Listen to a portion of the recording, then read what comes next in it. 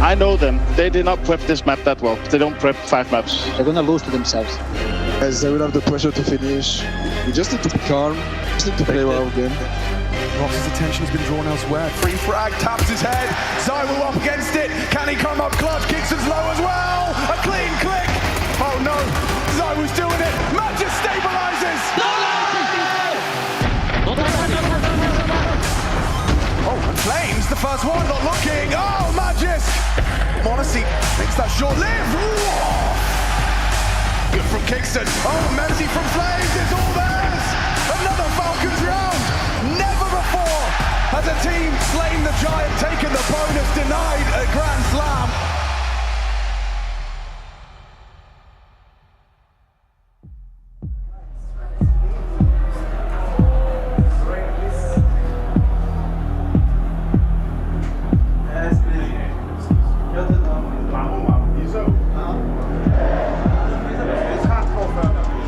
Coming into Melbourne, it was an opportunity that we never thought at the start of the season would be given to us. We come into a chance to be able to win the Grand Slam. I think when we won Cologne, it was like, okay, maybe we can win a couple of tournaments and get close to it, but you never think so far down the line, okay, now we bring in Rops and now is our chance, now is our time to be able to get things rolling, and now we're here at Melbourne, given the opportunity to be able to win the gold bar and put ourselves in the history books. Actually, we were not really focused about the win streak. For us, we take mostly as a bonus. For us, it was really important to bring good mood, to bring like good energy during this final. I'm very excited to be playing with Nico again. I mean, I haven't played in a lot of teams in my career, and the only team I played it was in Navy Junior Academy and in G2. I mean, I didn't expect myself to leave G2. Just some weird feeling came with some day, and I felt like I need some change. I feel like when you have this feeling, you just need to do something with that. The other guys on the team had a bit of concerns how long it's going to take for Ilya to fit into the system, but I told them I think it's just going to be very natural for us to just get him on the team and implement him with everything that we have. 1, 2, 3, First event, we had literally no practice at all, and it's amazing to have him by my side. Very happy to see him on the left side of me. We could be losing 10-2 or 11-5, doesn't matter. And I felt like we can always come back, and that feeling was very, very nice. Fuck the ref! Fuck the ref! Counter-Strike Combine 2025, Dallas, Texas. Some of the best Counter-Strike players in the world. They're going to be put through their paces, tests, trials, tribulations. Who's going to pass? Who's going to come out on top? We've got one man, Rushley A. Rushlison, standing by, official referee, joining us today to adjudicate. Nobody does it better than this guy in the business. Let's get into it.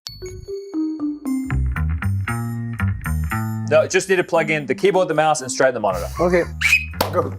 Oh, monitor first. Interesting. Under the cables now. Found the hole. In the hole now under the table. Okay. This is where it gets tough. He could hit his head here. Oh, first USB's in. That's clean. Second USB in. He's up.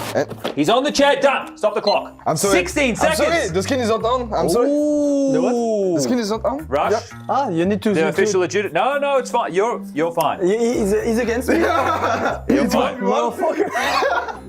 Okay. Oh, monitor first as well. Learning from his teammate. It's not really straight. I fucked up. He's struggling with the USBs. He's struggling with the USBs. Stop the clock. 17 seconds. Fuck! All right. Are you feeling prepped and ready for this? This is about reactions. It's about reaction and I feel ready now. Okay. Oof. 156. I don't know if he's good, but let's see. He's taking a breath between each go. I like it. Getting himself poised. He's gonna be good. He's gonna be good. Are you gonna try this technique? I can do better than this. Okay, sorry, mate. Excuse us. Oh, the consistency! He's consistent for a couple of years now. Oh, you got in his head. You got in his head. You got in his head. Ooh. Consistency across the board there. Yeah. 157 average for Zywu. All right, Apex up to bat. Oh. Now look, he is an older gentleman. Yeah. Let's see if all people can have They good do reaction. say that the reaction times start going down at 25. I want you to be comfortable. Mom, I love you. Oh! He's done him on the first! For 22 years old. It's about the averages. It's about the averages. I know. You can't get overconfident here. Don't let me stress. Oh, that was so long. Yeah, this one was Mate, really you're holding the angle, you're holding the angle, you're holding the angle. I'm not good at holding angles. You are not used to be long like But this. still, 158. We can work with that. Oh, it's getting Still worse. in it though. Still in it though. Still in it though. It's getting worse. Oh, it's getting worse and worse. But you can redeem it all here. No. It's about now. He can redeem it all right now. You can do 120. No. 158 average though. 157, 158. So Zai was getting by what? Like, But he's younger. nothing. The best player in the world. I mean. I'm just being consistent. Okay, so let's set the scene. 12-11, map 5. Major on the line. Oh, mate. 12-6. Falcon. Apex has just gone 1 for 1 on the opener. You're in a 4v4. Okay. You've bottled it. You missed an AWP shot. Again? And he's dead. Again? Okay, I'm dead. Okay. So 3v4, Mezzi gets a triple kill, wins you the series. Wow, that's wild. You've just won the major. You ready? Nice! 129. Are you happy with the length? It came from deep. Yeah, I saw you like. Okay. Nice! 129 as well. They hit the same levels. Same levels. We haven't had that before. Good job. History made today. Okay, so here's what's going to happen. Whistle goes off. Hands come off the table, you grab the water. Okay. Lid needs to come off, sip of water, lid back on, back in its place. Time trial. Hands back on the table.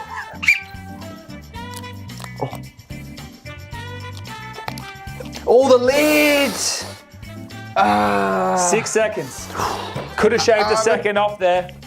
Could have shaved a second again off on the there. pressure, I'm not good at it. I need to. Sorry, I'm stretching a bit. Limbering up here. Yeah. Haven't seen this technique Warm up yet. is really key. Yeah, that's why I wasn't that good. I didn't warm up before. Are you thirsty? I am. but, Perfect. All right. You ready to go? Yeah. You ready? Oh. Yeah, okay, it's faster than me, for sure. 4 seconds. Yeah. Good job. We knew Zai could have shaved. But You- Sorry.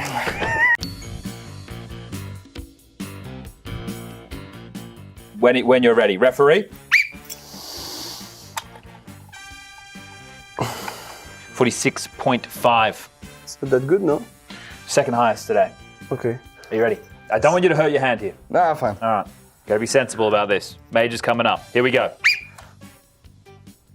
Oh, Oh, it was close. 45.3. It was close. Very close. Very I close, still gentlemen. Very close. He's going to gym every day. I knew it. I knew I'm it. not. I knew it. I knew he would say that if I win. What's We don't next? work on this, Yeah. mate.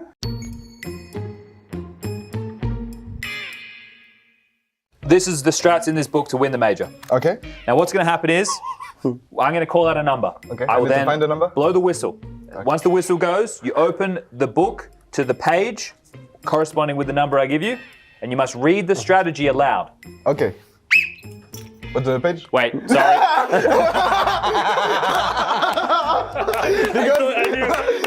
All right, here we go. Page 41. Okay. Oh, it's long already. Okay.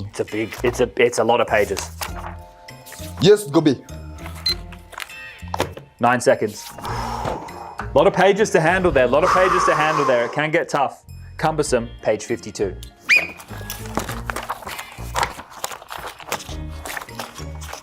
He's losing time. Yeah, but you got he's got lucky. stuck on the pages. Shut! It was worse than him, I think. Yeah, I wouldn't call that strat. It probably won't work. Okay, 11 seconds. Yes. Did fumble on the struggle, page I- as Yeah, well. he struggled But to you take one. got lucky because Yeah. you went straight to Yeah, 42. I'm 42 as well. Just... The fortunes in the pages. Okay. Okay, banana speed eating. How do you feel about just taking a bite of a Okay, banana? now you know, He's gonna I have win. a He's secret. gonna win. I have a really big secret, but I can't say it. Whoa. Speed peel technique there. Whoa! 4 seconds? Okay. Can I disqualify? Well, you don't have to compete if you don't want. I think you won already. I mean, I can try, but 4 So seconds. it's not DQ, it's no time recorded, unless, do you want to give it a go? I will try. Okay, he's going to give it a go. But Oh, it's Oh, he's fumbled on the... Oh, quick on the chewing. Not bad. 5.5. Not bad, though. I'll finish the banana at least. Yeah, good job. You 3 bananas.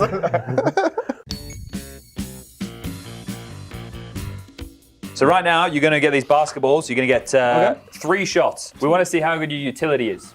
So sometimes it's not a set nade. Sometimes it needs to be on the fly, and you need to be ready with the distances. But there's no time. I can 3 take shots. my time. Take your time. Take your time.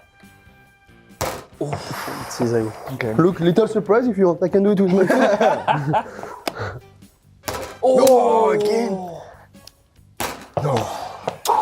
0-3. Yeah. At least I have no pressure. Yeah. Okay. Oh, okay. You can stop now. Oh, that's an extra point. I tried to dunk and it went down. Oh no, again. What do we say about that, Rush? The fact that it fell off on the shot. Are we going again? No. It's done? He's going again? It's done. He's called it there. He's called it there. The referee. Fuck the ref. Gentlemen, how do you feel about your performance overall? I had 2 shots only and I beat him. Yeah. Fuck the ref. I think Zaiwu paid the ref, but it's alright. Okay. Do you guys feel like you're ready to win in Dallas? Yep. I think we are ready. What's the last one? That's it? Okay, we good. Okay, yeah, I hope we're gonna win. 6 tournaments in a row would be nice. Yeah, okay. Beautiful. Thank you very much. Thank you. Good luck. Thank you. Thank you very much.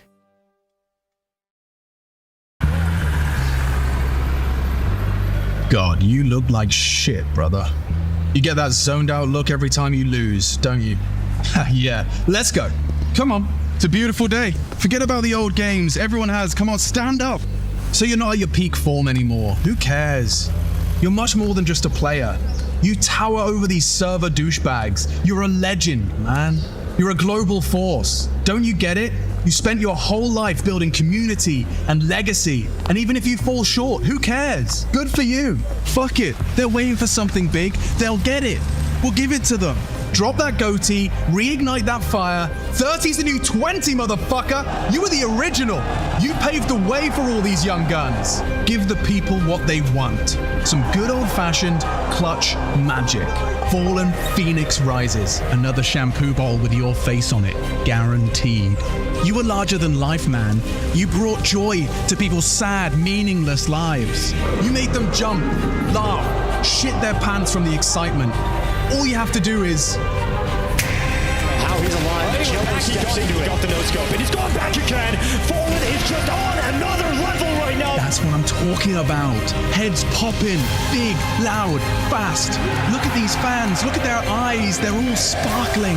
They love this shit. They love it. They love blood. They love action. None of this slow, tactical, drawn-out bullshit. And the next time you call, it will echo in millions of minds. You will glimmer on thousands of screens around the globe. Another major. You are a god. See? Maybe now they will understand. There you go, you What up, Malbs? How you doing, bro? All good? Yeah, man, I'm doing great. When did you get in? Yesterday, I think. I don't even remember, honestly. Are you jet lagged at all? Not really. You think you've beaten it? Like, it's over. It's never been this over. You've won. So far. Yeah. I held my sleep until like midnight yesterday. No sleep at all. Dude, that is the play, right? Like you kind of grind through for the late night knowing that you're going to get like a solid... How long did you sleep? Be honest. I woke up at 8 only because we had to wake up at 8. Yeah. Otherwise, I would just sleep until 8 p.m. maybe. Yeah. Okay, I kind of like that, bro. You guys have had a little bit of time off since EPL, and your opening game is a chance for revenge. Everyone likes revenge. 3D Max kind of ended your guys' run a little sooner than you would have liked. You're playing them round 1. Have you been bottling up? I don't want to say hatred. That's a strong word, but maybe you want to kind of get back at them. Of course, it was kind of like what happened at the last major. Like, they beat us in I don't remember even what game, but they beat us and I was full anger. And yeah, we just wanted to beat them again. And hopefully it's going to be like that this time. All right, respect. Major now, but No, but I don't know. This kind of this event hits a bit like the major. You got 9 out of the 10 top 10 teams, 14 out of 16 of the qualified major teams. I've been calling it the major before the major. Like, this is our chance to see how everyone's performing and the form going in. Is that how you guys are kind of taking it? Like, you wanna show up here to start strong ahead of the major? yeah, for sure. It's an exciting event, of course. Like you said, like there's a lot of top tier teams, and it feels good. So these ones here, you don't even look at these? No. Mate. I don't know. It's fine.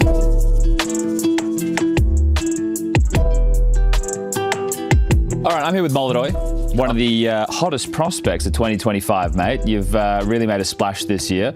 Now today, what we're going to do is we're going to go through your in-game settings, how you're set up. So if people at home want to play like Molodoi, they know exactly what to do. So you've come to LAN. You got to play with people like Fallen and Yakinda. Did they give you any good tips on things that you should know? No. Nothing? No. They just said, there you go, just learn yourself. Yeah. Okay. I play how comfortable, for me. Okay. Another one of these who's just, so you don't have like a science to how you set everything up? No. All right. Well, let's get into it then, shall we? So do you bring any spares? Do you bring like a spare mouse? No. Just one mouse? Yeah, one mouse. Okay, one mouse. I know when I play IEM Cologne. Yeah.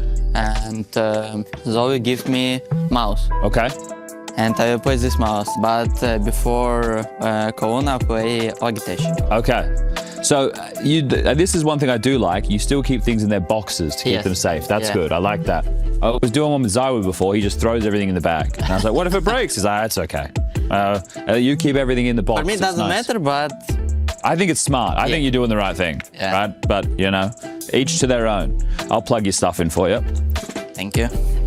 But I'll play Logitech keyboard. Yeah. Because I like blue switch. Okay. I will try one time repeat, but I don't like. Repeat trigger and this, I don't know. Actuation points and all Yes. that type of stuff. I will try when we play for sure first stage. Yeah. And we lose first game and I say, I'm not play, sorry. So back to this. Yeah. Okay. All right, so the peripherals on the table. Let's Okay. talk about the chair. How do you do the chair? will try- Anything special? No. Okay. It's good. You happy with that all the way down? Yeah. Okay. Every time I try to little bit down because I like play height. Okay. Table, So you bring the table up? Yeah. Do you do anything with your legs when you sit? Are they just flat? Yeah. Some I people just cross say- them, some people sit No. on them. I see how simple doing and I play same. Okay. So turn the base of the monitor. Yeah. Do you measure it all like with your hand or anything, or you just No. No. No. Okay. I play same all. Okay. Turn the monitor stand. You tilt the monitor all the way back. Your mouse pad not near the edge of the table. Just no. No. No. I will maybe change in game. Yeah. Yeah. But just- doesn't matter for me. Pretty chill. Yeah. Okay. And then the keyboard, just turn it 45 degrees ish. Yeah. Okay. But it's for like not comfortable for me. Okay. Maybe I sometimes play this. Maybe sometimes play this. Okay. Whatever works. Yeah. 1K. Hertz? Yeah. Yeah. Gears and mouse, and I play 400. 400 DPI. Yeah. Okay. What's your in-game sensitivity? I forgot. I need to check. That's all right. We'll get in there and check it. And I like play with shoes. Shoes on. Yeah. Okay. Do you have any teammates who have shoes off? Sometimes. Kirato. Okay. And I think Fallen. Okay. Fallen's a shoes off Every kind of time guy. Marix play with shoes and Yuri. Okay. Every time. It feels like you're a bit more, you're taking care of business when you're wearing shoes. Yeah, Now, yeah. if you're not wearing shoes, you're maybe a bit too relaxed. Yes, Yeah, yes. okay. Okay, I will play with movie settings. Movie? Yeah. Okay. That's unique. Yeah, black equalizer I put 10, cover brands I put 20, Nice. gamma 2. I play with DX premium Yeah. and brightest I put 18. Okay. Contrast 17, and I think it's all. Okay, so sharpness at 5. That's all good. That's it. So. That was quick. Do you do anything with launch options? No. No launch options? No. Nobody does anymore. No. Launch options are dead. I will check on every time launch options. One time I don't check, and after game I see someone Had something in Yes. there. Okay, so you're just making sure there's nothing in there. Yeah, yeah. Okay, just being diligent. I like it. What about NVIDIA settings? You do anything in there? I put only I change on these settings. It's all for me. Yeah, full screen and GPU. Yep. Yeah, it's all. That's it? Yeah. Just make sure the hertz are maxed. No, I don't. Don't worry about that stuff? No. Okay. Okay. Oh. I will play 4.3. I'm interested though, you put the brightness on here up to 133%, so you like it really quite Yes, washed. very, Okay, all right. Why do you do that? Do you know, or you just like it? I don't know, bro. Sometimes in game you don't see in molly. Okay. And so I this put very. So it's too dark with the molly. Sometimes you don't see through it. Is that what you mean? Yes, I see. Okay. So when you're like scoped behind a Molotov. Yeah. Okay. Let's take a look at your advanced video settings. Video reflex latency I will disable it. Okay. And FPS max I will put 9999. Okay. So pretty much uncapped. Yeah. Okay. You put in max. Yeah. You leave boost player contrast on. Yeah. Okay. VSync off. Okay. With the preset video settings, what are we doing here? I will reset defaults and play. So you like them as the defaults? Yeah. Okay, you think it's good? Yeah. Perfect. That's nice. Now, let me ask about your config. Do you do the whole thing where you have your config and then you bring it to LAN, or do you just do all the settings manually? No, I have only same config. Okay. I wouldn't change config. The damage prediction. No, I don't use. No. So everything no. No. Even online? I guess no, online you would want no as well. Yeah. Okay. But maybe I don't know. Maybe in one you need to use yes. But I don't try. Okay. Maybe I need to try because every time I play with no. But maybe I need to try. Yeah. Okay, that makes sense. So these ones here, you don't even look at these? No. Mate. I don't know. It's fine. I think you're the third player I've done today. And the biggest takeaway of all of this is to be a good Counter-Strike player, the settings don't really matter. Yeah. That's what I've learned. You know, I've learned anything. You know, when Marek joined to Furia, and he told me one thing. When he played with Elich, this guy changed settings. Yeah. And Marek Elich told me about all settings because Elich every time he's very settings. particular. Yes, Yeah. And Marek told me, if you need information about settings, I can tell you. Okay. You don't need the information No, I though. say You're no, just happy thank with you. this. Yeah. Okay. The younger generation just play with how it is. They're happy with the game the way it is. Okay. What do you use for jump? Mouse wheel up and down. Yeah. What about spacebar as well? Alt. You have 4 jumps? Yeah. Okay, nice. So I have 4 jumps. Alt, space, mouse wheel up, mouse wheel down. Yeah, I have been to in TeamSpeak use a microphone on X. Even when you play here, you don't use. Yeah, every time I use push to X. talk. Yeah. Okay. Every time I use. For your grenade binds. No, I have only in Molly. And which is that key? Z. So for smoke, you hit 4-4-4. Yeah, 4-4-4-4. Okay, all right. You know, when I joined to Furia, my phone asked me, "You have beans in nades?" I will say only Molly. He told me you need to beans for nade. Yeah. And I play maybe major. I have situation. I need to take smoke. If I don't take smoke now, I'm die. Yeah. I don't take smoke and I die. Yeah. And phone told me, bro, what happened? So you still haven't done it? No. Okay, well, we'll see what happens with that. Okay, so what about for the radar? Do you have a zoom in button for the radar? I think no. I guess you're in AWPA, so you're probably not in smokes the same much as everybody else. Okay. I will not check radar because if I play with OP, I need to... You focus on the crosshair, of course. Yeah, okay, that makes sense. You know, I have maybe a little bit problem. When we play playoffs, I will change my wave model every time. Okay, you like changing the view model? Yeah, FOV 68. Okay. And X 2.5. Yeah.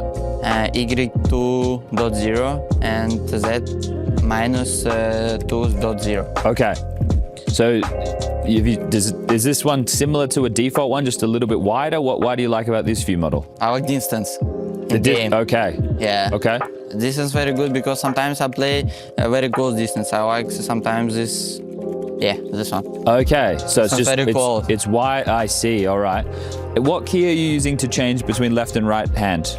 C. C. Okay. Yeah. Do you use that more just because it's like fun to swap hands? Yeah. Yeah. But sometimes, you know, this trolling so much. You're trolling. Yeah. When you use, sometimes you miss focus in crosshair, or you can stay and use crosshair and maybe one guy out and you die. Yeah. Yeah, okay, so it's like a bad habit. Yes. Yeah, okay. But I need to fix this, really. Do you like the traces on or off? I don't know what the settings, but let's check. I On. have. Oh, okay. Fair enough. If you wanted to give a tip to somebody, let's say they were coming to LAN and they wanted to play, what tip would you give them? You know, is there any advice you could help? For me, you need to good headphones. Good headphones? Yeah. So you got good in-ears? Yeah, I have. You know, when I joined to Fure, I have bad because I don't know what good. And I play first tournament in Astana. After first day, I insta change because my headphones very bad. Okay. So good in-ears. Yeah, my team helped me because I don't know what good, and I will change insta. Sounds important. Perfect. Yeah. All right, Molodoj. Thank you very much for your time. Appreciate it, mate. Thank you. Thank you. Thank you, guys. Okay. Nice. Thank you.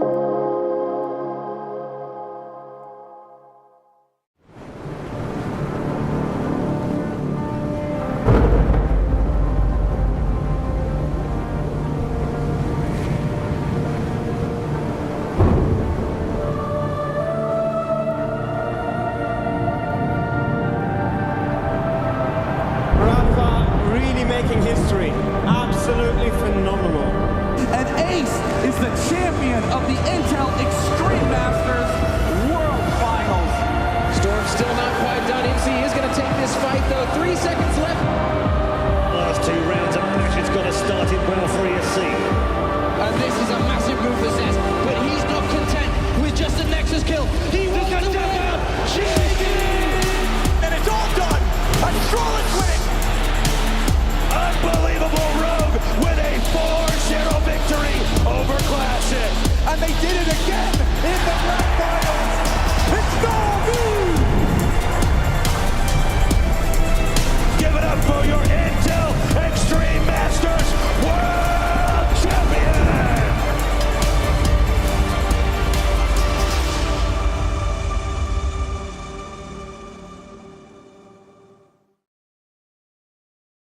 Welcome back to the Intel Extreme Masters, Day 2.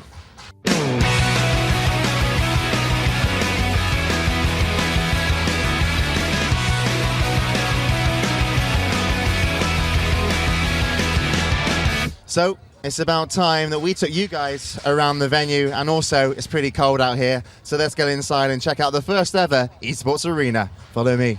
And as we walk into the first room, this is actually going to be the spectator area for all the matches. And you can look at the moment, we're in the morning, not many people around. We do have, though, the pro gamers on stage, but if you just take a look up, we have a ridiculously large LED screen. That's right. Intel wanted to offer me one, but I declined and said my lounge wasn't big enough. You can actually see, just off to the right of me, the gaming area for the CS, and also right at the back is Grubby and Hop all playing.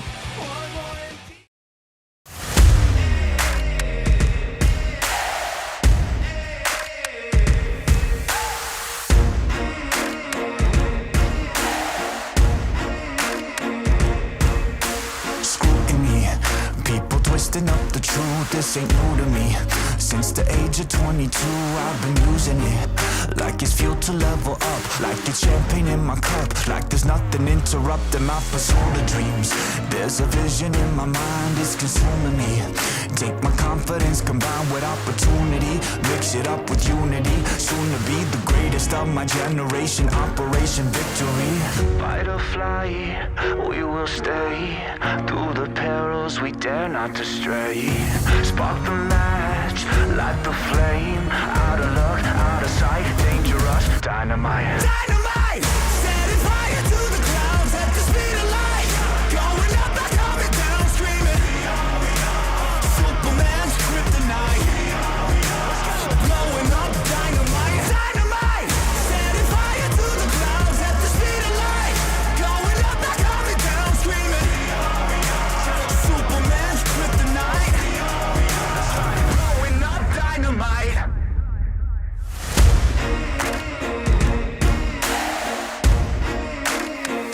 Check it.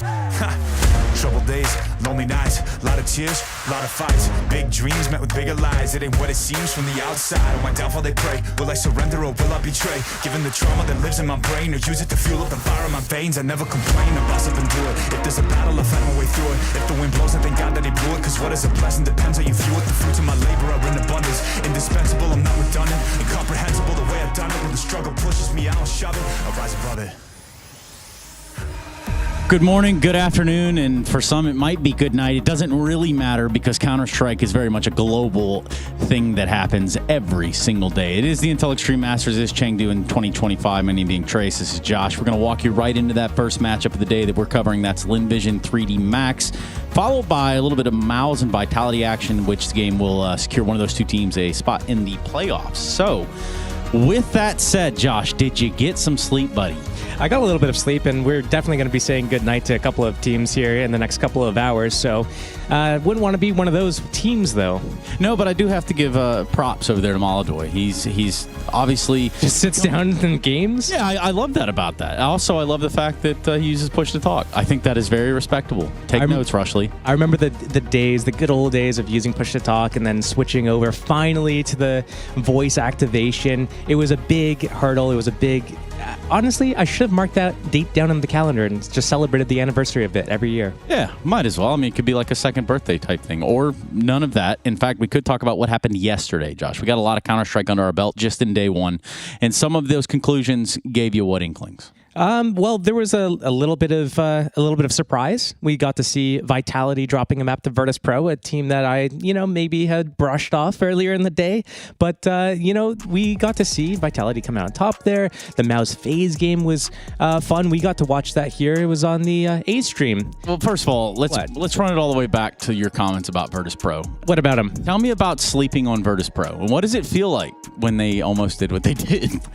I was almost biting my words. Actually, I couldn't because I didn't really have many words for them. But look, you're coming in with a new roster and you're coming out right out of the gates, taking a map off Vitality. Actually, very close to being a 2-0, but Vitality, of course, the team that they are, bring it back in the end. And the Mongols, actually, we were talking about them as well, about how is the substitute player going to come in and do things. And, well, they were able to come back and reverse sweep Heroic in their BO3 yesterday. And for a debut, it turned out pretty well for the side of the Mongols. Obviously, with the shock news that came through that Sinzu out, and that was just about where the shocking stuff starts. So we'll just leave it right there. Let's take a look at the B-Stream side of things. As you can see, it has shaped up that 3D Max took an L to G2, which does set them up for an elimination game today versus LinVision. Furia putting LinVision there, continuing what it is that they're trying to build on towards the later parts of this year. G2, G2 doing what a G2 does. It's kind of nice to see them have success. Yeah, I don't think we've seen any surprises here. I mean, the only surprise is that Vitality actually gave up a map, but everything else seemed pretty straightforward. Spirit, the 2-0 over Pain as well. Look, G2 is a team that I actually want to pay a little bit more attention to because this is like, we never really get to know exactly what they're going to bring out. It's full of surprises for them, but you know what? They beat 3D Max, and I guess we'll see them actually pay more close attention to them. Yes, we will, John. Yeah. We will be doing that, but not before we talk about where we are right now. Not like physically, but like mentally, maybe even a bit emotionally. We are in Chengdu, which is in China, which has been a home to Counter-Strike for a long time. Now, Josh, you've seen some tournaments over the years, as have I. How many, when you think of Chinese Counter-Strike, what do you think? Well, I think G and Ice Cream, I guess, because that's kind of just at the forefront of everything these days. Look, there's a long, rich history, and I haven't personally participated at any of the events, and some of them actually were before my time even. Can you believe that? But that is pretty crazy considering, just how old we might be now. But the truth is there have been a lot of events over in China. We're talking about Intel Extreme Masters going back to times where most of you watching at home may or may not have even been born, much less yet conceived, I think is the word I'm looking for. Yes. Look, there's some players at this event right now that were barely conceived, as you put it, when some of these events were going on. So it's going to be interesting to see kind of like that history and how esports evolves and how all the IEMs evolve over time. Having that, they have a rich history. Yes, thank you so much. You're so welcome, man. Let's think about it. Let's run it back to 2009 into Chengdu, because that opener that we got, yes, that was not Freya. That was a guy named Too Good, and he was doing what was, I guess, at the first ever esports arena back in the time of 2009. But truthfully, if you think about rewinding all the way back in that footage, there's a lot of familiar faces throughout that, which is pretty cool if you consider timelines, which we always talk about in Counter-Strike. Yeah, I mean, you look at some of the players, Fallen is a player that's here that's been competing for a while. You have players that are now coaches, or managers, are running the teams that are that were competing back then, that are now still relevant in the scene in some capacity, and that's just I guess a good testament to who they are and what they bring to the table on a team. Yeah. Now maybe you could tell me a little bit more about the IEM 3 Asian Championships 2. And I think it was won by WNB Teamwork. Is that right? Yeah, if you say so. I'm going to believe everything that you say. We got... but there's a caveat there. There is a caveat. So what is that caveat? The caveat was that it was exclusively Asian teams participating at the event. Yeah, and that is quite the caveat, especially for Asian teams in an international space. Geographically speaking, they are kind of out there on their own when it comes to integrating their play style and bringing it right over into, I guess, more formal European Tier 1 play. Look, we're both from North America, so we share the same sort of things with them where it's like we don't really get to win all that much, all that often, especially in recent days. Look, you might have that whole... C9 Boston, whatever. Yeah, talk about it. But outside of that, there's not really a lot that North America can talk about in recent years, especially. So tell me how you really feel about Elige. Whoa. Who said anything about Elige? I'm just kidding. Why are you just they have their own sort of things. America has got its own sort of things. This isn't like a compare and contrast of the two in terms of what they've done in sort of Counter-Strike relevance, but more so that Counter-Strike has been in China for a long time. It's been there since I was a kid. I remember watching some of I think their Code 5 was the tournament back then when I was growing up. They would be the qualifiers for them all the time. But that does just leave like a Lin Vision and a Tai Lu for representation here. And as its story is being told currently yesterday, Tai Lu not necessarily making me believe that they're anything more than Tai Lu's.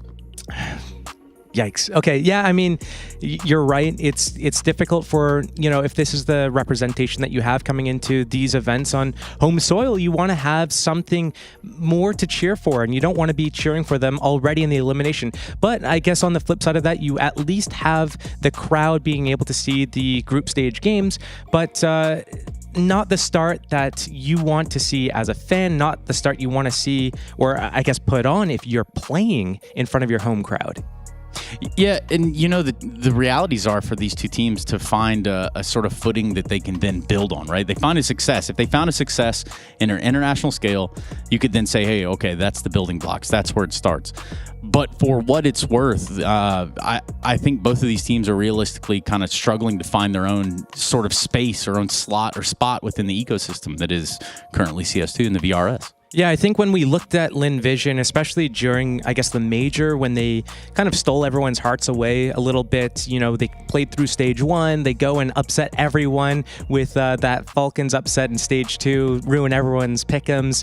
The Dust 2 merchants, they came into, I guess, the scene where nobody really expected a whole lot from them, and then they were pleasantly surprised. They end up, I think, 12th to 14th place at that major, but then, since then, what have we really seen from them? We got to know them as the Dust 2 merchants, and now I think they're on like a 7-map loss streak on Dust 2, which that's not what you want to see. So, we get this, we don't even get to see them that much, and I'm happy to see them here though.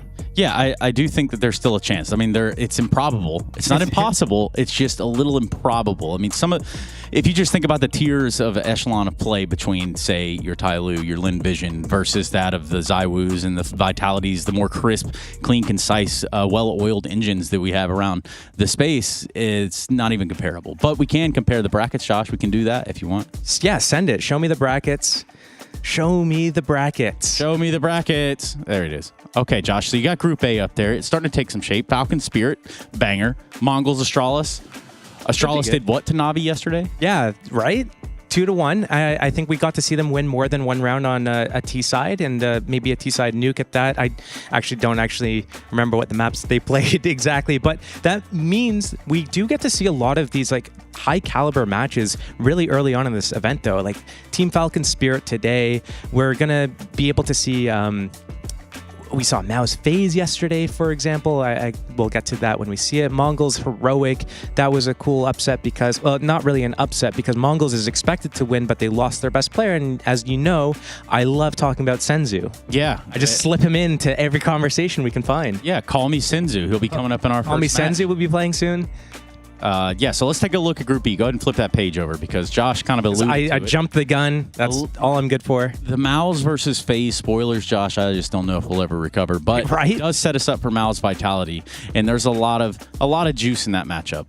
Like when you see some of these matches, you think like these could be grand finals matches, and we're seeing them already in the group stage, which could mean that maybe the teams are kind of chilling a little bit, but high caliber play. Yeah, high caliber play, that's what we're looking forward to, at least on day 2 of the Intel Extreme Masters. Live in Chengdu. That's where we are, kind of, sort of, in a roundabout way. But we are going to go to a quick break so we can come back and jump into that first game of the day. An elimination at that. One of the hometown teams taking on 3D Max. We're going to be doing that just on the other side of it. We'll see you there.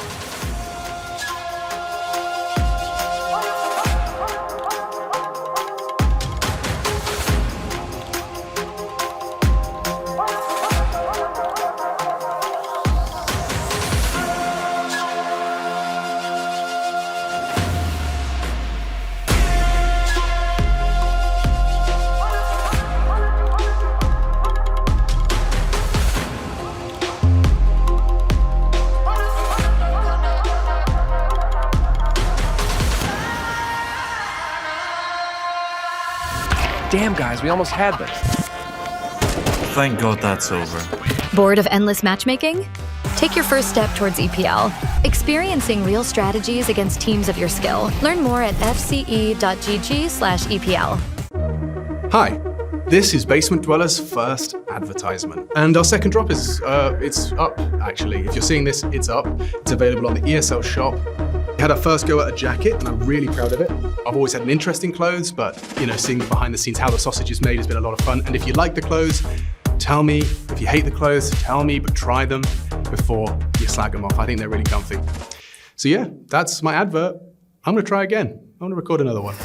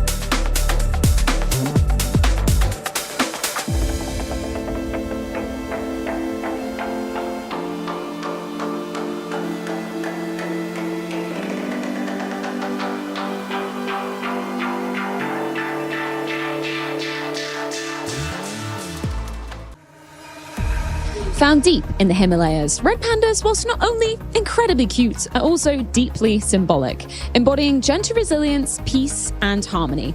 They are just one of many adorable creatures native to China. But for our native teams, however, they are on the brink of extinction. The likes of Lin Vision and Tai Lu threatened by elimination today. The former taking on 3D Max to open up the proceedings, the latter going to be rounding out the day versus Pain. But on the flip side, for the most part, the favourites are still standing tall. Today marks yet another head-to-head between Maus and Vitality for a spot in the playoffs, whereas the battle in Group B, that is going to be hallmarked by the likes of Falcons versus Spirits. It's all going down at the Intel Extreme Masters Chengdu 2025. ESL presents the Intel Extreme Masters Chengdu in partnership with Intel, Acer Predator, DHL, Kidia, and Zoe.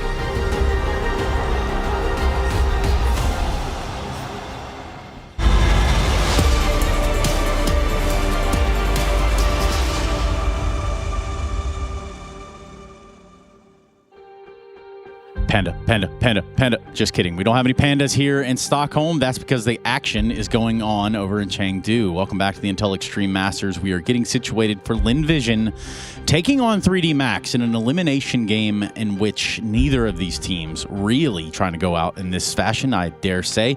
Let's find out what they've got to say before we jump into the matchup itself. Before we get to the matchup at hand, first of all, I just want to get a vibe check from yourself, the team. What does it mean to you to be playing a Tier 1 event here in Chengdu and actually getting to play in front of the crowd today? We don't expect we made kind of far in this tournament, but we're just trying to gain more experiences against like Tier 1 teams, and then hope we can get more like various points from them or like in the future. Yeah.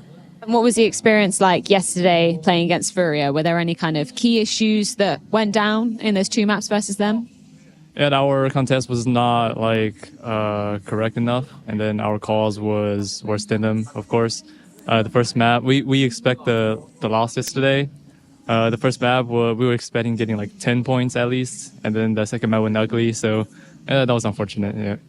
And in terms of today versus 3D Max, first of all, are you feeling more pressure now that elimination is potentially on the line for you guys? We actually feel more relief because we know they're not going to play like Furia as yesterday, so we're just trying to do our best for our own stuff, and then we'll see how it goes. Yeah, because I believe this is the 4th time this year that you've played 3D Max, so you obviously know their tendencies, know some of their patterns. Anything that you are expecting from the matchup today?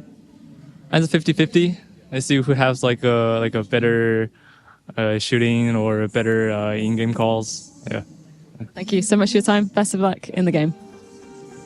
Well, better shooting and in-game calls can only go so far if you're the side of Lin Vision, because 3D Max will look to have a retort, a response, and everything that they need in between, simply because elimination on the line here for both teams. But if there's anything I could take from that, he's looking for more experience against Tier 1 teams. Now, would you classify 3D Max as a Tier 1 team? Because that means Lin Vision is looking to just completely destroy these guys and then look for experience later on. Well, I mean, I'd say 3D Max is kind of like one of those teams I love to hate watching. Okay, yeah. Hold on, maybe I said that all inversely, but the truth is, they have that potential to just honestly upset some folks somewhere along the run, along the time spent in the bracket. But also they can really fumble the ball. Like, they can really just drop it sometimes. I've seen some of it firsthand. I've seen them get... I feel like, and I haven't looked this up, that they are probably the team that's on the international event circuit that most frequently gets 13-0'd. And I could be fact-checked. It's probably wrong, but I feel it's a feeling in my gut, okay? So wait a minute, you're calling a fact check on yourself knowing that you're wrong? No, I'm not saying that. I'm saying that there's a chance I'm wrong, but that's a very slim chance. Like, it's a gut feeling, and it's just anecdotal. Josh, have you ever been wrong about anything before? Absolutely. I've been wrong about a lot of things. Would you like to go over some of those? No, I don't think we have the time to go through that list. Okay, yeah, fair enough. But we do have time to talk a little bit further in depth about that if you'd like, apparently. Look, the mistakes I've made in life, let's say I have more mistakes than we have China events run, or even China events plus Why are you bringing China teams into this, bro? Well, we're talking about Chengdu right now. Where are we? We're in Stockholm, Sweden. No, where are we mentally? Chengdu. Spiritually, emotionally, and all that. All that. We're in Chengdu. Okay, there you go. But speaking of which, so are Lin Vision and 3D Max. Yes. And both of them, well, one will have a lot further way to go on the outset of how this day turns out. Now, with this matchup in hand, what could make these two teams sort of go tit for tat in the server? Is there a bit of volatility? What is it about these two teams that's going to make this matchup itself exciting? Well, we've seen them have a few head-to-heads most recently. The ironic, I guess, aspect of it is that when it's on when it's on European soil, Lin Vision actually wins there, but then you got the inverse effect there. So don't know what that means about today. Are you superstitious? But 3D Max, yeah, we see a lot of volatility from them. We like to see kind of them get animated and just start shouting and yelling and hyping each other up. They are explosive. They are momentum-based. And, well, they're going to be playing against the home crowd. And Lin Vision, we don't really get to see them playing in international waters too often. When they do happen to play in with other international teams present, they haven't fared too well. We haven't seen them go the distance. And so we are kind of in for anything because they perform decently well against regional opposition. Yeah, and I mean, for both of these teams to have met 3 times this year, twice in the last 3 months, 3D Max having picked up those last 2 meetings, it kind of builds onto an idea and a story here in which fighting for a lifeline, you got your back against the wall. It would be a long road forward into a playoff bracket winning this matchup, but even longer ride home no matter how far distance-wise it is. If you lose this one, you don't want to go all the way to Chengdu just to lose. Yeah, I mean, you don't want to go anywhere just to lose. You want to go places specifically to win, preferably the whole thing and not just a group stage match. But very... The gym. If you go to the gym, that might be one of the places you could be okay with losing, right? Yeah, if you're losing weight, sure. Exactly. Thank you, Mike. Okay, I thought we were saving that for the second shift. That's what Tim's going to be on. But I guess we're just running it all day. Let's talk a little bit about what happened yesterday. Yeah, okay. We got a lot of people got dumpstered in the servers. I think that's going to be the most polite, easiest way to put it. Didn't really go the way of 3D Max. Definitely didn't go the way of LinVision either. No, I mean, you look at LinVision, they face off against Furia. We spoke briefly about them yesterday. We saw the SSD setup from Maladoy. Doesn't even have a bind to pull out a smoke grenade. Uses push to talk still, but Furia has been looking really fierce lately, and it's going to be difficult going up a team of that caliber. They've picked up a tournament win themselves recently. They've been kind of just gradually getting better incrementally since they got Yakinder on the roster, since they got Malajoy on the roster. And then it's just like one of those things where it's like, what are you going to do? You're outclassed. And that's, I guess, you heard Call Me Stu talking earlier. They're here. They're trying to rack up as much VRS as possible. I guess that's because they want to, heading into the new year, maintain as many points as possible and keep that lead so that they get more invites to more tournaments so they can keep stacking on that experience. But at some point, you're just against a team that's better than you, unless you're Vitality. Okay. And so what you're saying is the picture that's been painted here is that there's no way, shape, or form that this should be a competitive match. Well, you have to look at the flip side of 3D Max here. Let's not church it up. Let's not beat around the bushes. Look, everything I said about LinVision, you can basically say about 3D Max as well, because they are a team where, let's be honest, they have actually some tournament results where they've beat like Na'Vi, they've beat Mongols, they've beat other teams that are, notable. Only in BO3s, though. When it matters, when it's like in a quarterfinal match or anything like that, they don't really get there. But they do have some notable wins. And if they're able to add upon that, then they can get a little bit more scary. But as of right now, you don't really see them making it past like the quarterfinals at best, kind of. It's hard for me to put one label on both of these teams, as simple as that. But inconsistency does come to my mind when I think about 3D Max. Now, almost as what could be considered consistent is you're going to get these map videos before this match starts. So our first map will be Dust 2, picked by LinVision, CT-sided start for 3D Max. Then we go to Inferno, settling it all on Train, Josh. Yeah, I think this is a very similar veto that they had in one of their last head-to-heads most recently. And LinVision, I think 100% of the time that they could pick Dust 2, they go for it. So no surprises really in the map veto. Both teams should be fully prepared of what each other have to offer. And it's not going to be the first rodeo against each other. So it really comes down to how do they prep and what A game they bring today. Are they going to be hitting their shots, yes or no? That's all it comes down to. And that's what Call Me Stu said in the interview as well. Yeah.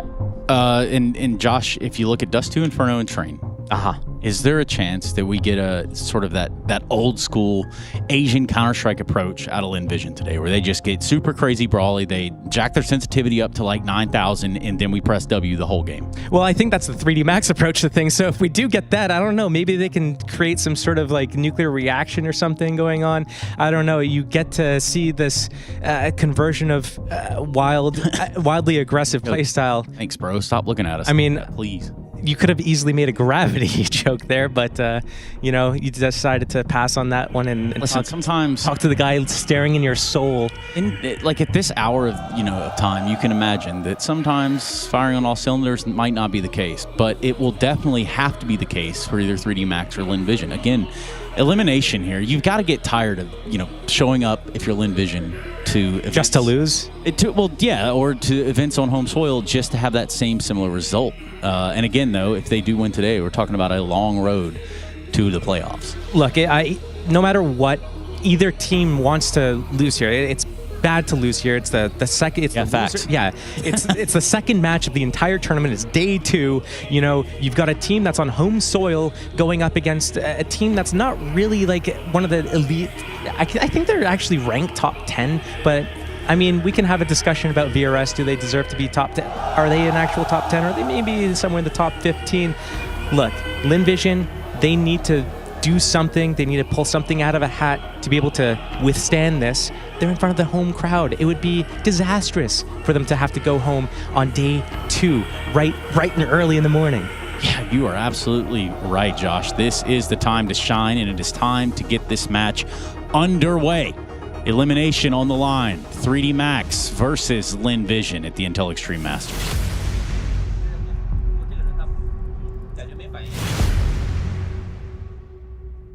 Yeah, excited to get this one started. Another day of play, and LinVision. We do have the hometown heroes, Tai Lu and LinVision, in attendance. However, are they even the fan favorite? 3D Max taking them on. The Deskers painted the picture. Trace and Josh up bright and early over in Sweden. Or staying up late. It really depends on what their sleeping schedule's looking like. But the sleeping schedule that I'm most interested in is the one of 3D Max, bombing out of PGL Bucharest Masters. Just the other day, maybe burnout is a factor. We'll get to their laundry list of tournaments back to back to back to back this season. We get this one underway on Dust 2, the pick of LinVision. Chinese Counter-Strike, Alex, back at the Blast Major. It was on the map. Right now, it's falling off. Yeah, I mean, certainly a contrast. And it is, you know, it's a volatile world of Chinese Counter-Strike. Sometimes you feel like you've taken a big step in the right direction to compete with the European opposition, and then suddenly it doesn't feel so close. Will this be the latter, or will this be the former? I'm intrigued. I really am, especially because 3D Max, we've seen interviews with Lucky, he points at volatility within their own results. Yeah, and this could be to do with the burnout I was just talking about. Let's just recap the season. We do have a slight delay before we can get this one underway. We rage baited you. I think that's what they call it. Now, the season started for them at Fisher Playground 1, which technically was inside of the tournament break. Right, so the season hadn't even started and they started. And that's where Tai Lu won and Jamyeon got the MVP, right? Just to take everybody back to July, right? This was the 20th of July it finished. And then from there, they went to IEM Cologne, which started on the 23rd of July and ran all the way up until the 3rd of August, right? Okay. So this is them just from the event back to back in that regard, right? Because they came 5th to 8th at FPG 1, so they would have gone straight to Cologne. They had to play in the group stage, the opening stage, the play-in, right? Stage 1, got a whole bunch of different names. And then from there, they even made it 9th to 12th. So they didn't make it to the playoffs. They would have gone home for a bit. Then they flew out to EWC, which started on the 20th of August. So there's a bit of a gap there, right? I mean, that's probably the only gap. That's one of the most sizable gaps they had throughout this season. Yeah. They go to EWC, they come 5th to 8th, so they won a couple of games, but I think you have to hang around if you go to EWC. From there, they went back to China, right? They went to Perfect World CS Challenge 1. They won, right? It was great. That's a victory for them. I just want to remind everybody the reason that 3D Max has to attend all of these events is because they're not a top dog in the same way that a Vitality, a Spirit, a Mouse is. They're constantly vying for these VRS points, and they want to make their major run as easy as possible, just like everybody else. They want to make sure that they're higher up in the stages as humanly possible. But it's so much travel. It I mean, is. it's gonna kind of slowly rot your soul. I'd assume it was from Saudi Arabia back to Europe, then to China, because that event would have ended. Actually, it was probably Saudi Arabia straight to China. Yeah. And then back to Serbia, then to Stockholm. So either way, and then back to China. Yeah, and we're on Dust 2 right now. So, West Melon. Oh, you know what? Cheeky. Throw the decoy for the Xbox smoke in case it was going to be intercepted. They're biffing short. They certainly are. Julie's on Maka. Multi-kill required, and he's done very well. 3 down instantaneously. So yeah, that's the end of the pistol. Blanked. I mean, especially because it is funny to me, they bought 2 smokes, 2 flashes. They had like a whole retake planned in case things went awry, and Maka ends the round before any of that's required. I'll be honest, it's pretty unorthodox to start Jul Beretta's solo short in that fashion. I thought solo short was trolling. Well, if you look at Pasha's games. Yeah, that's what I'm saying. I say, Gorsen Ram! Gorsen Ram, who check are your you? back, Zero! Who are you? Poor Pasha, man. He's just trying to play some pugs. Yeah, sorry, He's just trying man. to play some pugs, bro. Didn't realize we had to follow the playbook here. Okay. Yes, that was an interesting A split. Like, if you're going to expect a CT setup, traditionally you're going to get somebody blocking B with like Julie's in a smoke. You get USPs who are probing. You might get 2 USPs start short to fight mid and lower. In fact, Mac is there on his own, and they've also accounted for the long press. Well done from the French. And this one should be pretty straightforward versus the economical. Well, as far as how they got to this lower bracket, we haven't actually said it, but just to reiterate, the loser will be going home in this lower bracket round 1. But Fury are making light work of Lin Vision. Yeah. It's a 13-2 on the second map overpass. But I will say a competitive Dust 2, 13-8. And that's where we are now, which is, I think, the chance for Lin Vision to get into the series. Well, yeah, and I mean, for 3D Max, it wasn't really much better as far as, rounds accrued. Sure, you didn't get 13-2'd, but none of these teams have seen more than 8 rounds max. Sure. So, I mean, I can guarantee that changes for one of them. Well, that's 100%. Again, I want to return to... I think it's very difficult. We talk about season management. That's going to be a big topic going forward in Counter-Strike, without a doubt. And, yeah, as mentioned, for a team like 3D Max, they feel like they have to play everything that opens and shuts. So, yeah, the run for the end of the season, they had CAC, came second there, lost to Legacy in the final. Then they went to the PGL Masters Bucharest and they bombed out in the group, and now they're back in China. So it's been non-stop travel, but we're now in a 5v3, and, well, that was quick. It's all over Red Rover. There is not a single kill in the first 2 rounds of play yet for Lin Vision. Let's see if that changes with the guns coming out now. If you're questioning Zaka's scout investment into the previous, well, it's because it was also coming up into the next. Don't know if everybody caught the Amelia interview yesterday as well. Oh, yeah. It's a good one. Yeah, no, insightful. Had a lot to say. Yeah. And that's what we love. Always a character. Yeah, it is good to see. I mean, the Chinese teams have got some of the more, effervescent personalities. G and Amelia. G and Amelia. They've really struck a chord with the Western audience. Absolutely. Yeah, a lot of appreciation for them. Zaka can't catch a break, man. No, that's not the start he was looking for. Interesting default right now. Standard players, it's going to be Su alongside a Westmelon in through tunnels. But then clamping down for mid immediately, no long presence at all. So this is either going to be mid to B or short early.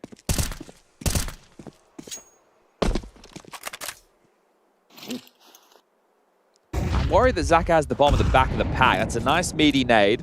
Yeah. He's not even slightly remotely concerned about a long push, even though that is totally a possibility and the round would be over. Yeah. Huh. Body has just absolutely been a real nuisance. How many bullets has he even got left? Okay, it was just the one mag. Very well restrained. Interesting. He throws the smoke deep short. It must... I don't think that's landed him Is that not what he was aiming for? I don't think so. It's a weird way to do it. Unless it was. I mean, doing the molly in front was very deliberate. Yeah. But they're through.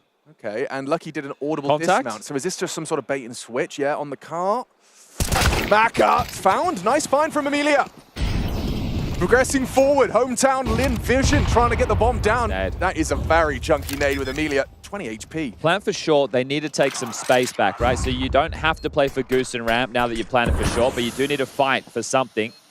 Right now, Su has short control, and they're stopping them from coming up CT actively on Starry. Yeah, what's Starry able to do against Lucky's FAMAS? Exorcise very late from long side.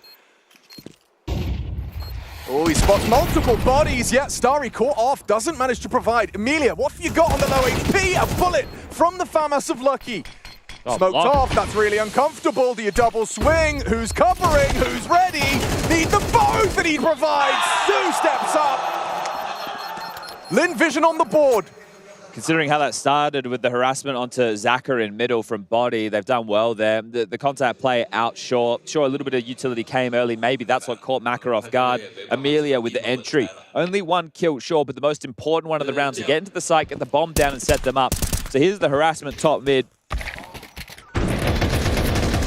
A good shot from Westmelon. Yeah, and then this one, it feels with the smoke down, it should be pretty damn easy, but Su hits a banger onto Exorcise.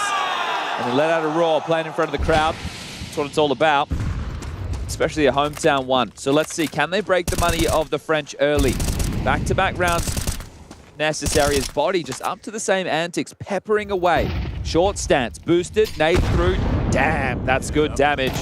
That one really will leave a mark. And there's another HE for the smoke break. Maka brought down by virtue of his own break. A little uncomfortable. Zaka, another scout, and it works. Hey. That's revenge on Body from the last. There it is. Little taste of his own medicine. There's blood in the water this time. Nice. 3v5. Just need to find the finish. Nice little flash to pipe them out long, but they don't seem to need it. Starry. Would prefer contact, but I suppose doesn't want unnecessary attention drawn for the potential of Lucky just not looking the right way. I think with the setup early as well, right? There could definitely be a pit player, but because they were starting heavy short, you might not expect that anybody's here. Taking some mid space. Now they will have to get past Westmelon on short, but timing could be his undoing. Yeah, it's very sketchy. He's done very well. Gravity quite the opposite. 25, Alex. Yeah, it is going to be hectic. Lucky's still on site. Bad smoke. Zaka, you've got to get that bomb across. 19 seconds and counting. Very messy from Lucky. Exorcise uncomfortable. How is he going to win this? How is he still alive? There it is. Finally, Sue will finish the job. Oh, she got dicey there, didn't it? I mean, you know, Exorcise, as far as the 3D Max muscle, I feel like he's been the one in the top four most recently. I've seen some incredible rounds out of him. The Mag 7A still ringing in my ears. Right? Yeah, just where did that come from? I mean, he's very, very much, you know, I feel like he plays, I actually unironically was about to give you the cliche, but he plays his game. He does. He plays his game, It's a player interview, everybody. No, but he does play some saucy Counter-Strike. That's what I'm saying. I like to watch his aim. It's nice to see. But it is the eco. Lin Vision have broken the finances. It's a lot of door action right now. Round after round, Zaka and Body now a little bit of damage inflicted, but it is just the economical. The money has been broken, and Lin Vision, as you've highlighted, and as the Des does too, it's kind of a must-win with 3D Max's Inferno up as that second. Westmelon's just going to probe in here with the Mac 10, so this will be a bit of a farm fest. 2, How many? 3, 4. Hey. Give him the ace. No. Denied. Too much of that going on. Too much of that happening. There is a lot of it. Guys, can we please just start teeing our boys up? Yeah. Give them something to take home. 4 eco aces. They're worth about 1/5 of a real ace, but still, put him in the stat line. Let him get some extra kills. Extra cash. Timeout taken. You know, on the mic.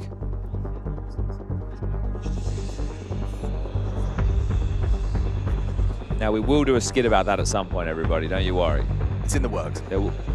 It's merely an idea at this point, but we'll get something.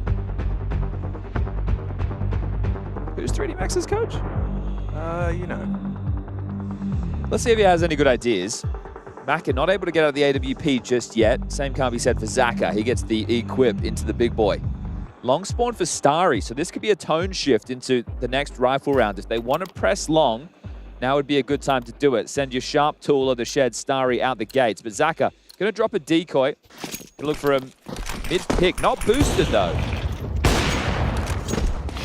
Okay, they've not used the spawn. And Starry so quick back cat. He's beaten the nade as far as that's concerned. And the spam from Body. Oh. That's a nice find through the doors. It's a hard angle to find impact, but Body does get his bell rung. Yeah, Goosh down early. And so much short space. I love the way that they're happy to play rifle through suicide as well. Starry just quick back cat, Amelia down suicide, the AWP is overwatch, and you've got short at about 1 minute and 25 seconds. So this is going to apply so much pressure, making it harder for 3D Max to greed their utility. That flash does absolutely nothing. There was a chance that a player could have peered through from CT, but as we're on board with Maka now, you can see that his view is completely restricted. Floating between mid doors and a short execute, and everybody from Lin Vision is stacked up and ready to go. Right now, it's just 2 smokes, a molly remaining for 3D Max's defense, and we're at about the 45-second mark. Does seem like as the short smoke fades, Maka has managed to make it towards ramp. So as Pasha's teammates would be happy. Goose with flash ready, ramp for that info. Well, Maka's not going to bite on the mid to B, but it will keep the B boots planted. It'll slow the rotation at least. Goose molly. Oh, he's got it all lined up. He moved it. Did he mess it up? Yeah, he did. Timing's going to be off, Alex. 20 seconds they're already now. committing. They've dropped ramp molly. It's a ramp molly for Maka's position. Oh, enough. It works. Double molly is perfect. Love the execute. It's perfect. Absolutely spotless from Lin Vision. Damn. High pressure, time sensitive. both Molly Goose and Ramp. Yeah, 10 points. I thought that they had messed it up there at the end. He took away from the lineup. He had the bomb. I think they were juggling that I think around. someone probably said, like, give me the bomb as he's doing a complex lineup. And there's time pressure in that situation too. What's interesting about this round, and I think this is one of the factors of Dust too, it feels restrictive for CTs to go for aggressive moves. Like, what's our options? Mid-round, we push late long. Like, we push into upper tunnels. It always feels pushing into those extremities. If players are waiting, you're going to lose the first player on that push. Right. So 3D Max were just in a very standard static defense, and they might lose everything here. Just gravity back of the side. It's a diligent hunt, and they're going to take everything. All 5 staying alive, and Amelia lets out a roar. Very good sign. Very good sign. 5 alive, a successful hunt. Again, just impoverished to the Frenchies. It is crazy, though, that you can run around taking short control at a minute 25 and then just essentially executing with all 5, not pressuring long and not pressuring B. But that's the Amelia we've come to know and love. And just the kind of combination of doing earlier Vanguard smokes, dropping someone CT to change that multiple elevations for the long player having to deal and contend with that. And then the wave of 2 Molotovs, it really just was, I'm impressed. I think in the next round, the AWP will come out for Maka. Yeah. And we might need to see something a little bit more jarring from the defense, right? Try and get an early pick so they can't just full execute, because they've shown some polished moments. And a way to get ahead of that is to either slow the default to a point that the execution won't have all the utility required, or you're able to get a pick early and then they don't have the same set pieces available. I can't believe he's still got his smoke in his hands. They tried to bait him out. Nice and deep from Gravity as well. Fair play, mate. That's that's a one-man defensive B. He's just kept 5 boots planted. Well, 10 boots planted. Yeah. Technically. Yeah. 5 sets of boots. Thank you. Yeah, that's better. But right now, you get this staging area behind the smoke. The fact that it's a little bit deeper does remove some of those lineups that you see players go for around the box or the pillar. Just he sees it. Body knows. Oh. Body does more than know. He actually takes down a headshot. With Westmelon gone, Molotov him out. He's just going to stand for another. Oh, Body! Zip it up, Body. Bags in the flames. Okay, Lin Vision in trouble, in jeopardy, running into their demise. It's stunning from Body. That's so casual, though, isn't it? Like the first one, and then other people are more than happy to come and put their head in the vice. I'm impressed. You know, the depth of that smoke is the MVP of the round. Yes. Right, because if it's a standard, bit more shallow one, you're mollowing back plat from behind that. But because it was deeper, they've waited for it to fade. So that's just allowed Body to line them up, knock them down, and that is a beautiful round from 3D Max. What a beast. Oh, up on up. Nothing gonna connect, okay.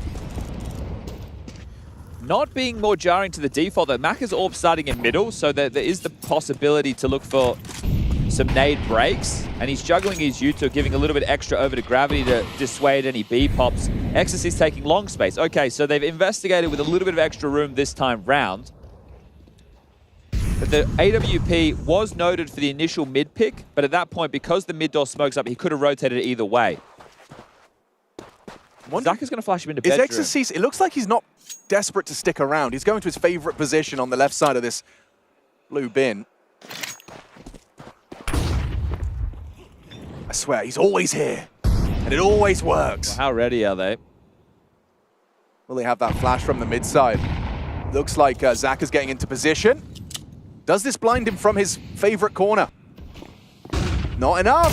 Hello and goodbye. Starry down. Body arrives in time for number 2. And the rest should fall into place pretty comfortably here. And that eco loss is going to hurt Lin Vision. Still residual cash on Amelia, Starry, and Zaka, who's yet to go down. Call Me Sue as well, just under that 2K mark. So they should be able to justify an investment, but you'd love to get a kill out of this situation. Oh, and they've found 2. Yeah, that's a bit tough. Don't think you'll be saving either, Zaka, so this round is done. We'll call it 4-4. I don't think you got a chance. They're giving them so many sound cues as well. From the 3D Max perspective, they've had a very comfortable day. Comfortable round. Exorcist, I think, as well. He was informed by how much he got by being so early in, like, long doors. He could hear that there was a lot of movement. Like, it was a suspicious amount of sound towards the long side. Well, they had to clear him out, right? So, and I wonder if it was the spawn call for them to be like, hey, boys, we want to go long anyway. So the fact that Exorcist has played so forward and he's made noise in bedroom, it's like, well, they have to flash back in. Yeah. So, you know, is there follow through? It doesn't matter. He's taken a lot of time off the clock just by them having to go back and clear that space. So right now will be a tactical timeout. The first one called by Gum, coach of Linvision. And it's that financial situation they're likely looking to level out. It's a loss bonus going into the next that is 2,400. So you could justify the full buy because 4 players were in rifle range, and that's what they're going for here. It's just going to be Westmelon on the Tech 9. He'll make the sacrifice. An AWP has been facilitated for Zaka. There's 2 AKs and a Galil. And they've got the long spawn on Westmelon, but when you have the AWP, I don't think you just want to use that. They get the boost up.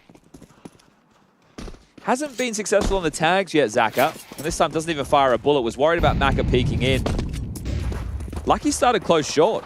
Ecstasy's close mid doors. They're clamping down on this. No flash, just a drive peek, a drive fight. It looks like the trade comes from the Westmelon Molotov, so Emilia's sacrifice not in vain. Good find from Zaka this time, and it gets better. Starry removing Maka. Should be around Ender, that kill there. Skims one in, the B player even taking and hoovering up the space to ensure there's no saves. This is annoying lurking.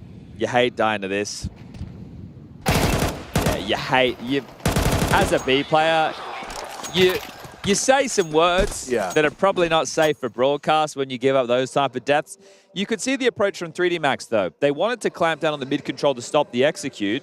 They just were unable to get anything after Lucky finds his burst. So Molly comes in, a bit labored there, doesn't get the kill immediately. Now low on HP, burns to the flames.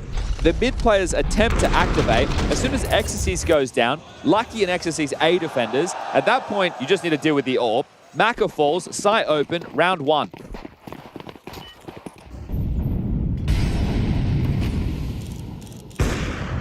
AWP searching B is mollied off. Gravity will lob out the smoke. Oh, he's got that. Oh, it's defensive smoke. Are they going to pressure him or do they call it off? They've called a cancel. Double AWPs.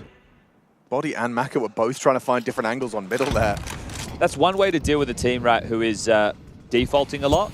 But if they're defaulting with proper protocols, you're going to need a hope for smoke breaks.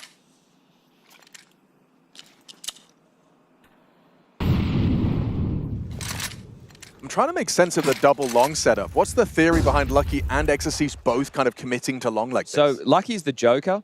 Exorcist is here to take contact, probably die, because you can see the setup they've opted for elsewhere. They're like selling retake short. A? Yeah. They're already playing retake A, which I don't know how you're going to retake A with 2 AWPs. Ooh, he's done very well as Maka. He's committed. And he's going for a second as well, just walking to his demise. He had a chance for 3. Job done, though. Oh, through the smoke. They're not ready for another. Oh, he was reading it. Yeah, falls off now, getting closed in on. Still catches them, and Gravity has done enough.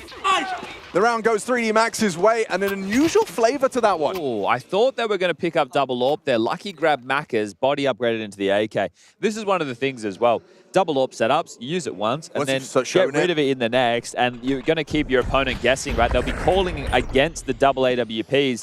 Little do they know you've traded away. So can Maka get away with that on the standard CT smoke? Like by being close to the wall, he gets visual. Obviously, right, he was crouched. I don't know how he got away with that in that fashion. Really comfortable. Because his knee would have been broken. You'd think so. You would think so. Starry was crouch walking into it. They're B popping. Ooh, okay. They got good position from Body right now. He's read this play. Body's been starting more towards middle, spamming, and right now, 3D Max, they have a good understanding of what's next. This should be a farm fest. Yeah. I mean, twice they've tried to go B. Oh, they're running through the whole incendiary. No one's ready for Body. Every time. Linvision have tried to go to the B side. Gravity, however, does go down. That's an important one from Emilia.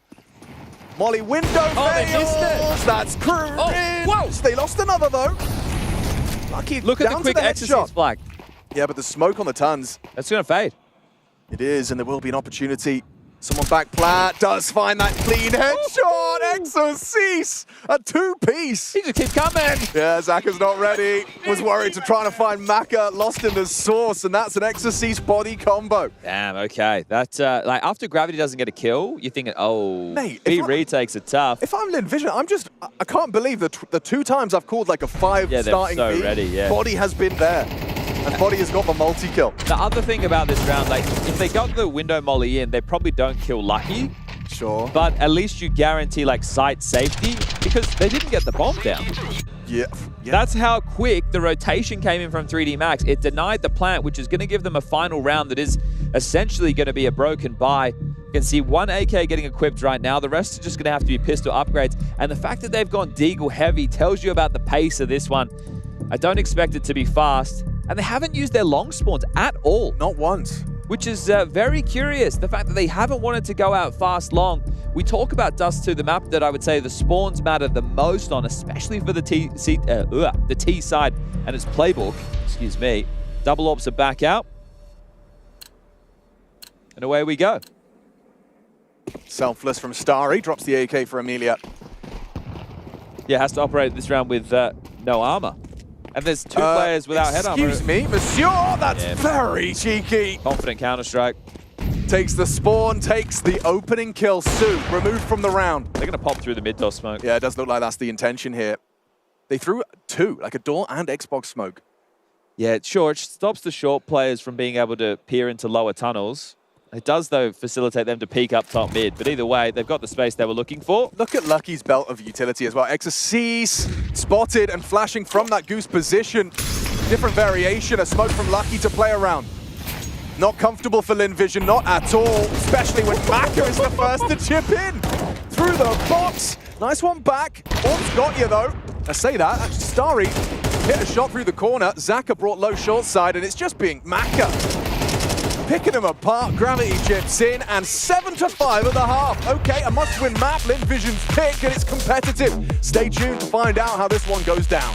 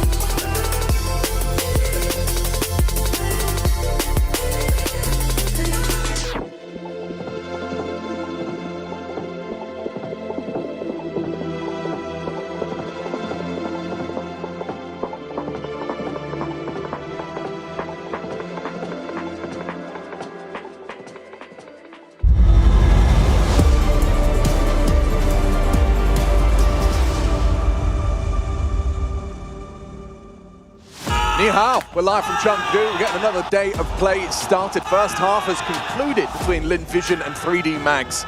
The French taking on the hometown Chinese. We've got Lin Vision with 5 as they take to the CT side of a must-win map. Dust 2, it's kind of their home turf, their playground, and it looks like 3D Max have definitely woken up on the right side of bed. The conversation of, you know, exhaustion, fatigue, burnout from 3D Max in their calendar, chasing the VRS consistency. Gonna get this one started with a mid-door smoke, an early push from Su. We're gonna have a biff in mid. Look at the CT setup. Fake flash, doesn't matter. They get the info, and he gets the shot. Nice from Su, really strong. CT pistol starts with a double on the Julie. Starry, an important pickup, and now the USPs have got the job done. Clean to start off the CT side. We'll split the pistols in this one, so they're going to be quite happy with that. Su's had some impactful moments. Only 9 kills, most for his team, sure. But in the rounds that we've seen him get the kills, they've essentially been round winners, right? This double right here is beautiful. That is huge. That is crispy. Good stuff from Su. Just pipping the gap right there. And some sharp shooting. So let's see, can we tie things up? Because 6-7 is the score right now. Gotta do the hand movement. Gotta do the hands. Gotta do the hand movement. Long pop. Long pop. Amelia getting a little look. The flash, the bait, the switch, the frag, and a second confirmed. Body actually getting that kill makes things really awkward. Oh, there's 2 fights, too many fronts. What's going on? Lin Vision. They lost 2 players on the long side to Tech9, crumbling lower. Maybe they were expecting an eco because the bomb didn't get planted. That's valid. But that's cost them, right? They played very, very aggressively in that situation over towards the tunnels, which didn't give them a standard A setup. You only get 1 over towards long, you get traded, and now it should be the save. So this one was the chance to tie things up. We'll see 3D Max take control in the second half early. And I'm curious, you know, is this a kind of round that you would still characterize as like par for the course for Lin Vision? Are they still a team that you expect like will make these unforced errors, or will kind of, you know, step into these foot faults that the true, you know, top of the pyramid don't? Well, this is the thing, right? At the highest level, being able to convert these rounds is, especially with this level of opponent, is a must. However, Lin Vision don't fall into that category. Okay. But 3D Max also don't fall into that category. I think there's just the rank disparity between these two. Yeah. So for Lin Vision to lose that, I think... perfect shot of gum. Yeah, well, mate, your chance to reignite your half has just been taken away from you. This one here, Zaka starts shooting at the first player, and it's an MP9 in the back at a running target. I think a lot of that does have to do with the fact they were expecting an eco. Yeah. Yeah, completely. I just misjudged. An understandable, you know, punishing an assumption. Oh, what is this? God, boys. Whoa, Lucky's got tagged tagged by the scout of Zaka. Exus sees a little standoff at smoke. This is crazy. They're pushed up top mid. You're not looking like you're ready for that, but Maka was... Is Westmelon to be overlooked here? Looks like Gravity's going to clear it. And he will. Look, jumping. Another. Not ready for Exus cease. Amelia has to activate that, and Amelia's, yeah, in 2 minds. You can see that they're already considering that. I imagine a code word's being used by the French right now, just like a reset. Right? Everyone take a breath, take a pause. We've just been in a cluster in middle within the first 15 seconds of the round. Let's just cool down, see if they try and push any more extremities, and then we can regroup and look for the finish. All you need to do now is 3D Max, and it sounds a lot easier than it is just trade out. So Amelia close towards long doors, and Lucky on the low HP because of that tag. If Lucky goes first, Amelia could have a double kill because of the low HP factor. Feels like Amelia needs something quite impressive here. One's on it. No! How's that then? How is that? 3 out of the 5-7 of Amelia. Woof. Yeah. I mean, that is something special. The first one, the first target, Lucky's in front of him and he finds the perfect range, perfect 1 bullet headshot. I love the fact that activation there is not, I'm going to sit and wait for them to swing for the trade. I'm just going to continue to unload Fury. Look at the corpses. We're droning right now. Oh, wow. You know, like, those are the rounds that don't completely eliminate the second round loss, but you're going to be feeling a whole lot better about it. For sure, and considering how it started with the run through the mid-door flames which for about like 50 damage on 2 players. Yeah. And then you lose Su, who... Hey, there he is. Give it to him. You got to respect it, Amelia. Entertainer at heart, and absolutely. And it really did. Like, it started looking like it looked like the end of Dust 2. To be honest with you, I was like, oh, they've given up. Okay, they're charging up mid, half health yet. What is that? And that pistol's cheaper than the Deagle, by the way. Yeah, not a bad investment, Just I'd say. so we're all on the same page. All right, Forced by Wars. We know them, we love them, and we're going out long. All right. Charge it out. Good flash, good timing on that, but Amelia, Gravity's already got to pit. Oh, they didn't see him. How did nobody see him? Good shot from Zaka. Really important shooting. Okay, Zaka puts that AK to good use. Round over. Body alone. A frag onto Westmelon to start the 1v4, but they got the bomb. Oh, Starry's going. He's just gone straight through the smoke. Oh no, Starry. Hold up, hold up, hold up, hold up. No. 8 bullets. Ooh. Where are you going? Where are you off to? I appreciate the confidence. Yeah. I don't so much the aim. No. Unfounded confidence, perhaps. We'll all pretend we didn't see it because everything else was beautiful. And for the long also, if he does, just sideswipe. This is great from Zaka. Yeah. I thought Gravity was about to get a 3K and completely destroy their long stack. That's meant to be their long corner smoke as well, by that was the way. it. Oh, that was what he was using. So it hasn't landed as intended. And now they will have to eco. Forced by Wars 1 by Lin Vision.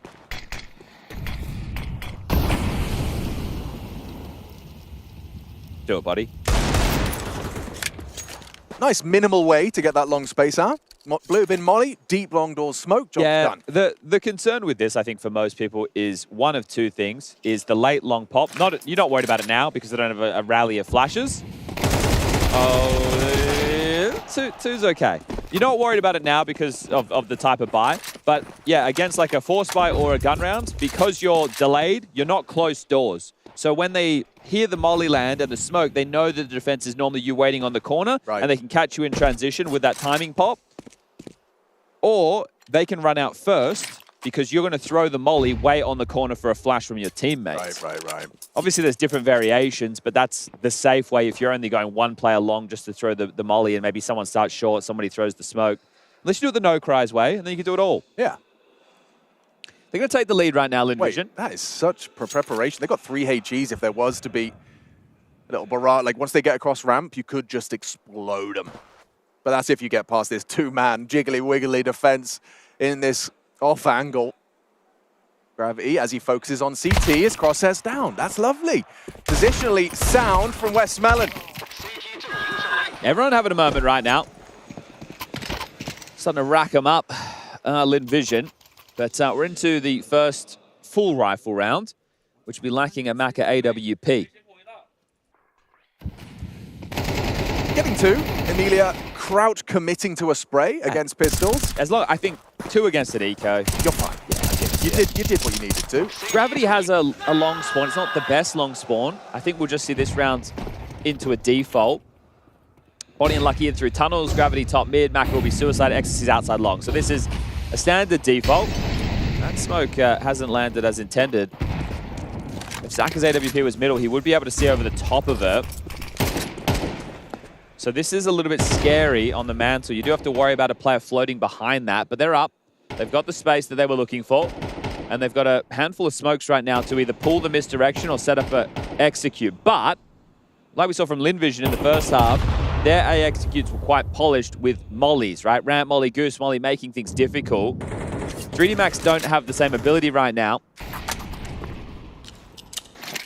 Lucky's likely going to drop a B lurk smoke to keep the defense planted. There it is. Thank you, Rushley Ranger, and the droning from J-Raz.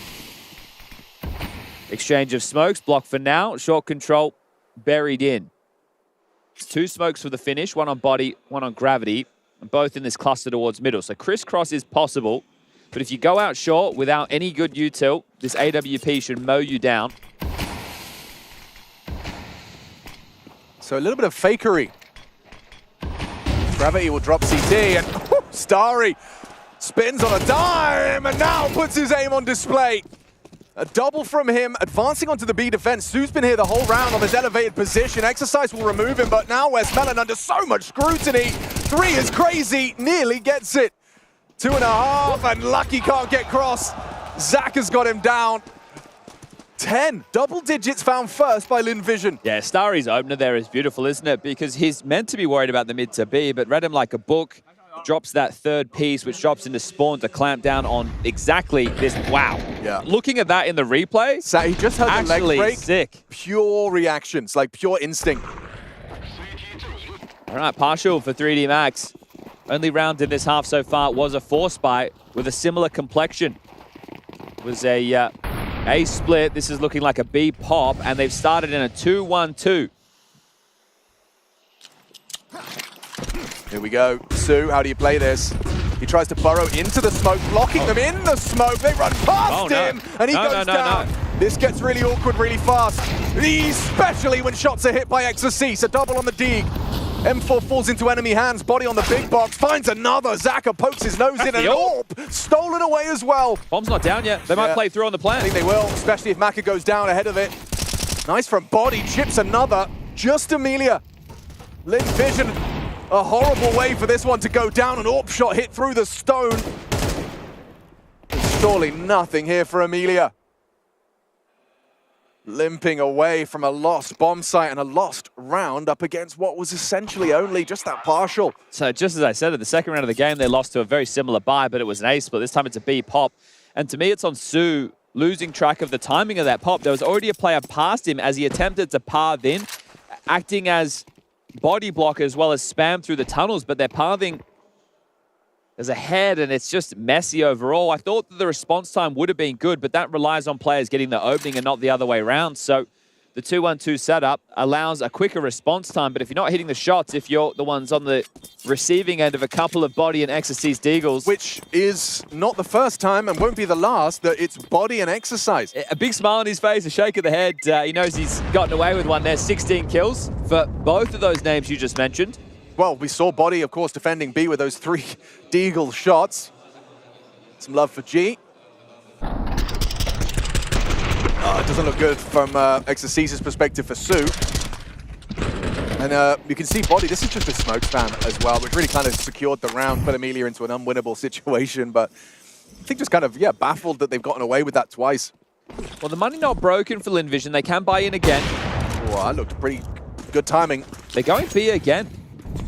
At least, right, the fact that it's not the AWP searching says that it could be a pop again. So they've flashed into lower. They've made it look like just a default at this point. There's no one spamming long, but that's standard. If they apply short pressure with the molly, Lin Vision will think this is just a default play.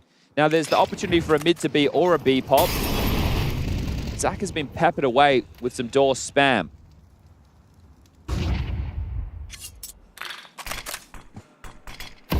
Smoke implies they're jumping up, taking some short control. Maka's still in suicide, so here it is. So this is where Gravity started. He's going to be throwing out a mid to B smoke to facilitate the play. These open skyboxes really allowing for a lot more smoke and mirrors, especially on a map like Dust 2. This is... So they've mollied short twice. Yeah, they're really wanting to make it look like a standard default right now. But this is essentially premeditated. Yeah, but coming back, Su, to back up Zaka for a potential mid to B, it does leave B completely open. Yeah, Westmelon's here as well, right? So they are feeling the mid to B play. And Long is available to push as well on Amelia, but it's all going to be down to the timing. The setup could be good. Flash. Zaka eats it. Where's Su? Dispatched to provide a nice double, actually, with Westmelon on a different elevation. Exorcist is taken down too. Oh, the round's over, surely. The mid push is, sorry, the long push is a bit late. They have the man advantage now. Maybe not. With the loss of Maka, it comes down to Gravity and Lucky, and it looks like Gravity's trying to make a play. Amelia has a kit. Smoke off tunnels. Oh, burrows into tons, yeah. Plenty of Yuta for this, boys. There's the smoke tons. Here's the flashes. Lucky, flashed off the line. Starry swings past. I think he caught a little whiff of him. Time. Lucky, that is. Now those behind them, 3 of them on his screen! Oh! Gravity plays it like a dream. That is lovely work. I thought with the Starry frag onto Lucky, Lin Vision had made that work. Bit of a monster mashup right there on the B side. Gravity, the timing of that coming out of the smoke. What's happened here, though? Like, this double kill, beautiful. More Exorcist aim on display, which is great. You think that's won the round because during this mid to B defense, Lucky was already in B at car. So if Exorcist didn't kill them, Lucky probably does. But it's crazy with that clutch. I would love to see that, but why is nobody prepared for tunnels? I guess because the smoke's up, they think it's a wall. Gravity shows them it's more like a black hole. Mid-door smoke misses. How is that punishable here from Westmiller? He's going to try and make a play. Oh, ouch. This is some sharp shooting from the individuals on 3D Max. 18 now. Body wants to make sure he keeps tying up with Exorcist. Little something from Zaka's Deeg, but it's about where the conversation will end. It's just, it's going to haunt Lin Vision if they lose this map. Just lose. Think about the rounds that they've lost that have caused so much financial pressure. It's been on both halves now. Sure, good shot from Sue, but this one will be dealt with. It is just the eggs. Found another dink. It's just Starry. We have seen some USP antics. Jacob yesterday, in case you missed the FaZe game. But this would probably be a good time to let you know what you have at the Intel Extreme Masters Chengdu 2025 for day 2. Qualification matches, there are plenty. One of those is going on the B stream right now, Furia versus G2. Later today, we got Mouse versus Vitality.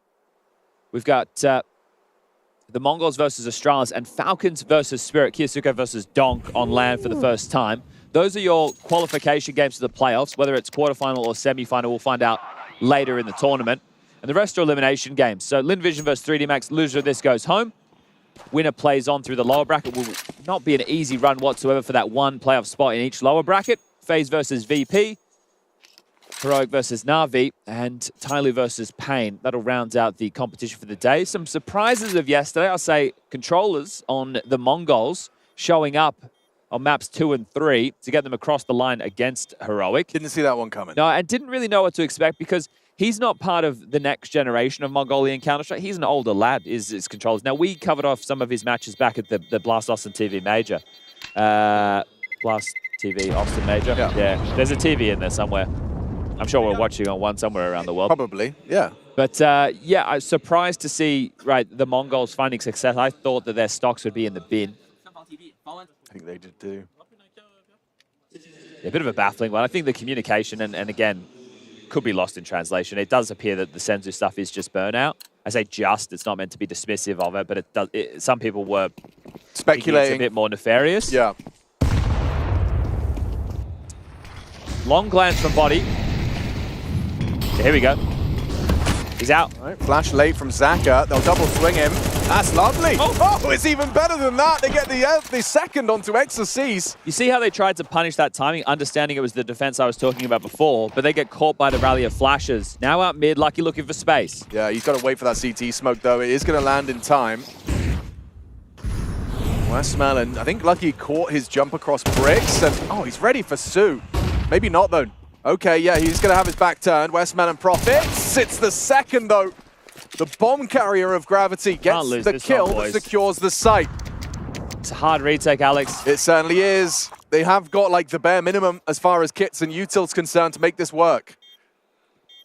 Get past Maka's AWP, and he seems quite confident on this line. Just that tip of the head. They hit the crouch key bang on time. Flash to try and delay. They spot the bricks player. They know where they both are. The frags come in, and Lin Vision, a must-win round. They evade what would have been map point. Their buy would have been tough into the next as well without saves. So if they went for that and they lost everything, there could have been some real emissions with only, I think it was 2,900 going. Instead, you bring 2 AKs and your AWP. You'll have everything you need. I mean, it really is going to make a world of difference. And you would have had that broken buy playing up against 12 as well. Tactical timeout. I think this is right what the doctor ordered. So your decision at this moment for 3D Max is we have 6.5, 6.3, 5.2. That's 3 players with rifles and Maka with an AWP. Exorcist can get a Galil, Body could do the same, or they could work on something even lighter if it needs to be util dependent. You take a look at the spawns that you get. Gravity has a good long spawn, Lucky has a good long spawn, but Maka, Exorcist, and Body don't. Last round, they tried to go out long on that later timing once they identified the setup, and they got absolutely punished for it. So they might just settle into a default and think, hey, boys, if we play out regular tempo rounds, we should be better as a team who plays European meta Counter-Strike more often, and they'll make a mistake. So likely just to see them go into something a bit more default-centric right now on the 3D Max side of the server, but this is all the rounds. We're going to need everything in regulation or overtime to decide this one.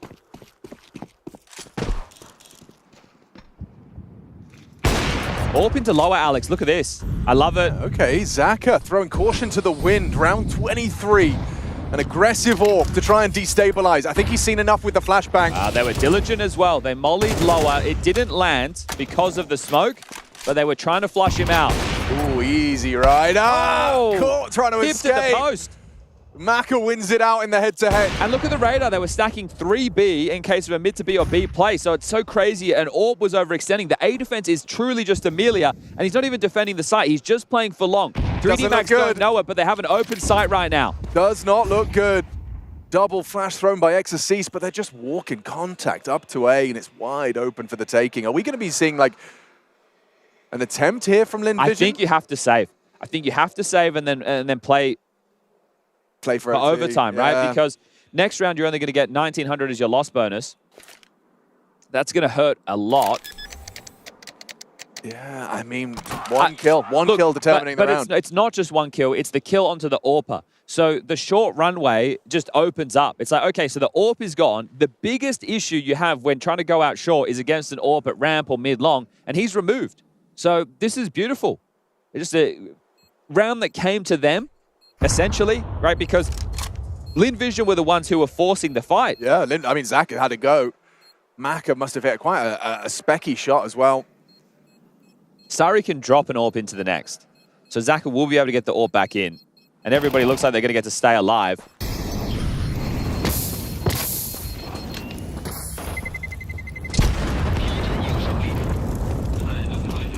Wow, 9 alive as 3D Max secure 12th first. Well, it's not the first time these two have gone to overtime on Dust 2. Last time at CAC, that's not long ago. That's just on the 15th of October, less than a month.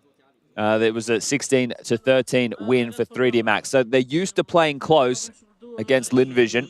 Can they get it done in regulation this time round? Likely just to see the default once more. Starry did drop that AWP, so both teams fully bought up for this one. More of a standard defense from Lin Vision. 3-2 split. They get their long control. That's a big nade. Oh! That one's even bigger. That could have been the end of Sue. Gets away.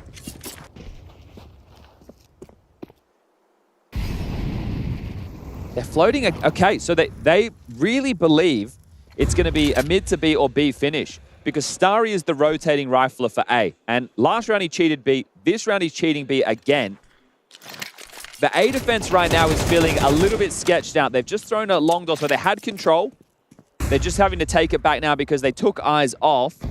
So Amelia can stay here for info. The AWP can stay on the ramp. The longer he holds onto his block smoke short, the better. We'll try and get one with the AWP and proceed to block. Okay, actually, no, never mind. Throws it out with 50 seconds on the clock. 3D Max options available for the finish. You can see they're juggling util now to try and shape it up for an A finish. This is not what Lin Vision have been gambling on. Well, Lin Vision earlier in the piece did a really, really well put together A execute. 3D Max now have the opportunity with the util to do the same. 30 seconds. Exorcist being spotted mid. Does that just affirm their assumptions that it's B? Nope, here comes the util. Zaka, what are you going to do here? Waits for the flash, trying to catch him on the cross. They chain them together, and actually, safe passage secured. Bomb's going down. Shot is hit. Nice find. Gives them the man advantage for a must-win round. Lin Vision, this is your turf. Keep your eyes on the Exorcist's lurk. You're right, he is going to arrive late. They saw him towards mid, but he's disappeared towards lower, and now creeping and crawling his way up short side to lend a hand.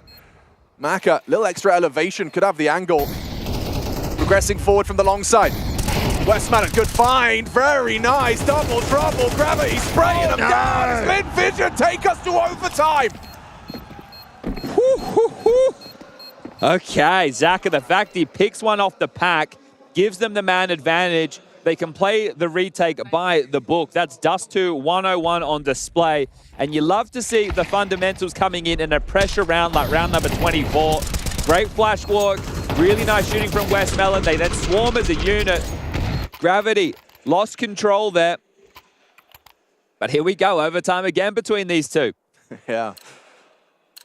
It's a good head-to-head right now. And we know how much Lin Vision need to win Dust 2 because as we turn into Inferno, feels like 3D Max are going to have the edge.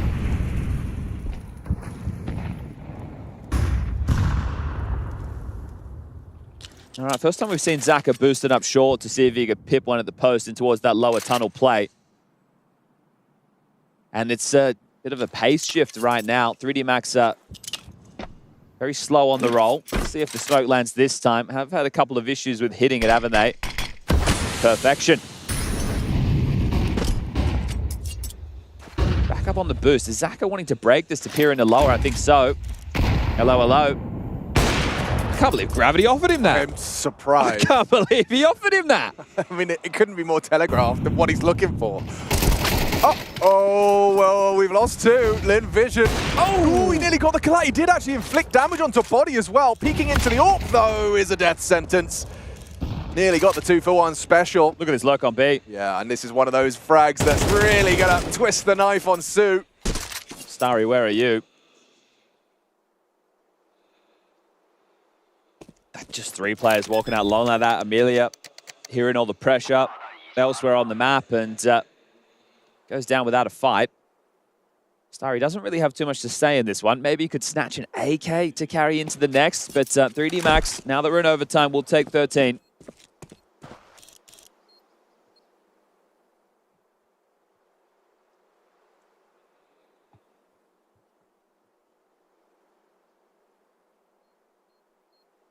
So Zaka hit 3 targets that round and got 1 kill. Yeah. Yeah, it doesn't feel good. Yeah, he's going to see his damage and realize just how close he came to greatness. But, I mean, that's beautiful. You talk about T-side AWPing. A teammate goes down, you find the rival AWPer just being posted on that repeat, ready to punish. Maka picks it up and the rest just falls into place nicely. Maka really is thriving under not having to call.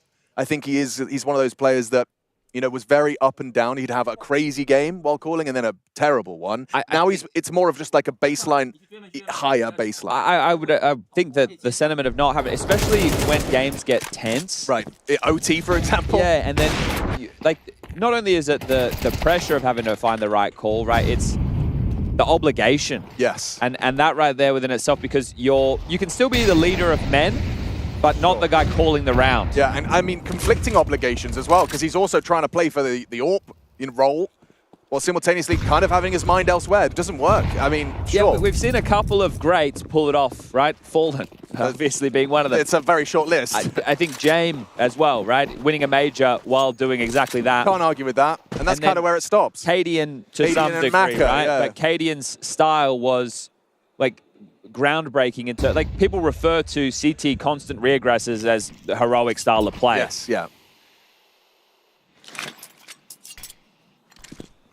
Lost the early man, Exorcist. Now the B pressure. They throw this lurk smoke a lot. It's normally just Lucky, but there's follow through this time, and right now it is just Westmelon here. Oh, he's in so much trouble. They're pre-firing him through the smoke. Done well there. Nearly gets 2. It's enough. Pulls attention, falling into place, pushing forward. Su shuts it down. I have to agree with you as well. The fact that, like, bullets connect to him, he doesn't overreact, right? It would be very easy to start unloading your mag into the smoke and just following your gut instinct, but he actually does compose himself and manages to provide the first that starts the tumbling house of cards that was the T-side finish. Here we go, look. Doesn't overcommit, tracks the swing, gets his, and then with backs turned, it enables Su. They'd already parked out of the smoke before the door smoke was even up, so trying to capitalize on a bit of a time in there, but we're back underway. Maka, aggressive with the AWP in mid, body with a secondary AWP, and well, they even have a third on Exorcist, so triple AWPing right now just to apply pressure. Body hit the leg shot, Starry. Straight into a mid to B, mate. Oh yeah, okay, you got 2 here, Westmelon and Su, a big test ahead of them. They're still juggling nades on A. Yeah. I think Westmelon's going to start calling for backup. Okay, I like the way he's put that flash down. Doesn't really work out. Bomb is right outside the B doors. How are you supposed to help your teammates here? You push long. You hope you catch someone. Starry has managed to catch one. Distracts. Amelia destructs. Just like that, a flurry of frags in favor of Lin Vision. And Lucky, the last man, it's all just pieced together so easily. Delayed, held at bay, Lin Vision with the advantage as we swap sides. I'm curious there, because I like the call from 3D Max. They went for a probe at long, they played aggressive with the AWP in middle, they saw that there wasn't an AWP trying to fight back, they identified it was a heavy long setup. So you're trying to capitalize on the quick mid to B. Now, they've thrown impromptu smokes. That's how they're being looked after. They're looked over even. They threw the standard, but I think all of the flashes coming through is the reason they paused. They thought that the response was going to be... So everyone waited instead of taking the space that was available, expecting the fight based off of LinVision scrambling.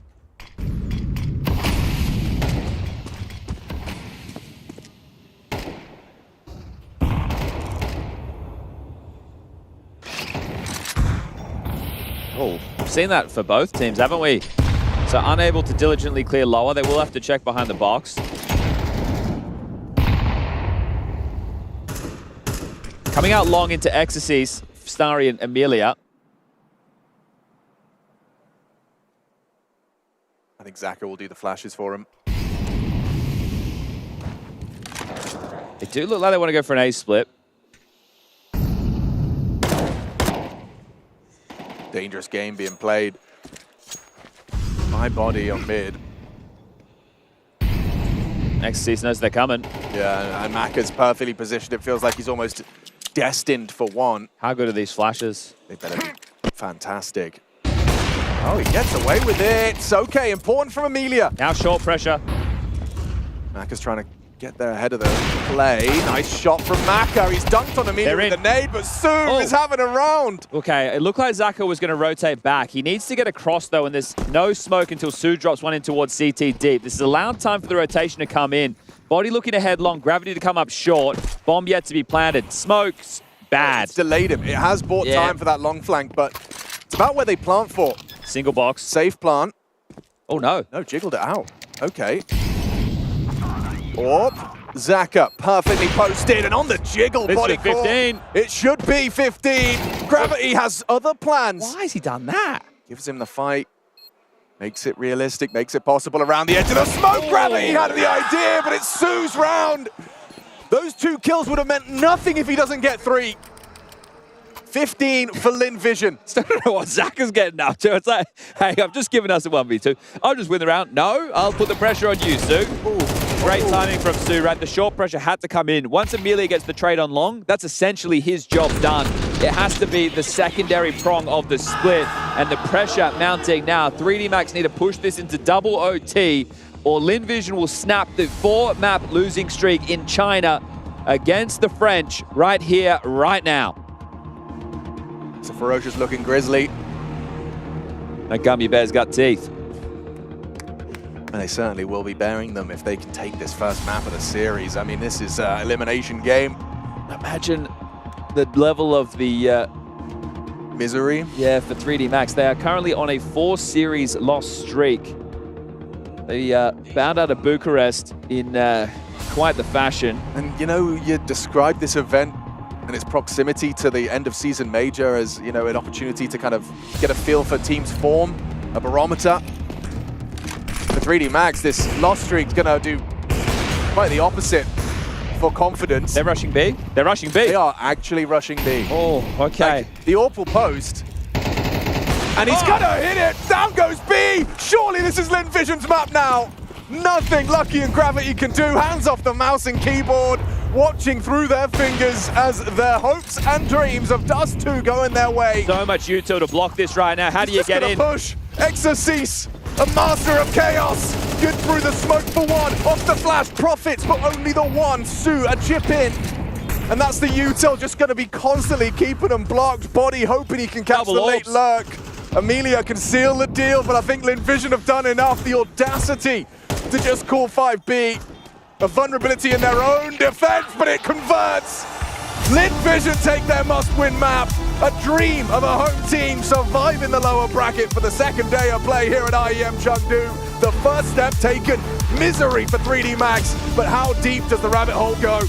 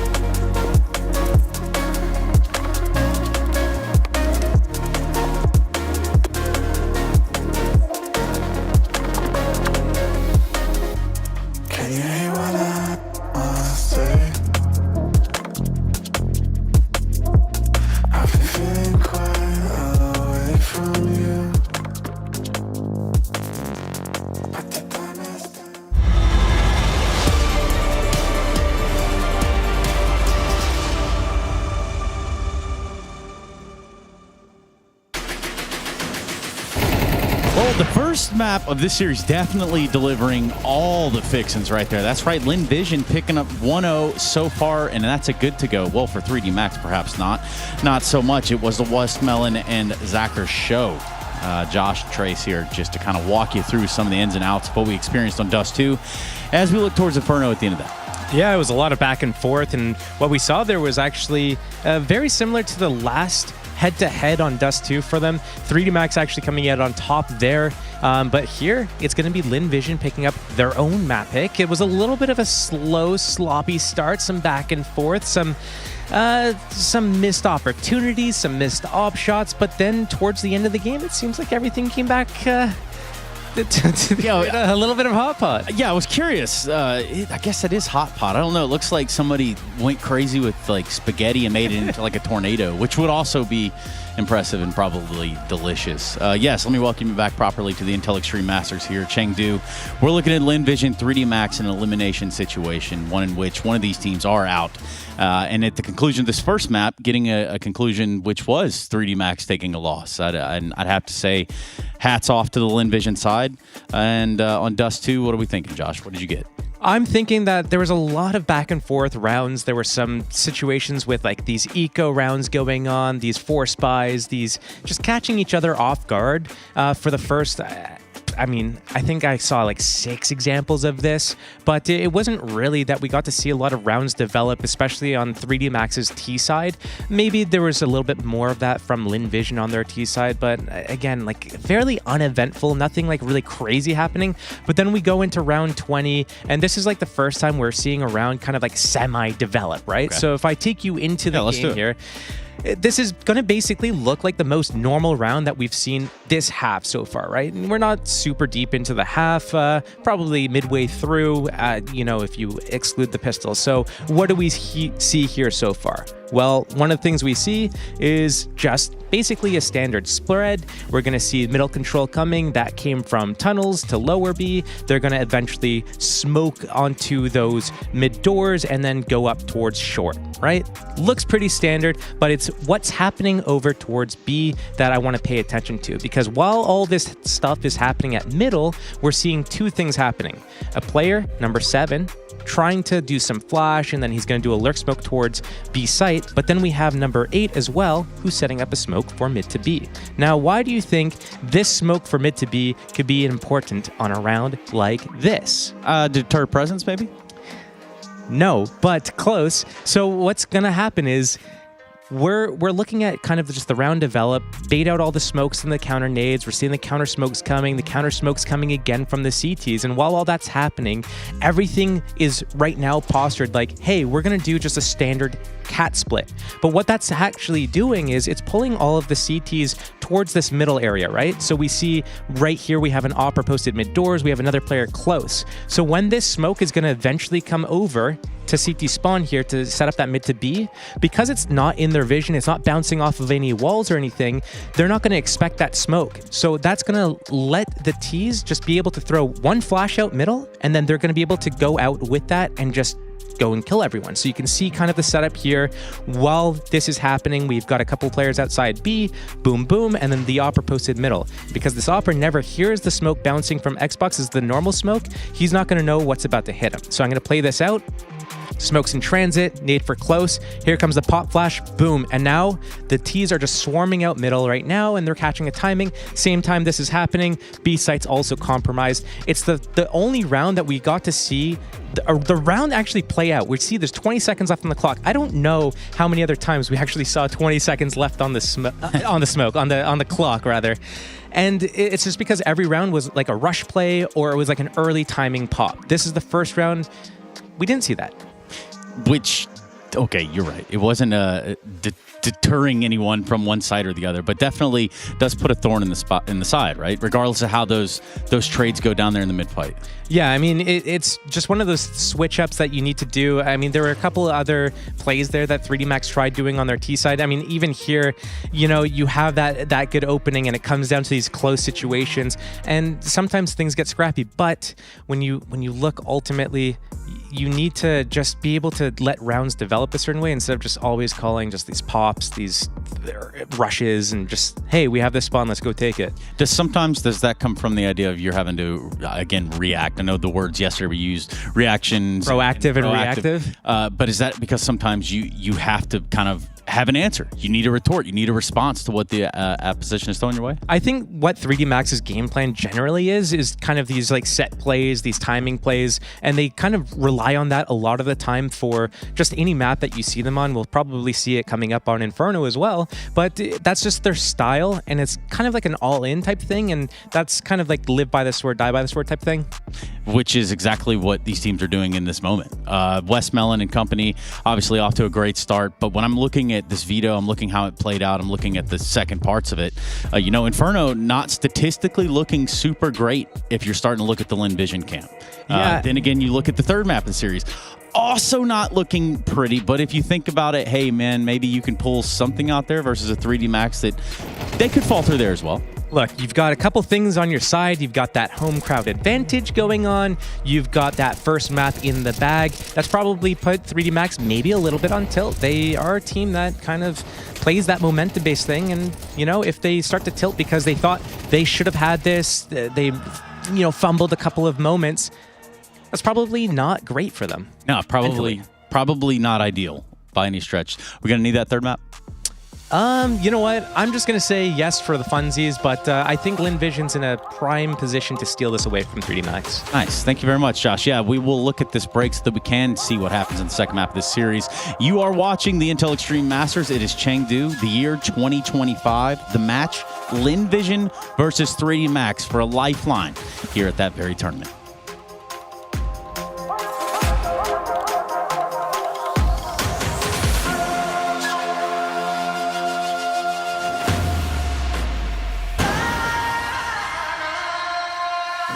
Damn, guys, we almost had this. Thank God that's over. Bored of endless matchmaking? Take your first step towards EPL, experiencing real strategies against teams of your skill. Learn more at fce.gg/EPL.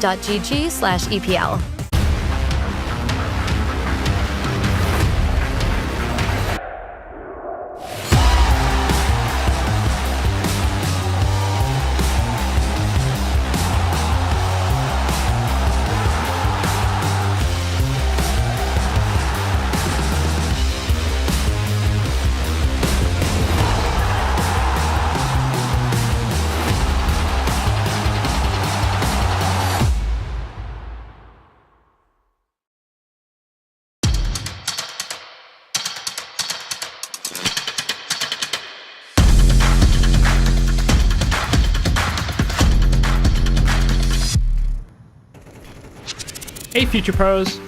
Some smokes on Inferno are just necessary to know. So let's look at a CT and coffin smoke you can throw on Inferno. To throw these, you'll need 2 smokes and at least 1 flash. First, get into this corner. Aim just to the left of this tiny dot, then jump throw your smoke. If thrown correctly, this will land on the coffins and extend up to block off anyone trying to peer over it. For your next smoke, which was kindly dropped by a teammate, aim at the bottom of this pole. And while holding mouse 1 and mouse 2, tap W and jump throw at the same time. This will land on the ledge and block off any pesky CTs who might be boosted. Finally, you can throw a flash from this spot while aiming at this point on the barrels with a jump throw, further aiding your team to crack that B site. Since that night, my uncle has not been the same, nor have I. Moses' youngest nephew. He may be the answer. The question is, can we control him? Face Rautha. He's psychotic.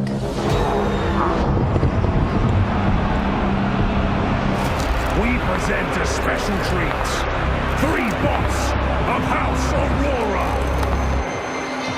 That bot is bugged. That bot is entirely speaking. You should consent the fight. Don't spoil my nephew's show match.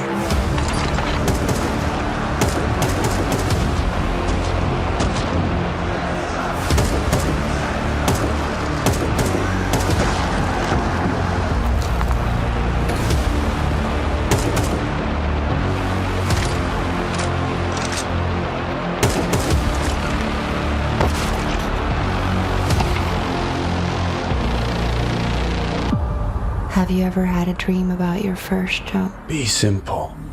Be direct. Nothing fancy.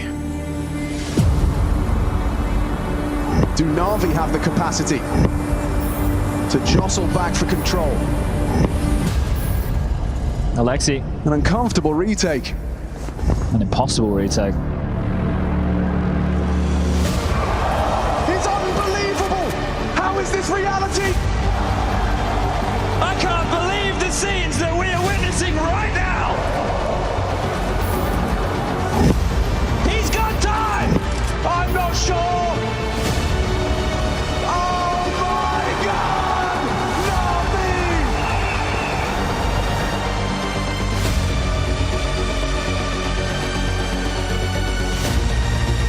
Consider what you're about to call, Alexi.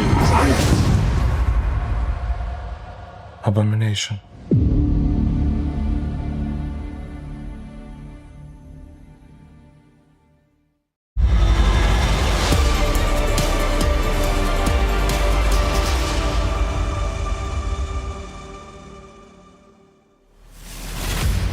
It's time for Inferno, second map of the series in our second day of play's first game. A whole lot more Counter-Strike going on across 2 streams for IEM Chengdu 25.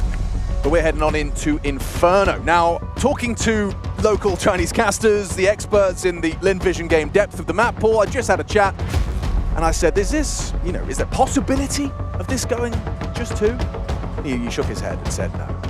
At least he was honest. Yeah, so a lot of doubt about their He was honest. A lot of doubt about their capabilities in contrast with the Dust 2. We just witnessed an overtime converted map of Lin Vision's pick, Dust 2.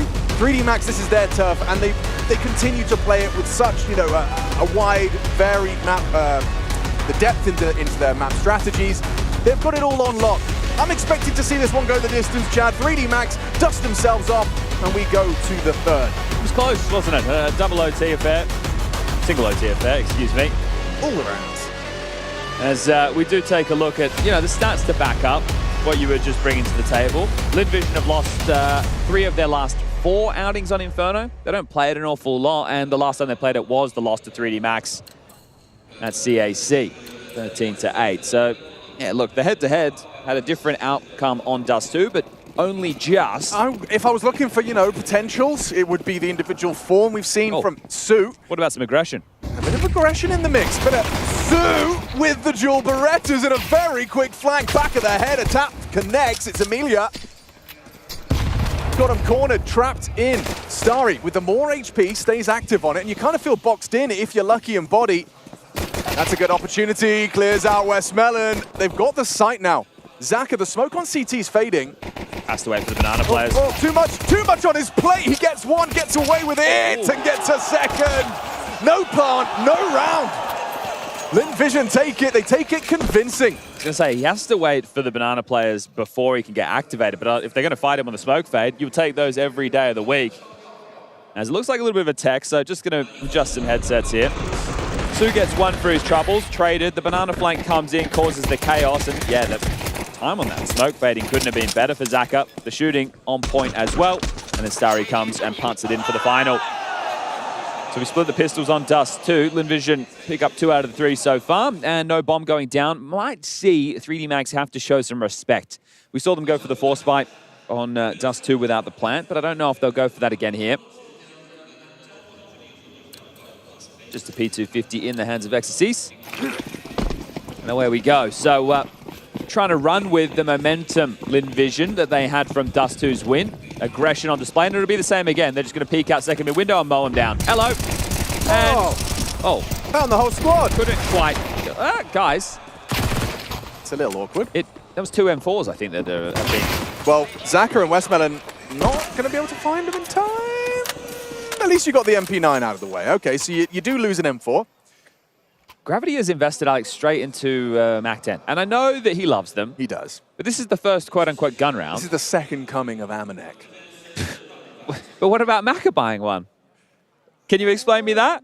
Because they're going to rush banana. They are or something crazy, aren't they? They're not even spending like this is almost like they haven't full ball. It's a Furia buy. Oh, I love it. They're Furia buying the first gunny. I love it. This is going to be fast and furious. Yeah, let's see what Westmelon can do because they're coming your way. faster than you're ready for. Quick reaction, damage inflicted, drops the incendiary. This pace change is quick, rapid into the site, but Su holds his nerve, holds his line, holds his sight with a nice double. Ilya pushing smokes into Tech9s. It crumbles down. Zaka with a chip in. It shouldn't have to be the AWPer. Smoke break's good. His posts on the line. One pull, one thinking about the plant. It's not a bad idea. It's a good call. Bouncing plant, spanking it with another bullet on his butt cheeks. Doesn't finish the job. His body unlucky, low HP, and Zaka catching flak. Got to try and save the AWP.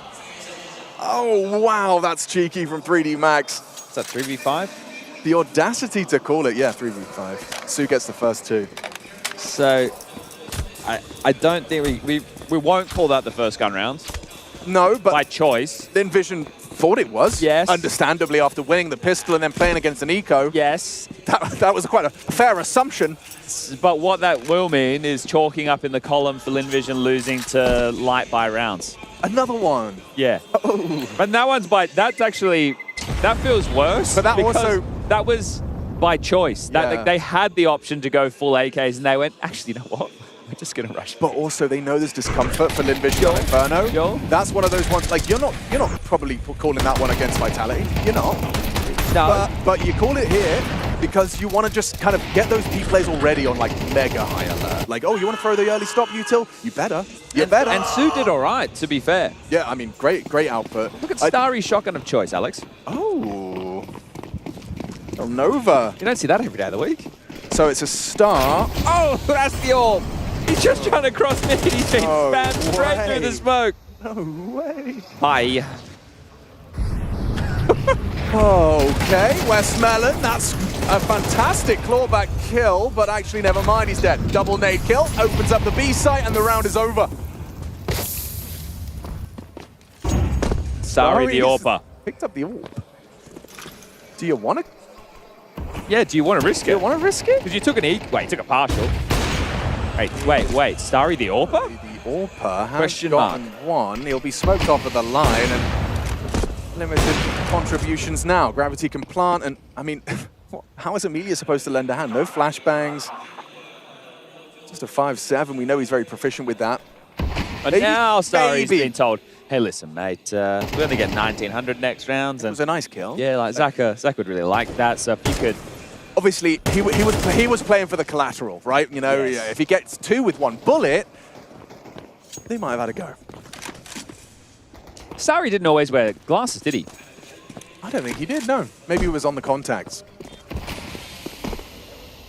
Because, yeah, in his profile picture, no glasses.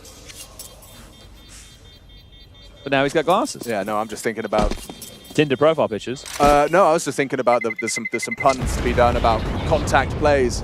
Ah, decided I wouldn't. Yeah. Decided I wouldn't. Get spec savers on the line. Yeah, made myself laugh though. There was a quite a good for Australian sports. Yeah. They have spec savers who sponsor the sports. Oh, okay. And they sponsor the umpires / referees directly. I think that was also just marketing genius. Isn't they sponsor the referee. Yes, yeah. Right. So it says spec savers on the back as they're running around. Right. Damn. That's too good. Yeah, it's clever. That's real. We might need that. They could do a caster sponsorship. We could totally do that. Yeah. Every time we mess something up. Yeah. No, should have gone to spec savers. Yeah. Free advertising, of course. Of course. So we've had some of the weirdest buying patterns in 2 straight rounds now. There's a UMP, a Nova, a CZ, and an Orbited Eagle. What year is it? 2025, Zaka tries his hardest on B as they lose the A site.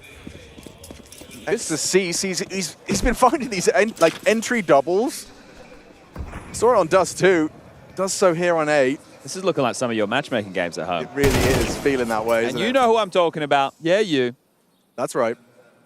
You with your breakfast cereal in your mouth. What time is it over there? Yeah, it's over where? Over there. In Europa? Yeah. They be sleeping, homie. Oh, they sleeping? Oh, no, I thought the adults would wake up at this time. I don't think it's that time yet. Let me have a look. It's 2 a.m. 4:25. 4 a.m. Okay. Now, maybe Kirshim is going to the gym about now. Maybe you haven't gone to bed yet. In which case... You could still have cereal in your mouth. You might. I used Look to at love Amelia. it. They do like him. They do. The many faces of Amelia. The full spectrum. There's so many faces. So many faces. So many faces. All right, it's a gun round. Oh my God. It's finally a gun round. 4 AK-47s and an AWP versus the M4s. And an AWP. And Zaka's still on his.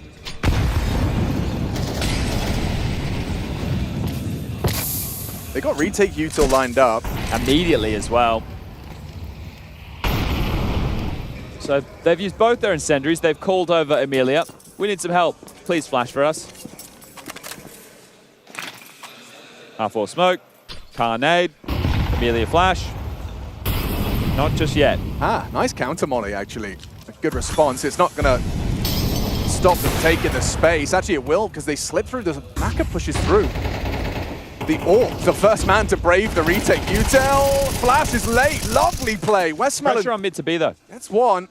Mid to B, indeed. It is a big threat. They've spotted out one. Starry, good on the duel. Exorcist comes up short. But now, Gravity's position is noted, and he is just farming him up. Zaka, an important one back. And now it looks like Lucky's trying to pivot, but Body's not with him. This is a solo venture, and yeah, okay, thinks twice about it. So you have info on where the AWP was, and you know Starry was balcony, so you can isolate his position in pit, and Lucky has a molly for bike. As long as he can get up middle, he can help. It's just smoke moto. Ooh, this is going to be really uncomfortable for Starry if they do try and... They didn't molly him, though. Clamp down. I mean, even the HE, he'd be vulnerable to that. He's got 20 HP. Gets away. Lucky found. God, saved him. Zaka doesn't want to mess this one up. If he goes down, yeah, Starry gets a lot of output that round. Yeah, good round from Starry. Triple kill up to 7. Zaka and Starry taking their moment in the spotlight for map 2. Okay, so gun round versus gun round, and the CTs are able to convert that. Now, we know there is going to be plenty of cash in the coffers for 3D Max because of the buying pattern that they opted for. Really well done here from Gravity. It's such a thorn in the side on the mid to B. Just waltzes into that AWP. Starry even gets the reload in. He's done great support work here just to make sure. Because, look, your AWP goes down on the side. You're marooned in pit. Your rotation's miles away. That one could get out of control, but there's aggression in the mix. That is beautiful. Gravity cut out of the round before he could even get started. Ahead of the aggressive mid-smoke. That's quite a ballsy response from Zaka to that. Lucky. Half health from the HE. Maka, this is more aggressive AWPing. It's so wild. Pushing half wall, now he's just taking apps. There's not many AWPers you see who play in Boiler and Holds. Maka also does it a little bit different on the CT side. Easy, free frag, great flash from Body. Sets up Lucky for a clawback 4-on-4. Solid connection. They've been using their HEs well. You see Lucky and Body have taken some flak. Are they going to call for a flash? Yeah, Amelia just throws one out for the swing, and it's just textbook. Body reacts. Crosshair was bang on. It hits the first bullet headshot. Zach has been taken off of long. Going to sweep in here, I think. Could be good for it. Oh, he's hit them. Exorcist low. Util dump, worried about long. Starry, if you got it in you. They're testing pit. Lots of damage for him to stomach. Amelia's here as well. Okay. Caught down. Zaka, multi-kill required. He's hitting the shots necessary. Peeking in for number 3. Zaka gives him the frag movie. Quad kill shutdown. Starts with a stunner out mid. Removing Gravity and then pulls the rug from underneath 3D Max. Short wrap into the AWP. See you later. Yeah, beautiful. That's exactly what you want to see. And there's definitely just an air of confidence about him. The opener is the indication. But the fact that he's pushing forward, knows that he needs to bail his team out right now. Just lining him up, knocking him down. This is difficult AWPing. You miss a single shot here. They're able to scale. They overrun the site. And you are taken down. So some confidence from your AWPer on Inferno. And Matt, we say it's quite difficult because the util game traditionally on point. You're naded, you're mollied, you're smoked, you're pushed off of lines. Right now, Zaka able to find some impact and show why the big green in his hands is one not to be messed with. They have humbled 3D Max as well. There's a reason you get the cheers of that level. The money scattered on the 3D Max side. There's an AK invested upon. Galil as well, 2,400 loss bonus into the next. So I want to say you should be aiming to keep your money around the 2K mark. Lucky and Exorcist have dipped lower than that. So damage integral are plant, helpful, but we've already seen them win rounds without full buys. Yeah, I mean, we've seen Lit Vision lose till they're not full buys. same result. He gets one running and gunning. At one bullet gravity. Yeah, there was one bullet left in that, Chief. Fell for their trap. It was all part of his plan. Westmelon shoots just enough. Actually, there's a lot of space here. Yeah, it's alarming if Starry goes down, which he has, and then Zaka would have had to have missed that shot because the bomb carrier. He is feeling himself. Check him, PC. Yeah, man, he is locked in. 12 and 3, 8 rounds deep.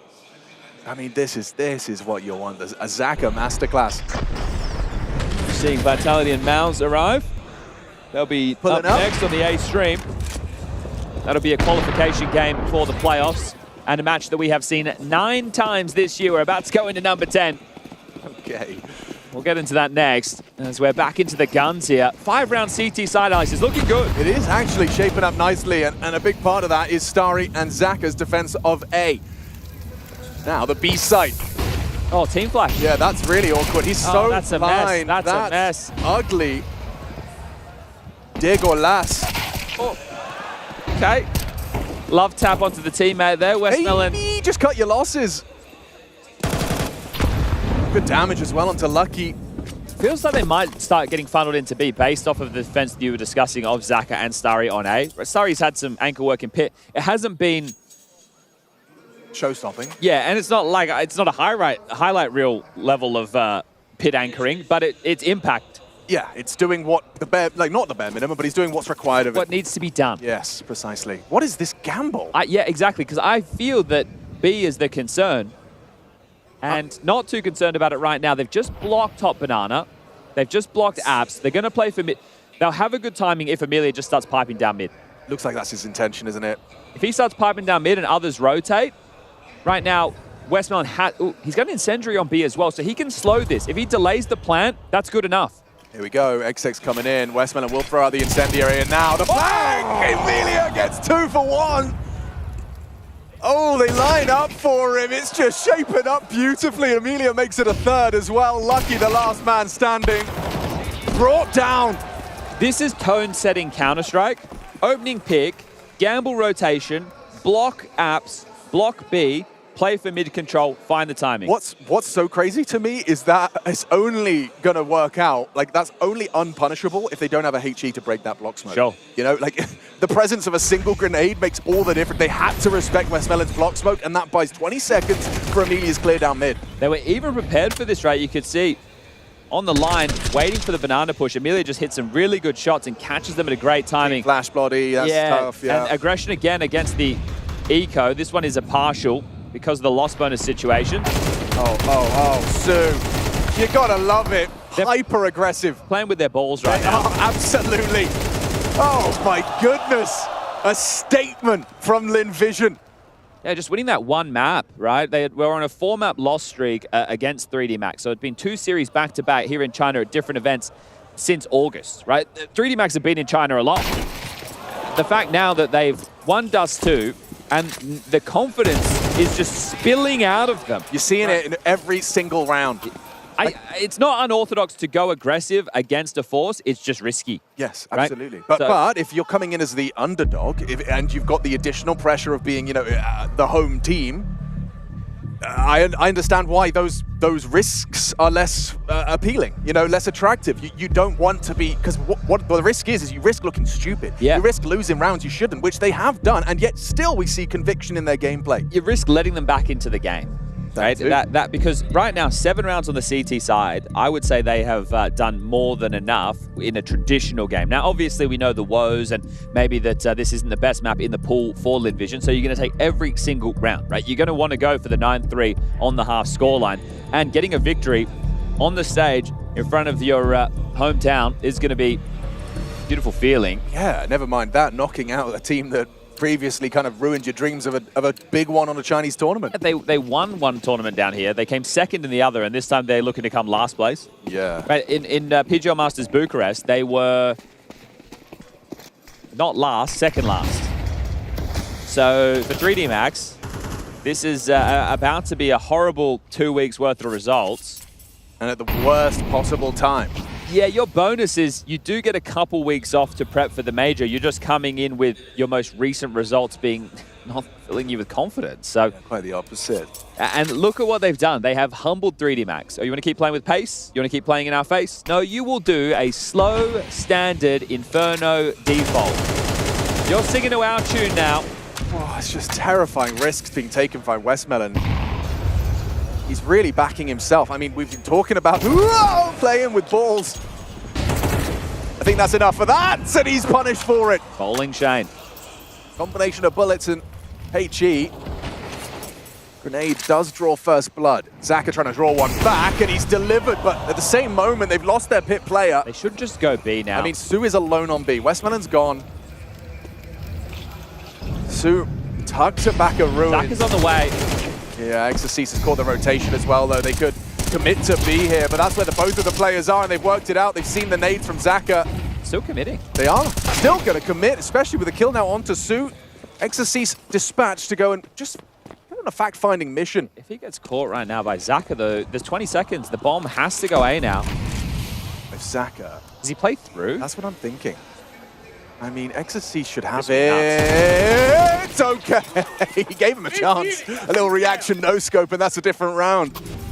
Well, final round of the first half, there is a drop available to hook Stu up, so everybody will be fully invested for Lid Vision going into round number 12. And a standard round that starts with a nade dunk onto a retreating Westmelon is the way in. Exorcist did a great job there as well with the short harass. And he essentially confirmed the chaos of this one. You know, trying to bring a bit of energy because I think 3D Max are feeling a little bit lethargic right now. Westmelon's not going to be deterred by his shortcomings in the previous. He will once again adopt a forward stance, and we are going to see that same slower pace from 3D Max. I say that as we are going to see some early brackets pressure. You can see they're layering the fade of the mid-smoke with a long replace. Yeah, a little bit of just slows him down. Zoning onto Exorcist's progression. Now, they've dumped a lot of their block utility early. So, sure, you've stopped 3D Max from being able to pressure your sights immediately, but they will still be able to pressure your sights. There is 1 minute and 10 seconds left on the clock. They are the ones with the utility advantage right now. Lid Vision are going to have to play for brackets control. Zaka posts up on the line, sweeps mid clear. At the same time, 3D Max start to work on banana and mid. Peek it into Zaka. And it jiggled bait, pulls the shot. This is he's in boiler. Yeah, he's keeping so many boots planted. I think Zaka realizes he could be better utilized elsewhere, and it's the right call. Gap is pipped, mate. Look at this. Look at this. He's owned it. He's absolutely owned it. Nice find from Westmelon in defensive B, though. Pushing.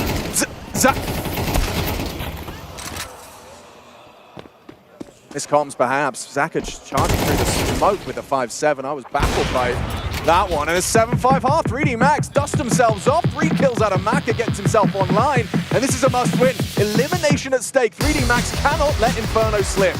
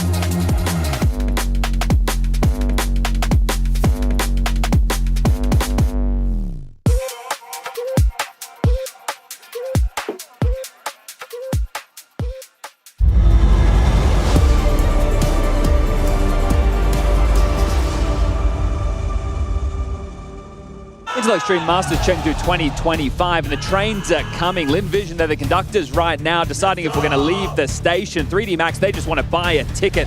7-5 on the half. Will we get there? Will this matchup go a third in their head-to-heads this year? It has been 2 mappers every single time. This time Lin Vision win the first.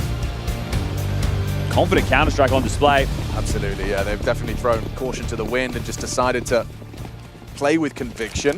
Unusual start from 3D Max. Deep banana smoke on a pistol round. You don't see that every day of the week.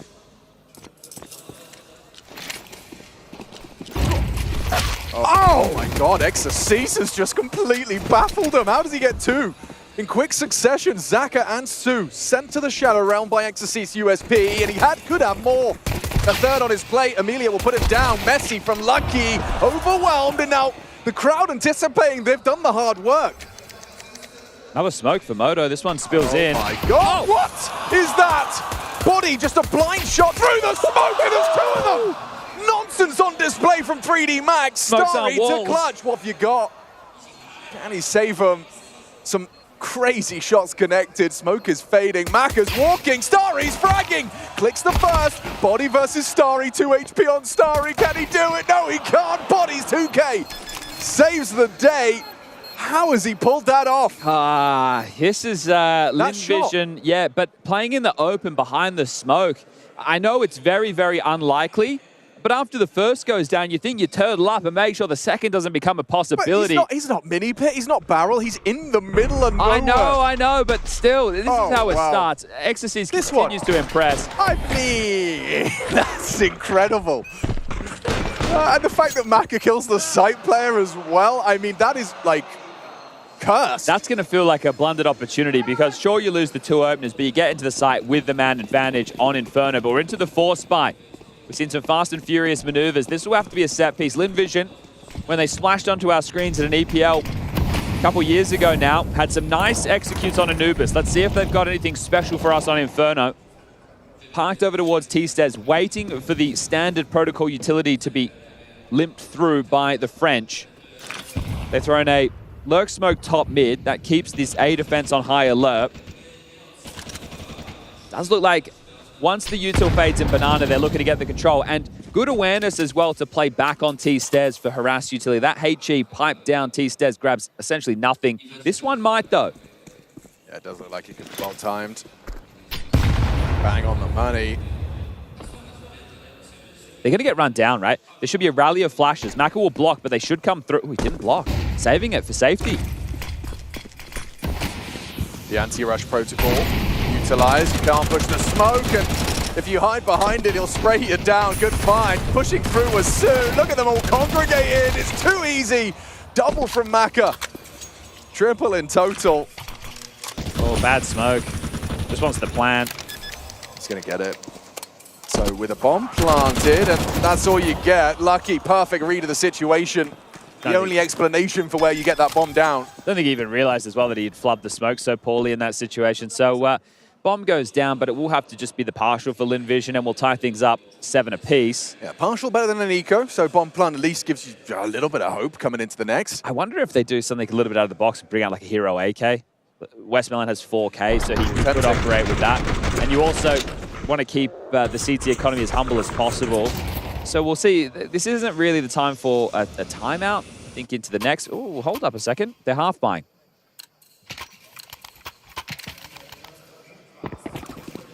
Ooh. This should have been the time to take a timeout then, right? Because they're looking for something coordinated. And if they, yeah, look, Zaka's still just in spawn. So the call late in terms of what's required of the round, right? You can see here working out, okay, I can buy this. What type of nades do you want? It's just a little bit late to the piece, but still not the end of the world. It is Inferno. You're happy to wait for the utility in the early exchanges. So banana control given. Pretty passive setup on A being highlighted right now. Not playing for brackets, don't want to get overrun, and even starting to lob utility into apps, expecting a pop potentially. Right now, Lin Vision are making this look more like a default without the spams. So they do get brackets control. Right now there is a library smoke in the air. Lucky will be playing ahead of this. Oh, they missed their arch smoke. Oh, he really got caught there. He's lucky to be alive. Body here in the push and overlooked completely. Amelia not clearing his corners. Westmelon just the trade onto Gravity, and that's too easy. Low ammo. Doesn't feel it, and now he knows that the wrap is coming. Body will fall back, play the half wall. Here's the disrespect to the Flames. Will go down, but it's Maka to save the round.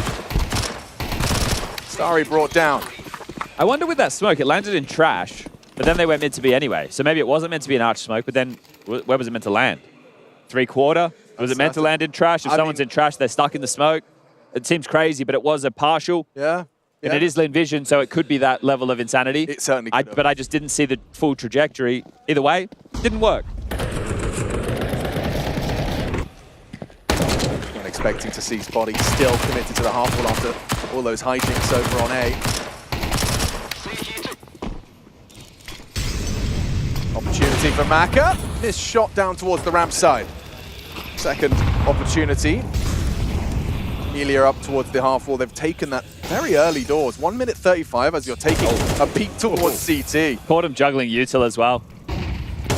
There's some panic util dumped and a CT smoke for good measure, really trying to amplify. Good B pressure.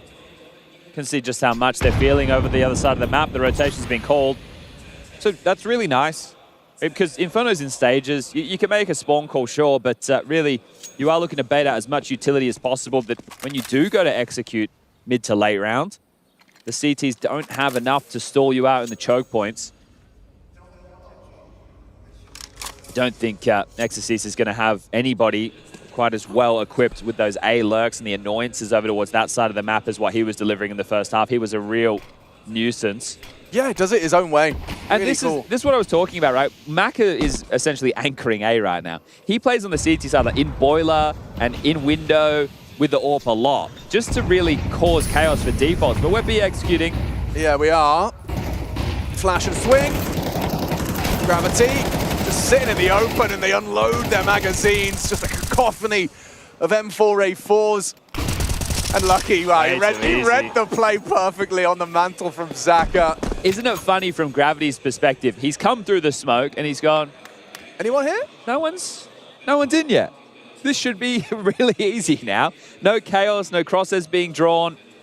And yeah, he just stops. He's like, where is everyone? Yeah. Oh, there you are. Hello.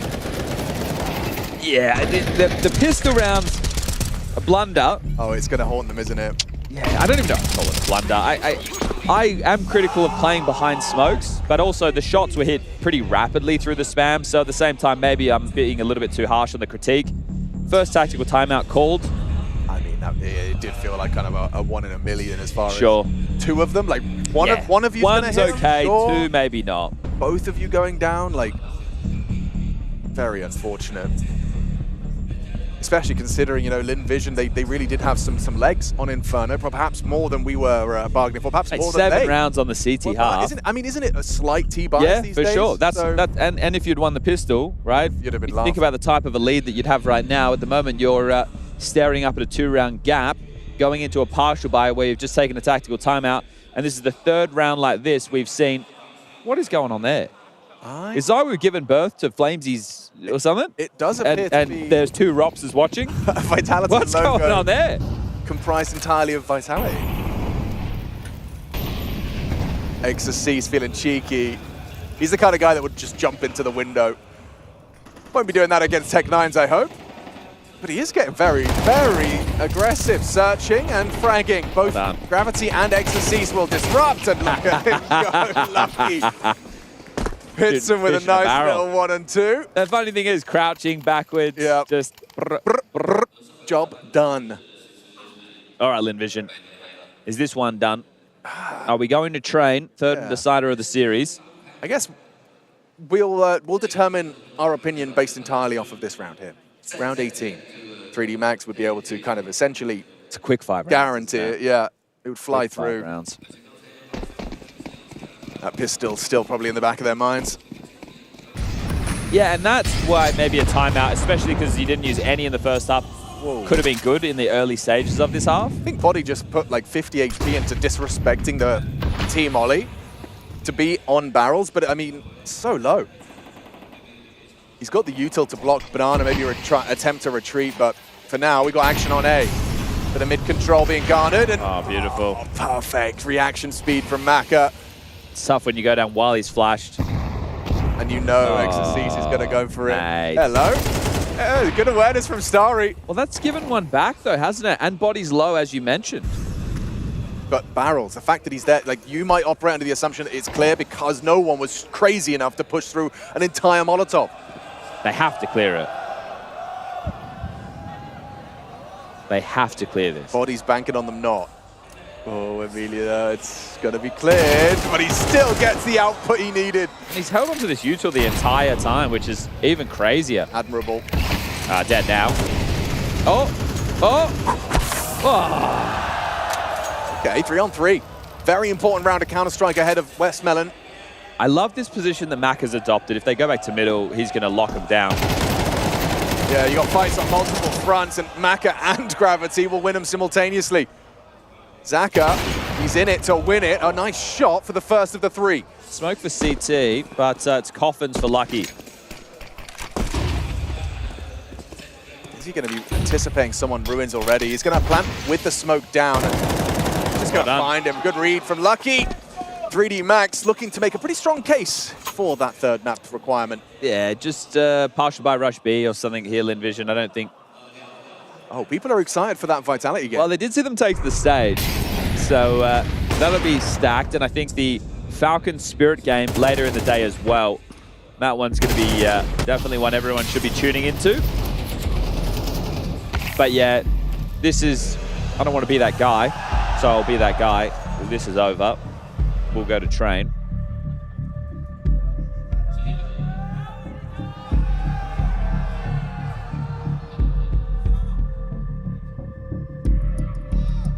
It's an old Vitality jersey there. OG fan. Not a fan of OG, but an original. Unless it's Dota, I don't think there are many OG fans to be. We'll see. They're on the rebuild. Apparently. Yeah. I thought KDM would have been like, nah, it's been a good run. Yeah. Thought he'd come join the desk. Thought we'd see him on the desk. Yeah. Come and hang out. He's having none of it. Nah, he wants to play. Fair enough. All the power to him. All right, we've had 6 rounds in the second half. It feels like this has been the buy more often than not for Linvision. It does. Yeah, we've seen a lot of these. Let's just take 9s, some util, a plan of some variety. Okay, well, you do need one of those. That's a lot of damage. Great output. How about another one? Another one.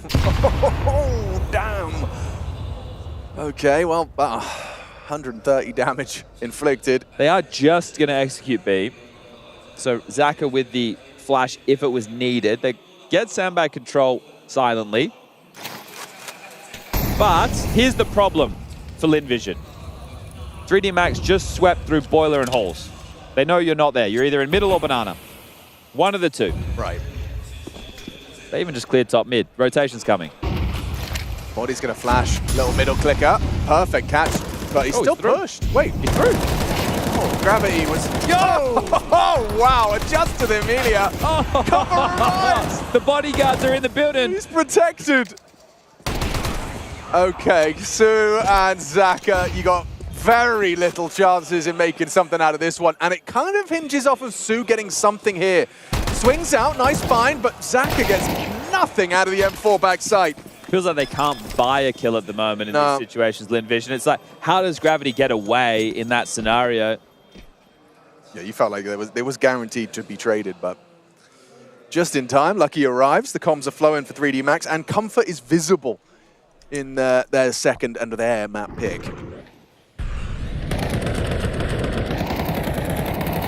Yeah, I thought he'd definitely get traded here. Just the desperation from Starry on that chase. Lucky's able to take him for free. And it's now looking like a flawless tier half from the French. Looking to eliminate the first team of the tournament at the conclusion of this one. Would be sad to see Linvision go, but one of the underdogs in this event. Oh, they're going to walk through that, aren't they? Oh, body! Crazy! Amelia, a perfect response, maintains the equilibrium as Sue pushes it in favor of Lin Vision. An opportunity for more. Lucky, good find, and a belated trade in apps. You know, it's the AWP left. And Starry's processing. That's 100% the only A player.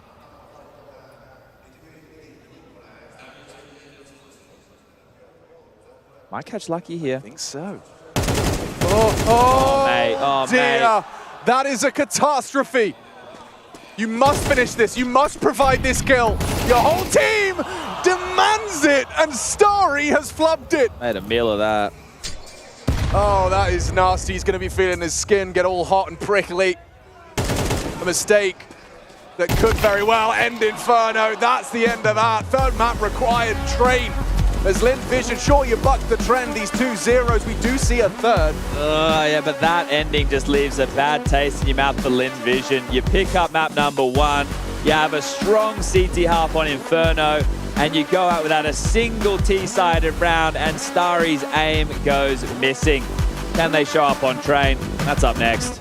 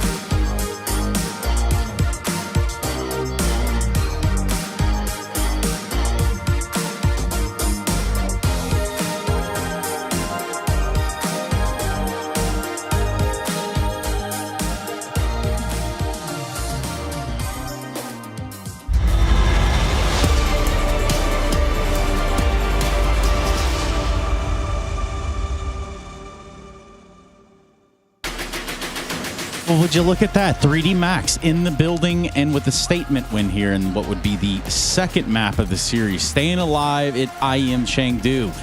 Well, at least for one more map. Welcome back, everybody. It's the Intel Extreme Masters 3D Max Lin Vision elimination game right here in front of your very eyes. One in which those split pistols lead into, well, a very, very one-sided second half. I'm Trace. I've got Josh here. You might know us as Stun and Steel, but I'm sure at least one of us has been called a lot worse. Now, Josh, tell me why the top 5 players on Inferno and why the kill distribution is looking like it does. Well, you see, 3D Max played really well as a team. They might as well change their logo from that red devil over to a brick wall, because once they got to that second half, that CT side, that was it. No more rounds went in the favor of Lin Vision. It went from a 5-7 scoreline to a 13-7. So, yeah, I mean, very good second half, and we got to see kind of the same thing that we saw in Dust 2, but a little bit better from the side of 3D Max. It was a little bit more clean coming out from them. I think that's what they expected to do the first map, but we got to see a lot of cool aggression from Linvision there on their first half to get them in that kind of head start to begin with. That kill distribution that we were just looking at right Yeah. there, is that a testament to, say, teams and good trading or good team play in terms of just staying even pacing and kills? Is there a way to gauge it like that? It just means that no one specifically individually is going out of their way to do too much. There are a lot of moments you'll see when they play, it's grouped, they're doing something together, even if it's aggressive on their CT side, there's usually some coordination around it. The gamble stacks, the rotations that they do to get around the place just means that no one's really just doing more than the rest of the team. There's obviously some individual moments where one guy might be like 4 kills ahead of the next person on the team, and then that next guy gets like 4 more kills to kind of equalize it. But, you know, round to round, if you look within the rounds, they're kind of just like all playing together, which is their style, which is nice to see, but it's the fact that they lose by playing the same style. Yeah, in terms of style, and it played into the strengths here, obviously, for the side of 3D Max. Who are kind of standing out for you? Actually, hold that thought, Josh. I'm holding on. Phone. B-Stream, bring it up. We've got something big developing right here live and uncut. Oh, boy. Furia looking to lock in a spot to the playoffs. G2 on the other side, the lesser end. How do you think it plays out, Josh? Commentate, man. Come on. Yeah, I think what's going to happen is Hunter's going to run up bank stairs and die, and it's going to be a 2-0 for Furia, and G2 is going to be going into the lowers. But yeah, if you're asking me about just the way that 3D Max plays, you see it a lot of like the T side with like this grouped trying to do these timing pops, a lot of this chaotic stuff. You see Gravity kind of like sending his life in there for the rest of the team to be able to kind of like move in together. But you don't really see this whole kind of, hey, I'm going to work this area over here, and depending on what I get, we're going to do some sort of mid-round call. It's kind of this like, hey, I'm calling this draft from spawn. We're going to kind of let things develop as we move into position to be able to execute our plan, and then if something happens along the way, we'll just call a new set pop piece, and that's kind of all they rely on. So they're usually just kind of committed together. Well, it was obvious that Linvision didn't quite rely on a lot there. You couldn't really kind of put that same stock that you put in Westmelon from map 1. So what happened? Where was the downfall for the side of Linvision? I think it came down to their T side. Obviously, they had a really strong first half going in there. A lot of aggression, you know, re-clearing top banana area, getting pushed into hulls, pushing down middle, and getting a flank off actually as well. There's a lot of good moments from the side of Linvision, but I think the problem with where they fell short was on that T side, when they weren't able to get any space going in the first few rounds. They're grouping up to do like a banana hit, and then it's just, you've got 3 defenders there ready for them to come through the smokes. It's like there's like 8 people on B site just shooting through smokes. It's absolute chaos, and it was kind of like that repeat like 3 times, and then the game's over. So there wasn't really a lot of chance for them to actually do anything. There was a round actually where I'm like, oh, maybe, I think it was the last round of the game actually. It's like, it's a 3-on-2 in favor of Linvision. I was like, oh, maybe they have a chance. Just kidding. They still somehow managed to let it slip 3v2 going towards A site, and I don't know, that's 3D Max just barreling in. Who has shown you the better poise going into map 3? I would say... Better yet, who do you think is going to win in map 3? Ooh, who do I think is going to win? I think this is going to be a very stylistic thing. I think there's more room for this aggressive type of play, and it looked like 3D Max got the better of it overall in that second map. It's very tough. It's a very tough ask. It's 50-50. Look, you know what? I'm just going to say it's going to go OT, and if it could end up with a tie, it would be a tie. I'm just, you know, a pacifist like this. OT, because obviously this is the appetizer for a main course meal after this, which is Mal's versus Vitality. Again, playoff qualification, what we have going on here at the Intel Extreme Masters Chengdu on this very lovely day. So Group B started to take shape. That's why we looked at Furia winning that matchup over G2, propels him into the playoffs. That Mal's Vitality winner will also propel themselves over there to attempt to secure the group from the upper side. A lot of propulsion. a lot of propulsion, especially if you're FaZe Clan. You might want to think about turning on the Jets sometime soon. Virtus Pro also had a pretty good run yesterday versus Vitality, but we'll find themselves fighting through that lower bracket. Maybe switch it back. I don't know if we have any more brackets to show you guys, but we can take it to A. Maybe cap that one up too while we're here. That one could be good. You know, we already have the Falcon Spirit one locked in there. Mongols Astralis. I think that's going to be a little bit of a head-to-head that they've done a couple of times recent times. We'll see if Astralis is, you know, the side of Astralis that brings more than one T-side round, especially on Nuke, their favorite map pick. Bro, but like, what? On the Falcon Spirit game, and you're over here anyway. Falcon Spirit's going to be... Look, how many times am I going to address this Falcon Spirit game in a day?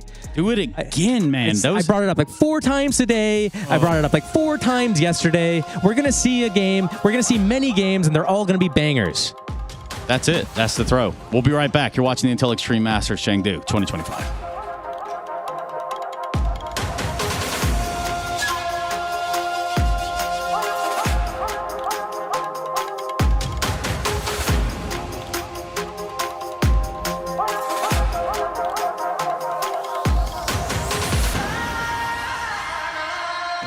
Damn, guys, we almost had this. Thank God that's over. Bored of endless matchmaking? Take your first step towards EPL, experiencing real strategies against teams of your skill. Learn more at fce.gg/EPL. Hi, this is Basement Dweller's first advertisement. And our second drop is, it's up, actually. If you're seeing this, it's up. It's available on the ESL shop. We had our first go at a jacket, and I'm really proud of it. I've always had an interest in clothes, but, you know, seeing behind the scenes how the sausage is made has been a lot of fun. And if you like the clothes, tell me. If you hate the clothes, tell me, but try them before you slag them off. I think they're really comfy. So yeah, that's my advert. I'm gonna try again. I'm gonna record another one. I see you've been playing with 10-year-olds again. Was? Dona, that's crazy. What? The 1v1 versus that kid? Clapped him. Alter, but it was close. How am I losing? I'm thrice as old as him! Tell me though, you were clip farming, or? I wish I was. Dona, I don't think I'll ever be good at CS. Nah, come on. Nah, for real. Dima invited me to one of his pro versus bots videos. That's good content, or? Dona, I was one of the bots. Well, I'll always be there to carry and show matches. Nah. You know it's bad when you're getting carried by your manager. Ohne. Not everything comes with an instant dopamine hit. Quick open! See? Even I don't know if you're clip farming right now, or if your brain is actually this fried. Have you opened a case after that? Well, what if I fucking did? Alter, seriously. You're gonna relapse and jail's just gonna overtake you. Ohne! It's not what you think.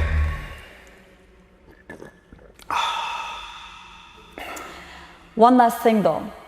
There have been rumors that you're selling fentanyl on Cathedral grounds. You too? NIP paper, Mectin heat, ohne Sod me fan. I'm fucking done. Any more of this? We're doing co-streams, Minecraft, and that's it.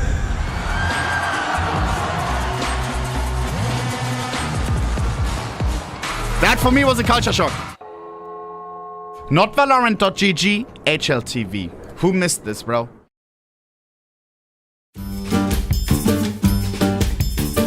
The achievements talks for in-game leaders. So the first, it has to be Apex. The next, I would say Chopper, and the third, let's say Brawlon.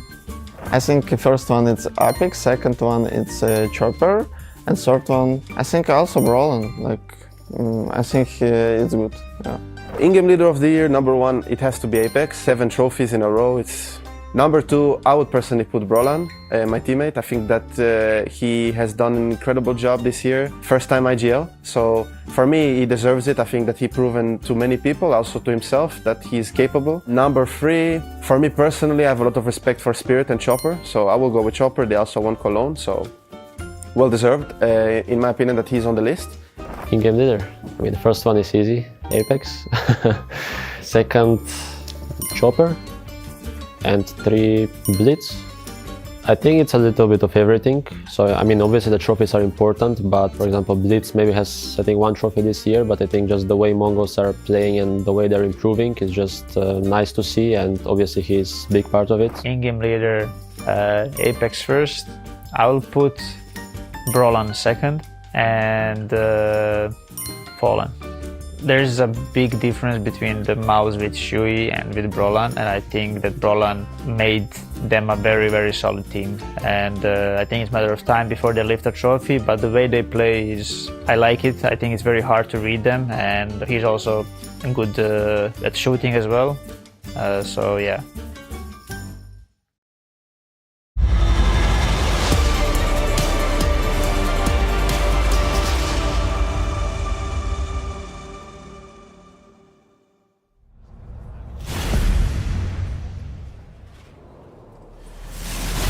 Third map between Linvision and 3D Max. Loser goes home. Not far for Linvision to travel, but they want to avoid it, picking up a map where they otherwise haven't in a head-to-head they've seen multiple times. 3D Max, no strangers to playing Counter-Strike on Chinese soil this season. Now it comes down to Train as a third and deciding map between these two. Yeah, 3D Max are the ones who decided to take us here in the veto. They had the option to remove Train or Overpass. They took Overpass out of the pool, and in the last 3 months, 3D Max have a lot more officials on Train, 10 in total to 2 of Linvision. In recent history, it's been 4 straight losses for the French, whereas Linvision have picked up a win against Gamer Legion. We'll have to wait and see what this one has in store. The knife round has concluded. Linvision won and have opted to start on the CT side, the stronger side, the side where you're looking to get 8 or 9 rounds. We'll split the pistols on both the maps. Let's see if we can do it again here on Train. First team to be eliminated at the conclusion of this one.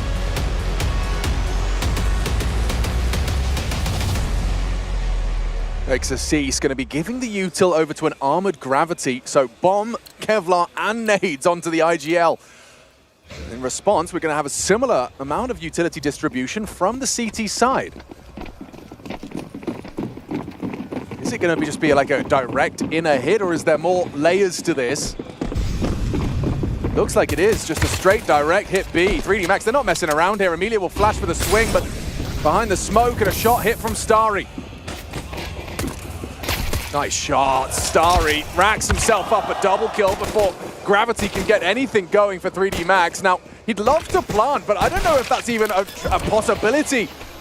Without some fragging, Emilia jumping through the smoke in pursuit of denying the plant, but it enables Gravity to disappear.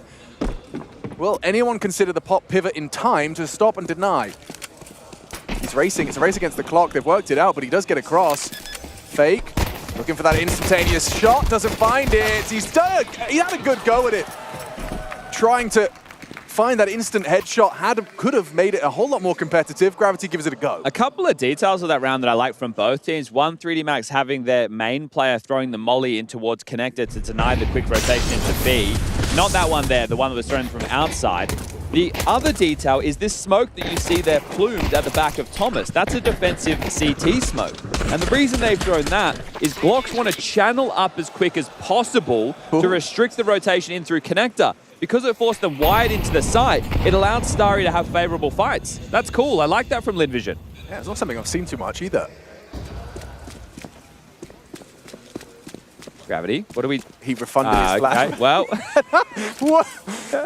We're not flashing into main anymore. I've changed my mind. I've crunched the numbers, guys, and I need these $200. Well, they have all of B apps control, which means you cannot be pop. You are very restricted in your movements right now, 3D Max, and it's already a full eco. So this will be 2-0, unless Linvision decide to unplug their mouse, keyboard, headphones, monitor, brains. Don't do that. That sounds painful. Yeah. Technology's not quite there yet either. Get on time. Now, here's another piece of sad news. Not only will one team be eliminated at the end of this, one team will continue their loss streak. Linvision will either be on 3 straight losses, or 3D Max will be on 5 straight losses. So that's 1, 2. For whoever loses this train map rather, their loss streak extends, and you're eliminated in last place of the for Lin Vision, the last tournament. Are they in attendance at the Hong Kong event? No, they are not. Okay, it's, so Tai Lu. Tai Lu. Okay, so yeah, so we are going to be seeing that then. Yeah, so like it would be a real kind of tailspin moment if you feel like you've hit your worst form. Yeah, Lin Vision will be playing in stage 1 of the major, whereas 3D Max are, I believe, in stage 2. Right, so they'd have a bit of a longer break. Exactly. And this is the thing. I wouldn't use this as condemnation against 3D Max looking at their season, but they did choose their season, right? So these are the results they're having regardless, as we do get underway with the first rifle round. Lurk Smoke and Sandwich Smoke out the gate, so this still puts some question marks. Not for Starry. He decides that Sandwich Smoke is actually going to be walked straight through, maintains that all-off info. Oh, break there to look for the pick. Zaka, they do set him up for success, don't they? Doesn't find the shot onto Maka, but does confirm where the AWP was. Now, this Lurk Smoke, it does keep, I would say, multiple people investigating main early. Now they have the space. Su, deep angle right now and presence. Yeah, but you're up against X's C, Su. Actually, never mind, it was Gravity that peaks first. And oh, the 1-2 punch. Perfectly captured. And there's an extra sprinkle of brilliance as you push through the smoke. Starry housekeeping the lurk. There's nowhere for you to go. I say that.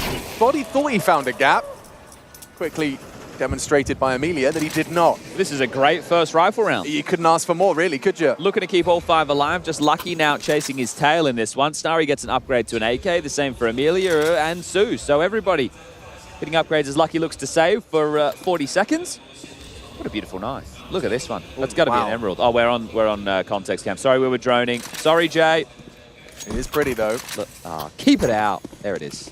Oof. That's massive as well, the green lightsaber. That means he's a good guy. Ah, yes. Yeah. Those purple ones. Bit of both. Perhaps. Is it?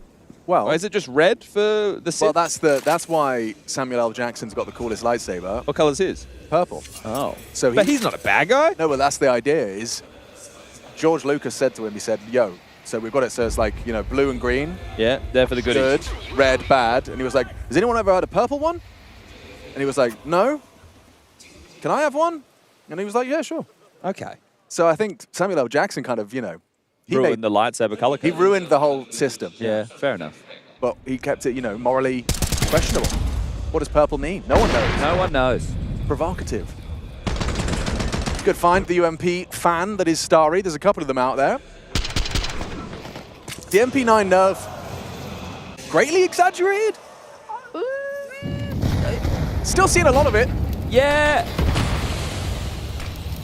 I think necessary nerf. Yes. Maybe bringing it more in line with expectations. Okay. Famous getting a bit more play. Yes, it is. That's true. That's fair. B execute. 3 Molotovs. Do we get 1 device, 1 con, 1 back bomb? That's back bomb. That's con smoke. This is high ramp lurk smoke. Body's going to throw the device one. No, he's not. Okay. Well, Amelia doesn't get the kill, but Lucky helps him out. They don't have to commit. So they are, though. And it's Body's Deagle finding Starry. Guys, not another light by loss. They can't. I mean, how many of these are you going to give away in a series? Dust 2, they had a couple. Looks like this one's going to be saved on the retake. Yeah, Westmelon makes a strong case for it. Body, sure, he hit one, but picking up the AK-47, he gives it a swing, gives it a go. Westmelon, 3 contributions to avert disaster. Important plant. It does get Lucky in AK territory or Galil with U-tilt, but still blanked right now. We set the path for the course on the way into the map. We're looking for 8 or 9 rounds on this CT side. Wow. Handling it. It does look concerning, right? We have, I would say they've lost 4 or 5 over the course of the 2 maps so far. So knowing that there might have been another one brewing early. I feel like even from the pistol to this, that it feels like that was 3D Max just hoping, you know, to test the waters early. Good nade. Wow. Perfectly synchronized with their attempt to go double pop early. And there's friction all over the shop. Gravity catches Amelia's early Inquisition, but swinging into the 2 of them. And now they'll throw out the smoke. They got what they wanted as far as pop is concerned. You're going to take B, though. At least I thought they were going to, right? Because 2 players crunch pop and 1 player push B. it might make you think that there's nobody B site. But they are taking their time. They're not just going to pedal to the metal. Lurk smoke, high ramp. Body going to sell flash, look for a gap. Su likely to be cleared here. It'll likely be the pathing of Lucky. First to plant. 4-on-4 retake on the B site. Again, this time they're in. And where Su this time finds a nice one onto the planter. Maka. Westmelon's lurk is so late. Like, so late. I can't believe how long this is going to take. Maybe they make it look like they're saving and then he activates. But I mean, Exorcist isn't surely considering this at this timing. It's just so late.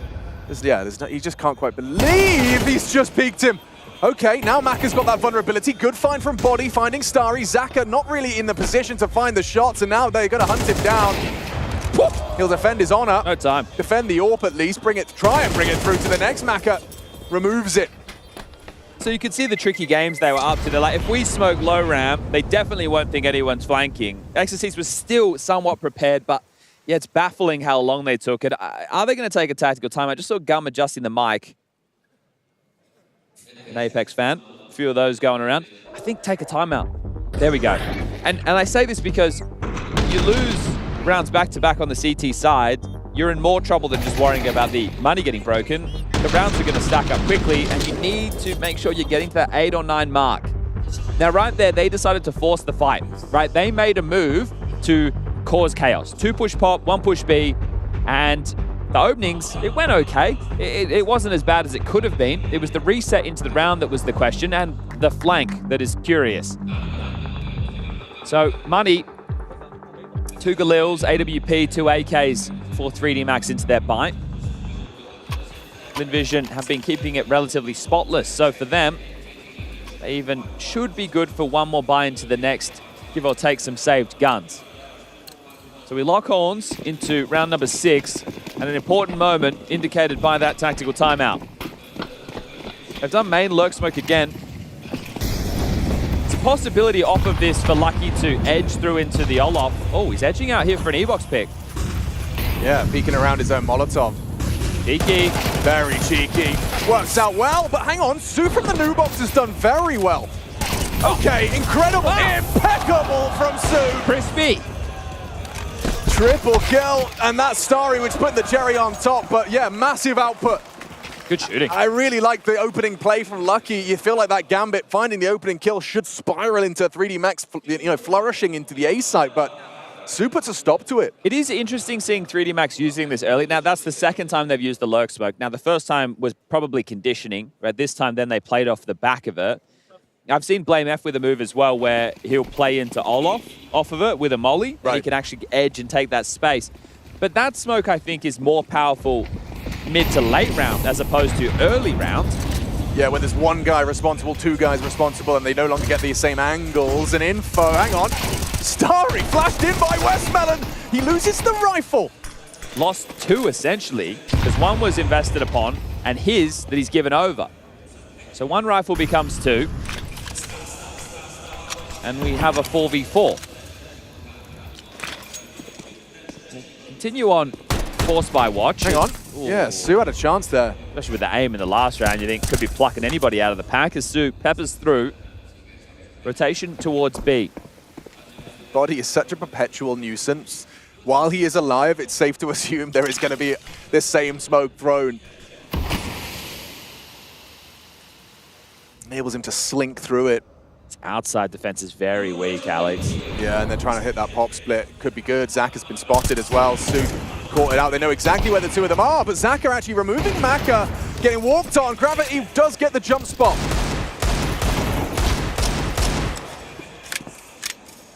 Two on 2. And trying to wrap the camera side. Body versus Su. Oh. What a shot that is from Body. Save plant.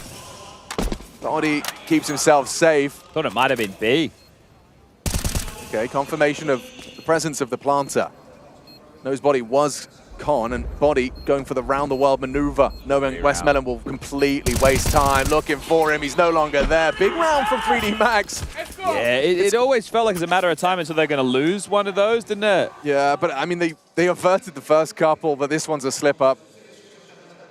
Puts the second round on the board for that T side. Tough. Like, Starry gets his, but he also causes the 2-2 defense. Like, he gets that, and then it's like, oh, okay. I mean, do too much. Yeah, jumping through, I suppose he knows if he gets to that side of the smoke, he's in a powerful position, but a little too much ketchup on the hot dog. Just think it's a bad call against the type of buy. Ivy has been quite underutilized in this current head-to-head. Ooh, they try it again, and it works out for them. But that's boatloads of info, Chad. Oh. And then Zaka arrives in time for the Ivy split. Okay, 2 in the back. 3D Max unprepared. Bullets in their spinal column. It's a nice one back from Maka, but there's a Starry flank. Oh, there's no way Maka's going to be ready for this walk through the smoke, especially now he's alone. Hello? Oh, mate. Oh, Starry! Okay, well, makes up for the last round, doesn't he? That's cheeky. The fans are going to like that one. But I like that more because it was more coordinated. It was less desperate. It was 2 players in a smoke. It was one on path left, one on path right. Like, there was something to it. Like, check this out from Lucky's POV. He doesn't even see him, and he's absolutely swarmed. The orb gets to activate. Look at the second one. How little is he working? I mean, it's just a flash of gravity. Zaka's shown some really nice work on the orb today. The decision, you can see he was in 2 minds. To knife or not to knife? That is the question. Amelia loves the answer. The crowd are enjoying this. It is nice. A Tuesday morning in Chengdu, China. Of course. The fans obviously haven't turned out in buckets and spades. People do have things to do. They go to school and work. But there are still some bums in seats watching one of the hometown teams taking to an international opponent in an elimination game. Tyloo couldn't find any success yesterday against Falcons. Falcons looked so good. Like, they didn't look jet-lagged at all. Yeah, everybody was on point. The opposite. Seeing Monesi and Kiyasuke just going bonkers at the same time was fun too. So there's a lot of fun to be had in the next Falcons game as well later today. Sign me up for that one.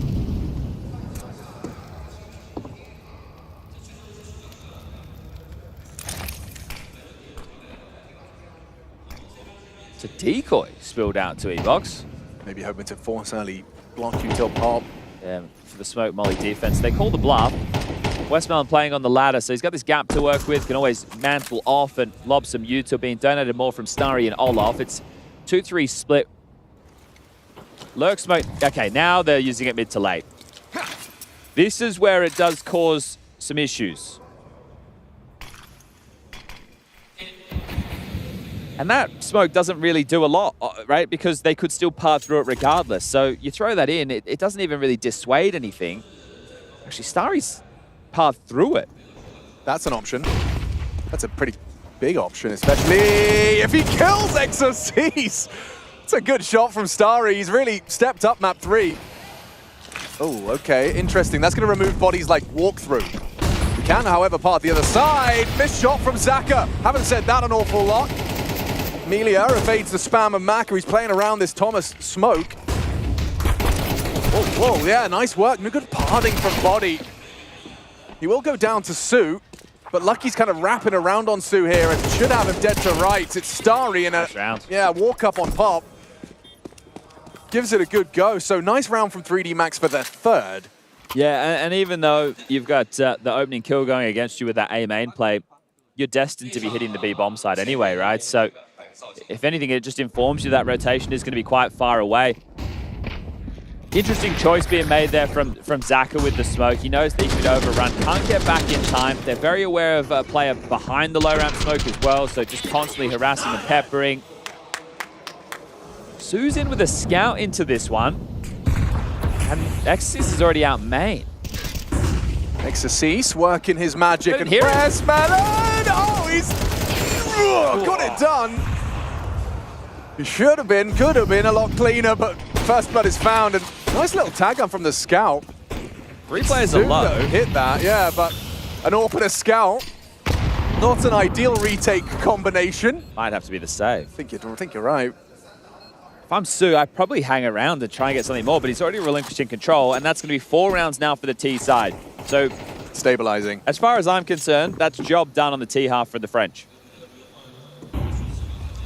If Exorcist had died there, it might have been... Calm is not the word I'm looking for. I can't find the word, but remember Starry's miss, wrapping A on Inferno? Yeah. You know, then it would have been an equivalent. Yeah, it's like, okay, well, sometimes it happens. Sure, but I think Exorcist would definitely have felt the same way Starry did if he didn't quite convert that, especially considering the half he's had. Hasn't felt like that was his first kill, Chad. That was his first kill. I'll be honest.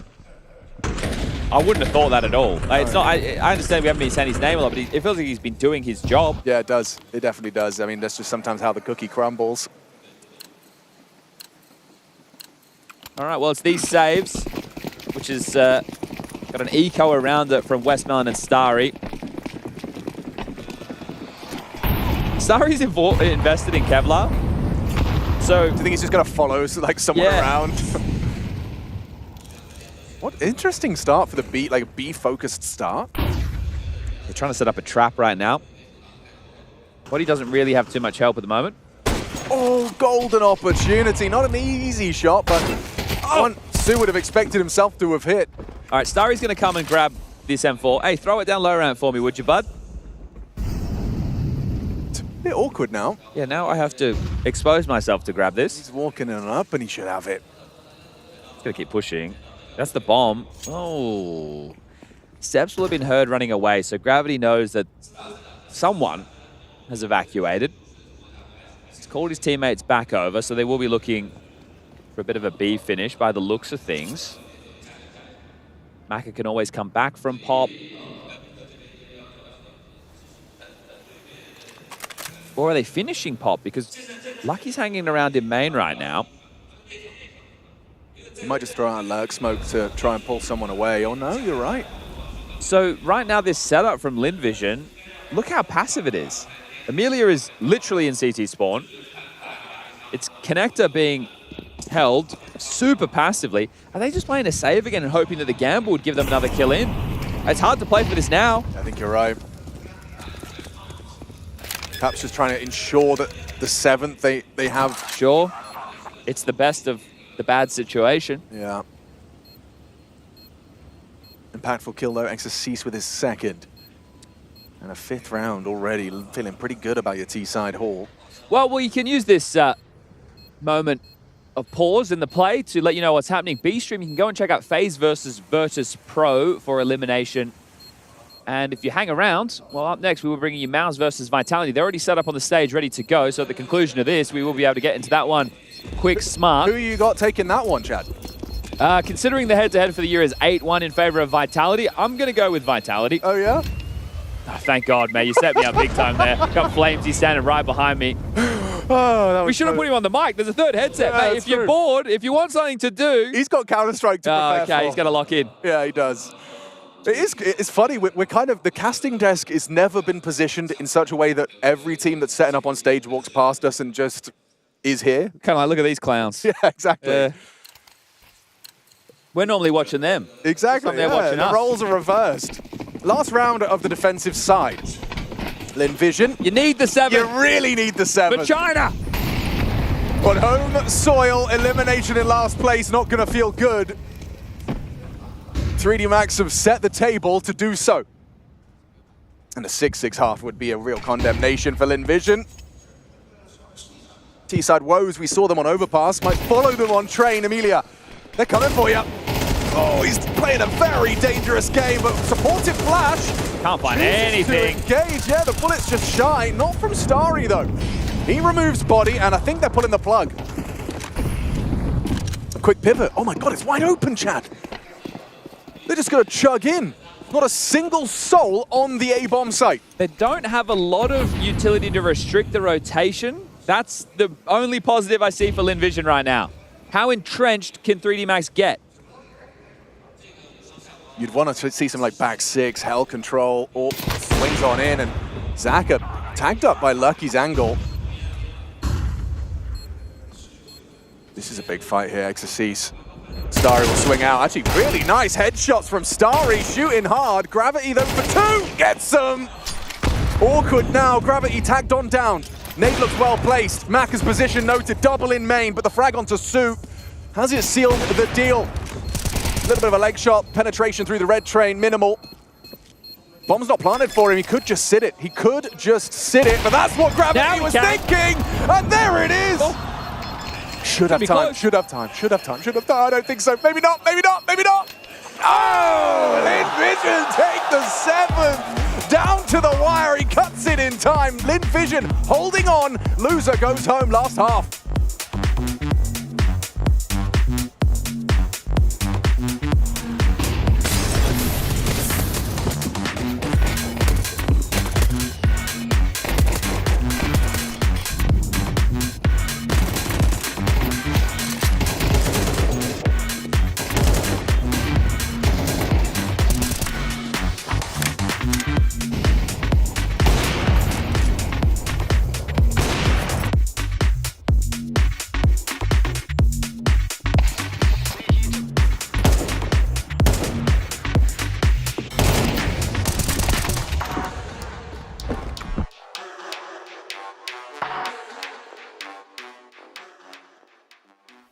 Whatever happened to make a fool out of me? I was lost in the idea of it all. Too many years of you suffer here, burning down right now. And I don't know where I run to, but it could be oblivion. I dream I was making love to a whole new life. Learned my lesson once, I'll skip the reminder of what's left for me if I turn around.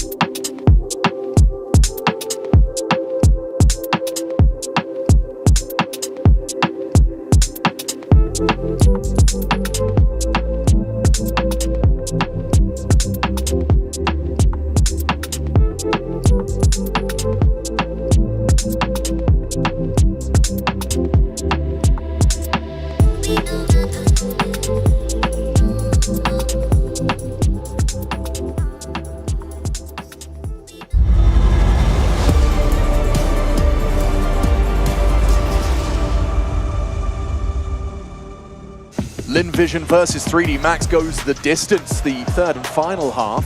Oh, sorry, third and final map, and we are into the final half. It is going to come down to this last place for the loser.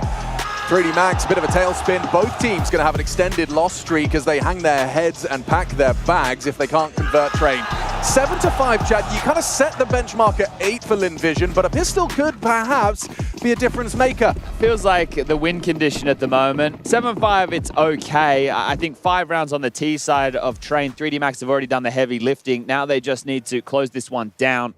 Pop, push, body playing for space as well. So they currently have a lot of room over towards the box halls, but the fight's coming. Yeah, logically sound body. Hit a couple of bangers with this P2000 on Inferno. There'll be a flash available here. No, they've actually smoked. So Lucky could have flashed, Gravity could have swung. Oh, this is exactly the fight Gravity's waiting for, but he doesn't have that instant lethality. It comes a little later. Quick That was double. a good map, 12 and 9. Yeah, good delivery on the pistol round. Such an important round for Gravity to find that impact. So whatever technical pistol Linvision had in mind, it will now have to be revised. 2 smokes, 2 flashes. No Kevlar on the likes of Westmelon and Amelia. It's Zaka. We've seen his AWP, especially on Inferno. Sure, they did nothing on their T-half, but he was a difference maker for their CT side. Getting the bomb down now will be the best of this situation. Con smoke deployed. Another one trickles down the high ramp, and they're down low. Okay, Lucky's position noted. A second fires off his shots from the con side, and they will get the bomb down. Post now? It's going to be very important, this decision-making process, and it looks good for the CTs.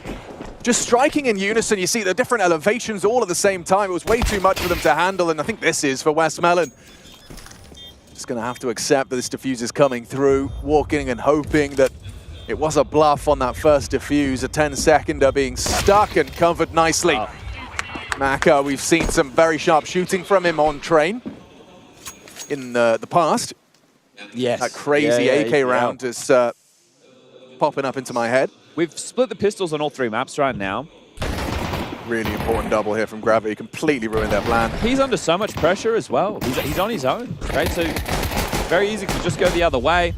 I agree with you in terms of, you know, them being on the same page, coming through the smoke, coming over the smoke, just offering up multiple different ways to close down that man advantage. AK for Amelia, Alex. There is something to be said about this round, clearly. Calling the flashes. And fighting, yeah, okay. Lucky brought to half health, but saved by Exorcise. Mantles up on the new box. Hero gun gone, hope dwindles, and a tied game. Just as 3D Max are getting comfortable, you know, on that CT side. Now, look, that was a hero AK to try and keep the finances low. They were unable to do it, so they give the AK over, but they might still have a buy round now. And I say might because we've seen some funky buy patterns out of this one. Rocket, 3D Max, house. Okay. So obviously, 3D Max. I'm taking a rocket. Home. Okay. Yeah. Not an aeroplane. No. But a rocket. Yeah, because Linvision are going to do something out of send this them to world Mars. in this half. Their home's not Mars, though. 2 Tech-9s, 3 AKs, and a B rush. Just rush B.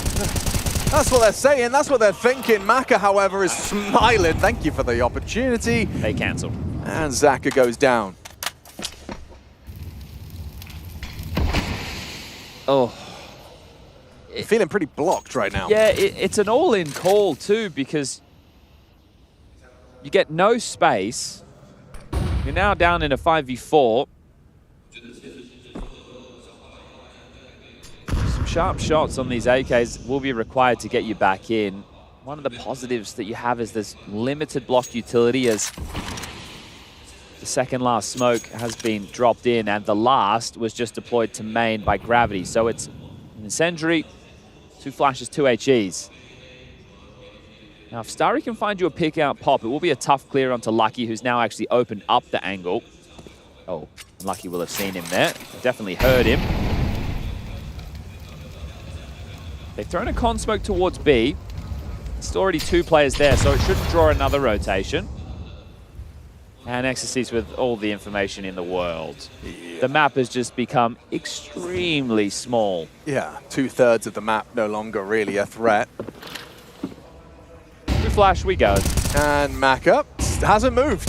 Hasn't felt the need to, and brought down by Westmelon. A second from Sue keeps us interested, especially now the bomb's gotten across. And another frag from Sue. Impact being felt. Look at their health. This could go wrong. Gravity on that device position. Is there Westmelon for the second? No, Gravity's done so much work, and Sue looking the wrong way. 3D Max us in another big round, big smiles as well creeping onto their face, and quite the opposite for Linvision as hope starting to fade. Yeah, they get the bomb down, they have the loss bonus so that there's something available now. Considering how the round started, it's a positive finish, but we're running out of moments to sit and go, well, that was a nice try, right? Like you get Su getting multiple kills on the way in. Important frags. You're talking about impact, agreed.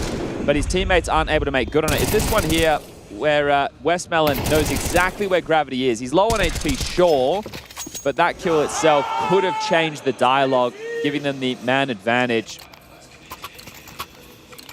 Question is,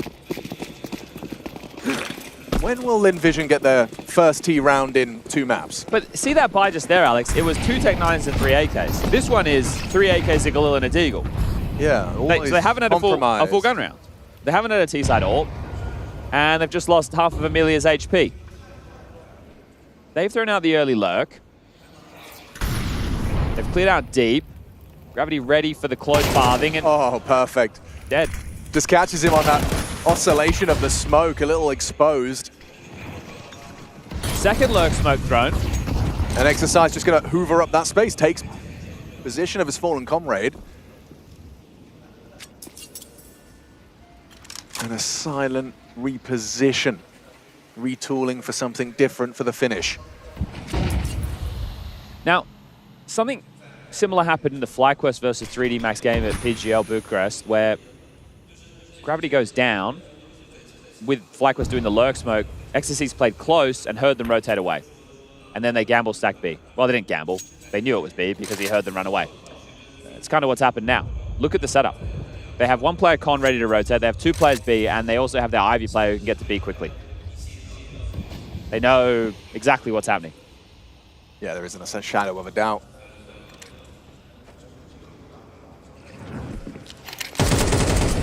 Okay, down the ramp, Lucky actually loses out. Westmelon, that's a big find! He's got 2!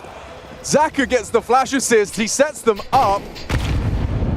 I'd have to concede this one. It looks like Exorcist is. I mean, you can see from the positioning of him, he's backing away, going to be just trying to save the AK and the AWP, valuable into the next round of play. Yeah, Body's only at 1,500 and Lucky's only at 950. 1,400 loss bonus for them into the next. So by saving this, Maka can drop one, Exorcist can do the same. That's as long as they don't give anything over. Westmelon continuing to comb forward. It's 3 in the round. He wants a little bit more for his troubles. Exorcist is hanging about, so susceptible to a death. It's the AWP that is the prized possession. That'll be the first T-side round for Linvision, something they were unable to do on Inferno. They had a very, very solid CT half and then blanked on Inferno. They strike early. And again, it wasn't even a quote-unquote full buy because it was lacking a rifle on Starry, who's been able to get himself one. Goat Zywo, he's up next. Don't you worry about that. B-Stream, FaZe versus VP on Overpass now. All the action only here in Chengdu. Lovely little kind of second bite from Westmelon, falls out of the line. Here's that commitment of the spray, knows it's likely inaccuracy and goes back in. No timeout taken from 3D Max. Their money's on the line with this one, Alex. Yeah, it is a lot at stake. Orb starting over towards B, will be poking his nose in. Has a lot on the plate on the other side. Yeah, how is he going to handle this? Gravity looks like he's going to be throwing supportive util. Little intermittent uncrouches. That's the bomb carrier as well. Zaka very close to being caught by the Maka AWP. A block smoke for their progression. Might funnel them into the orb. They might want to glance above it, see if they can catch a whiff of anything. Right now, they are just boxed in. It's a nice move to start, but still, Penny hasn't dropped.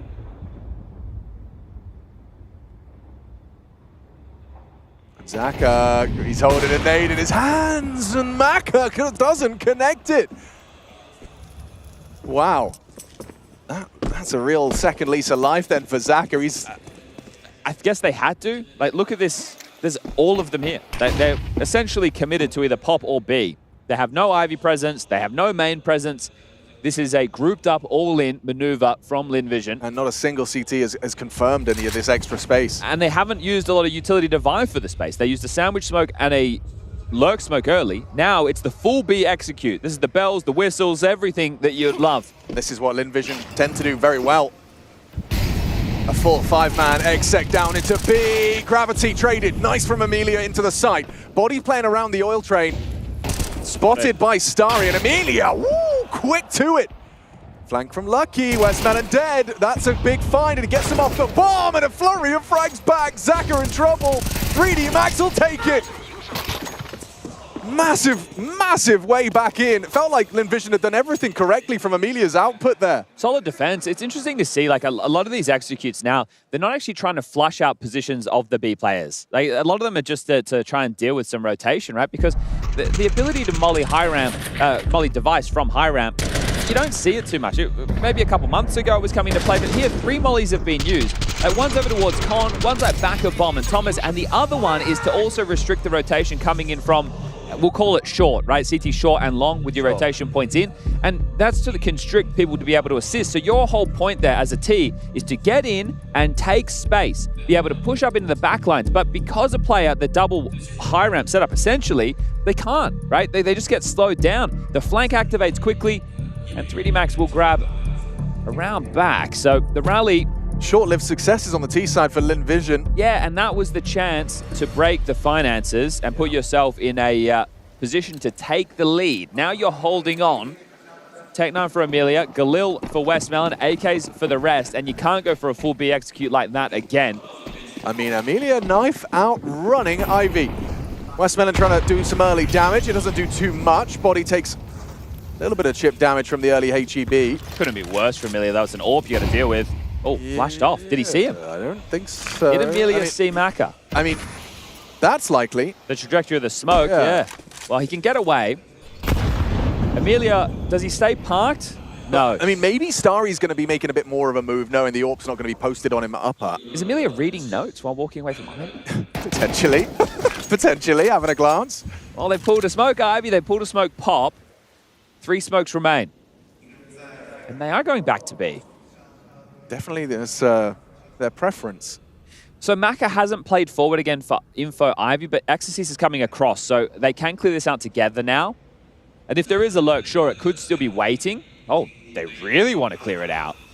This would be good info. You can delay elsewhere on the map now with that remaining block utility. This is well put together from 3D Max so far. Exorcist goes loud, charging. Amelia, did you hear that? I see his elbow. Yeah, it sees him. Free frag. Got your foot. Oh, we hit the headshot. Exorcist put to 3 HP, but the B site under scrutiny. Westmelon trying to be cheeky with it. Body struggling, gets it done. Cost him everything though. 2 on 3. Man advantage for the CT side, but that dink from Amelia could have ramifications. Exorcist very vulnerable and susceptible. A single bullet from Starry or Zaka, and this could be another T-side round for Linvision. Coming in from the short side. Oh, when Exorcist gets output, what have you got for a Starry? Oh, and it nearly was. So could have been Gravity, 1 more bullet and he's dead. Exorcist, 3 HP. There's a world where Starry comes up clutch to save Linvision. And instead, it's 3D Max picking themselves up that 10th. Double digits broken. Good map from the in-game leader. 20 kills for Gravity. He's had impact throughout. You can just see the elbow spotted here. Throws the nades. Shot comes in. Amelia has an opportunity. Sue did a good job outside with the fake. Gets a kill and it also slows down the rotation. But yes, Starry just panic spray. Not taking a breath, taking his time to isolate the fight. Under a lot of pressure, understandably so. But in a winnable 1v3 situation. Timeout taken, final for Linvision, and they are now just 3 rounds away from being the first team eliminated in Chengdu.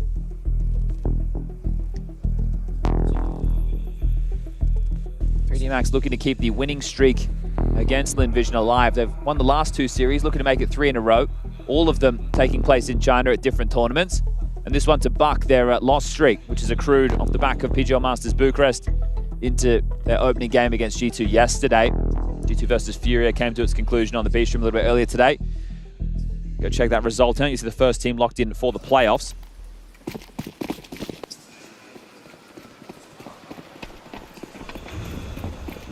All right, well, let's see. Has the conversation netted anything positive? Are they able to find a way in, or is it too late? Lots of B pressure. Body drops block utility. But there's a difference here. Being the bomb, not committed hauls. Team flash awkward, or self-flash, I should say. Maka, however, flashed off of the line and will block Ivy. I was going to say, if they're doing it dry, that's Absolute insanity. So again, they learn the position of the AWP. They apply pressure to siphon utility. And Amelia has to hang around for the lurk this time, especially after we saw Exorcist go for that full Ivy push in the previous. Gravity this time here to be the nuisance. Does he just tuck in? Maybe that frees up Maka to move elsewhere. Yeah, a bit of a standoff between these two. It's when does the lurk activate, right? And they are heading back to B again. They really like this B site. Exorcist has full main control. Lucky joins body on B. They're about to clear Amelia. Oh, barrel pot, just enough. I think Gravity caught a whiff, but a little moment too late. Amelia will profit. Lucky's rotating as well. It's just body on B. Yeah, Exorcist pushing main. Just body here. Lucky will just cheat over. Just in time. Blocked by smoke on low ramp for a moment longer. 30 seconds. He's keeping Maka busy for sure. But how do they finish this? Exorcist, he's actually got a really good opportunity here just to steal away an 11th round for 3D Max. He's here in the pop pivot. But the time, 15 seconds. Really close. Exorcist has got, yeah, oh, no, maybe not. Zaka can get the bomb down. Just enough time to throw out the smoke, wait for it to secure the round, and it falls into place for a nice one-round game. Yeah, the other two need to be considering the save, right? This is where the money's out for 3D Max. You keep winning, your loss bonus, it doesn't exist. So because these rounds are close, you're being kept to work hard. You have to hold on to these guns. And it looks like Lin Vision are going to keep all 5 alive unless they hunt overzealously right now. And that one was right down to the wire. Train is one of these maps that I think you have to play at such a slow pace because that's where the util starts to fade, the gaps start to manufacture, or you force one like Amelia did. That lurk felt like it should have been done. Yeah. It was not a deep enough clip. Gravity saw him, but looked away, right? And I think the penny dropped after he glanced. I don't know if it was like, you know, a full comic book double tap. Yeah, you know, double that's what take. it looked like. Like he didn't process that he'd seen him until a little moment too late, because I think it was actually his swipe left, you know, the double take, sure, the second phase of the double take, if you will, that gave Amelia the info that he'd been spotted. Really funny exchange, especially from Gravity, who is, you know, head and shoulders above. He has got like 20 frags, the next highest is 11. So there, yeah, he sees him. Yep. Ooh. Weird, pointy elbows, but not enough. Yeah, and you could see Gum there just staring off into the space. They're still having smiles on their face because he can't take any more timeouts. So he's going to be hoping that what he's hearing is good calls. Wow, nice work again with Sue on the T side.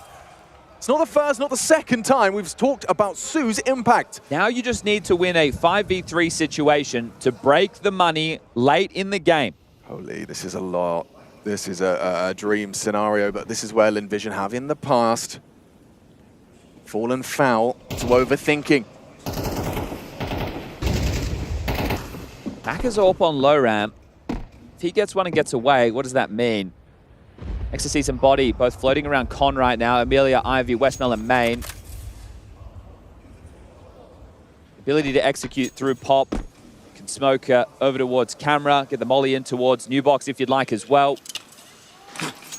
Westmelon going to smoke off in front of Con and Bomb. There's that Camera smoke. They were a bit worried about up close, even though they killed two players. Look at that molly. Yeah, that is a thing of beauty. So hell, I mean, like everything's cut. But obviously backside scary, yeah. I think there's no spam back, there's no pressure. So as long as...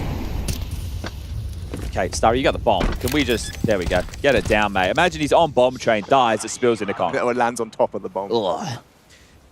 This is the time where you should start working on a systematic hunt. They can't be Ivy. Amelia was there. He's just cleared out all the backtracks. They could be in white walls or brown walls or B. That's it. So start working forward. Amelia might get caught. Lots of angles to worry about. Handles it. Or not. Passes the test. Removes the rifle. Now they're hunting. Now they're activating through Con. Running out of time. Need to get a move on. Maka's going to save the orb. He's in a too strong position. Oh, Westmelon could catch him. It's possible. Zaka caught lining up nades. Body holds on. Maka does lose the orb. They lose it all! Closer than ever before to knocking out 3D Max. This is problems now. The money at the high end, 3.1 for Lucky, right? Everybody else roughly around that 2K mark. So this has to be the eco. Their loss bonus into the next should be at the 2,400 mark. A tactical timeout called, the second from 3D Max. Gum, given the opportunity. Boys, we've done the heavy lifting. We have just ruined their finances. 11 should be ours. Sure, it's not going to be easy from there on out, but you put yourself in pole position in the next gun round, you will force 3D Max to go for another save due to the finances. The loss bonus activating late because of the winning ways. This is one of the problems with the CT-sided map. As long as you get enough in the first half. In 7, it was touch and go. It was questionable. This is the first time they've been able to post consecutive rounds on the T side. 2 needs to become 3. And thanks to Sue. Yeah, huge work on the A1S. Good shot as well here from Amelia. This started off the hunt that did end up with 3D Max being bankrupt. Gravity also giving over both opening kills. This one was aggressive. Last time was in search of information. And this one has to be 11 for Lin Vision. There's no way around it. This is an inexcusable round to fumble. And almost feels impossible to do so considering the level of investment. We know where the AWP is. Exercise doesn't have to sacrifice his life to get that info. Little jiggle bait. Lurk smoke thrown. Interesting line of smokes. A missed sandwich, perhaps. Yeah, it does look a little bit odd. At least the pistols will investigate, which is nice. Pulls him further away from the Ivy. This needs to be dink, dink, dead. There's the only way that 3D Max are able to win these fights has to be instantaneous. Oh yeah, it's definitely a dink, but absolutely not happening. And all 5 looking to stay alive as it is just body right now. The must-win round is about to be won. Body now noted, so we will call this 11.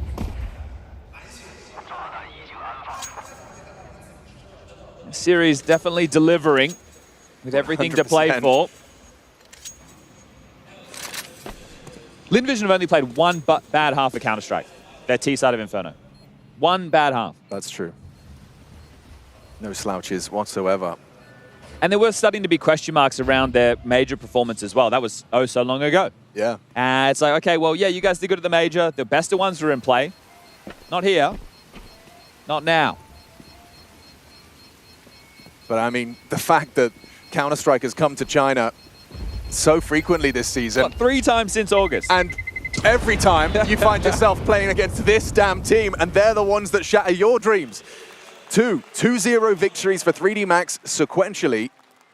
And on the 3rd attempt, Lin Vision are now within touching distance of a full 2-1 victory and eliminating 3D Max from IEM Chengdu. Now look at this, right-hand side of the screen, everybody. We are talking smokes, bare bones, bare bones. 3 incendiaries, and a handful of flashes. That was to facilitate Macca's AWP. Lucky had to drop that across. They do not have a defuse kit. If we get into a site and they fight, they lose everything. Money will be skimp going into the final round of play, potentially 2,900 being the loss bonus. So right now the advantage lies with Lin Vision. Ivy pressure has been the change. It was very B-centric. Now it's been more standard. 2-1-2s, getting Ivy pressure, applying that to Maka, who this time does not have a smoke to block. Run, but he didn't see the run boost. Oh, he didn't, but Zaka doesn't finish him off. He actually just tagged him. He is so lucky to be alive. Yeah, completely. A second opportunity. It was a perfectly executed run boost. Maka can't quite believe it. He's got another chance. But look at this trap. They are trying to mow them down. Info, fragging, and swinging his exercise to his demise. Hot push. Yeah, you're right. Gravity's here. Starry just walks into the angle. It's too easy, but a nice trade again. It's Westmelon this time. 17 frags deep. Claws them back into a competitive affair. Lucky's in a good intel position, right? At least he can hear sound cues from main. So he is removed from the play, but you could almost leave him here. If it is back through Pop, it is through Ivy, you can deal with that. Body to deal with B, fast rotation from Maka in through CT spawn. And for the execute, we've got smokes, we've got mollies, we've got flashes. But you got to get past Body. He's been very good throughout this series for 3D Max. He hears them coming, and Westmelon continues. A triple kill in a huge round of Counter-Strike for Lin Vision. Lucky, you said he'd be disconnected from the play. I think he's accepted his fate. a save, the best of a bad situation. It's 2,900 and the loss is the next, right? He has to save. He's going to have to drop a gun to one of his teammates, and then when you take a look at the cash on the rest of the team, their buys, it's going to be MP9s, it's going to be Famis's, it might even be a scout if Maka wants a scope. They'll have 2 opportunities now, Lin Vision. This one's going to feel damn good. Sure, it's a group stage game by all contexts of the event, but they're playing in front of the crowd. A win against a foe that they have struggled with, and a chance to extend their tournament life and play again tomorrow. Sure, it'll have to be 2 best-of-3s tomorrow. But for 3D Max, this will sour the mood going into the tail end of 2025, a year where they've been constantly on the cusp. A playoffs gatekeeper, eliminated early in Bucharest, and a last place finish just 5 kills away in China. Westmelon, great output. They've gone Famis's. 2 Famis's, 2 M4s, and a scout. The hopes of the French resting on this buy, this constellation of weaponry. Bizarre. French guns for the French pride. 2 consecutive required. No AWP for the Ivy space this time. No Maka to lock it down. Will force out the util, and that's all they're here to do. They literally throw the molly. They didn't see the response. They were already backpedaling. They want to keep a player focused on Ivy. And then the next step, Starry and Sue, set up by Zaka. A lot of grenades been from Zaka to set up these openings. Progression for Starry. High alert for Body and Maka. And only a scout, bear in mind, for Maka's support. So he's aiming for heads. I mean, softening them up may not be enough. They are opting for the P-execute for the finish. Now, we've seen them go for this before, and they have 2 Molotovs, a bunch of smokes, everything they'd need. But they've had a hard time getting in.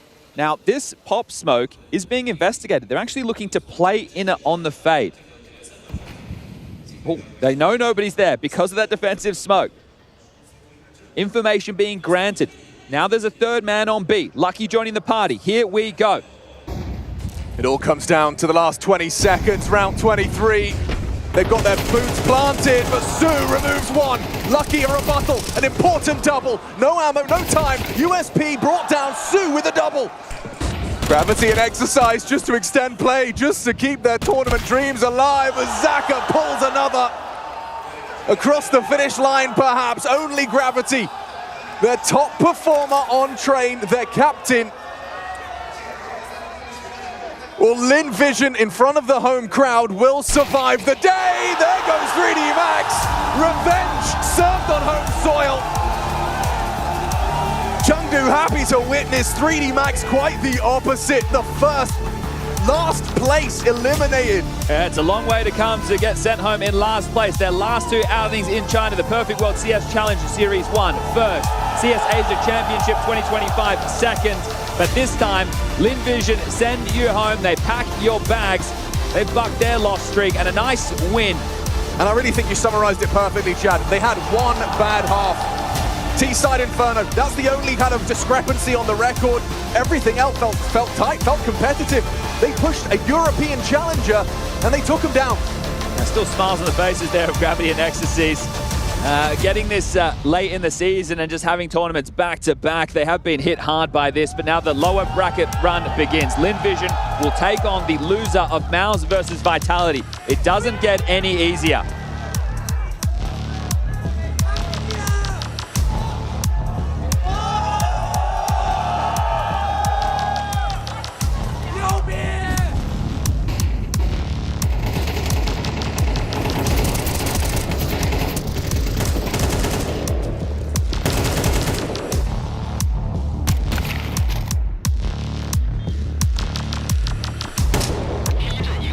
And just like that, 13-10, lock it in for Starry and friends. That's right, it's easy for Lin Vision. Not really easy. They actually had to really grind it out there.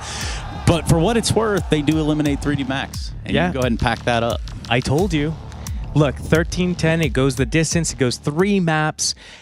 You were asking me earlier, before we went to each map what I thought the score and the result was going to be, and I think that was the home crowd pushing Lin Vision. Look, it took a few head-to-heads, but finally they broke the curse. It's on Chinese soil that the Chinese team wins, and 3D Max is going home, and they're no strangers to that feeling. Day 2. It's an unfortunate turn of events. You know, obviously for 3D Max, this is the end of the line for them. That was an elimination game if you are just tuning into the Intel Extreme Masters.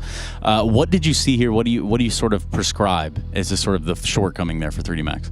Well, 3D Max, I thought that they were on the right track, finding that space down lower ramp that first half, getting inside, and just abusing that. But somewhere along the lines, it felt like it was a repeat of that Inferno aggression coming out of the side of Lin Vision, just being able to be kind of everywhere all at once, just on the flanks and everywhere they really needed to be. So just great play from Lin Vision. The kill distribution, we talked about that in map 2, and you know, 3D Max Gravity was the only one really putting up numbers. Everyone else was barely cracking double digits, but you look at the side of Lin Vision, for example, and everyone was pretty up there in the high teens. I think this was just a matter of 3D Max breaking at the end of everything. Yeah, but for Zacher and company, good day in the office, right? Like that is something that we can look at. Westmalin and Zacher, or at least begin to kind of have that discussion, because I feel like they more than did their job today. Yeah, I mean, you kind of look at Zacher, there were a few missed op shots, but I think overall, especially like over the entire series, I think there were a lot of moments where his op shots did connect and were the difference maker for a lot of these rounds. And, you know, even when it came down to rounds that they lost, like I can point out one of the rounds on Train, Westmelon with a super late flank, it really just ruined the economy of 3D Max, that they get the bomb plant, they're getting the round, but everyone's going to go down at the end of it. And that just helps the long game for Lin Vision. Yep, for Lin Vision, they do continue on again. That's 3D Max being eliminated. I'm understanding we'll probably hear from someone down there. Body even, it'll be Body. And we'll see what they've got to say from their side for being eliminated. But for the side of 3D Max, if you kind of look at the year they've had up to this point, what are you taking from that? I mean, I know we're coming to sort of like the end of the year timeline, if you will. Yeah, I mean, you just have to put it kind of like in that list of who does 3D Max beat, and they can beat anyone, but then they can also lose to anyone. And right now, I mean, they've been head-to-head a few times, and I think Lin Vision is just the team that once it kind of went in their favor on Dust 2, you're looking at a team that, you know, you combine all the factors that are at play here. You got the hometown crowd, you're playing like the map that you like, you've played against this team before, and really not much is being changed up, and then you have 3D Max kind of losing to themselves in some degree. So I think all in all, you accumulate it to this, I guess, ending. This is what was meant to be. An L is an L is an L, is what you're saying. Sure, if you want to. We do have the opportunity here from Body, and you know, there are some sort of silver linings here. They will be attending that Budapest Major in Stage 2. So again, you know, not exactly the end you want here for Body and company, but let's hear from them. 3D Max, unfortunately eliminated here. IEM, Chengdu, Body. I imagine there's a lot going through your head right now. So I'm just going to ask, Train, second half, started off so strong. Where do you feel like it fell apart? We are coming to a point where like we know exactly what they're doing, but cannot stop them. Like we cannot. We are struggling with consistency right now. We have a lot of like problems that we need to fix in game, and like you can see the flows that we have right now. And yeah, that was a rough one for sure, and one that we're gonna fix. I know that you guys have been grinding so many events back to back. Do you think fatigue plays into any of this at all? You know, just going from event to event to event. Does that have a factor on kind of having the time to fix those mistakes you're talking about? Yeah, I think we probably have like 10 practices out of the month and a half that we're coming past. Maybe 3 days home or something. There's no excuses for the result that we're having today. And we are looking to be a tier 1 team. We're not right now, as consistency shows. We can do those results, but not in a way that we would like to. And right now, yeah, we definitely are exhausted, and shows right here. Like you can see it on our face, in our energy, in the way that we play in the rounds. Like that's pretty much all full from us right now. Is there any particular plans for you guys between now and obviously biggest tournament of the year going into the major to end out the season? Yeah, we've been looking forward for that time. pretty much like 2 weeks home until the major. We qualified for stage 2, so that was something that we were looking for throughout this season. Extreme grind to make it like as good as we can for next season and get invited as well for other tournaments. Didn't go as well as planned, but right now what we're looking for is definitely the major and those practice time and those mistakes that we can finally fix and working on our map pool, aim, communication. Fuck. Well, either way, gutted to see you guys go, Body. Yeah, best of luck with that bounce back. That is 3D Max eliminated here from IEM Chengdu. Yeah, that does it for 3D Max and company. It is going to be Starry and crew, though, that will move on. And again, 3D Max will have another shot at that major in Budapest. However, for us, we do have other Counter-Strike to be played, and I'm talking about the big dogs on the block coming on out. We're talking Mao's Vitality and playoff qualifying contentions over here. When we come back after this break, you don't want to miss it. It is the Intel Extreme Masters, and it is Chengdu 2025.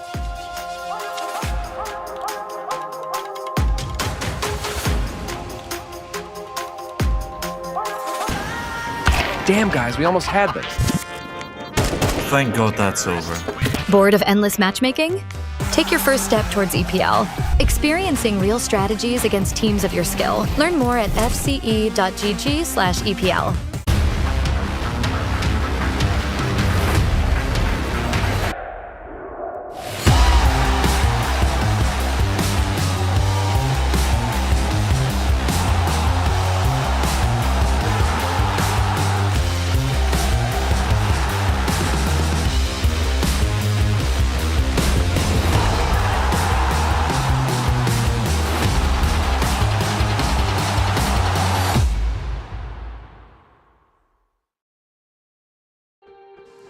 Found deep in the Himalayas, red pandas, whilst not only incredibly cute, are also deeply symbolic, embodying gentle resilience, peace, and harmony. They are just one of many adorable creatures native to China.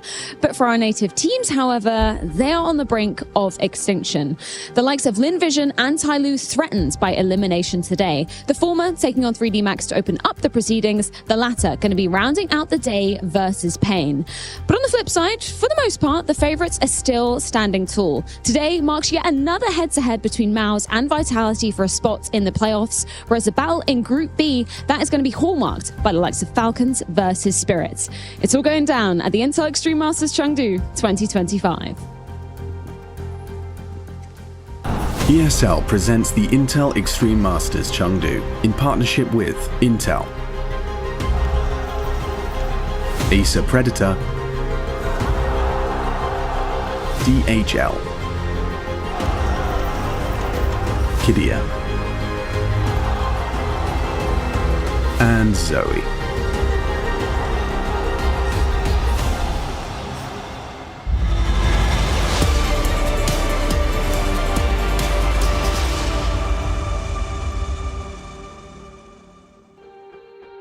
Our next matchup being that Group B upper bracket semifinal, winner advancing on into the playoffs. And again, it's the two big dogs, or at least two of the bigger dogs we have in 2025 is around the year out. Mao's taking on Vitality, playoff contention on the line.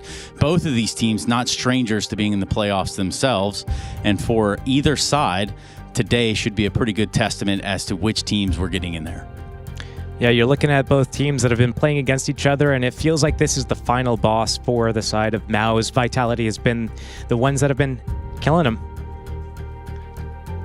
Well, but Zaiwu, I do want to start off by talking about yesterday versus Virtus Pro, because if we're being honest, a little bit of a slow start from you guys. Having had time to reflect upon that, what do you think went wrong in that game?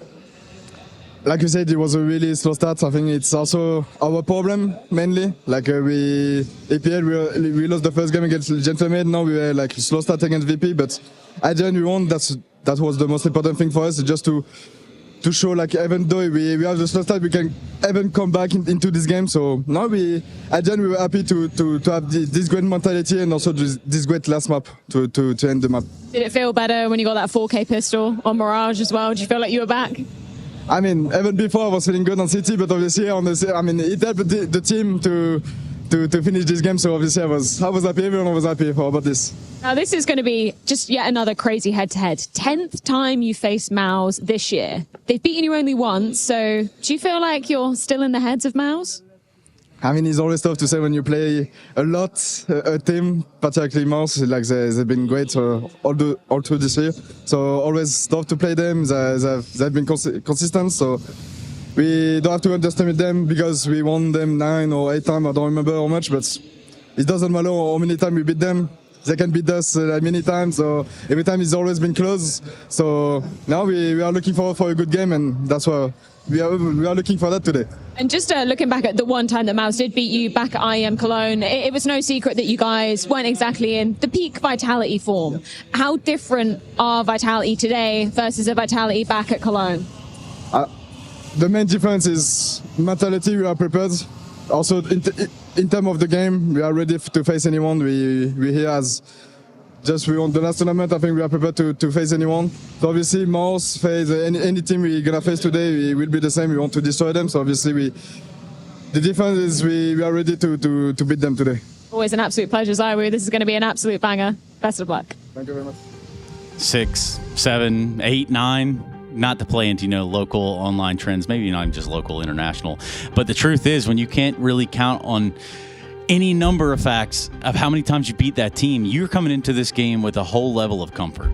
Yeah, how many tournaments did you win this year? I don't know, like 8, 9. Yeah, who's counting? Who's counting anymore?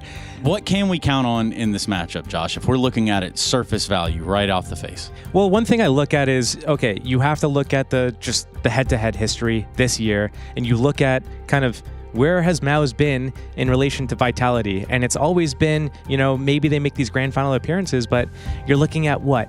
1 BO3-1, but 6 losses? You lose every BO5 grand finals to them. This feels like it should be like a grand final match for the side of Maus. So if they're able to get over this, they've got a couple things going for them. It's a group stage game. Okay. So even if they win this, it's like it's in front of an audience, John. It's in front of an audience, but they'll make playoffs. If they don't win it, there's no issue. But it's not like they're gonna spend all their energy right here winning this and then go on and then just lose in the grand finals right after. So they've got that little bit of a mental angle working for them because it should alleviate some pressure from them. So how is it one team with the most aura versus one team with just not as much aura as the other one? I don't know what you're saying. Are you saying Vitality has no aura? I'm saying they do. They have all the aura. I mean, Rops with the Porsche, all the cool fixings. They're hoarding all the auras? Maybe that's what it is. They were hoarding all the auras, and now they're, maybe kind of slowly dissipating those around. Let's talk about Train as the first map of the series. We got a little bit of an expedited time frame, so let's go ahead and jump right into it. Josh, what are we expecting? Yeah, we're just expecting Maus to be able to come out here. They're picking the map. It's the same permabands coming out for both sides. Both teams should be very well prepared. They've played each other like 25 times this year overall. So really, there should be no surprises. It should be locked in, and whoever just comes here wanting it. Vitality showed a little bit of cracks from yesterday. They dropped the map to Virtus Pro and Overpass. Are we going to see that? No. So well, we heard slow start was kind of the verbiage that Zaiwu had kind of given us. And maybe that's how it is these days. A little bit of slow start, but into that wake-up call, and you get the performers from the side of Vitality. We've seen their track record. Like it's kind of their accolades are all kind of written out on paper for them. So for me, I look at this one, I'm thinking Vitality's got their number again. I think Vitality should take it, but I'm going to go and lean on Maus. I was right earlier with Lin, so I'm going to go for Maus here.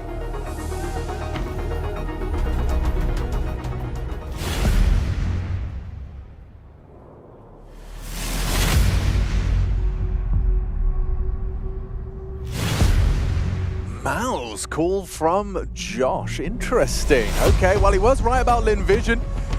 We just got out of that one and now heading straight back into a Train. Maus versus Vitality.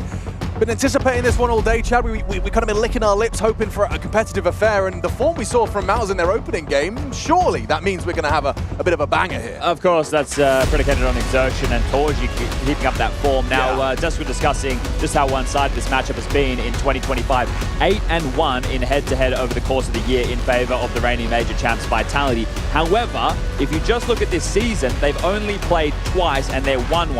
Oh. So if we go with that framing... I mean, I prefer it as far as wanting a competitive game. Exactly. sure Vitality are still looking for revenge from IEM Cologne, where they lost to Mouse for the first time all year. And Train was the pick of Vitality in that head-to-head. This time, Mouse have opted to make it the pick. Is that the key to success?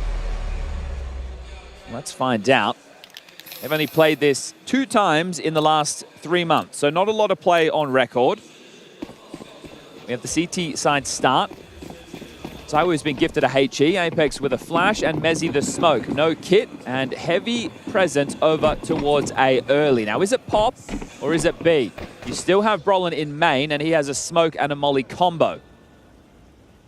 So they've gotten the control. There's no trap, there's no flash, no push up low ramp, no one searching high ramp. Looks like it will be the pop play into the A split. You're going to have to get past Zywoo. Flame's fiddling with his headset. Okay, making sure he's happy. Camera smoke.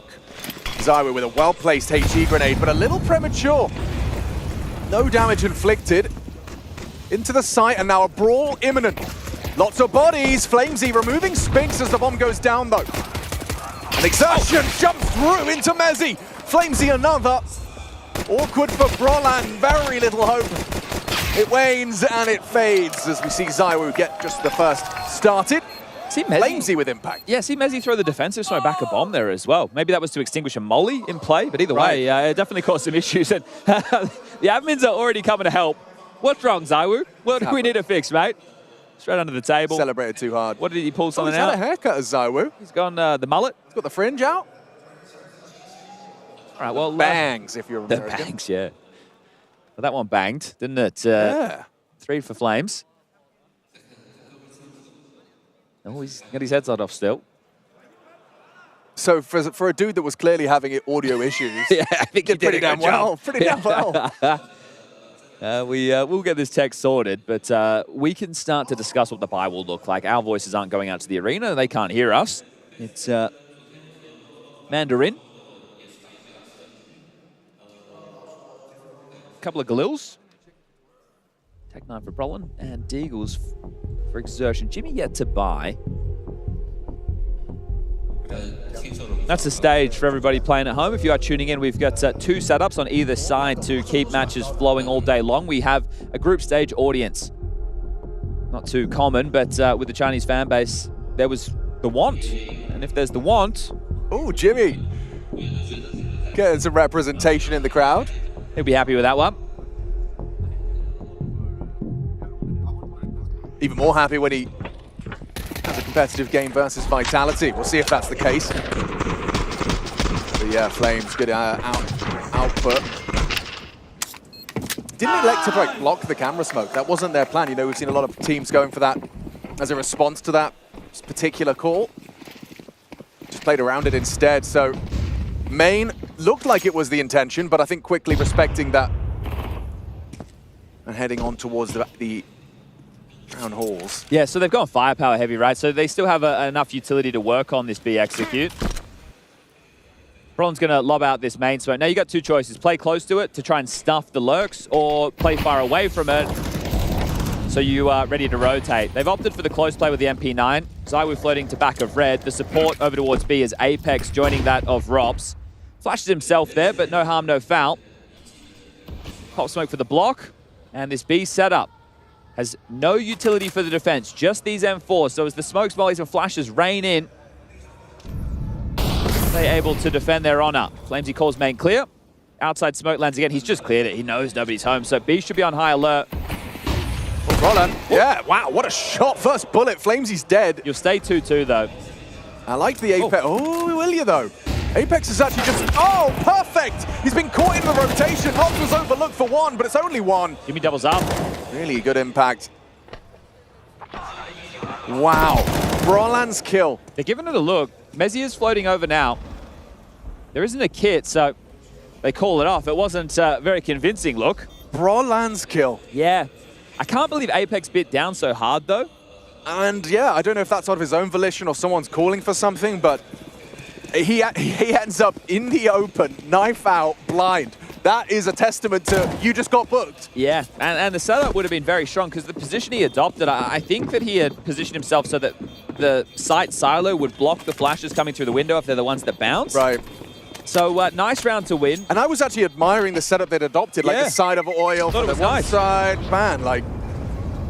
Well, that's a nice round for Mouse to win back. They'll keep it competitive early. Obviously, we will see Vitality forcing in. I had the opportunity to talk to different coaches about different maps, also in-game leaders.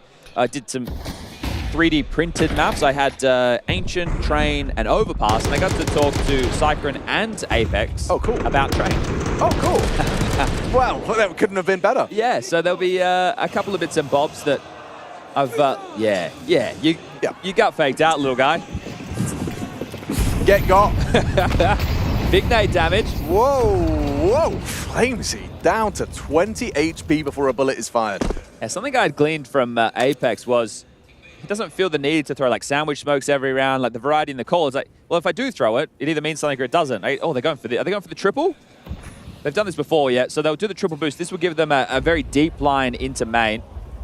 Wow. It's not the first time we've seen this. So if they do head through pop, I'm sure that Mouse will be ready for that type of boost. This even played in as early as not this specific one, but this boost much earlier in the year. I think we even saw it like in Lisbon. They were going for this type of variation against Mouse.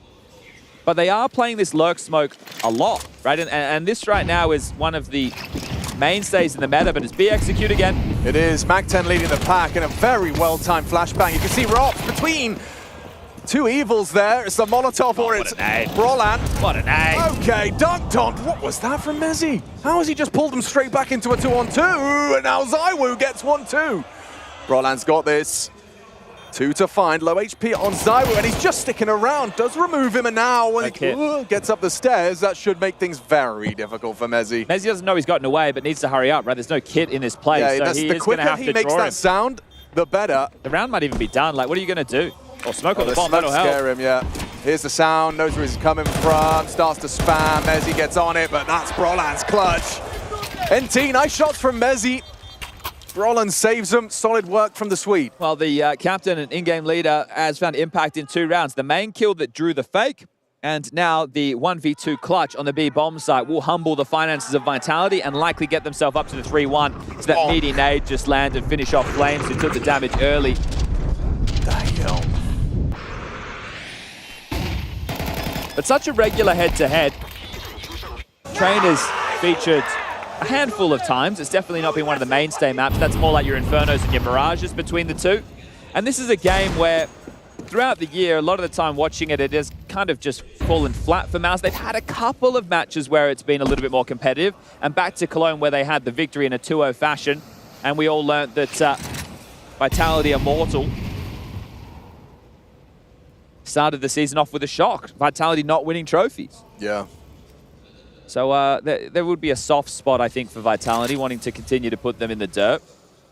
I think this matchup, the desk was discussing some of the context of it being a stage game, but slightly lower stakes in the sense that it's not an elimination game.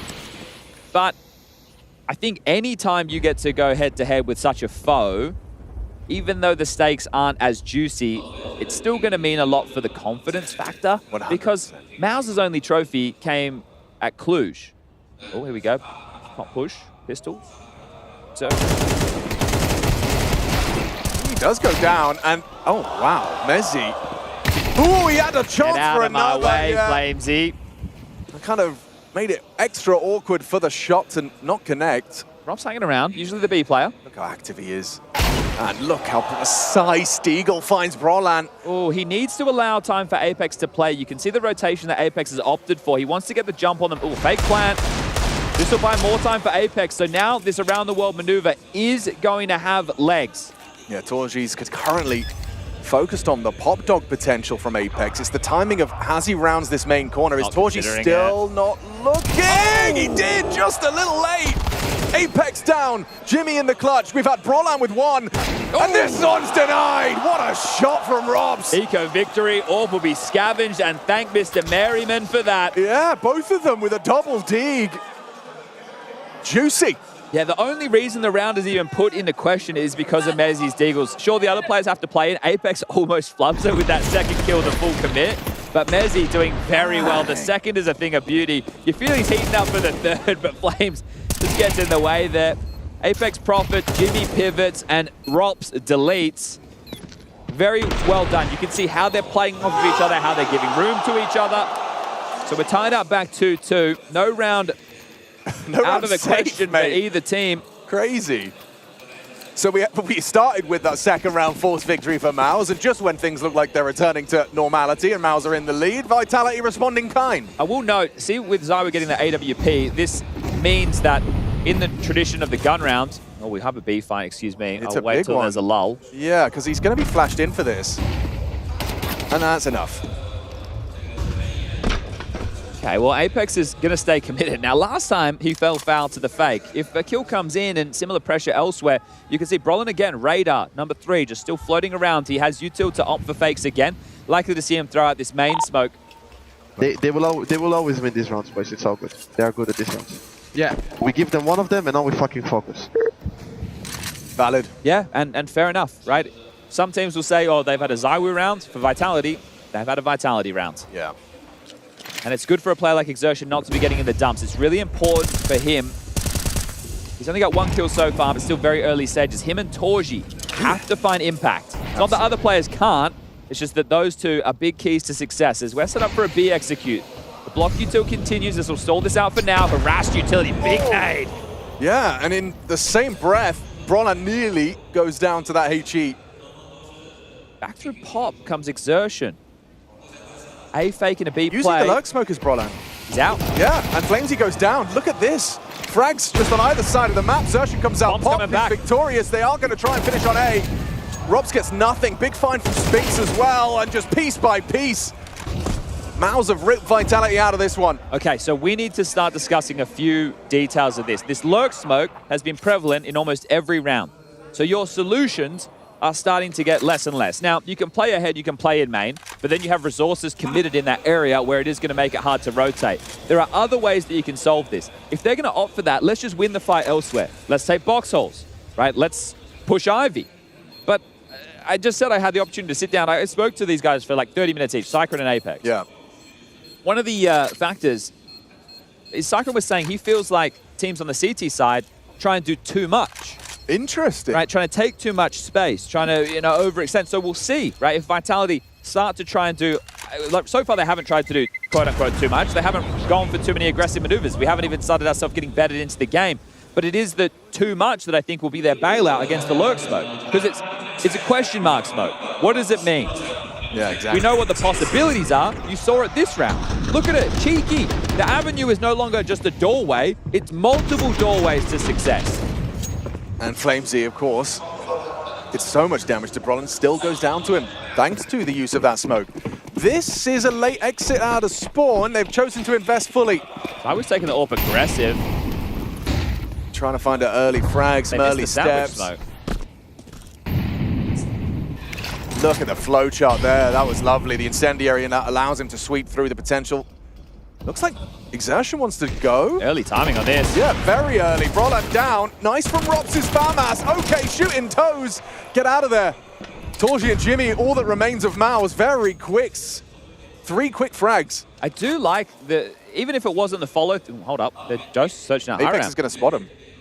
Oh, that is gross. How has he hit that? Raw reactions. 2 on 4, 2 on 2, Jimmy and Torji making a case for Maus to take the lead, or extend their lead. Very low HP on Mezzi. Trying to get output out of his MP9, and I think he will, yeah, not ready for that one. The combination meal, so MP9 and a HG. Calls the bluff on that first defuse, expecting no kit, and he's absolutely right. 10-second sit. Zywa's got so many options now. Here's the sound, missed shot, knows he's off the bomb, he's playing it well. But now they will stick it. The nade of Hiram, does he have a lineup? Oh, he might, he certainly might. Not enough, Zywa's got you, no he hasn't, missed the shot, Mezzi's down, it's another clutch for Maus. Jeez, that is clunky. Jimmy shakes his head, he knows he got away with murder there. The aim not on point, but the Finn brings the round home. First the Swede, now the Finn. Clutches on clutches. Robs, I thought he had done so much there. That kill from Torji onto Apex. The molly as well, Thomas side. Forces Robs into a choice. Flushed forward into the fight. Can't run back through the flames. The details there from Maus thought they just got stunned on the way in. Yeah, that Torchy shot was... I mean, with X-ray on, that looked impressive. Like, what? Just... What the flip? Oh! He's like... He's bending bullets! Yeah, it is like that Wanted movie. James McAvoy, eat your heart out, mate. Did Zywoo miss another two? Or he quick changed to a pistol as he swung. Yeah. I'm not certain. I don't know if I heard the bullet. I was more focused on the 10-second defuse the second time around, but wow, Mao is a couple of very, very big rounds. This is... Oh, wait. Is that an AK and Spawn? Let me go back and check. Did he? Maybe he refunded it. I think he might have worked it out. Yeah, I'm just going back right now. It is another eco, though, but the only rounds Vitality have is a pistol and an eco win. And, I mean, Xerxin, his pep talk of that those rounds will happen, don't stress, win this one. He gets 2 kills, they do. The pep talk now is, let's not let it happen again. Yeah. And that's really nice for Cyclone to take the time out there because, hey, just steady the boys and say, also, guys, we already have 4 rounds. Already 4 on the T side. And that's Brolin and Jimmy closing things down, Torchy getting them into it. Spinks haven't had to say his name an awful lot, you know, and he's usually at the tipping top of the scoreboards in these affairs. So, good signs, very good signs of life. Rob's about to be overwhelmed again. He has no support. How is one man, a 5'7", and perfect util? How is he supposed to handle this? Oh, click. Very nice. Xerxin goes down. The response is belated. It should be coming. How does he get 2? Shouldn't be anything more to be said about this one, but maybe coming from the long side, that bullet could have connected. Zywoo doesn't. Mezzy, however, has hit a couple of stunning deagle shots already. He is a big reason as to how they got the first with just the Desert Eagles. This time, shy of the mark. Brolin's 4 HP, but alive.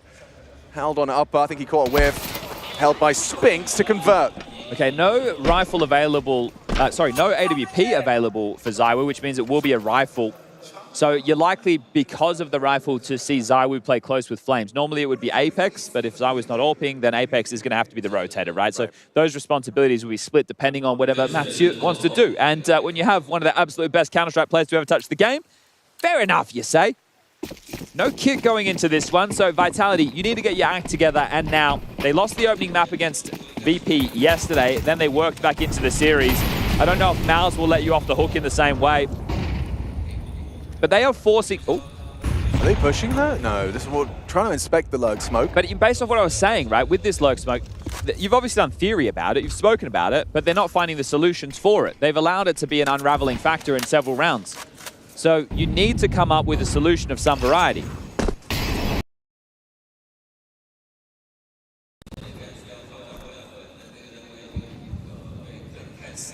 It's held by the AWP, I think. Torchy was on it, now lining up util.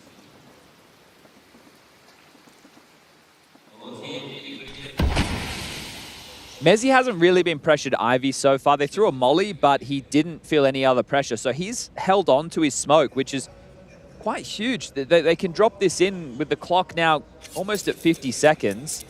Him and Zywoo are partnering up. As they throw out that. Oh, Flames is going to play ahead, okay. Yeah, main smoked.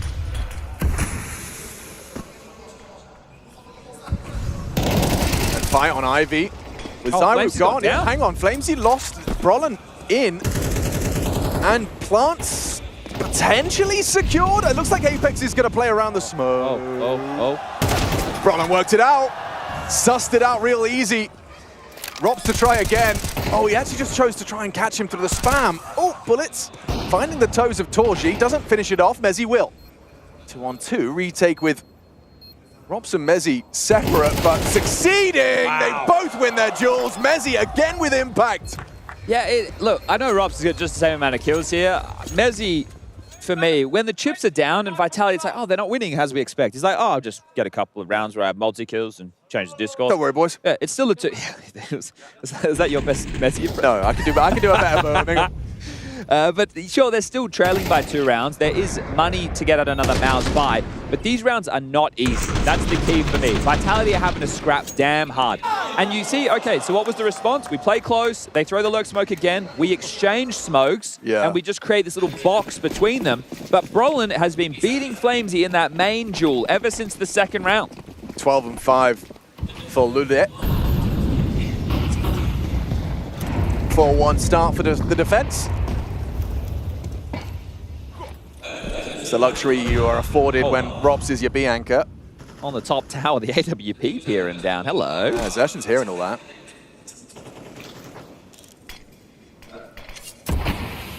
Why is he just going to go and tuck in on the other side? Yeah, wait for the fade. And on the fade, right, if there's somebody next to him, it might be able to get the jump. Oh, they're pushing. This is their Molodoing main. Yeah, they are Molodoing. But Brolin has been playing this one so well, I wouldn't even be surprised if he galils the AWP here. Speaking of AWPs, Torji, oh, he does go down to Zaiwu in the main exchange, but it's simultaneously an Ivy pressure onto Mezzi. This angle he's adopting is wild, isn't it? It is. It's curious. He even gets the info on the AWP peeking him in. Wow. Write that one down. Zertion's out pop. And Torji's taken down the Woo. It all falls into a 3-on-3. Flamesy has main, but losing teammates. Apex caught on the rotation, and they're out of there. Oh, Apex looking down the line there. Hand to his head. Look, we'll catch it in the replay, but the pressure points there, Mezzi feels pressure, calls for backup. The setup is a 2-3. So Zaiwu leaves his post. Flames is in main. The gap is pop. So perfectly played from Mouse. Right? The Ivy pressure comes in, the rotation comes, there's a massive gap. Exertion truly just walks out. That's it. Like, they just found the gap, and then Apex having a tough time, only 1 kill to his name. He dies in con, they're already up close. So he's thinking, how are they already here? Well, there was always going to be a gap left with that setup as, Rops cannot retain his rifle, and back down to Squalor as the loss bonus injected will not put them in buy range. I'll tell a lie. Flamesy can drop 1. Zaiwu and Apex can both buy M4s. So they could buy, but it'd be very light on. So this is Zaiwu's rotation in dead. As that kill comes in, Zertion's already E-boxed though. Yeah, he's already made so much progression. Zertion actually dies to Flames. Yeah. Wow. Oh, he's here. He's here. Yeah, exactly. That tells you that this setup, it's got gaps. There's issues with the comms right now. Mouse, Puppet Masters. That's even with the opening kill. That's a 4v5. That's a bad round to lose for Vitality. 3-round gap. Has to be a partial. Now it's looking like they've come to play today. This train pick. It is fine. It's not your fault. It's just we need to fucking step up the communication. No way, guys. Yeah. It's just the not your fault part at the start, which is pretty nice as well. You know, like it's a good bad sandwich or the. Might need a sandwich right now. Yeah, it's more of like a bruschetta, you know? An open-faced burger. Yeah. Oh, they've missed a lot of harassment. Whoa, mama. Flamesy slowing down the roll, goes charging. Rops pulls him back, but it costs him his life. By taking down Exertion, you can see that Zaiwu will be, I was going to say solely responsible, but no, Mezzi's going to cheat over as well. Apex needs to try and get in a position where this Mag 7 is not just wasted. I mean, there's very limited options as to where the Mag 7 will be useful holding the A-site solo. And he has a smoke as well, so if he can try and corral them into Mezzi and Zaiwu, that would be the best thing I think that Apex can offer now. Zaiwu's been noted. Can't believe he's playing around. For it? All right, peek me. Oh, whoa! Yeah, peek me. Peek me. Thank you very much, Torji. Well, damn. So maybe if they just got Deagles it's at least more exciting. I agree. Yeah, no. And now poor Apex is like, well, my team's dead. I've got a terrible gun at range. It's not the weapon for the job, is it? No, and he's about to get bottlenecked. He's going to... Hello, I've got a USP. Hi, guys. Right. It's fine. Yeah, guys, I've only got a USP. I'm in CD spawn. Let's come and kill me. Get an extra $300 bucks. $300. And now he only has 4.2K for the buy. The body language I'm seeing out of Mouse, the result as well, like as far as the first game against FaZe, I don't know. They feel like they've unlocked something new. I think obviously the clutches early helped, but they were two clutches where Vitality were in like forced buy territory without kits, so they weren't even favored in those 1v2 advantage situations. I'm not trying to make excuses for Vitality. I'm just saying, like, yeah, context matters, of course. Mouths are winning important moments. But it just feels like they are, for lack of a better term, you know, locked in. And it's not the Torji and the Exertion show. It's not. No, absolutely not. Rops is alone. Well, no, he's not alone, but he's committed alone. Thanks very much. I mean, that's a dream. Yeah, it's just a free fight. And they know the likely reaction is the pot player goes looking for that late trade, throwing out the lurk smoke, hoping that forces a reaction out of Flamesy. He's not going to provide it. He's just going to stay on this very tight line just for pixel gap, hoping to finish off the job with a little one bullet. Just like that. Down. Chengdu like that one. Shared. Ooh, was another one from Zywoo. The issue for Mouse in this round is, oh, hold up. Spinx is activating high ramp. If he gets Apex, they can take B. He's out high ramp. Okay, Spinx versus Apex. Big standoff here, and he's already gotten across. Apex. Oh, okay, gets info. That was the bomb spotted. Quick pivot. Spinx, ooh, drops down. Whoa. Tough exchange for Apex, and even tougher for Zywoo. Rotates in, and Vitality collapse. This is 2 rifle rounds where they have had man advantages that they have let slip or that have been ripped away. Frame it however you want. It doesn't change the scoreline. Mouse, this is some top-notch Counter-Strike right now. Yeah, the team effort really across the board. Necessary risks being taken, right? And I like to see that from Spinx. Sometimes I feel in these harder matches, he takes the safer of the options, and that doesn't equate to round wins. Yeah. So here with a very important multi, Apex is having such a rough time. 1 in 10, the player doesn't even leap across his screen, just kind of saunters and drops down, doesn't want to commit, goes back, still gets caught, can't get a frag, bomb site overrun, Flamesy saves. 4 rounds is all that is available for this CT half of Vitality now. T-side train. Yeah, you can look at this. He is feeling the frustrations. Yeah, like genuinely red in the face. And it didn't look great against VP yesterday. It's looking worse than that right now. And for Rops to get caught without anything, normally very, very handy. Yeah, that really does feel like a rarity. Good catch from Spinx, and biggest round out of him as well. We'll just let you guys know, don't go anywhere. No halftime break, just a 30-second buffer at the conclusion of this round. So hang around. You won't have as much time to get a drink or go to the bathroom. They're going to go for the boost? I think they have to. Their pop smoke's also trash. Like, look at that. That's their own smoke. Oh, it just looks... Nothing is a known quantity for Vitality. Let's fucking go, guys. I swear we can do it, but we need to fucking step up as a team. Let's go. Let's think about the team.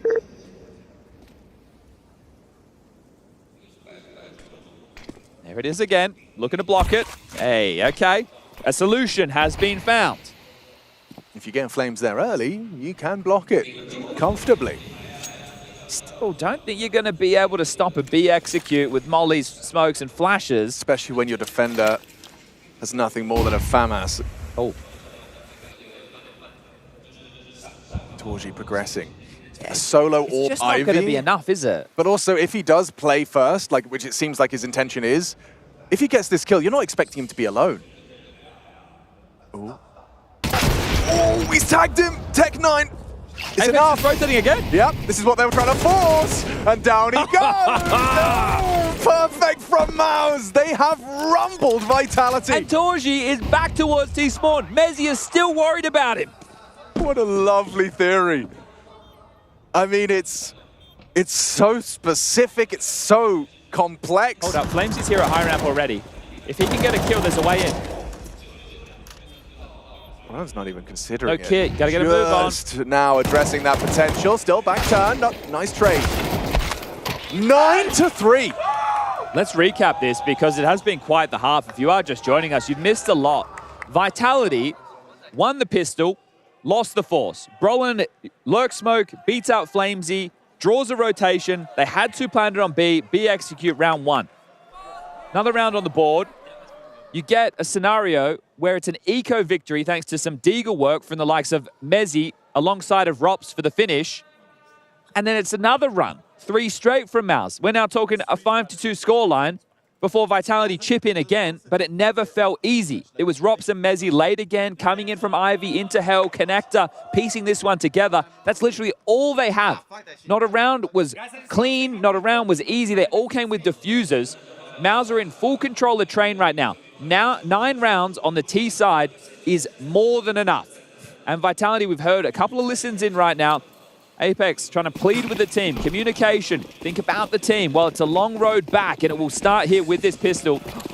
Insta camera smoke. Don't see that one. Straight from spawn. This is trying to invoke confidence. Yeah, they're ready to fight, though. Everyone's blind. Torji down. Apex gets himself a second. Okay. Brawlin and Zertian. Spinks comes in. And Vitality, Train, feeling like a done deal at the start of the second half. Crazy.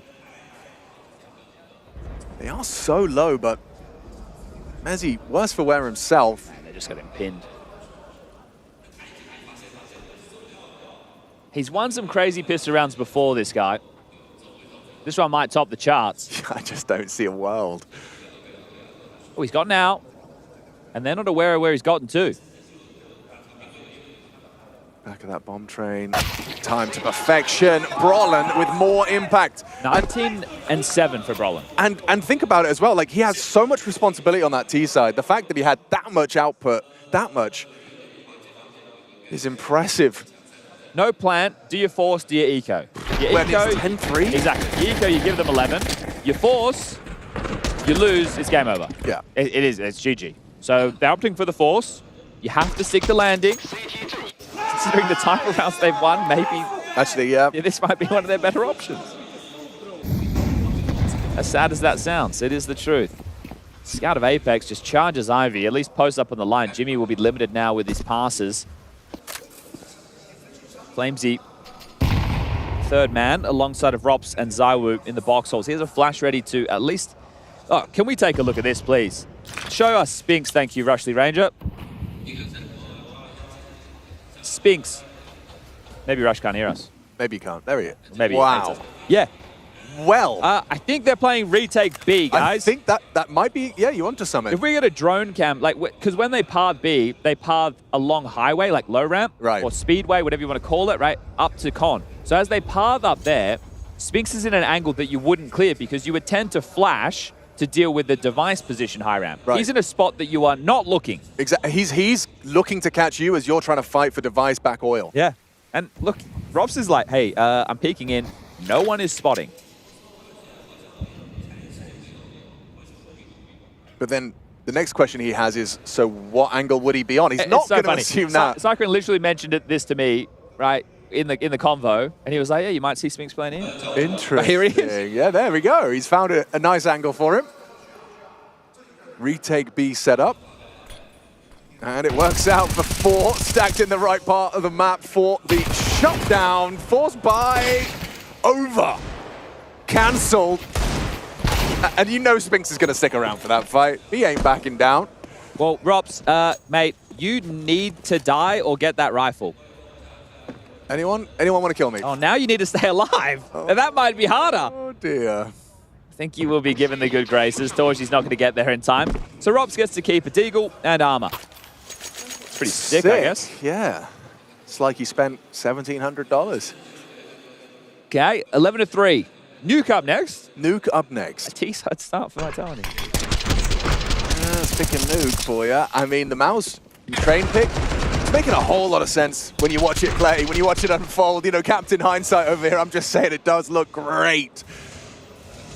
A team effort across the board, everyone chipping in, Brawlin stepping up above and beyond, and 11-3. Yeah, you could sit and say, oh, okay, Spinks already has full control. More than full control. He's taken down Rops, really taken the head-to-head. These last couple. It feels, I'm going to say this now because when it does happen, but how hard does it feel for Maus to lose this series from this point? I know we still have more maps of Counter-Strike to play, yeah, it but does. just how good they look comparatively is insane. Like, Maus look 25% more polished and Vitality look 25% less polished. Yeah. It's just a mountain to climb, you'd think, to get back into this. And I question those 2 clutches early on in the game, if they went the other way, what type of a half are we looking at? Right. But that doesn't matter. That's not how she crumbled. The cookie being she. The cookie, yeah. Cat's mother / cookie. Zertian. Nice headshot, and there's a response. Maybe we can have a conversation. I don't think so. Neither do Mouse. It is flowing oh so nicely. This must be what it's like when you have a game plan, you know, when you theory craft, like, oh, and if this round, and if we win that, we could do this next. It feels like this is just an example of when the entire game plan has happened. Oh, we'll win a couple of clutches, you know, break their money early. I'm just checking. We'll get, what, 9-3 half? This might be the most dominant map Mouse have won against Vitality all year. It's got to be. Their most previous, at least last most previous score. Yeah. That doesn't make any sense. Anyway, I see where you're going. 13-4 on Inferno. So if they win this round, one, it's the most dominant. Most dominant victory versus Vitality this year. And there's been a lot of head-to-heads. Okay, good angle for Torji. Jimmy as well, removing another. This is a lost cause for Vitality. Nothing going their way. I say that as Torji does miss a shot onto Apex's scout, but he might just swing him with a Galil at this point. He's feeling himself. Zertian backs him up, the double swing. Frags come through. Yeah, get outside, get the team talk going. Try and wake yourself up, get the coffee, inject it into your veins, because Mouse, they are here to play. This one is for the playoffs, and Mouse are 1 kill away from being 1 map to the good. The most dominant map win over Vitality this year for Mouse, 13-3, the train pick, perfection.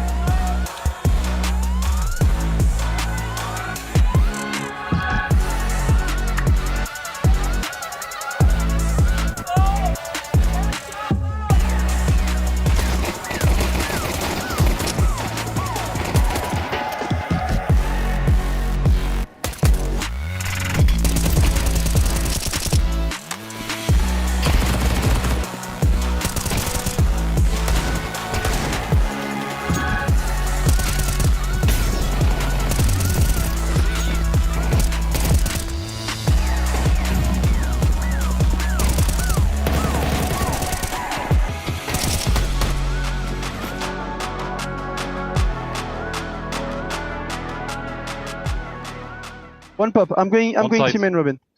That's it. That was the pop. That was the close team main. One was pop. One was pop. One was inside. Okay. Close team main. Close team main. He's out. Play defensive, Robin. Yeah. Planting one. Fake. Affected. They know about me. The other one is team main. Done. You heard him. Done. Yeah, I'm coming team main now. Again.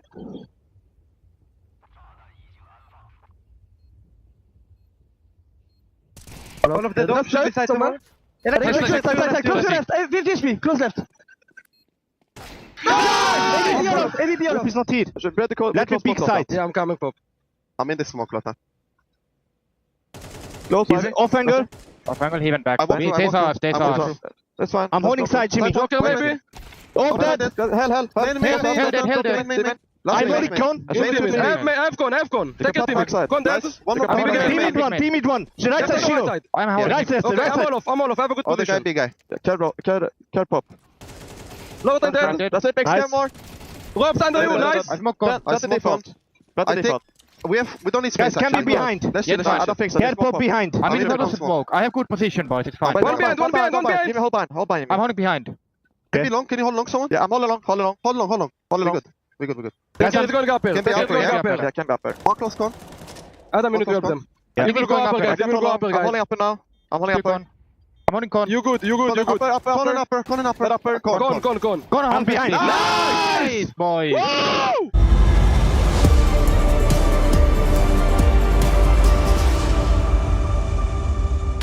Well, what a weird turn of events it is. That's right, Mouse. Absolutely pulverizing Vitality, the world champion. Vitality's at that. Now, welcome back to the Intel Extreme Masters. We're still trying to figure out who our champion is.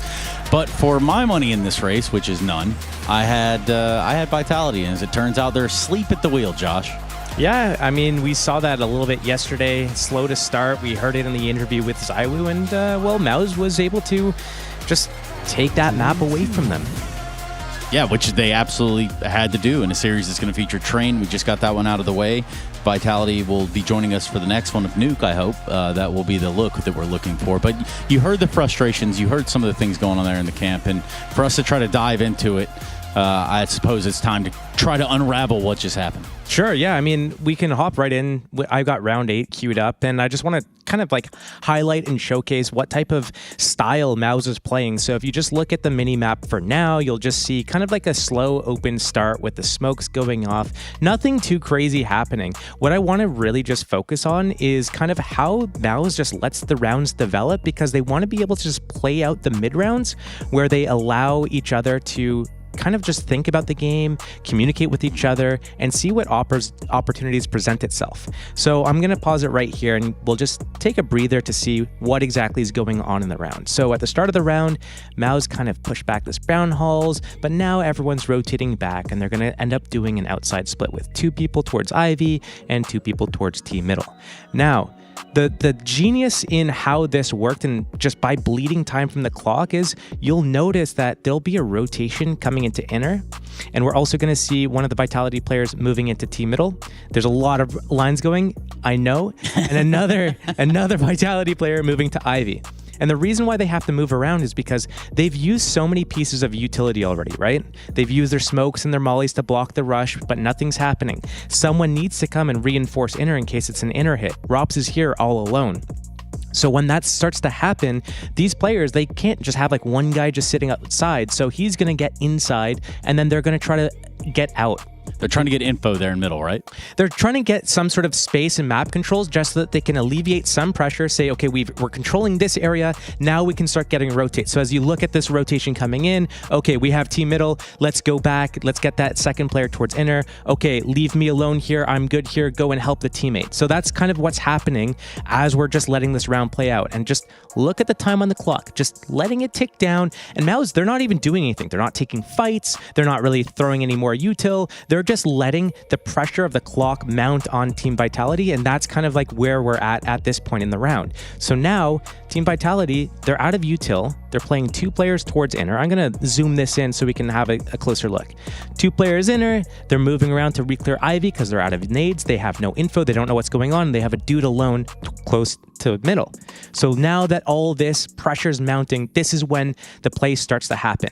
Flamesy's spotted at middle, they try to molly him out, here comes the double peek to alleviate some more pressure, they go 1 for 1, but boom, instantly that sends the signal to Mouse that, hey, there's another one at Ivy, we've made these guys feel pressured at B, there's probably 2 inner right now, and now they take all the space, and this funny moment here at close bomb train, that happens, and this is where, pause, this is where now it's down to the players, low time, low util, it's all communication, it's all teamwork, it's all communication, because you would think Mouse is in a pretty good winning situation, but it's actually going to be Vitality coming out with a clutch.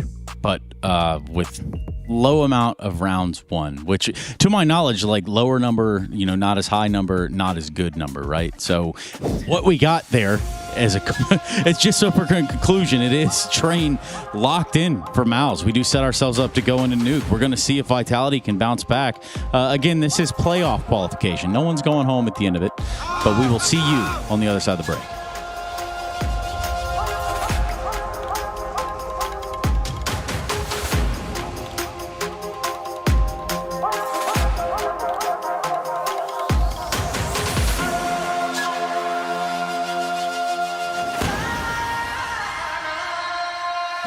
Damn, guys, we almost had this. Thank God that's over. Bored of endless matchmaking? Take your first step towards EPL, experiencing real strategies against teams of your skill. Learn more at fce.gg/EPL. Hi, this is Basement Dweller's first advertisement. And our second drop is, it's up, actually. If you're seeing this, it's up. It's available on the ESL shop. We had our first go at a jacket, and I'm really proud of it.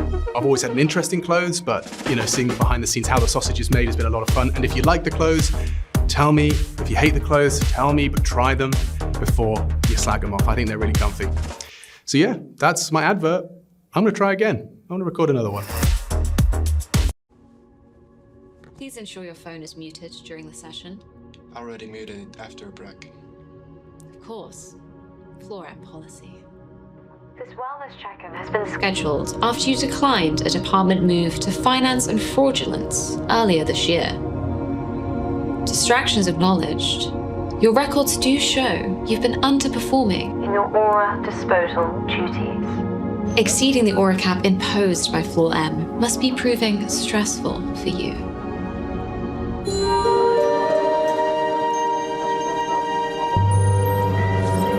Aura disposal denied. Your aura levels are concerningly high for your station. Luckily, your colleague's work is ensuring that your team's aura will return to net zero by the end of the cycle. Aura disposal successful.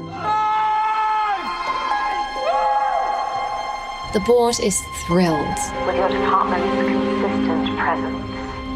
They hope you'll be around for a long time.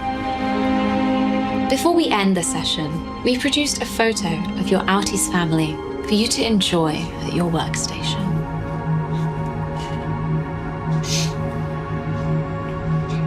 Thank you so much, Jimmy.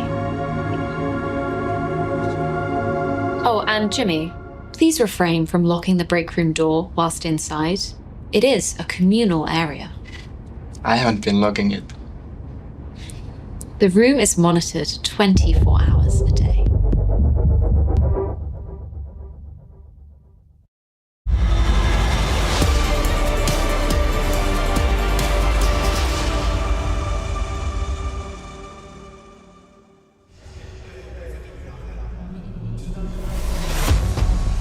Ladies and gentlemen, we either have a very quick second game or one hell of a long one. Flamesy's got his hair clip out, that's how you know it's serious.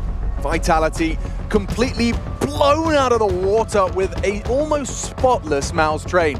A pick, a successful one at that. Now we head to Vitality's soil. Nuke is their selection now, the downside being Mao's selecting the CT start. So from a very flat first map, Vitality now have to start on the hardest side of their selection. I'm intrigued to see if that's just an anomaly or if Mao's really are about to get the craziest victory in their head-to-header, and a head-to-head that's been, you know, more one-sided against Mao's. Yeah, it's 8-1 for the year, but 1-1 for the season. Right now, Mao's could be up 2-1 in that column as we head into closing stages of 2025, the major right around the corner. And this one would be a boon for confidence, but it would be booking your spot in the playoffs in just 2 days of play. Furia did it against G2 to kick off proceedings. Mao's are looking to do it now. And a change in the veto for both teams. Last time when they played back in September at Blast Open London, it was Mirage and Inferno. This time it's Train and Nuke, and we got a ramp rush. Okay. Backward strafe, Brolin, Bell run, got to back away. Block smoke for the quick ramp side. Now they could linger in it. That's a really cool play from Jimmy. It's going to slow them down dramatically. Buys time for rotations and investigations. Look at this from Zywoo. Nice find. Now they're up heaven and in towards A. And Apex lingers lobby. Oh, it's awkward. Really good timing. Favorable for Zershin, but it's not going to lead to anything. Torji tagged up, getting chased on down in lobby. That is bell rung as well. Zywoo is just a marauder at this moment.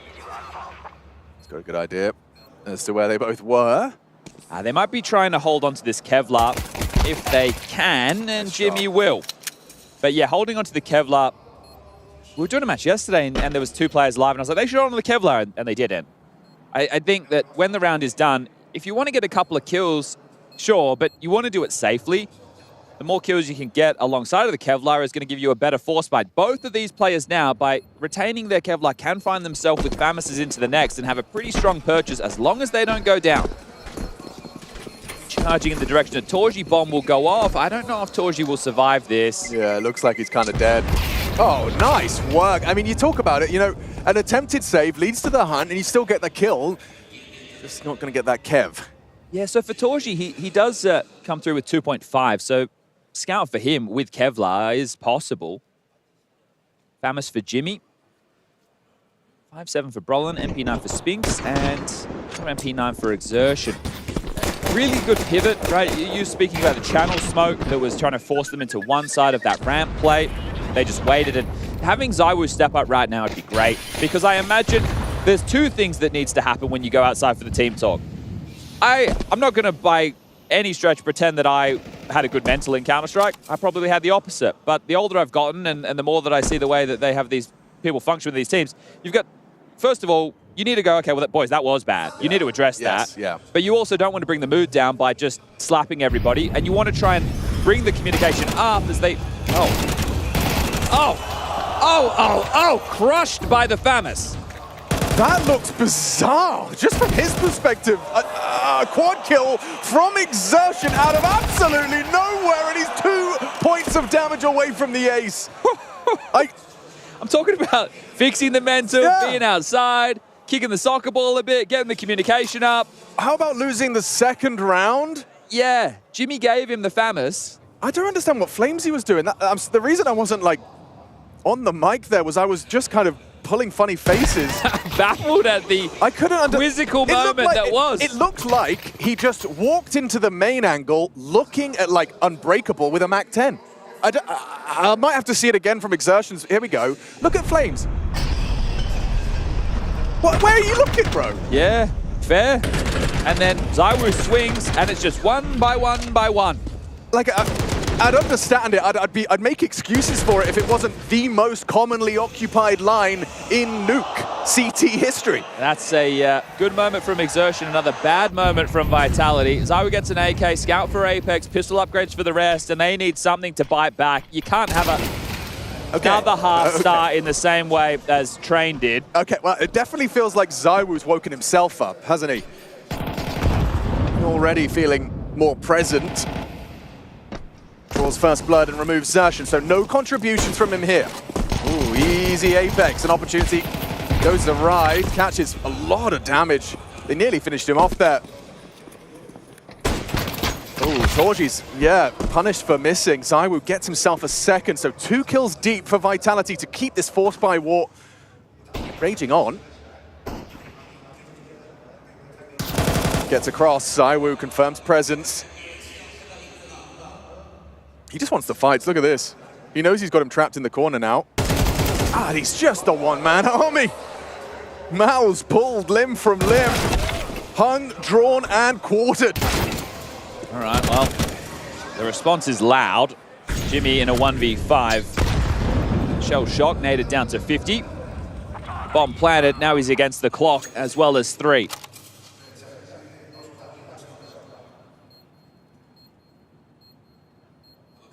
See if he can walk away with anything more. I don't think he's going to have any contributions into winning the round, so he is just going to walk away. Rops wants to get himself into an upgrade from the Tech 9. See if ZywOo's AK can be retrieved.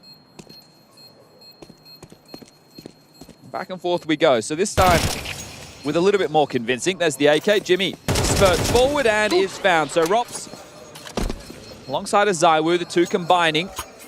Now there can be another buy. No reason there can't be. You've got 4.3 on Brolin. He can buy an M4. Jimmy just bought an M4 as well.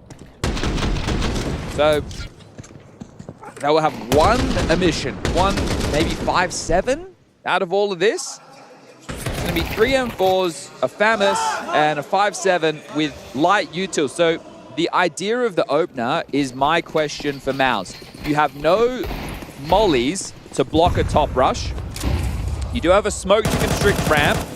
They drop a glaive smoke outside at red. That will force Apex to be inquisitive of the aggressive potential. Xertion's actually played across towards red pole. You can see Rops with the cautious smokes. Ready to do another smoke wall yard. There'll be no follow through.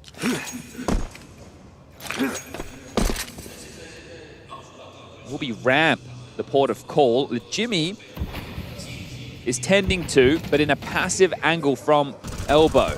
So if he gets overrun, which he should do, he should just back off. He's tried his luck at trying to get one there. He's not going to lose his life. Both Brolin and Jimmy have taken heavy licks.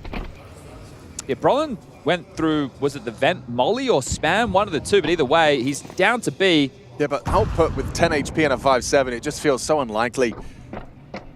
Xertion, however, knows he can take the vent angle, and so descends for the retake. Tough round. Very tough. Costly round to lose. You know what would be crazy is you just have a 5-man save and have another go. which is exactly what we're getting. Mouse are going for it. This is audacious. It's the better of the two options. Of course, Imagine trying to retake a lost bomb site in a 5v5 with no kit. With 2 of you at 10 HP. I mean, like, it's just not happening. So this is truly the lesser of 2 evils here. Retake, lose it all, or save, give Vitality the 3rd, but it's not like a loss of the Force Buy Wars, because you get another go. Yeah, and your loss bonus will get to tick 1 forward. So if you take a save, or the next closest thing to, at least with your financial choices, into the next round you will be able to buy again. The temptation is real, though. You're like, oh, an incendiary would be nice, and oh, that's a smoke would be good too. That's the thing, with 2,400 as the loss bonus into the next, it's so hard to justify. Now, conversation time. This is the choice. We can all buy full nades and treat this like a gun round with 4 rifles and a 5.7, or we can take a save and we'll have another gun round that'll be quite similar to this, but with a little bit more utility. And for Vitality, they know that they just did a 5-man save. So, you're sitting there going, they probably have a lot of guns and not many nades. The thing is, they don't know exactly the weapon, right? That's true. So there is that fact. It essentially would be a gun round if you just shove right now. Right? It does remove the ability, if you lose this round, with what I was saying, to go gun round into gun round. It just means that this gun round, you have to play a turtle setup again. They love this picture as I would. I don't know the origins. Yeah, I think this round you got to start like with a ramp boost or down secret immediately. Right, a gimmick of sorts. Is it going to be lobby-centric? Looks like it. Interesting. They're heading for an early fight. Robs readies his aim for this exact fight. That's the trade from ZywOo. Big one. Brolan anticipated presence in her, and ZywOo forcing the fight, forces him back. It's the Spinks push-up squeak, and hang on. With the loss of Apex, things could get awkward. Mezzi's gone too. Flamesy should have a little bit of an opportunity if he pokes his nose out a secret. Torji is investigating, and I think that's enough. Yeah, he caught a whiff, spotted out the silo player, and gets away with the man advantage. It's working out. They got what they wanted here, Mouse. A mid-round with a man advantage, and the bomb's still way back on ZywOo's back. I feel like they have to go through lobby, right? The fact that Torji was down secret, high chance he's repositioned, but what if he's still lingering around and you know someone's already down to B? So you want to try a different tact. So Flamesy down the ladder will join ZywOo. ZywOo's already had some really impactful kills to rack them up, these 3. Pissed around, he was great. With the AK and the Force, fantastic.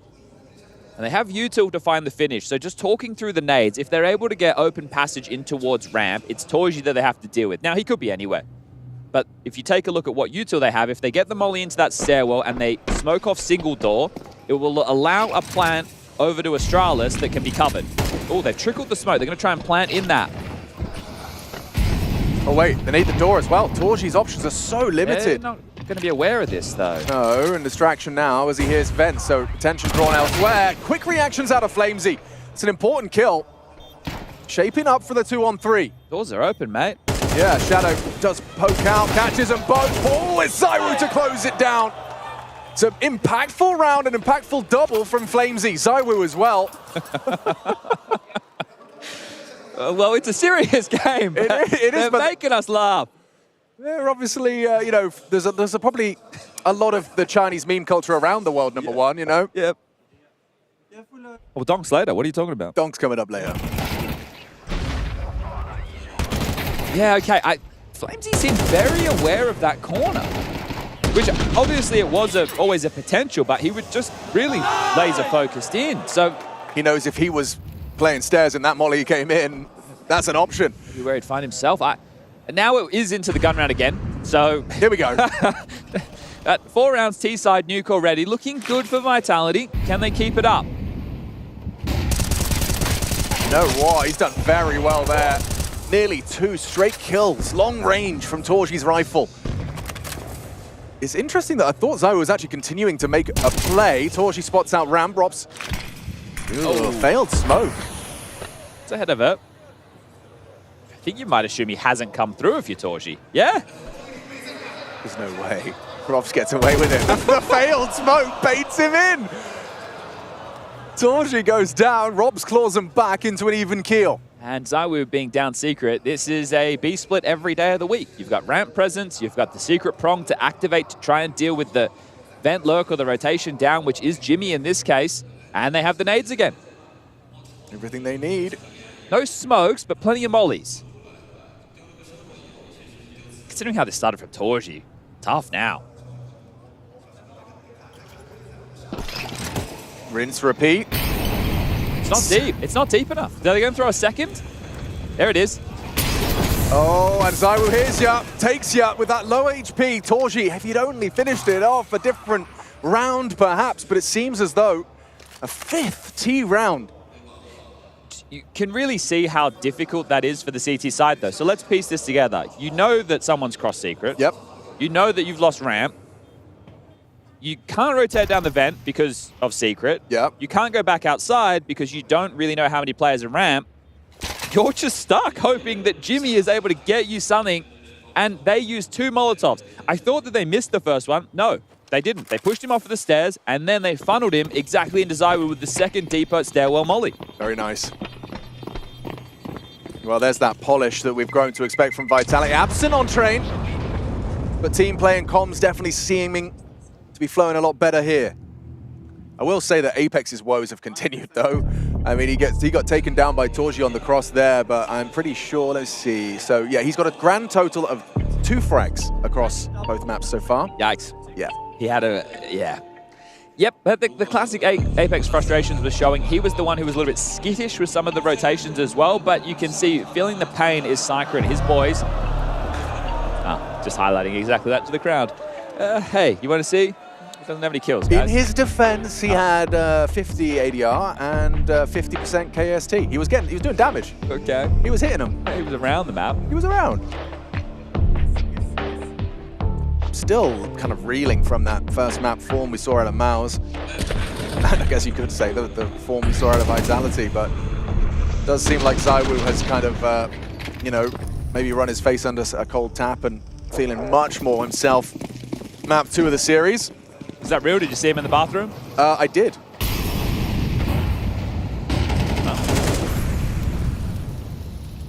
Brolin versus Rob. Using that AK to even the odds and opening death for Rob's a rarity. Are they all going to try and warp this? Again with the Torji timings. Apex is alive for a moment longer. It's Zywoo that goes down though. That's the scalp you'd hope to find. And now you've got to get past Brolin's AK. Good luck, have fun, mate. This is falling into a comfortable Mouse round. 5 alive would be crazy. 500 HP combined would be crazier. There we go. Jobs are good and 5 alive for Mouse. That's how you start a CT run around. And they've given themselves a buffer of an extra gun round. So Syker takes the second time out. They win that. Their smiles on their faces. Exertion with a grin. A lot to say. And yeah, Brolin, really impressed with his form so far in this series. He was such an impactful player on Train in the early stages, and he's continuing that right now. Ended up 19-7 on Train at a 2.08 rating, 108 ADR. He was everywhere. And well, Jimmy had 100% KAST in that map as well. So it wasn't just Brolin, but these spams from Torji have been on point. I suppose when you play a team so frequently, you do start having like a kind of a second, like a gut instinct as to the timings. I'll say this as well, though. Yeah. That's your AWPer, who hasn't had a chance to bring out an AWP yet. So he normally, clear, Xertion found. Doesn't have the opportunity to spam. True. Normally has an AWP. This time the opening kill. Hang on. This feels quite hasty. Just a kind of acceleration of sorts. You park Flamesy here, and he can at least stop the secret access point. Zywoo clears out the vents, so ramp is their only kind of approach. Yeah, and Jimmy's playing forward on ramp. So they've heard that. There's a bit more intent with the Yuto being thrown on the lower deck now, and do they just save again? I think that's your only option. Well, look, better than the alternative. Yeah, but that you feel like you're going to spend the entire CT half saying that. Well, like, it is the right decision, but it is the wrong result. They are having a look. Yeah, okay. Mind you. All right. They're here to fight. All 3 of them. They're in. 30 seconds. Time a problem. Where is that bomb? It's on Mezzi's back, and he's the first guy to go down. Jimmy, it's an important kill, and so is that with the combination of bullets and shrapnel. Apex up close should be enough to ensure this for Vitality. 15 seconds, I understand that bomb will need to go down. Oh, he could have lost his life right there in retrieval. Flamesy will get that bomb planted. Should be fine. Zywoo hits a banger. Okay, and they'll be hunted as well. Moments of very scary play there. The amount of utility, the nades, the mollies, the fact the bomb wasn't planted, the time just slinking on down second after second. They didn't even have a probe. There was no bailout. There was no lobby piece. It was all 5 down B.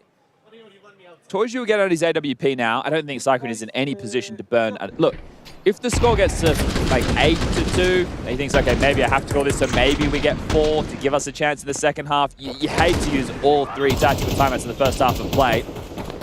Do we get a gear shift now? Is it more lobby-centric? Is it top pop?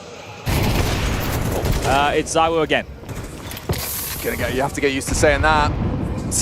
Present and correct here, map 2. Jimmy taken out of the round as it begins. Apex made a step there. Yeah, he has done well to at least take down that Heaven player. Keeps Vitality with that man advantage, but look at this, they're actually blocking each other. Rox works this out. Rox knows, yeah, he knows exactly what that means. He's a radar glancer. Yeah. Especially with him sitting inside the screen. Yeah. He kind of has a feeling as well. I'm not moving the way I should be. Yeah, and he's the type of guy who could probably navigate the entire map with his eyes closed and know what clips he's going to get brushed on. Or with skill jumps. Get clipped on. Yes, yes. Brushes and clips for sure. Yeah, something map making, I don't know.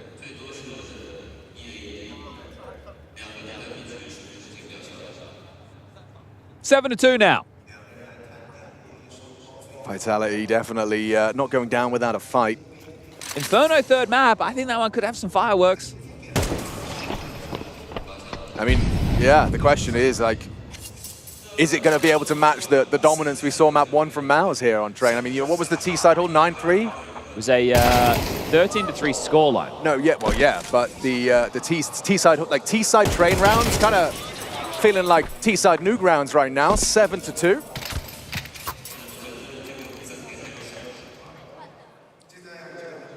Again, Maus forced into a compromised half investment. Yeah, this would be a partial. So, like, if we look at the flow, they've had a lot of gun rounds, right? Because they had that situation where they had the 5-man save. Yeah.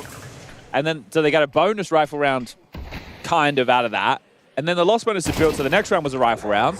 And then they went for save. So they've had a lot of gun rounds. Not a lot with Torji's AWP. And probably only one more of those available. Yeah. It seems like the, well, round 10 is going to be hard to see the Maus winning it. However, it would start with something like that. And then they'd kill Apex, and you'd have a 2-man advantage with a leap MP9. It'd be fine if Sphinx doesn't go down, but Flames, massive for Vitality. Quick down the fences, Brolin. And he knows he's got the timing to favor it because of the Molotov. They're coming back up, so likely going to work on Heaven and Hell space right now. You know that you've probably drawn a rotation, and if you can use your rifles at range against the lesser equipped players, Heaven is very, very strong. You are going to have to go for the mantle up. That does provide a few points of concern. As you're leaping up, you're worried about players coming up secret or coming out of main or even being under you at Heaven. So all 3 up and over will be the technique, and it's 2 players down B trying to grab back some of these guns. Yeah, just Torji actually pushed Squeak. Oh, a couple of seconds too late, essentially, to stop them from peering. And now they can use their nades from Heaven. Well, they're just silently dropping in. Okay, they could have smoked door, they could have mollied Heart, they've just Here we go. dropped into the side. Oh, perfect. Just as Mezzi looks away, they're faffing around with the bomb drop. So now, Maus, 3v2. Quick from Zywoo. Flames combines. Quad kill out of Flamesy. I too love that from Zywoo. It's like, oh, I missed the off shot. This AK is better anyway. Yep. Boom. That was probably the clumsiest moment from Vitality, other than the round they walked into exertion with the FAMAS. Oh, that was nice. It's a bee chasing a mouse. Clever. Yeah. But yeah, that was probably the most, like, how's Mezzi getting caught in that situation? And I said that a lot of nades, I didn't use any of them, but letting down a Raw is Apex. Guns back out. Flames a deliberate Mac 10. Is he running out, huh? Someone's going to be throwing some flashes. Yeah, they haven't done anything top pop centric yet. No, but Brolin couldn't have any better of a position here. I wonder if he gets flashed off. He'll be ahead of the flash. That's what I'm thinking. It's behind him. Oh, still low. Gets one, shut down. The MAC-10 makes space, but they're not out. Chance to reset. This will force a big rotation, as we can see on the radar, and a lot of util sync. They rotate back to ramp in time. Exertion, make sure that there is no rats in top. You could double pump, eh? Why not? You've still got more mollies, you've got smokes. They look like they're going to go back to outside, which has been a great point of rotation for them. They're getting secret. Sure, they've been getting spammed, but they have been able to get control. So silence falls over Nuke for a moment. 50 seconds as Apex will be calling this one together. Smoke's thrown out. Impromptu for the second piece to get Apex down, or at least the idea that it is possible. Looks like he wants to play in through the main smoke. And it makes it a whole lot easier when Exertion's been taken down by Robs like that. Now, Jimmy. Oh, perfect from Torji. Down the vent. Yeah, it could be their best bet. So we're trying to clear him out, and has Spinks in the corner. Tech 9 frag, but exposed to the Jimmy angle. Nice work, team play. Is it the third for Mouse? Yes, it is. Torji stops the drop. Well, you can see Motormouth. He is trying to get the troops rallied for a fourth. Oh, that's a rare jersey in this part of the world, isn't it? Yeah, okay, French pride. The Gentle Mates. Kind of like the arch nemesis of Vitality. Yeah. At least organizationally. Yeah. Not in this. Well, I imagine. They beat him at EPL. They did beat him at EPL. True. True. And then they won everything else. Just a reminder, halftime break, only 30 seconds, everybody, so don't go anywhere. Okay, that's a free frag. Flames testing. Back to Brolin in both these rounds. Yeah, they're trying to just test the anchors on that site, but... Makes sense, we've got 8 rounds, T-side Nuke. You'd love 9 though, wouldn't you? Is Torji... Maybe comms were loud? Did you hear it? I don't know. It's not an easy one to hear, especially when there's other things going on. Surely now you consider something? Yep. Yeah. You will in Apex. Hound 4 Mouse. 5 on 3. Jimmy, though, loses ramp control. There's the killer instinct. It's a nice shot. Yeah, you see it in that. He gets the info as well due to his proactivity. Exertion spotted back a sight.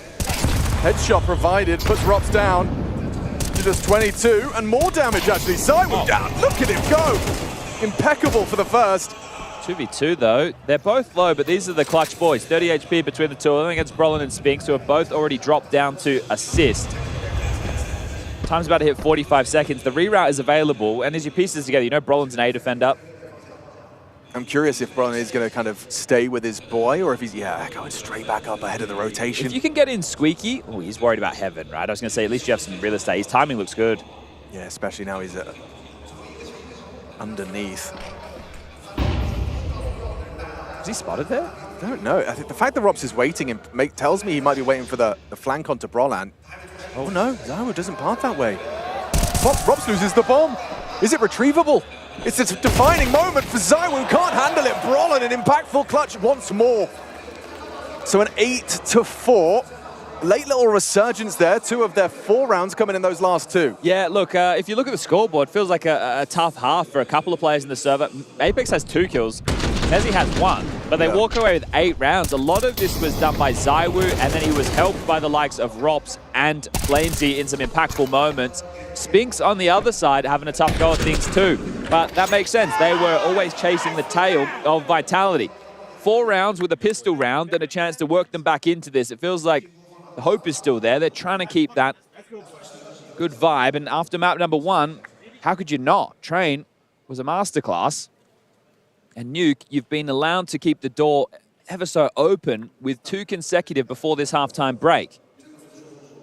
So Vitality, they don't get the 2 minutes to fully reset and recalibrate and focus. If they continue to maybe overstep the mark, you saw Flamesy trying to challenge into topside in 2 consecutive rounds there. Maybe, just maybe, Mouse can work back into things. This is the heaven smoke from Brolin, I believe. No? Okay. Look at this push from Apex. Yeah, you seeing this?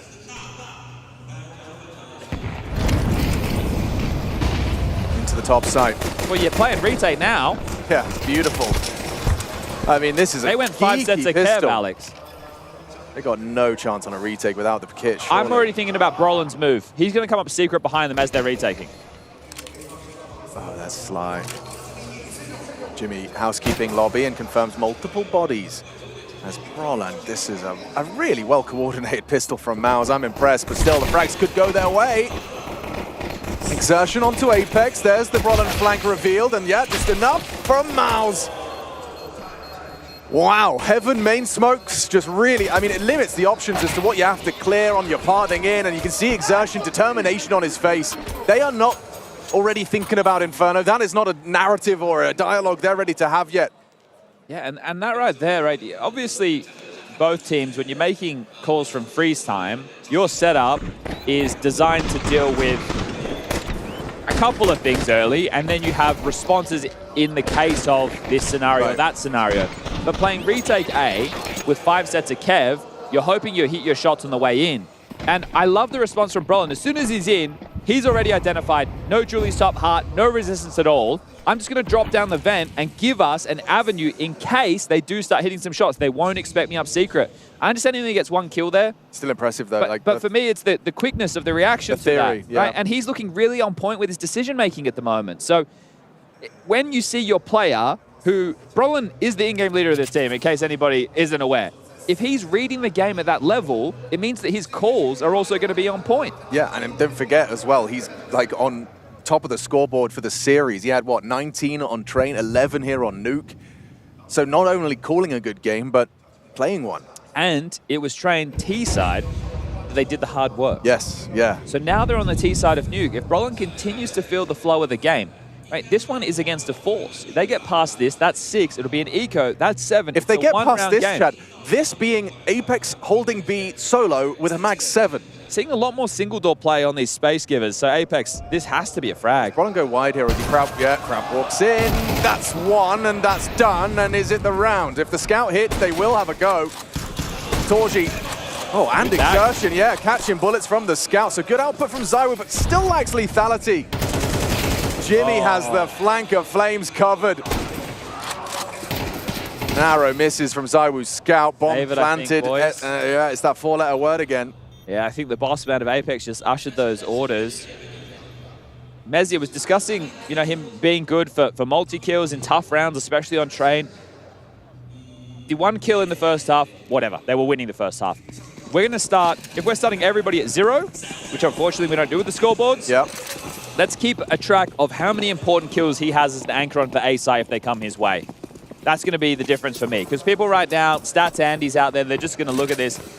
Counter-Strike's about 2 halves. Yeah, well, let's not forget that Brolan got the opening kill as the anchor on that site in back-to-back rounds that were 50% of Mouse's first half. In a similar position. 2 5.7s and a scout save to give them another opportunity. Apex getting the kill with the Mag 7 also allows him to buy with something a little bit more. So he actually gets him with a 5.7 and Kevlar. So it's a little bit more potent than it may have otherwise been if he didn't get this frag. But you see, he takes the first. He is impatient and peers around the corner. It's a face full of lead. Flamesy had a timing there. Remember, 2 players were low. If Jimmy doesn't catch him, that could have been 2 kills for Flamesy on the flank through the door. That is the round-winning kill. Yeah. Tag again from Zywu. His scout's a nuisance, huh? They are towards ramp quite quickly, and nobody home to deal with this. Zywu's rotating back. He won't be there in time, though. They'll be out. Yeah, he opted for Heaven. Apex confirms it's lost, but they have got Robs down. So this is a nice one and done, though. Not going to get the second he so desperately desired. Flamesy, good clear on that. Crazy, it's like he knew he was there. Yeah, I'd say he's either seen something or done his homework. Yeah. And either way, good stuff. Still getting a little uncomfortable if they don't kill Jimmy. Brolan, lots of work to be done, especially with single open at the same time. Torji trying to provide cover, 2 from the ramp side. Nice shot from Brolan. Don't have to even see it to know that was a banger, but still falls to Brolan to do it all. No way you can win this one. This one's too far gone. Oh, and overwhelmed by Zywu. I wonder if Exertion in this circumstance says the same thing he did on map number 1. They're going to win rounds like that. And this one, it wasn't just a couple of deagles. There was carried through weapons. There was the tag from Zywu early. So Vitality will snatch another one of those in the series, but is this one good enough to get them across the line? 9-6. That one-round gap held at bay. Oh, it was. Okay, yeah, look, you know, the fact Flame gets out, he's still worried about him being over towards Astralis there. They eventually deal with him. It's sketchy, and yeah, I think Exertion's maybe a bit frustrated with the way he gave over his life. We're back underway with 3 AKs, 2 Tech-9s, and a smoke wall being lined up. ZywOo's doing everything within his power to ensure we see Inferno. Yeah, I think he did this yesterday too, but it was third map where he woke from his slumber. I'll go check this. Whoa! Cowabunga! The Triple HE silo player doesn't even get to play the round, and that's Exertion, the player that was just like frustrated you visibly. Can piss him off. Which you kind of just did. Yep.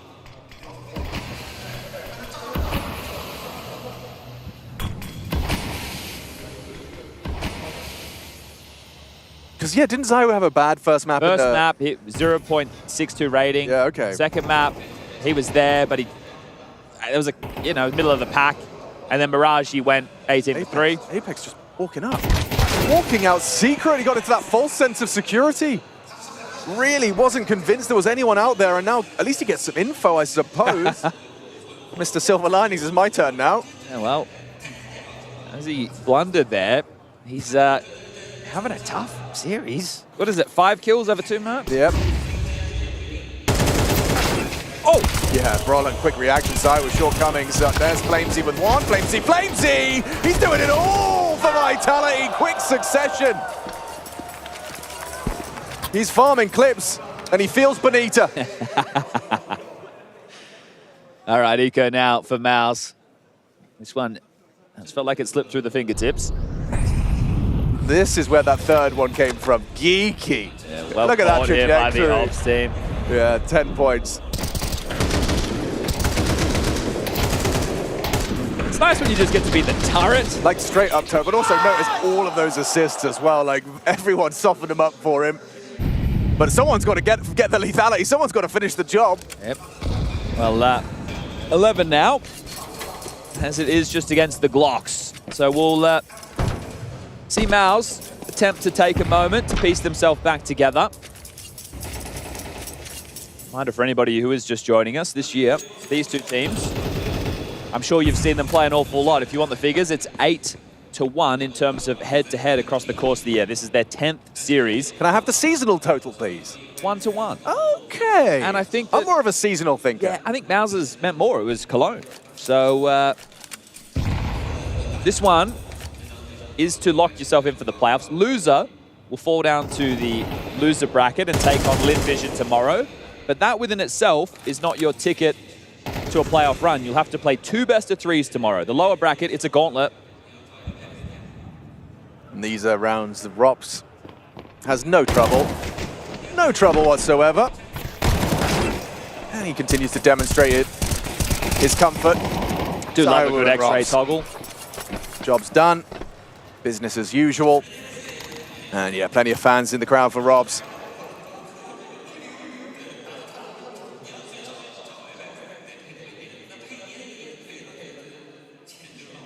This is also something that I find incredibly interesting is when an IGL is having a game like Apex is having, how does that, you know, flow into calling and do the very best, manage to do, you know, keep the calls flowing nicely. Obviously CT side, I suppose, is not even a factor really. Well, they did a very good job on the T side. Yeah. I don't want to detract from Apex's calls. I imagine a lot of the conversation outside is ZywOo, we need you, right? Yeah. We've heard that before from the Vitality camp. Oh, for sure. But he was looking like a man on a mission with a lot of the peaks. Very confident. He was like, who are these Mouse guys?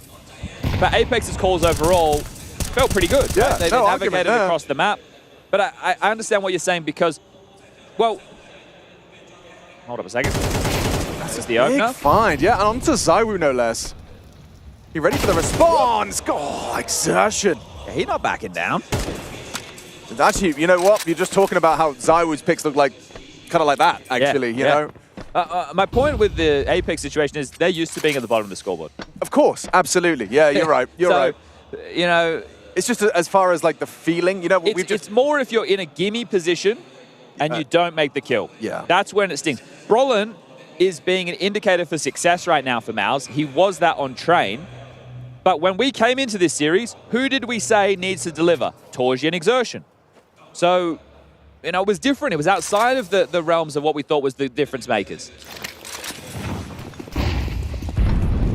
Flowing into that A site. And damn, Apex doesn't even get a chance to pull a trigger. Mezzy does well. Double kill, Robs is held. Robs onto Jimmy for the 1v3. Starts it off. Near impossible considering the post plant. You've got that heaven plant. Spinks Tetris, if you could have just hit that first burst, it was a conversation. But instead, we'll slink away for a wraparound. Okay, I don't think he's going to have time for this. Maybe they think he's saving because he's disappeared. Spinks will call Squeaky. Is it planted for heaven? It is. Alex, he kills Exertion. He can just jump on the bomb. Oh! Whoa, one step, and it's Exertion with a quick, instantaneous lizard flick. Great round from him. Great round from him indeed. Showing the prowess on the AK-47. We know this kid can hit hard. I think the biggest problem is he goes missing in big games. And you get the kind of luxury of playing against Vitality on a stage. Yeah, with that lower bracket still there. Yeah, quick reaction. That is cool idea from Robs as well. Like you identifying there was a crazy way in which you could have turned that around.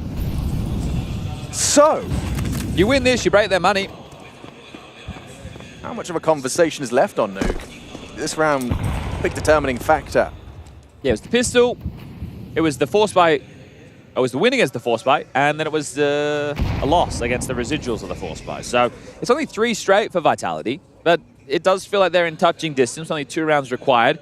But Mouse, they win this round with this ramp contact into Robs. And money's broken. Oh, timing! How is no one ready for that? Robs gets almost 3. He's ready for more as well. Dips away from the flame. Support arrives. Mouse in trouble. At least the bomb's retrievable. And Exertion's down secret.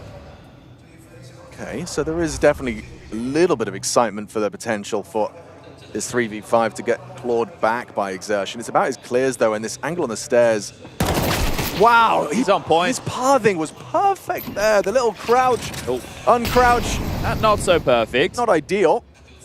And how do you get back to ramp? Robs is still there. You never dealt with him. You send Exertion to go searching. Nice from Robs. Falls into place for him. 12 for Vitality. Quad kill from your ramp hold. And Robs and Zywoo partner up for 40 frag total. Yeah, it's a 3-man band right now for Vitality. Robs, Zywoo, and then Flames, who's had a couple of impactful multi-kill moments. Final tactical timeout was saved for the rainy day, and it doesn't get any worse for this. Back against the wall for Mouse. We'll need to be able to battle back in. But the money, Alex. Yeah. You don't love to see it if you're a Mouse fan. A couple of techers, Galil in the mix, Yuto's been invested upon. Can you get Exertion and AK? No. Well, that might be that. Yeah. Robs does the pathing of this is beautiful. Like the timing, great. Yeah. But the pathing after to get out, they've bullied him, they're waiting for him, and he's able to slink in and even finds a third. Great production there from Robs. Very well done. You gotta do something fast, I feel. They have a nade for the door on Jimmy. It's hard to see. Hard to see how they pick something up here.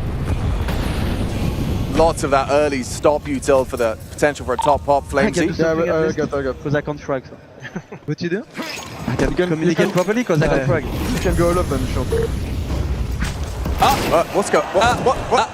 What? Someone was knifing someone. Rob's got 2 kills and they're out ramp. Right, okay, sure. So you go down ramp. And they know Jimmy's down the vent. And Jimmy's got that vent rotate cut off, but Apex is working on that. Is he? Well, maybe they don't know he's down the vent. Perhaps not. He considered it. Jimmy knifed Flames. Hello? Okay, that's a free frag. Rollins down, and now Torji and Jimmy both get their first. They make the 2v4 quickly, a 2-on-2. They're channeled into this same side. Channeled into Torji. He's got the angle.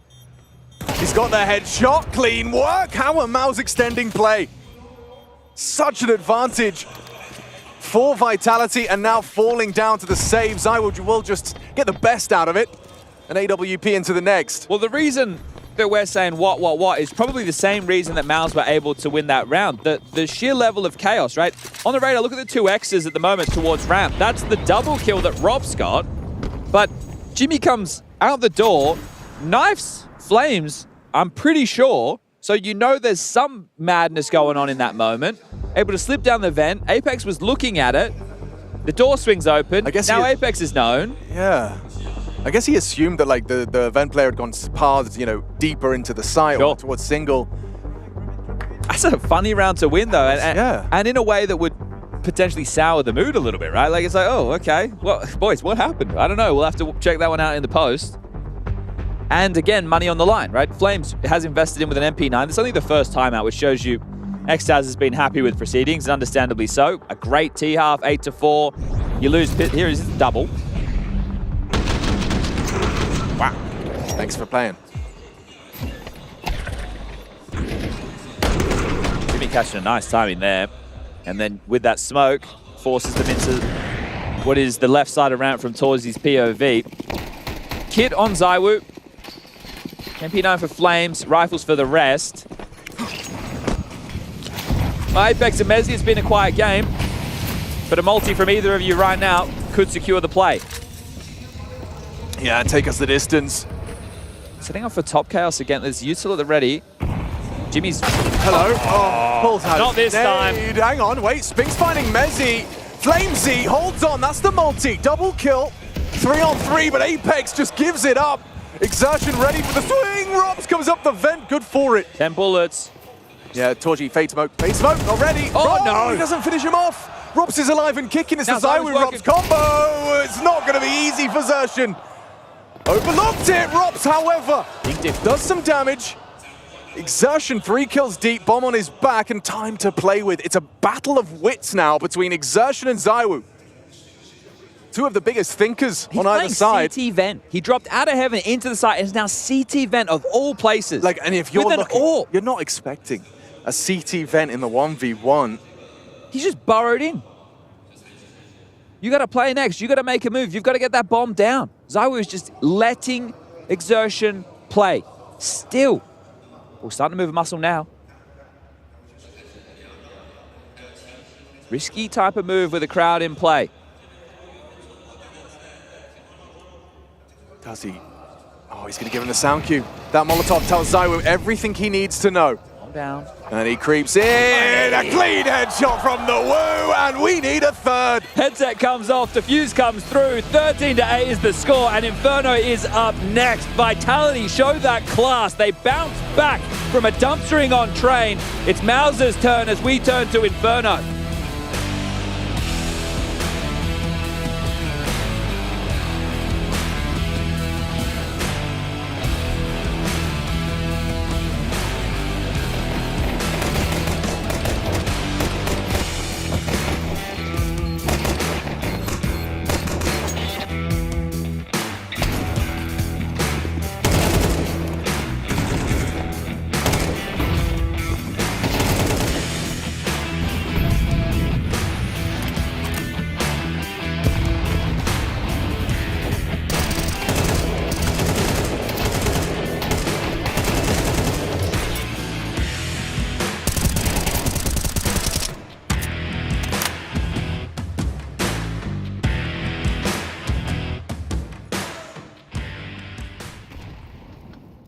Don't see. Flashing double. Down vent, one. Vent. Watch toxic. Two down. Labo dead. Last two down. I got toxic. One labo. Labo. You got labo? No. Yes, labo only. I got labo. Labo behind. Get labo. Don't touch toxic. Toxic low. Nice! Boys, 6 shot. Was such a mess. We have full lobby. Dori, I'm on. Can they cross? They could cross only one, maybe. Well, you didn't. One dead. Zywoo. I go down as well. I go down as well. We good then. We good. Guys, good be radio. What's happening? Secret to me. I'm with you. Wait. Dead. Wait, I'm picking you. I'm flashing me. Wait, I'll pick him. I wait. Nothing here. Come in. Pepsi main. I wait. We are 3 down, boys. Oh, you're down. Okay. 2. Nice, boy! Nice spam, madam. You're fine. lobby. We come in lobby. Hold down. We're walking around. I'm coming event. You ready? I'm gonna done. I'm gonna run. Let's go. Landing logo. One ladder. Touch windows. One more logo. Together, boys. Wait a bit. I can flash you dark if you want. I flash under. Flashing under. Logo in dark. Logo in the elbow. We dark now. Dark. Wait for me. Pick on me. Nice!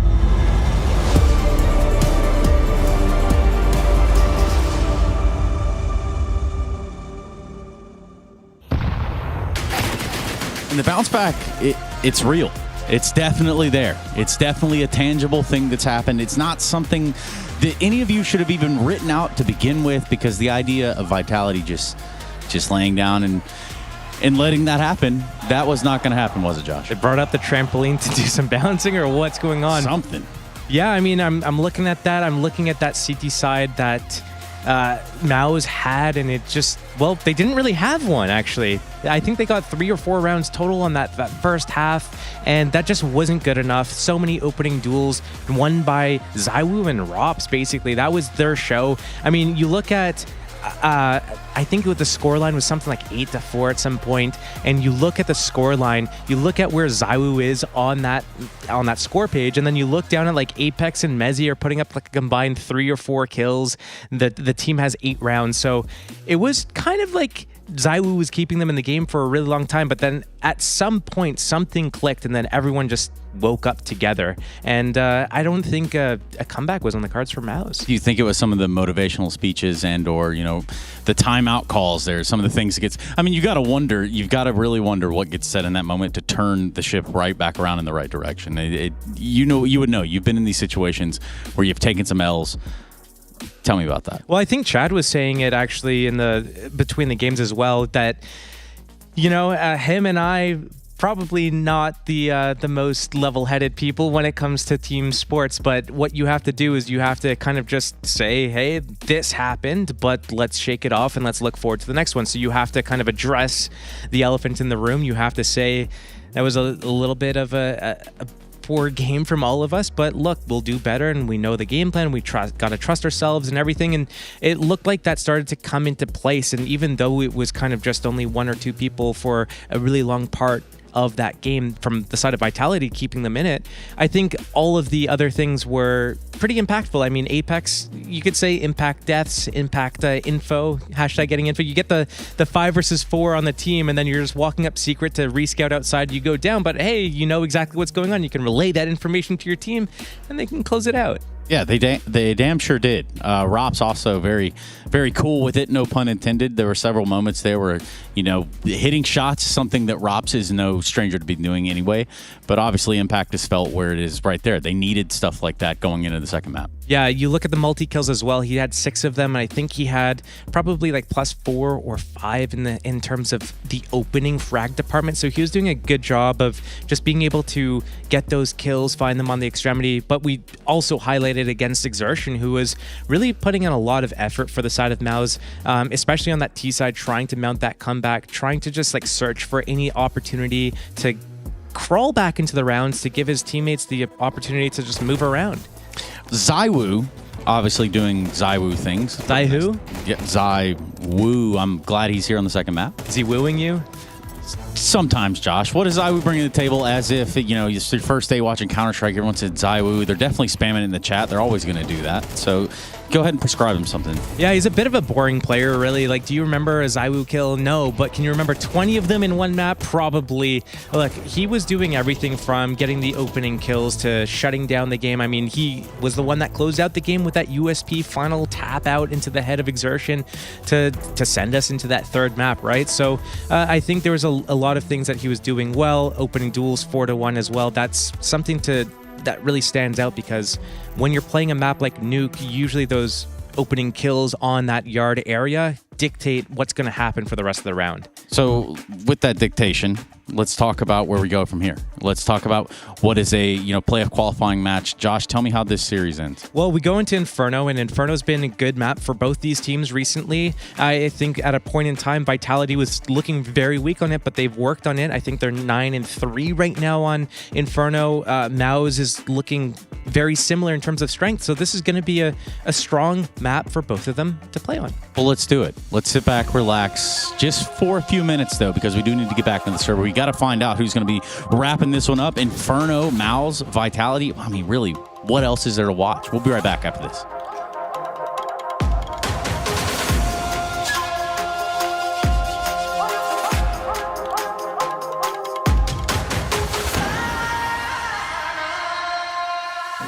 Damn, guys, we almost had this. Thank God that's over. Bored of endless matchmaking?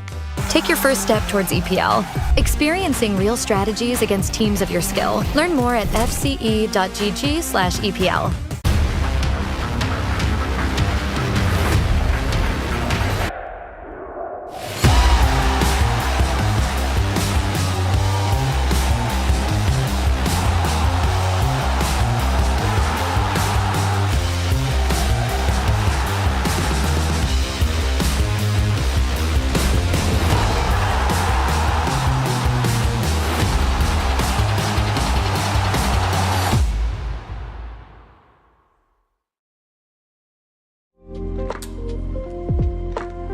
Hello guys!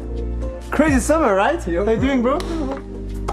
Yo, brother. Couldn't go anywhere without people asking for pictures. Yeah, same. Wait, you guys have fans? First major win and I'm even more motivated. I don't know what Jail was talking about. Same, brother. Boys, not gonna lie, it feels we can do no wrong. We're blessed. We're unstoppable.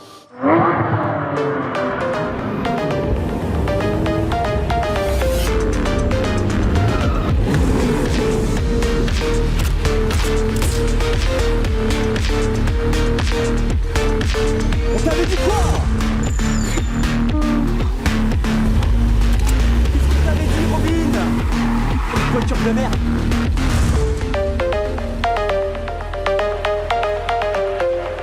So what do you guys think?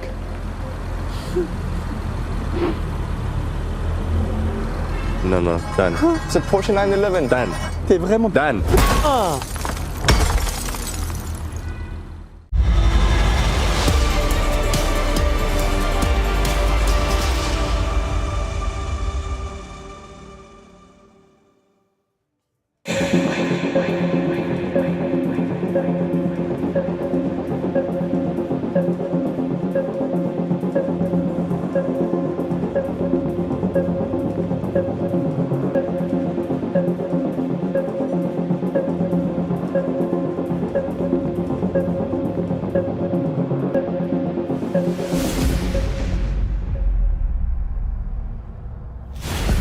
Let's get this party started then. It has been a brawl. Mao's dominant map 1, Vitality respond in kind map 2, and now we prepare ourselves for the third and final map between Mao's and Vitality. It will be on Inferno. Now, I'm joined by Jad, and you kind of prophesized that you foresaw potential for Inferno to deliver as a competitive affair. Well, look, the last two outings this side of the season, it has been 2-0s either way. With the game plan and the clutch ability shown on map number 1 from Mao's, and then a bit more of the same shown from Vitality into their choice of Nuke, it looks like they are well prepared to lock horns today. Inferno is a map that has featured a lot over these previous 9 head-to-heads in 2025, and is a map that once upon a time was very poor in Mao's map pool. Now, it's a strength. Now, it's a map that they pick, and now we turn to it as the third and decider. Brolin, the man on your screen, the IGL, has been looking hot to trot, calling a good game, fragging a good game. He's got a 10 frag lead on the next highest in Mao's. 35 frags across the first 2 maps of play from Brolan. And it's the Robson Zaiwu show. At least it was on Nuke, really pulling it across the line with their, 45 frags combined? Yeah, Flames had a couple of moments, but it was definitely those two who were pulling them across the line. All right. Great T-halves from both teams on their map choices, right? 9-3, 8-4. And a T-side start will be from Mouse. We're going to clash in Banana here. We certainly are. Flames, however, kind of sent down the river, and he gets one, and then Robs will activate for his. Still 2 more on B to get past. That's supposed to be the surprise pick. Mezzi was there, but there's no way there was another, was there? Are they really being diligent? Respect to Torji. Oh, wow. Ouch. Yeah, that was pure reactions. 3 in the round, and Apex left in a 1v3 clutch. Tough to get into this. Spinks has done enough, I think. Mate, he called the stack on the right side. The pistol, it looked good, but just charging up, hitting shots. Mouse, 1 kill away from grabbing another pistol in this one. What is Apex supposed to do on his approach? This will not be easy. What's he trying to get up to here? I guess no time for this. He wants them to lose Kev? Yeah, and it's not bad, but what else can he extract? Hanging around, 1 kill is good, but he's going to go down with the ship. Spinks will get 4 within the round, and he survives. So, mission not accomplished there. Only 21 Kevlar left. We've got the fancy graphic for that. He has to buy a new one. Well, he was going to be upgrading a headhammer anyway, so probably one of the best times that could have happened. I'm trying to see any other way in which Spinks could have done more. I mean, incredible. This one in particular, like, I think they're trying to pre-aim CT. Mezzi's off angle, not so off. Yeah, and it's just strange. You have such a heavy lean over towards the site, and you put up hardly any resistance. So great shooting the Spinks. Great start for Mouse. Split the pistols on every map so far. Now the follow-ups, not always so easy. Zywoo. Yeah, tries his luck. Jimmy Nobody had a gap. Absolutely not. It's the Apex scout that finds something. If he gets another tag, even though they're down in a disadvantage, this Rops push. Oh, door's open. Hello, noisy boy. Ooh, Jimmy too. And Jimmy, yesterday, when we covered off the Mouse game, I thought that he was quite impactful, especially on Ancient, right? He was hitting some nice shots. He was doing a good anchorage job on A. He was doing the donut block smokes, really forcing FaZe to be in a tough spot. Speaking of FaZe and tough spots, go check them out right now on the B stream. Oh. Oh? Well, we'll leave it there. Oh. No. Well, this one is over. The bomb will be able to head on back towards B. 50 seconds, plenty of time to do so. And Brolin charging in with the Overwatch of Exertion will call this site clear. The shifting pieces of Spinks alongside of Torji will now usher that in. Now, Apex is having an absolute mare of a series. He's 7-33. Oh. Wow, that is nasty. As far as, like, what's the maths on that? What's the KD? They sound better as lotto numbers, don't they? Yeah. A minus 8.24% swing. Yeah, no. I mean, that's glaring. Mezzi also having a tough day at the office. Didn't he have an okay train? No, actually. He did, but his impact was in the early stages, and then it kind of got split wide open. Yeah, even he did have a minus 5% swing on that as well. So, yeah. Claims to get something for his troubles, but it's not going to be around. Yeah, it's going to get hunted down. Mac 10 gets an extra $600. Exertion going to be happy with that. Okay, so now it is likely to be the 3-0. And I've said this a couple times this series, and somehow Vitality have won Eco. So I'm going to say not this time. No. Oh, Rops does drop a deagle for his boy. Treats Zywoo to the Desert Eagle. Now, Vitality, just as far as Inferno are concerned, are on a 4-map winning streak. All of those coming at EPL, win over G2, Furia, FaZe, and Falcons. That one coming in the grand final that they won in the best of 5. It was done in a 3-0 fashion. He had his best mid-spawn, goes for that, and does just narrowly miss out on the headshot.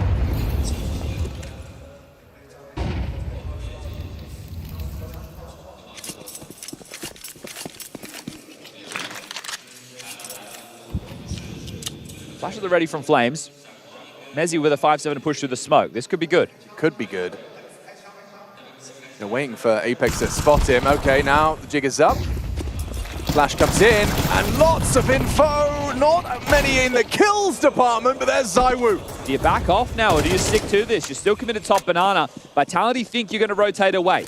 They've already started to get ahead of the play. You know that 3 were there. You saw one side, Mezzi in the smoke, the Deagle, and also a Flash. Actually, you should have a good idea that there's potentially 4 players. Well, you're going to want to send out feelers, aren't you? But Now in the 5v4, you can't really. I think that you have to stay grouped up and try and finish together. Use your util and weaponry advantage and hope that they've over-rotated. Smokes for CT, Molly for wherever Spinks chooses, and flashes. They rotated away, and now they're back. Yeah, okay. Exertion. ZywOo playing on that coffin spot. Hoping he'd manufactured a little bit of an extra gap, but I don't think he's got much. Exertion confirms Apex's position. Mezzi will trade. ZywOo trying to profit, and profit he shall. Doesn't get the second, would have loved it. Jimmy, 4 HP but alive. Flames needs to wait for Rops. He's going to be coming up banana. Doesn't want to wait. Oh, he actually gets the low HP of Jimmy, but the bomb did go down. He just finished punching in the code as he gets ran down by the 5-7. And so it's Torji with 9 bullets in a 1 versus 2. Great idea that Rops is coming in from the banana side. Doesn't have the bullets for this. Desert Eagle instead could do the job. First is there. There's number 2. Clutch again for Mouse. And another one to the tally. Brolin and Jimmy in the early stages of Train. It's Torji in the early stages of Inferno. That's going to put a smile on his face. A bit of a crowd favorite around here. 100%. ZywOo started him off with that opening. Gets incredibly close with this find from Flames as well. Doesn't deny that plant, but Torji, I thought he was screwed when I saw no ammo. Desert Eagle, though. That's why you're picking him up when you can. Oh, yeah, that would have been another eco loss there. And they do hold on. Spinks is happy with that, giving a wave to the crowd as we're into the guns. More pound for ZywOo. Same for Torji. Straight into battle. Full gun rounds, first rifle round. You love to see it. No kit, actually, a tell a lie. Flames, he's got 1. That long smoke. It's the 3-quarter. Gonna apply pressure. ZywOo misses. Yeah, the movement was hard to track. Spinks still profits. Rops has a glance and catches hot lead. They get to settle into this round now. Apex the only one on B. There's another smoke to block with. Yeah, and Spinks has parked himself as well. So any sort of like info play you want to make. There's no flash actually, so ZywOo unlikely to set him up. Now this is the type of round where maybe you could make a move that is essentially a probe. Here comes that sweep. Nice tracking from Spinks. Incredible output, finally brought down! The no-scope does not connect. Jimmy, a static target. ZywOo felt like he didn't have the time to get eye to scope. Saving. Good response from Jimmy. Really nice. I mean, there are players that don't go for that. Yeah, and with all the information, if you didn't go for that in the moment, you'd have to question what they're doing. So Jimmy's surge, the reason they're able to capitalize.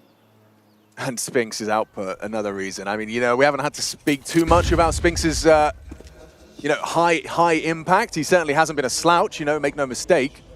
But it seems like Inferno, you know, you can only keep him humble for so long. Currently at the bottom of his output, 22 frags and 22 deaths, but coming into Inferno and already a rip-roaring start.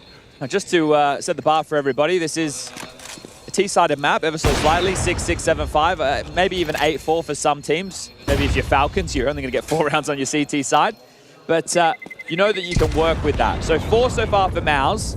They've dealt with the pistol, the Force, the eco, essentially, and now the first gun round. Closest we've seen was the eco. Yeah, 2 guns saved, so 2 guns could be dropped, and Mezzi could buy himself, or they could take a half buy and then go for the full into the next. That will likely be the option. It's this one right here. So ZywOo misses, Robs comes to aid, and he's the one to go down first. So dealing with the anchor and the rotating player, that's going to inform Jimmy that it's just ZywOo. He clamps down, and that one's done. And it's really been all about the T-sides for both of these teams in today's series. Triple nades, light damage. And you know it's both B defenders who saved their guns. Another nade late to the party, but still more damage done, and we're exchanging HEs. Yeah, trading blows, but Mal's much worse for wear. And now you actually set yourself up where these MP9s and the 5-7 over towards A could take care of business. There's still plenty of rounds to be played, but with Exertion and Spinks oh so low. Oh, what? Incredible, impeccable. An opening kill provided it when Vitality needed it most. So both rifles have 1 up and under control, which is, I would say, the most key point of the entire map, and it's forcing them into the weapons now at a range where they can win. And softened up by all of that util. And the push keeps coming. Apex, you madman. Oh, this is great timing. Look at this. Licking his lips. Perfect. An activation of Apex. Quiet throughout the series, but looking to put the first Vitality round on the board for the CT side. Map 3. ZywOo puts the last man or the penultimate frag on the board. Oh. If he heads back, you will see him now. Gotcha. If Apex gets this one, oh. I was going to say it's more than half his kills from the series so far. Second time's the charm there. ZywOo gets his ult back, everyone else gets an AK. Could be a bit of a fire start around that one. Yeah, and breakpoint for Mouse regarding finances. Is that the origin? Bloody picture. Yeah, we've seen it mirrored, flipped, we've seen them warped into a Vitality logo. Yeah, it was like Rops used his ears. I don't know. It's all going on with that picture. Dream from an Apex perspective there. And the jumping MP9, second time the charm for ZywOo. But that's good for Apex, because now we can actually get into the game, and when he's making moves, it can be hard to stop. Absolutely. Dips in, dips out. Just part of this banana exchange. So curious to think of the layering that these teams want to offer up. Flamesy and Apex have got, you know, the first 30 to 45 seconds of the round drilled. It's one move after another move. And the same on the other side. Players standing with flashes at the ready, car mollies, and now a swing. Flames, very brave, keep going for this. Half-wall jump spot, he's gonna be booked by the flashbangs, and Brolin was ready for Apex too. Ooh, Vitality. Very short-lived successes unless Mezzi can keep them at bay on B. Nade for the smoke. They've already gotten across. Exertion's attention drawn. They'll flash for it. Mezzi pushes.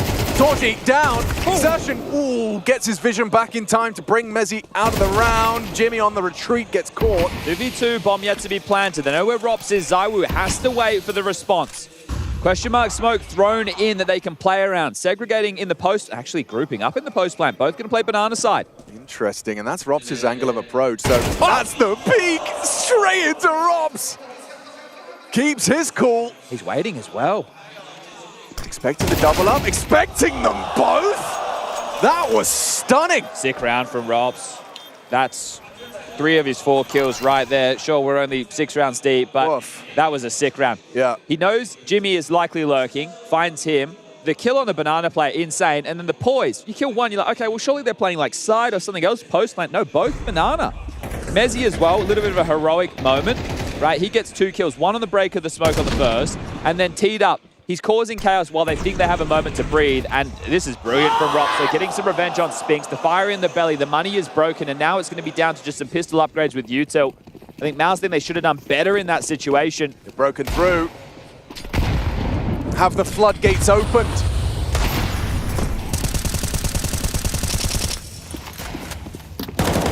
Oh, baby. Flamesy opens up the round with a dunk combined with his bullets. Flash, swing, frag. Mate, well, Nuke was a 3-man band. If we start getting more out of Mezzi and Apex as well, it's not to say that Maus can't find their opportunities. Exertion had some really nice moments on Nuke, especially that T side. You would hate for that to be wasted. It was performance from Brolin that I think people may be sleeping on train. Him, Jimmy, and Spinks had some impactful moments. There's support for Vitality here in the crowd as first tactical timeout called for Mouse. Cyclone on the mic. Gun's about to come back out. They've identified that this ZywOo AWP is in play. And sure, he's got plenty of options to start. But you'll see with this A defense, especially when they know they're up against guns, Rops will play in positions that give ZywOo the opportunity to play, I don't want to say a bit more aggressively, but he can overstay his welcome, right? Like Rops can play in Boiler, worrying about window and halls, and that means ZywOo gets to play like short side, right? He can maybe take a pick or 2. He can play halls, and then Rops can play in Boiler, and they can be in a combination. Oh, he's the puzzle piece, is Rops. Yeah. He plugged into FaZe, they find success. Into Vitality, they're the same. Yeah, the player with the Midas touch. All right, well, timeout has concluded. What does Cyclone want to see? In Banana, they have been giving away these opening kills. So maybe restraint required from Exertion. And ZywOo, there he is, starting in halls with the AWP, Rops in boiler.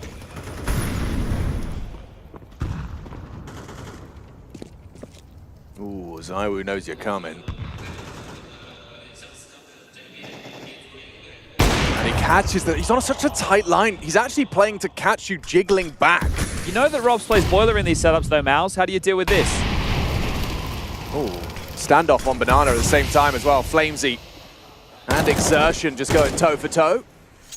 Toe to toe, rather.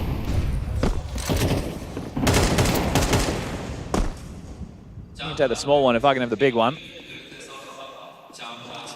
Third map is the big one. Well, here's another flash setup. Apex just constantly setting up these boy. Good timing. Oh, they weren't all caught. Exertion down, but Torji trades. It's delay incendiary. They look like they wanted to pick up the pace there. And Rops has just gone forward in apps mid-round. This is where Zaiwu was. This is a lot of space hoovered up, and he'll catch them on the way back. Oh, you're absolutely right. It's perfect. The Rollins in mid-conversation. They were caught with their knives and pants around their ankles. I like the smoke. Uses it to try and delay, but does get run down by Spink. So 2 on 4 goes 3. Or back a pit. Yeah, it'll be hard to get past him. Torji can molly it. Oh, cost him his life though. And straight to the 5-7. Zaiwu's ready for the biff, distracts. Mezzi converts. Good team Counter-Strike. Love how active Rops was there in the mid-round. He's one of the more active players you'll have in halls on this map. It's not just a position he looks at, yeah, I just play balcony, pit, site. No, he wants to make your defaults jarring. And if you're not getting picks in Banana, well, then you're going to go for halls and boiler control earlier within the round. So how do you deal with that? You post an AWP and a rifler there early. You deal with the lurk player, right? They killed Jimmy as the first Thorn. Then at that point, it's like, okay, well, if he's the guy who's normally tasked with holding down this side of the map, I can take this space back later. So a really well-calculated risk there from Rops. Interesting, they like cancelled the util they were gonna throw because there was nothing thrown by Vitality. Like not a single, but there's the first grenade of Banana. The mind games, right? When you play an opponent so many times and you're studying the best in the world time and time again, like it's at a layer that we couldn't even possibly comprehend. Oh, for sure. Down to the nuance of how they approach clutches. Like, look at that. Right? All these moves I'm talking about. You've seen Apex in a different position with a flash and flames on the break, and it's just, they know that they have to be annoying in Banana. Yeah. They can't just sit there and like, oh, we block half wall. No, there's a plan for all of this. Their comms will be so active all the time. And you've just got those key words for what we're doing next. And now look at this. Apex drops all the way back. CT spawn. Flash at the ready. Okay. I can hightail it to... Ooh, they're faking B. Wait, they're doing like the double smoke from spawn. How do you react to this one? Yeah. Play for first contact from Flamesy. Push the smoke. Apex receives. They tried to go long side of it simultaneously, and Zaiwu's had no issues. Bomb planted. It looks like it will get it down, so there's some sort of silver lining. Up and over for Flames. And down we go. So that's a different story if your B bomb site has been weaker throughout this half, because in that moment, if you're Zaiwu, instead of posting and waiting for the long play, you're rotating immediately because your B players are screaming and you don't have confidence in them to hold it on their own. We saw Mouse run a similar play to that, I'm pretty sure, a similar type of layering a little bit earlier on. So, looks like the prep work has been done. It was their choice against FaZe. Mouse 2-0'd the big brother, and they'll retain the big brother status. But Mouse, the better team. Yeah, no question about that. FaZe have unfortunately been eliminated by Virtus Pro 2-1 in a lower bracket match. We've had 2 teams eliminated today, one being FaZe, one being 3D Max, and 2 more have to join them. We have Heroic versus Na'Vi for that exact fate going on right now. The Mongols versus Astralis up next on this A stream with Harry and Hugo for qualification to the playoffs. And to round up the day, Falcons versus Spirit. So make sure you're all tuned in for that Donk versus Kiyosuke. Battle of the Titans as we get underway with the rifles. Torji's AWP is out. Early battle, much more utility intensive. They'll say they want to go for this late boost. Flames is already long gone. Ooh, yeah, early gamble of a third. So with Flamesy dead, Apex's trajectory spews out a little block smoke. Mezzi's full Joker, isn't he? Yeah. Rops has pushed holes again, Alex. They know it's B. And that's the fight Apex had to win. Does very well onto Spinks. But I hope they don't have a molly. Oh, they do. Oh, it's awkward for Mezzi immediately. Still stands around, gets himself one, and the low HP of Exertion still contributing. So I was nade here. It could be enough. Oh, it wasn't onto Exertion. My mistake. Jimmy, however, is responsible for this Rops approach. He's freeing. So good. Torji forced into the fight by the Util. Okay, Exertion, you've got 21 points of health. Rops and Zaiwu barreling towards you. Nades are plenty. Smoke on the bomb. He could just sit it. Looking for Rops. Jazz mantle up, hoping that Zaiwu wasn't sticking. Safe pair of hands, those two. Apex did kind of screw over Mezzi there. That's maybe what he's saying. Hey, man, sorry about that. What are you doing in dark? I thought you were hiding somewhere else on the map. Oh, mate. Yeah, so wait, you set me up here to be the round winner, but instead you've come and you've overcrowded my plate, have you? Yeah. Thanks, boss man. I've been spotted where the Joker is. All right, well, bomb goes down. Lost bonus does provide another buy. But Maus, the tap's been shut off. 6 straight for Vitality now. Ooh, aggressive AWPing. And aggressive all across the map. That's the key word here for Vitality. Flamesy and Apex even combining to finish off the job. He started onto Torji. The round, look at the time, 1 minute 30. Okay, they found themselves. They went and they sat on a rock, meditated a little bit after map number 1, and the beast is awakened now. Touched upon has been about the T sides. Well, guaranteeing 7 on the CT hall with 8 a possibility. Vitality clamping down and as a team.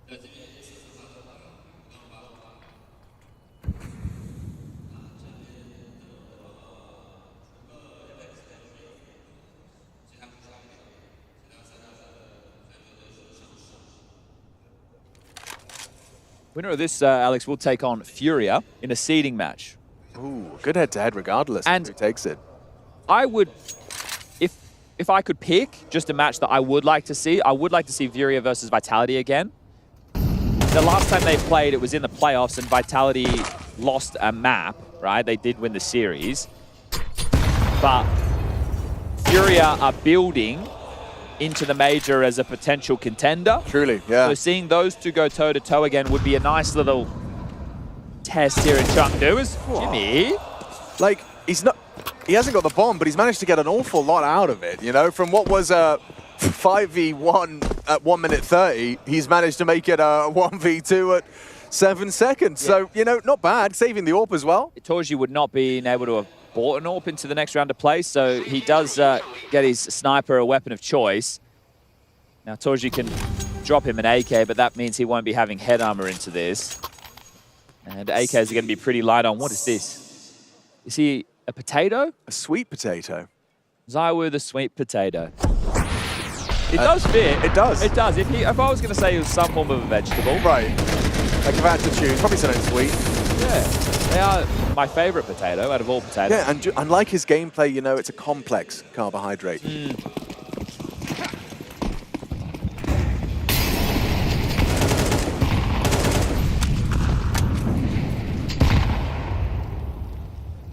Rob's, interesting to see his reaction to this mid-smoke.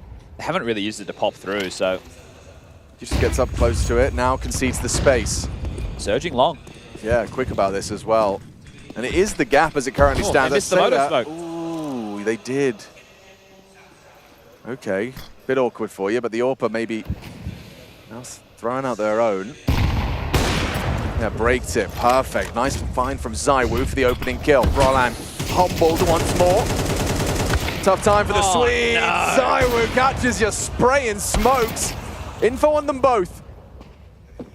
Robs hides out on the side, catches you clearing corners. He's played that perfectly. Vitality, this is more like it. 8 on the trot here on Inferno, third map. And there was a couple of rounds where I was like, okay, Maus have a good opportunity, but there were good solutions found by Vitality, playing off of each other well. thinking of the retake for me with Rops up Banana and the amount of output he was able to get in that 2v2 with ZywOo, that was kind of teed up a bit by Mezzy playing through the smoke with the flash. But there's a lot of highlights right now and a lot of good team play. I think that the communication and team play issues they were having on map number 1 have been dealt with. Oh, distant memory. Yeah, and because this is the CT side where a lot of alley-oops are required, right? Apex has to tend to the B side. Sure, you can call if you want a 3-man opener, but over towards A, you have 2 very good players, 2 world-class players. Rops and ZywOo, they are the ones who have to manage themselves, and they were continuously playing off of each other perfectly. But remember how this started. 4 straight rounds. Every map so far we have split the pistols. Will that be the same into map 3? Now's heavy defense over towards A. 2 porch side, 1 in the pocket of Jimmy, and overseeing from long is Spinks. It's just going to be Brolin on B. Normally they have exertion here. True. Right? We saw him doing the Julies with the drop USP situation. Yeah, that's right. So this is a little bit of a change-up. Maybe they want the firepower over towards A, but saying that, Brolin has been pretty good. Currently at 2 kills, so... What's his legs doing? He was skedaddling at the half wall there on the X-ray. Everything's fine. He's got moves we haven't seen before. Yeah, that was unique. So just set up waiting for any form of regress, right? Rops in Boiler. Flames dealing with the apps push. Rops is going to call that clear now. They had Banana Control 2. They had the presence of top mid with Apex spotting that from the chicken pit. Now it's about the finish. It's another smoke available from Mezzy. Some flashes and a molly. They're going to get in a biff in mid. Biff set. Collision course set. Rops progressing apps at the same time. And Torji, good for the click. There's the dual Berettas. They're making a lot of noise and they're doing a bit of damage. Rops and Apex having a go. Just Rops drops in. No bullets. What's going on? Bit of a starry moment there. What's a starry moment? Okay, that's both pistols from Mouse. There's a difference maker right there. It's no bomb going down either, so walking into the trap, they stayed in their setup the entire time, Mouse. So conviction behind whatever the prep was, you love to see that. And now we've got a game on our hands. Unless there's another Vitality eco. It can't be. It can't. They've already had too many. You've had your quota, you've had your fill.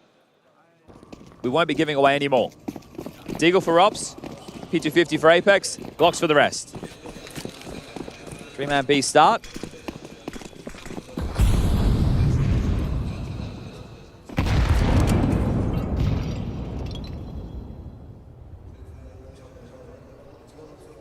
You know, it would do wonders for Brolan to get a little summon on the Yeeks here. Yeah, train those. Oh, he might have to. He might have to. Jimmy, what have you got? He's got a lot of players on his screen, but every single one seems to be taken out with ease.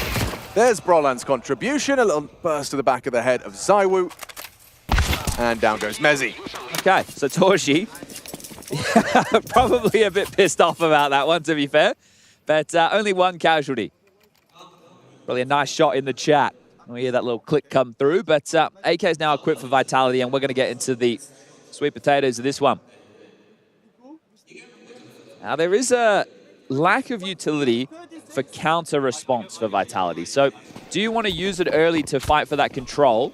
Like, they have 1 flash, Alex. I feel that this has to be set.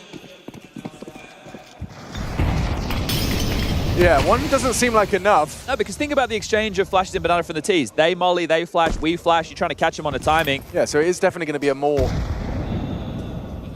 I don't know, unusual, unorthodox approach, like trying to manufacture a T round with your single flash burned.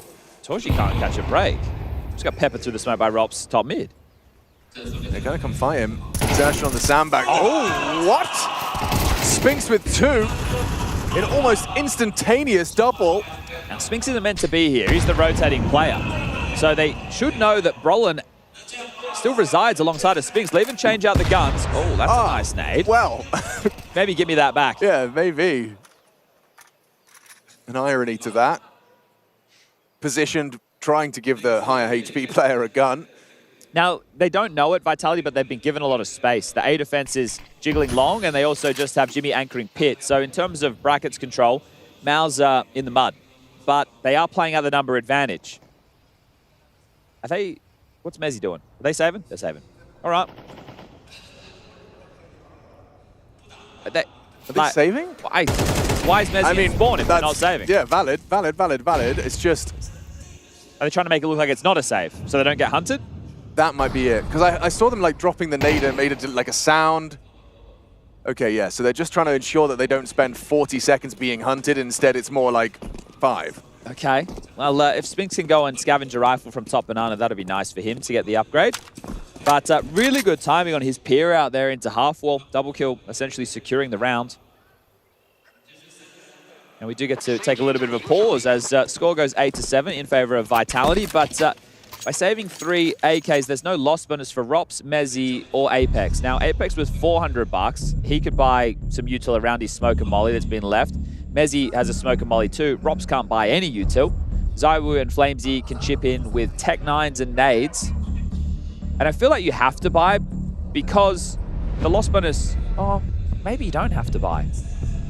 If they can guarantee a plant, they don't have to full shove because the loss bonus is maxed out.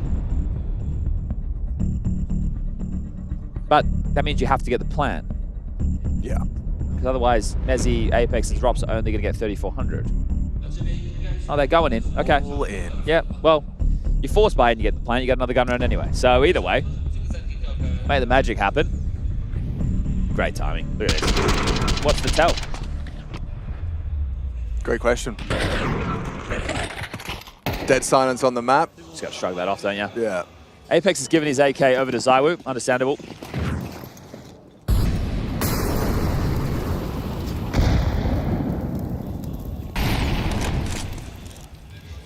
There's been a... Oh, hold on, we're fighting. Fighting indeed. An audible retreat of Zywoo. There's the Torchy AWP in the feet. First blood drawn. They're swinging for more. Covers there. Zywoo saves his teammate. Oh, but peeking in, and another one! Spinks with 2 double kills in defensive banana in back-to-back rounds. It's Brolin that matches that output as well. Big smiles on their faces. Mouse know what that means. So Spinks is the rotating rifler, but the game plan is quite clear that Brolin is to set up the other two to find the output. Right. Exertion they would set up normally, but both rounds he's essentially started as the second B guy. Whereas you saw a lot of the rounds in the first half, sometimes Vitality would start 3B, but Apex a lot of the time, after the initial salvo of util, was just setting up flames for fights to be jarring. Right. They've got 2 flameses, essentially. So the gap is A, but now, the way that you've conditioned this, the mental game. Okay, they played heavy B with 3. Your Vitality, do we change course? Do we think that they'll continue to do that? Or do we think that they'll settle into something a little bit normal, which is what they've done now? It's a 2-3 split with the lion's share over towards A. Torchy's AWP, worst case, gets overrun right now. That would be catastrophic for this defense. Moto smoked. And already friction felt. Jimmy does well, so does the HE. Spinks in the pit side, they've got the setup. Jimmy with the dual Berettas manages to finish off at least one. Robs is getting multi-kill. How does this go wrong? Just a couple of Tech 9s into A. Good clawback from Brolan. Xertion's quick on this up mid. He is walking, but he's responded swiftly. Okay. On that short side, crossfire between Apex and Robs, and it's Brolan and Xertion coming in from long and short. 10 bullets in that M4. He's got plenty if he's precise. However, now you're down to 3. Now you're on the reload. Now's your time to go searching. Rob's dead. Nice find. Exertion gets it. Exertion gets it done. That's the only way Exertion could get the line there onto Rops was going up and over the truck, and that was a blind spot. Apex playing the pillars, blocking that line. Surely was communicated that wasn't a possibility, but here's the thing. If Robs doesn't cover long, then Apex is open to long. So he has to fight. They could have rejigged the setup, but Apex getting off the box, the sound cue. Torji missing. He's having a tough map this time, right? Missed a couple shots. They could have given them the man advantage. It's Brolin, though, who finds a key spam kill through the smoke on the way back in that then tips the tables into the 2v2. Right now, it is 5 straight rounds. So 4 in the first half, 5 in the second. Vitality blanked so far. 5 AK-47s. Might need to see some of that Zywoo rifling work. And yeah, in contrast, his rival, Torji, bringing more aggressive line into the mix. Jimmy and Torji adopting early apartments control. It does look like Spinks is going to vacate the premises, aiming to support B. Jimmy spots you on the mantle up and does choose to engage. So she's committed. He's going to maybe slink away just in time as well. Rob's clearing his corners.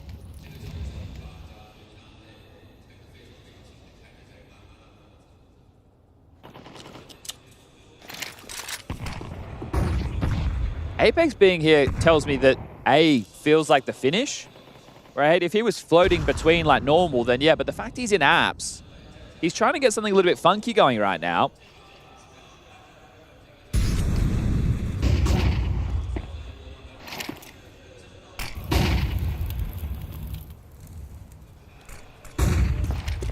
.3v5 on A.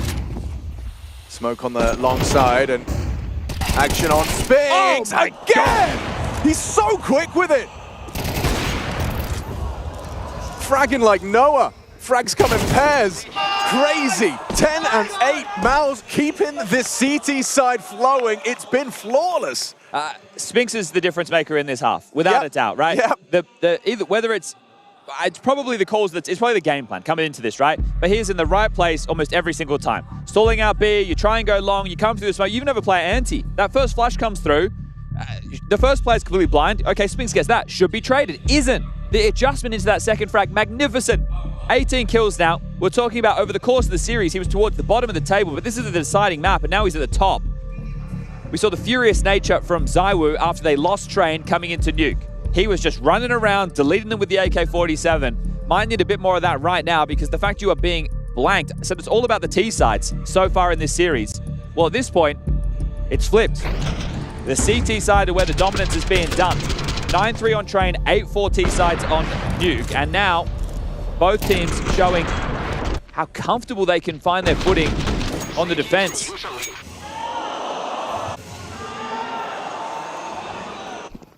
Running out of solutions, Apex. Yeah, quite literally scratching his head. Listen, it's not gonna be easy to come back this, okay? I know that. But we can do it, boys, okay? Yes, let's go, boys. Okay. Not easy to come back, he acknowledges that. And I think it's less about the scoreline and more about they're running rings around you. Yeah. Their positioning has been the key to you not getting around. So you're calling from behind. You're playing catch up. You need somebody to find you an opener.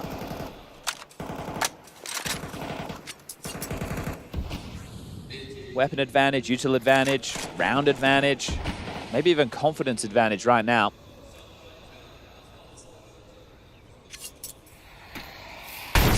Roland's got more util where that came from. His exertion to be set up. You've got that half-wall Molotov ready. This is here again, Alex. Flash. Is there really going to be another multi out of Spinks? Just the fact they're doing this with there's 50 seconds left. Yeah, and now you start bringing that fight. He's got one completely blind, and here comes number 2, 3, 4 from Spinks. The 5th miles away, but Rops is running, and so is Spinks. Collision course set. The man wants an ace. He's sick of getting denied, and he wants it down himself. All 5 for Spinks. Chengdu enamored with that one, puts on a show. Mate, this is how confident Maus are in their game plan that they can keep three players on the B site until the 50-second mark, and then they search for a banana retake. It was almost like the start of the round, but 50 seconds in, you know? They have just a clear understanding of what is happening right now. It's beautiful. Second on Flamesy there, woof. Instantaneous tech as well. Yeah, this is sick right now. Apex is out of the server. Oh, I think I might know why. Well, just looking at the way that mouse was in his hand when he... Okay, no, it looks like it's being resolved. But yeah, visible frustrations for Vitality, especially after a little pep talk saying we can do this, and then Spinks just aces you, hunts you down. But that's, remember, how Apex sounded in the timeouts on Train. It is. Right? Yeah. Like, oh boys, we do the communication, we can get in this, we need to play together, we need to play as a team. They're 23 and 12 right now, towering over them. Bro, he's got more kills on Inferno than he does combined Train Nuke. Oof. Yeah, okay. Save the best for last. Yeah, third and deciding map. Well, I mean, he definitely chose a fantastic time to find form. Just to remind everybody, it might only be a 3-round gap at the moment, but the money isn't there for a full investment, so you kind of have 12 teed up. It's right there for the taking. They got that royal flush, 4 AKs and an AWP on the CT side.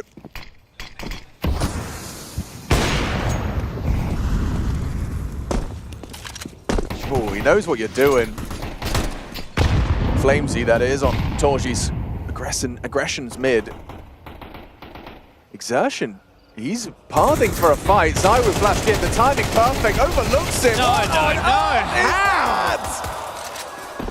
How is everybody alive on Mouse? Brolin has just bowed out Exertion in a big way. The timing was so perfect as well, but Brolan's just there to, yeah, bail him out. They know they should have had something there, Zywoo and Mezzi. This round, because they've just gone for a half buy, it felt like more utility than they've had in most of their gun rounds. And you could see the difference the flashes make, but you've got to hit the shots. Brolin finds a quick solution to that weird smoke thrown. Channels them towards that first box held by Exertion. It's absolutely perfect. There's nothing for Apex in this one. Absolutely not, says Spinks. It's been 1 kill in the last 3 rounds for Mouse. That's how dominant this final stretch has been, as yep, the knives are out. And the playoffs just 1 round away for Mouse. This Group B, it's a tough lower bracket, or at least it can be. Loser here if Vitality takes on Lin Vision tomorrow. And just a reminder, and I only know this because Chad has told me 12 times throughout this series, is that seasonal head-to-head, this would put Mouse in the lead. Okay, Exertion, not going to back down.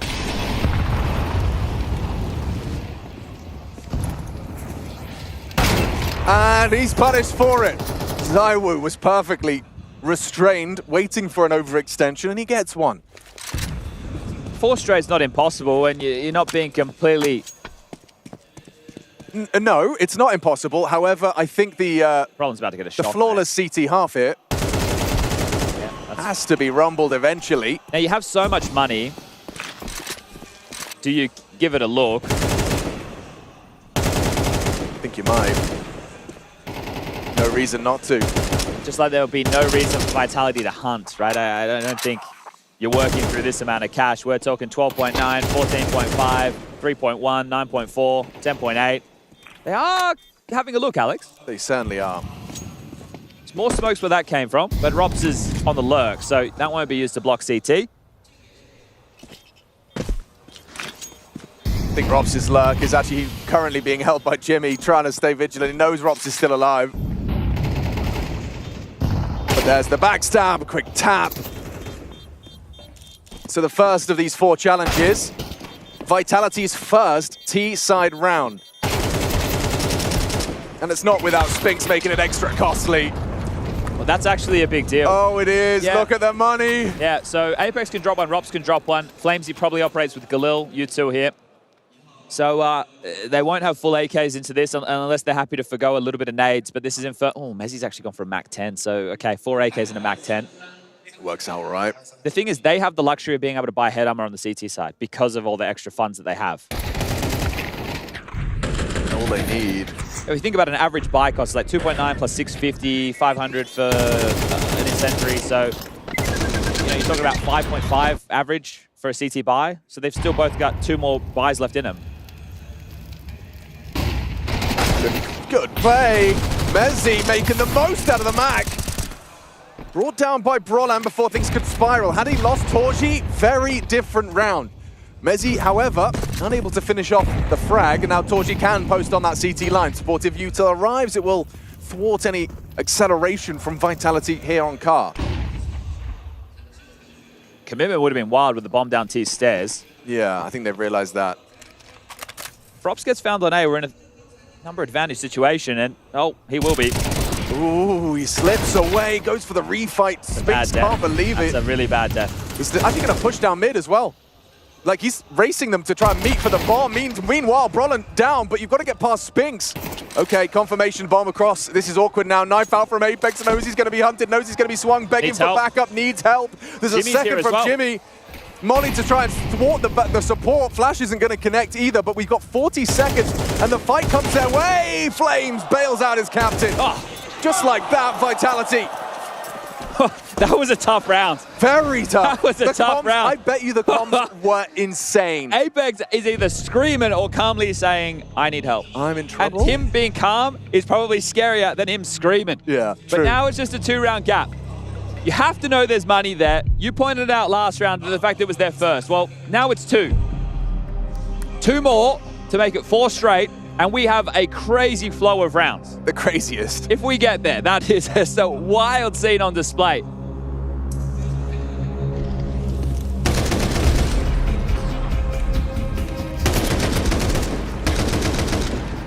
Do Mouse's rounds only ever come in sequential fashion? Oh. You know, and Inferno, it has been the case. As soon as they stopped winning rounds, they stopped winning rounds. Yeah, the tap got turned off. Vitality. 2 of the 4 consecutive acquired. Spinks doing everything he can to get Mouse into those playoffs.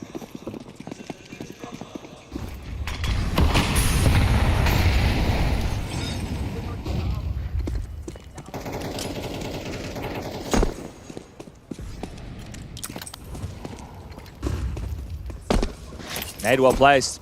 Yeah, not quite on the money. The second much better. Torji doesn't lose at the line, stays on it. One more would be good. Yeah, you're right. Pretty light chip damage, all things considered. Walks away with 56 HP. I don't think he's complaining. And they think they've forced back banana control. They haven't. So there will be 3 CTs to receive. Spinks, a nice timing on the HE mid. Significant damage for ZywOota's stomach. This crossfire is hard to get past. You've got Jimmy and Pitt with essentially full nades. Brolin in sight as well. He's the B player. Yeah, okay, they have got that Joker on site. You need Jimmy to do something, though, and he gets nothing. Good from Robs. Brolin remains active on site. Tucking in, clearing him out. Flamesy gets the frags. It's fallen into place. Now it might be the save. Haven't said this all half been Mouse's situation. 2,400 for them for the final round. Oh, this is mad. They will have money for the buy, right? But they just want to make sure they have everything. But just so everybody's on board, it was 4 rounds to start off Inferno. Pistol, conversions, first gun round for Mouse.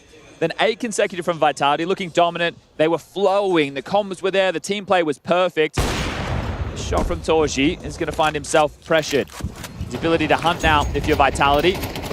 They might think they've got them at the bottom of the barrel, but this barrel's damn deep. Everything's wiped. There's only one player who doesn't have enough exertion at 3.6. That can be hooked up. Brolin has 8K. They had infinite money glitch right now. Yeah. So 4 rounds into 8.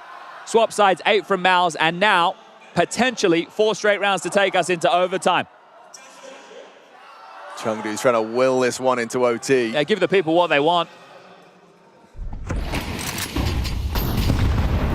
Rob setting himself up so masterfully there. Breaks the smoke, finds the pit player. They're back to this 3-rifle B start here, Alex. Torji's all posted up down middle. But it's Spinks, when they've come B, they've been this jarring force bottlenecking them around half wall. Take a look this time. He's actually just sitting in the back of the site. We saw this in the first half from Mezzi. Didn't work out because Apex overcrowded the plate. But now that Vitality have been able to go through the motions, what's one more round? All riding on this. Mouse could be in the playoffs and the conclusion of round 24. Or will Vitality manage to convert? If they just go A, Alex, it's just Jimmy and Torji here. It seems like a massive vulnerability right now. They'll delay a little bit. He's meant to be the rotator, right? But he's playing Joker. They feel that this is going to be a B finish. At the moment, doesn't look likely. In fact, yeah, it does look incredibly committed. How does Torji handle the long test? Pulled away, smoked off. Rotation's coming now. Long rotation is on its way. Mezzi's patience rewarded, catches Brolin. They might pivot. You can see Spinks and Xertion now quick react to the Mezzi frag. Vitality into CT spawn and Exertion in the angle. He's hearing the move in. He's got a great position for this. Back catches Flamesy. It's massive from Exertion. There's some impact for you. They got 20 seconds. But Spinks is still here. Yeah, hiding out. This is the Joker play the entire time. Are you really not ready for it? No way. Hey, Messi from Spinks. Time. No nades. They've got to run at him. Run him down. Find the fight. Still on the plant. Coming in from the banana side. Gets off the bomb. Frag is found. Needs to kill. Needs to kill. We're off to overtime. Whoa! That is a high-octane round of Counter-Strike. The pivot into the mid to B because Messi gets the opener. Spinks slinks back. Flubs the aim, still gets one. They don't sit the plan. They go for the kills and Vitality. They claw it back. Can't quite believe it. Overtime. Look at this. 7, 6. They have to fight him if he gets away. He gets away. Not quite. Robs has got it. What a finish. Dude, I mean, yeah. Vitality have held on after a stunning sequence of events from Mouse's start on the CT side. They find it was a blue wall. 4, mate. 4 on the trot just to pull us here. Oh! Okay. Brolin warded off of the line. They're just going in. They're just running at him. A pace change. First round of OT. No surprises there. Damage inflicted. Xertion traded. Mezzi looking for the finish onto Brolin. He'll be out of range of the HE, but that bomb will go down. And now we've got a 3-on-3 in that retake. Good More catch. smokes for CT. Apex and Mezzi can drop those in. Yuta for the retake. Smokes. Molly's HEs. They've got a good chance, but this is going to be very, very tough going through the grey screens. Flames has even been able to find himself an incendiary during all of this. Could drop out that other smoke now towards Coffins. It would secure the round, or at least feel that way. They have done. They're blocked. Oh, they're in so much trouble. How are Mouse even supposed to go through this? Run through a grey screen or save. Those are their options. And running through is the one they choose. Doesn't work out. Mezzi gets them both, and Torji's not going to bit that all out. Vitality keep going. They haven't stopped for now 5 consecutive rounds on their T side. And what was Vitality having to chase the way that these CT rounds were being called from Mouse has completely toppled. You can no longer get away with this 3 stance towards top banana, having Spinks there. They've been able to pressure gaps. And because Torji, who's meant to be the AWP to lock down this A side, is having a really tough game, you're not so scared of that side of the map anymore. That's why they were happy to play through a long smoke. So at this point, Mouse have lost all the momentum that they just built with that stretch of 8. We know how tough their T side was. They need something in this CT half. And Robs' death, it wasn't in vain. The information came through, they surged into B, they suffocated Mouse, they grabbed some residual util, and they stuffed him at the post. 8-1 head-to-head for the year, 1-1 for the season. This one's for the playoffs. And it really looked like Mouse were going to topple their demons. Right up until it didn't. Oh, that's going to make things awkward for the B duo. Oh, and Spinks goes down. A great shot from Mezzi. Cyber matches the output, but Brolin will trade to keep Mouse with a leg up. Flames, what's your plan here? Just walk through the smoke banana and Apex will join him. Bomb on the back. A partnership heading towards Brolin, isolated on B. I think Jimmy's position should really free up the Torji rotation now. Yeah. You have to get moving to help out B. Jimmy is your ward. He can see all of second mid, can see all of mid, and they're walking through the smoke. Okay. Brolin. Oh no! Ooh, Torji going to be mad about that one, and now the fight is forced. Molotov out, throws out a flash, mantles up. I like the move. Flamesy though, can't tame the spray. He does. Pulls it down.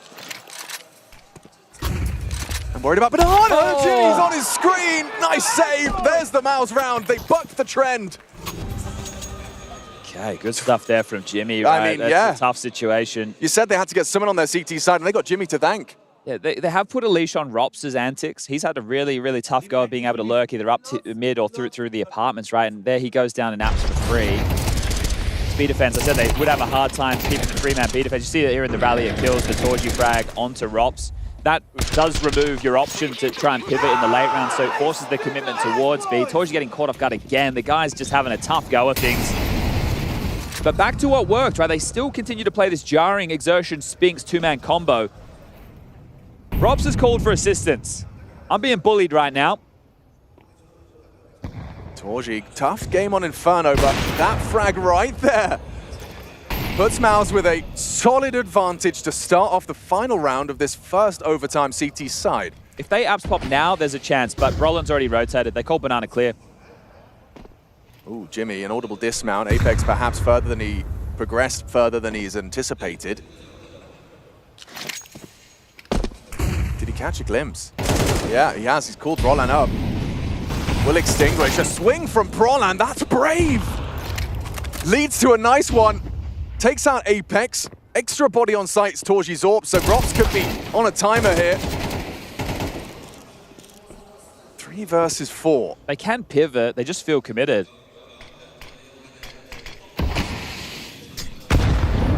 Damn, lots of damage from the HE. Another one of those. You're right, Zywoo's got Jimmy dead. Perfect. Just like that, the pit player lifestyle. Catching HGs, now Torji, Molotov Dot. That's a very well-placed molly, but he sticks around enough to deliver. At least the one! Quick flank from Spinks. Mouse 14, 2 on the CT side. After that first one, there was a question. Both of those coming down to intensity. 1v2, 1v1. 14 to 13. Wow, this makes sense, right? If we just look at the overtime now, we're 2-1, and the rounds that have been played in regulation, right? The T sides are the ones that have struggled. The CT sides are where it's been more dominant. Spinks finding this gap right now. He's made some really heads-up moves. I think he's, not just been that sit and wait lurk. He's been quite active. His rotations have been good. He's been fantastic over towards top Banana. But here we go, swapping sides. Vitality, can you remember your recipe for round wins? Oh, Torji. He catches a little idea of aggression, but Flamesy, ooh, he's trapped on the half wall. Timing shot from Torji, dunks on a second. Flamesy steps up and delivers. 24 frags deep. Far from a liability on Banana. He's actually the catalyst to success more often than not. 3 here. Zywoo one, just a little pixel gap that Spinks obliges, peeks into. Roland and Jimmy, without any teammates around them, 5 members of Vitality still stay stalwart here on the A side.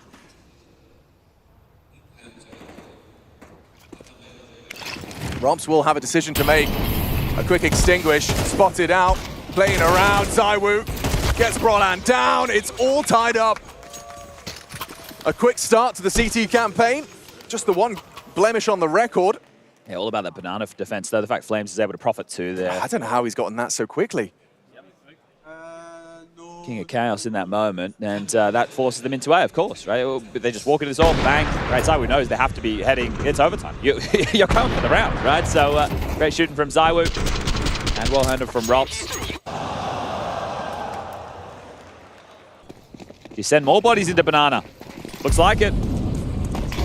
Apex has actually equipped himself with the AWP. Fires off a shot. But Banana will be theirs. Look how much flame.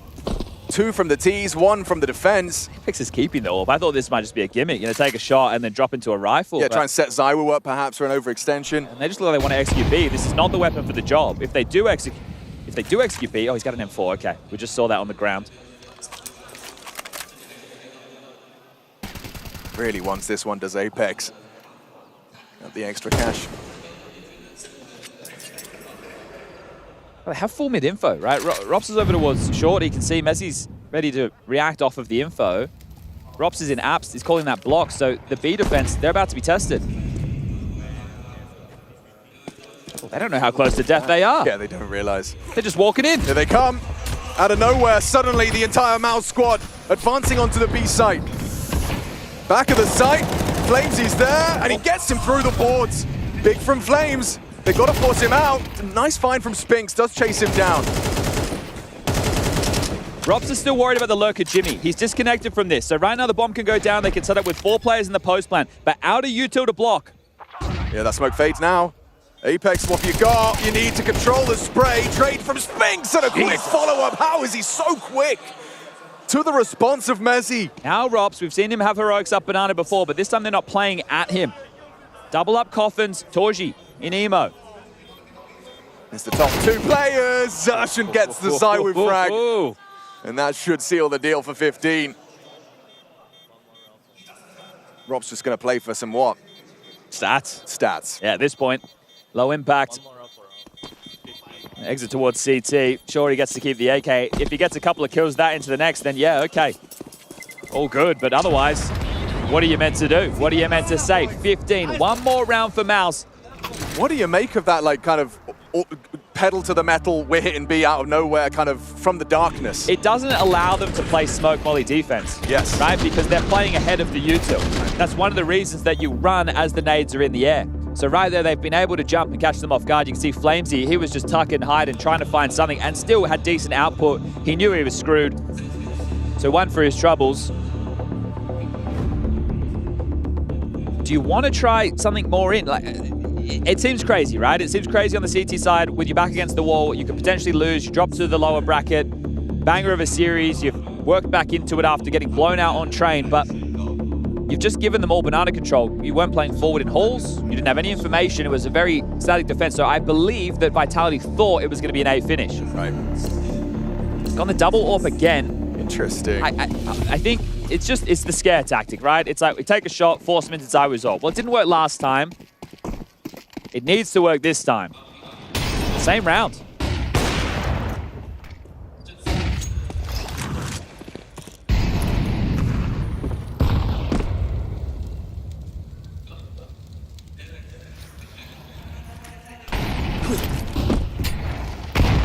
No one home. Good restraint from Miles, not falling foul to any early chip damage. They just be-execute again, and he's doing this gimmick with the AWP. He's actually had to go all the way back to spawn and as well. again, they have no info on A. No banana control, no brackets control. Mouse have them scared. Mouse have them scared. Oh, and Flames playing a very dangerous game. Spamming smokes. Nade to try and chase him down. That's a very well-placed grenade. Coming through again. Oh, Apex is going to be caught on the reload. Yep, charging. Oh. Flamesy's there. Vitality's hero on the B side. They can't get past Flamesy. Torgy brings him down, but the damage done. The frags have been found. Torgy punching in the code. It feels like overtime 2, a guarantee here. And Mezzy makes it so. It's battle of Flamesy versus Spinks with the output so far, isn't it? You got 28 for Flamesy. You've got 32 for Spinks. They're titans in the server at the moment, clashing. How does he get a triple kill? They went for the same approach, right?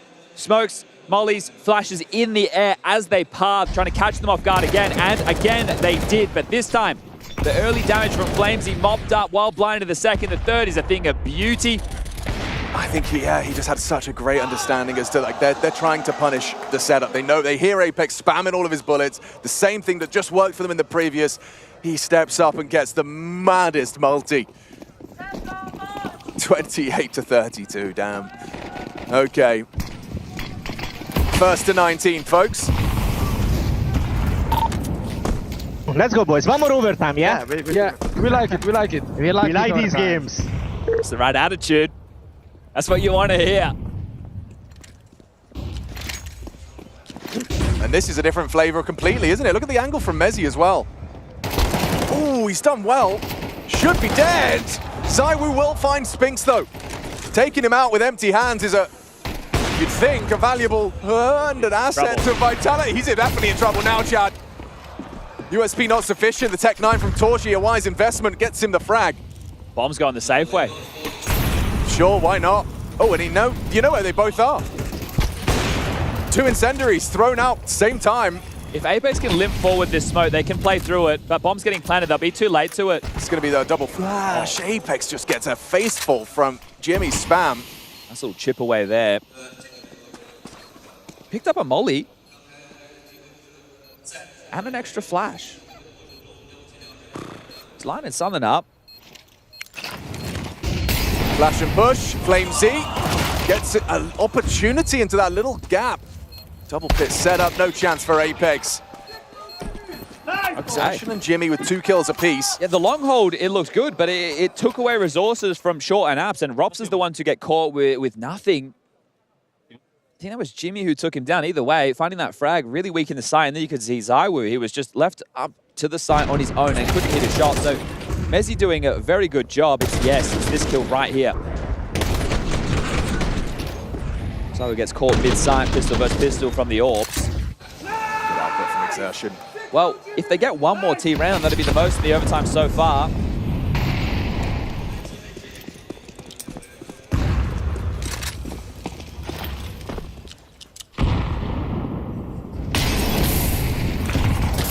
going for this. The extinguish, the flash wasn't there, or at least exertion maybe ahead of it. No issues for the first. Flamesy kept humble round 32. And because they've gone for these B executes, like Mezzi's played over here as the third piece, Rops and Zywoo are both playing long side. One smoke, and they'll be scampering. So Brolin making the calls, escorting his team back up middle. 4 up the guts, Jimmy in through apps. I wonder how active Jimmy plays it, because he's got an open runway. Smoked off. Do they break? They don't have a nade. Zywoo does. Oh, clips the wings of Spinks. Well, now they're smoked off Moto as well. Zywoo has to play ahead. He's doing so much. Puffing up his chest, trying to act bigger than he is. They've just walked past one another in the smoke, and the gap is forming. Huge from Rops. Rops and Zywoo, a 2-man defense. But it's not over yet. It might be now.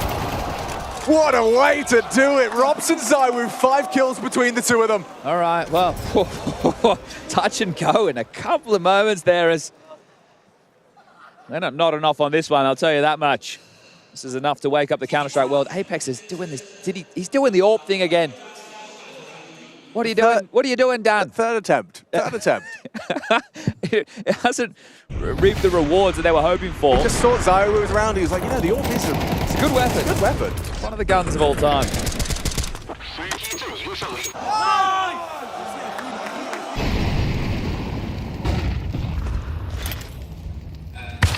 Same result for Apex. He eats a grenade. Fires off a shot. There's a nice one back, though, as far as nades are concerned. Brolin and Exertion have been tagged up heavily. Look, if you can get Apex with an AWP on the line, maybe I'm excited. He's thrown it away again. On low HP, maybe it's the better weapon of the job, but Mezzi's starting to cheat back with the rotation. 2 men holding porch side, Rops and Zywoo. Again, it's just, hey, boys, let's stay together. Yeah, wherever they go, they partner up. So it seems. For this B defense, with a minute on the clock, Apex has a full belter utility again. Flames has an incendiary, smoke, incendiary, flash, flash.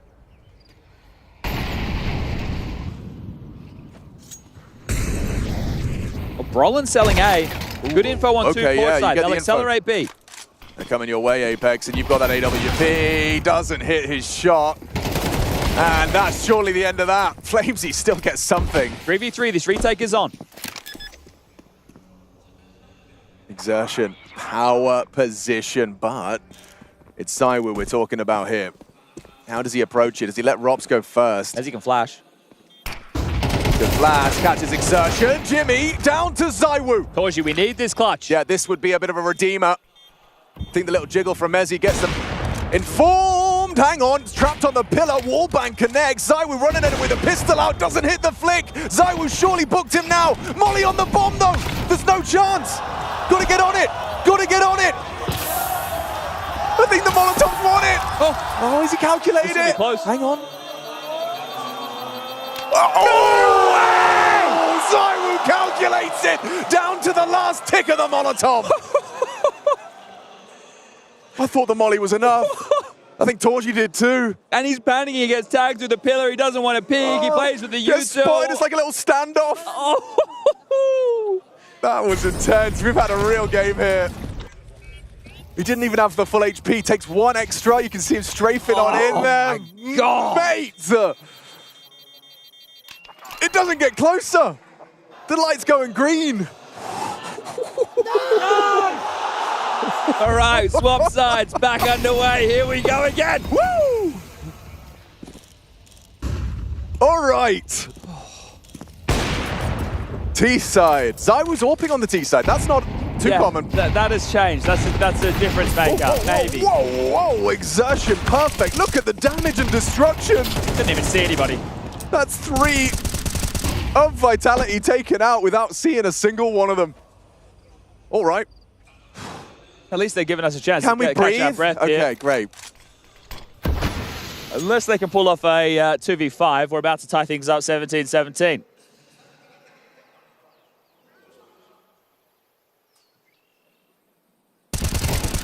Okay, we're about to tie things up 17-17.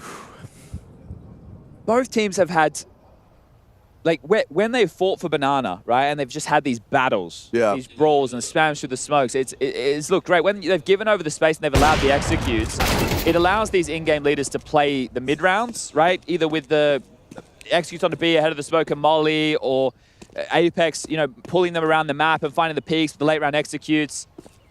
I think they've understood they don't want to give anything over to Robs. He has to come to us. He can't plant in mid.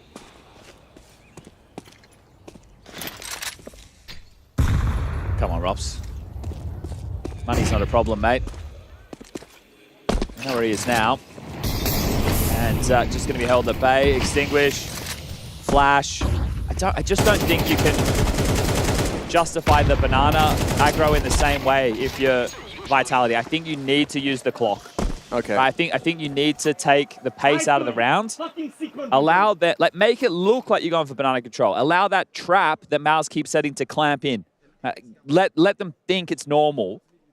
And then after that, you can just play out, right? You really don't want to be losing 3 players through smokes with a minute 27 on the clock. You didn't even get a chance to play the round. Yeah, the round ended before Vitality even got a chance to see an opponent. And so, round 35 of our second series of the day. Third map, and it is a banger. It delivers, Chad, as you may have prophesized. I didn't even expect like this. I just thought we'd get like a 13 to 10 or something, you know? No, we got the banger. And we got a flash for Abs. Full control, loud about it. Okay, see, by not fighting for Banana early, now's have rotated. Sure, there's only a minute 15 left on the clock, but on Inferno, that's more than enough time. But you don't have Banana and you don't have Bracket, so actually, slight concern is one of the two being worked on now. Spinks ahead of that, and you can understand why. He's got this porch set up. They're looking to clamp down on mid. Oh, he might be given that Molotov. I was going to say for that Spinks position. He's actually bringing it back for the B finish. If they haven't taken Bracket's control now, Roland feels like he should be rotating. Molly doesn't catch the boosted. Spinks versus Robs. Robs gets the better of him this time. I don't think it's going to be B, though. 25. It will now. Apex lines up the flashes to get him in. Roland throws one out. Exertion going to push on this. He gets himself behind the site. I think they spotted him. He's in trouble. And the frags come through. Only Exertion at the back of the site. One and not another. How has he got two? Walking through is Jimmy. Need the covering fire. Jimmy pushes through. Shot is hit. He denies the plant there. Yeah, that's what I was worried about. I mean, they were doing everything right, but still, like, that little bit of, like, blind spot on the movement. This is the first time in this game Vitality have had the chance to seal the deal. Yeah, will they finish it with the first? Before, they've been the ones having to play just to take it into overtime and then into double overtime. Mao's had 4 match points. 12 to 8. And they squandered all 4. Or Vitality stole them, whatever you want to see. Yeah, it was 12 to 8, and then they've had 15-14. So Vitality, 1 round away now. Do they crumble? Do they melt under the pressure, Mouse? Or will they secure another? Spinks, heavy damage early, stomached by the HE. It's Torji. Responsible for middle, so we're going to have to respect the incendiary. Look at this mini-map right now. Exactly, though, right? Because they're actually allowing the round to play. They're not... Oh, my God! What is that? Zywu removes Torji. Steps up for his 30th. He wants this to be the last round of Inferno, but there's Prolan. Info, actually, on 2. The trajectory of the smoke, they know there's 2 towards the A site minimum. Spinks going for a quick mid-flank. This could be really quick. This could be perfect. Bombs at the back. Bombs at the back. Oh, Apex just avoids it. Exertion as well, channeling them, trying to stop them from entering the site. He's done a bang-up job. Double kill, make it 3. Exertion, the one-man army. And we need a triple OT to separate them. They will not crumble under the pressure. In answer to your question, Chad, Exertion does the opposite. He's going to be having nightmares if that was a last round. Like, Zywu, what was that, mate? Yeah, great opening onto Torji. Look at him go, though. Exertion, yeah, he can just be a brick wall, can't he? 5-7 comes out, and the pain continues. What a game. What a game we are witnessing here. Live from Chengdu, China. Europe's awake now. I'm definitely feeling awake. Just like that, an easy pickoff. That's his trademark. It certainly is, the Zywoo early line. Catches Exertion playing with his nades. Spinks is in so much trouble. Flamesy. Oh! They push it to Brollan and he mows them all down. You know there's a third piece of that B puzzle. It's been your problem all map long. How does he line them up like that? Torji puts a little cherry on it. The job is done. The round is won. Zywoo gives you an opener. And Brollan decides he ain't losing another. Here's a kill. Oh, no, there's not. No, there isn't. 4 kills for Brollan all over the map. Big smile creeping onto his face. And we heard it from that little listen-in as well from Maus. Talking about how these are the games they want. These are what they want to thrive in. The OT, they're happy to be in a third. To expand on that, Maus are a team who have made playoffs of every single tournament they have attended since the addition of Spinks to this roster. But the respect on their name isn't there. This team, for whatever reason, the individuals are not looked at as exciting prospects, not superstars in the world of Counter-Strike. But that goes completely against what I just said. Playoff after playoff after playoff. Trophies elude them, sure. You go back, Cluj, that's a lifetime ago now. But these are the type of games that make you fans. These are the type of games that put your players in the spotlight to be loved, remembered. These are the games against teams like Vitality that have fans in the bucket loads. Maus are making some right here, right now in China. You're absolutely right, Chad. But you know what you need is you need to finish it with the victory, with the spot in the playoffs. Close, but no cigar won't cut it here. Exertion's in a lot of trouble. Oh, they lose them both. They know there's always that third. And Rob's actually going to be perfectly positioned to deal with this crawl from Spinks, but he's an absolute demon, isn't he? You know, Flames, he wanted to try and wallbang him on the way back there for the retreat, but he's played it safe. Doesn't want to give his life back. They still have the man advantage. Apex needs to call them into the finish right now, and Torji's line posted. Now, it's a relatively tough map. It's never too late, not in these circumstances. One man to defend the bomb site. Apex Mezzi to be joined by the rest. It is just Torji's AWP. How does he want to approach this? He wants to get that first and then dip into the site. Gets a little deeper on the line, hearing these nades thrown out, does not want to be caught with a white screen, thinks he's got the line, he's right! Just before the pop of the flash. In trouble, quick extinguish, trying to delay. The longer he lives, the harder it is for Vitality, but the combination of util too damn tough. And so a very hamstrung retake. Spinks is so low. I mean, what's he supposed to do? The output from him has been exceptional, but... Eyes on Jimmy. If he nades new box and follows up with the molly... Oh, you're right. You're absolutely right. If he does throw the molly in the same position, he hasn't. It will force Zywoo into an uncomfortable position, and he's going to be supported by the boost. Job done. Vitality, respond in kind.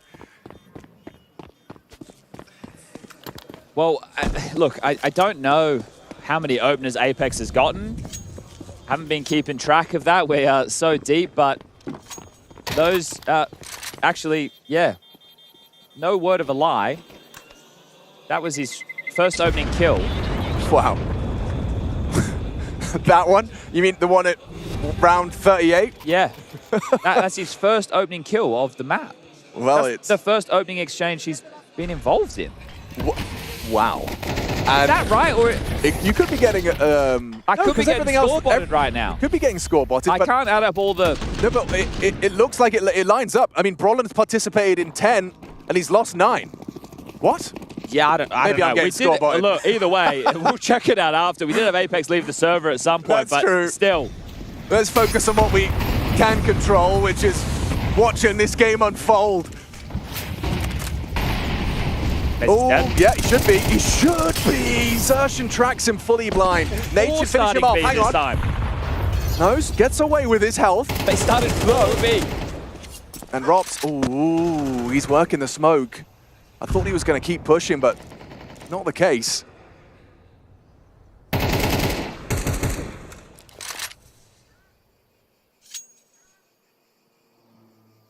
Still looks like they just want to stick through with this B execute. Now, Rops on the lurk. Him and Torji and Spinks, they might be a head-to-head. Torji sets up Spinks. Rops is calling this. He'll say, hey, they're calling brackets clear.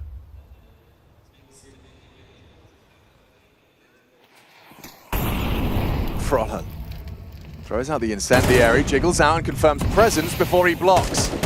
Temptation is very real to keep pushing. You hear multiple AK spamming smokes. Your option's still alive, though. Rops tucked into the pocket. Spinks in trash. 30 seconds, though. It is going to come down to the wire. Rops still stays in a standoff with Spinks. Oh, got the look. Oh, Spinks removes him. Has to go okay, B has now. to be B. Yeah, Torchi's going to be able to lend a hand as well. Flash is thrown. Frag is found. Exertion with output. Brought down by Zywoo. Roland tucks. Catches another. Brilliant find onto Zywoo. Apex is all in it to win it. 1v4, asking a little much of the captain. Bomb down. Spinks has run him out. And so, Maus find the 20th round first. I think if Rops stays alive or finds the space, they actually pivot back. I think that was the intention. Right? I think you're right. But Spinks has outlurked the lurker, right? Just by tucking in trash that whole time. And it's 2 CT side rounds.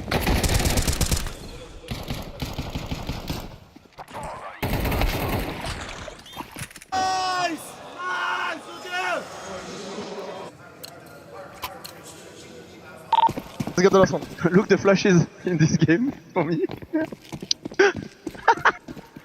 Wow, somehow laughing about the proceedings. Oh my gosh. 56 enemies flash for Apex. Exertion removes him straight away. Straight up banana.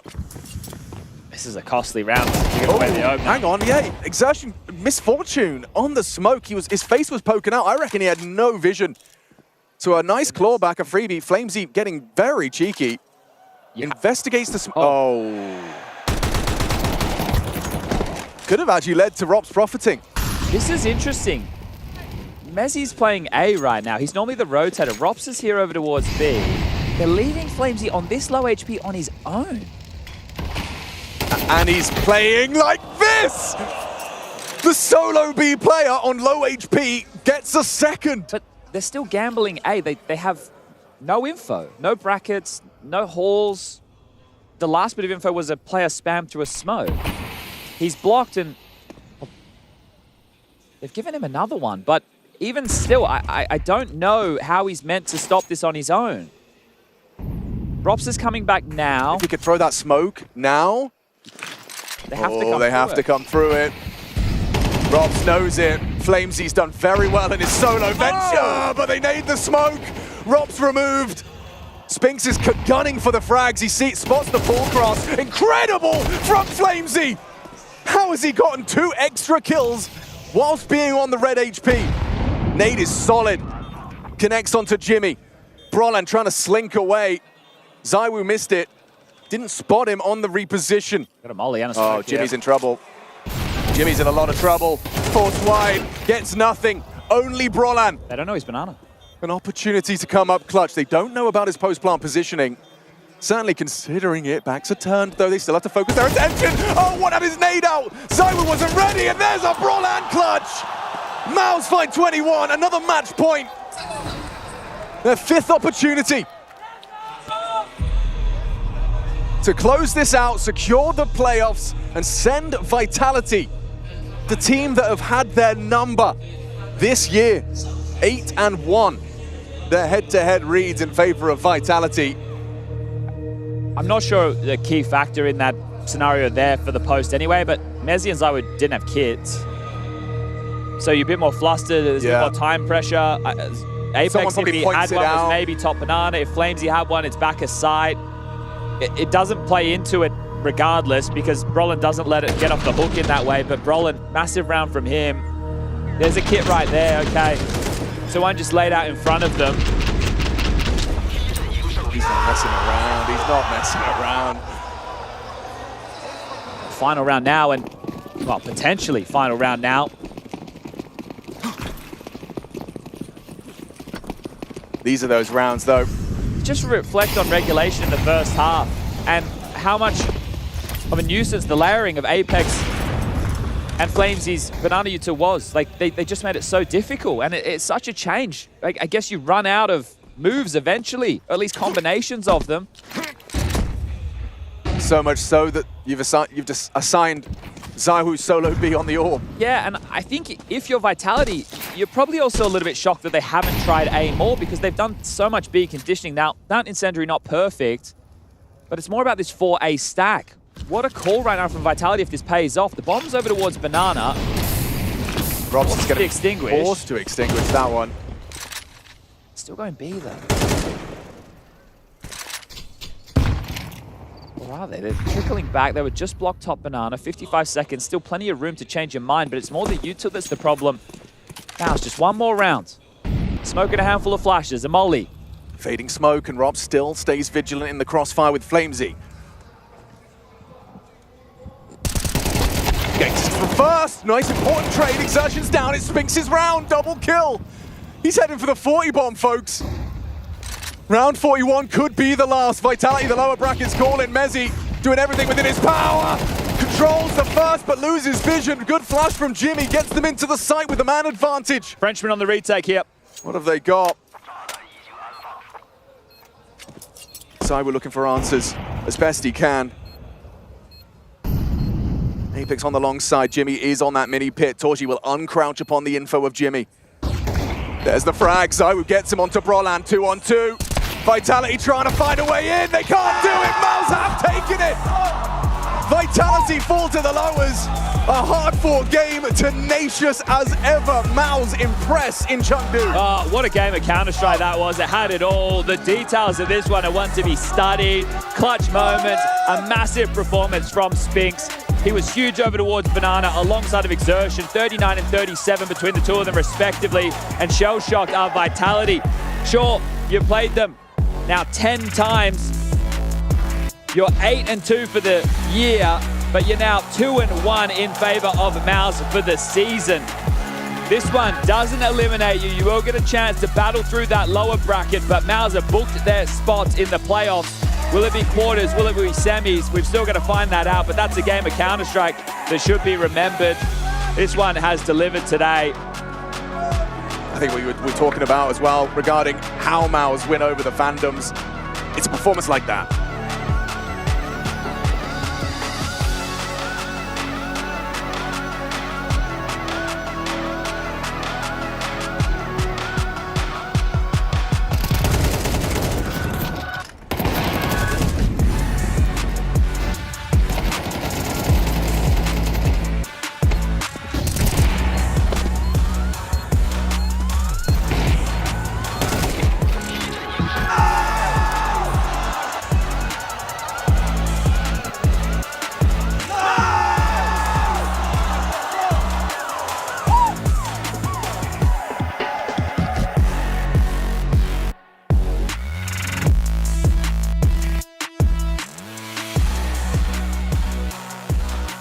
大家看得爽吗？来点掌声送给本场的胜者 Mouse！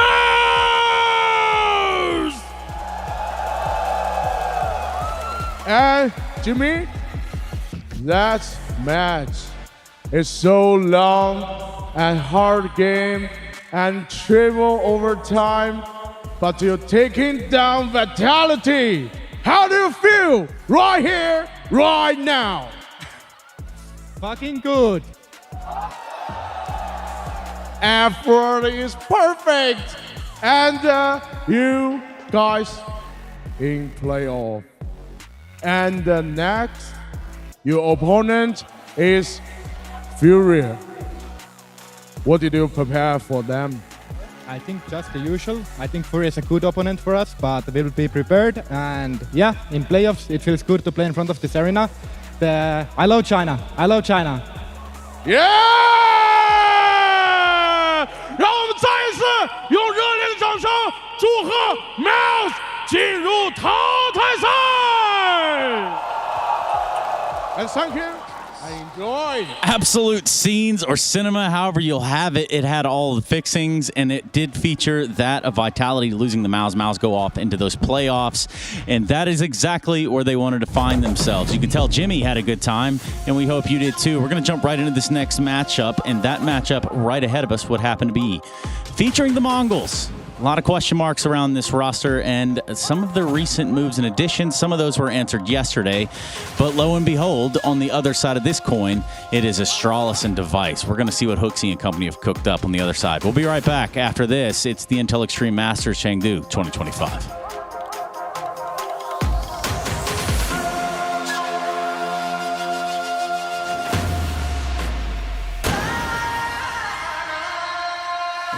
Damn, guys, we almost had this. Thank God that's over. Bored of endless matchmaking? Take your first step towards EPL, experiencing real strategies against teams of your skill. Learn more at fce.gg/EPL. Hi, this is Basement Dweller's first advertisement. And our second drop is, it's up, actually. If you're seeing this, it's up. It's available on the ESL shop. We had our first go at a jacket, and I'm really proud of it.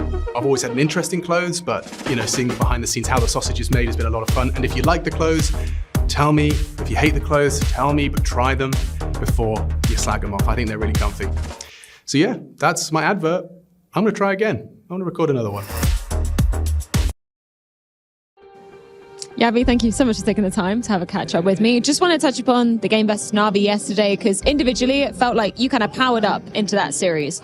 Can you tell me how it was from your perspective and, you know, what puzzle pieces you were putting together to get that result over the line?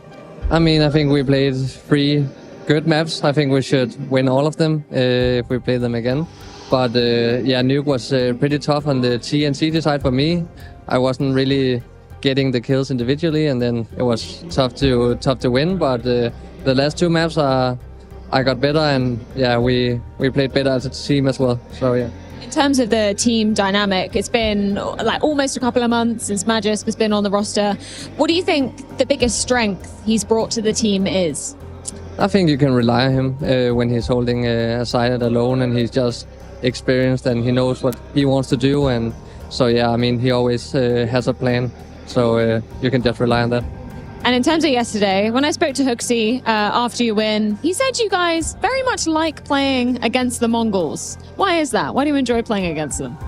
Yeah, I mean, they play some, I would not say weird CS, but it's some different compared to some of the other teams. But yeah, I mean, I think we matched them pretty good individually, and they are a team I don't think that has the tactics as much as we do, and they're not really that deep into the theory. So I think they are just shooting a lot, and they are really good at that. But yeah, I mean, I think we are good at playing against that. Loving the confidence, Javi. Thank you so much for your time. Good luck. Thank you. ESL presents the Intel Extreme Masters Chengdu in partnership with Intel, Acer Predator, DHL, Kidia, and Zoe.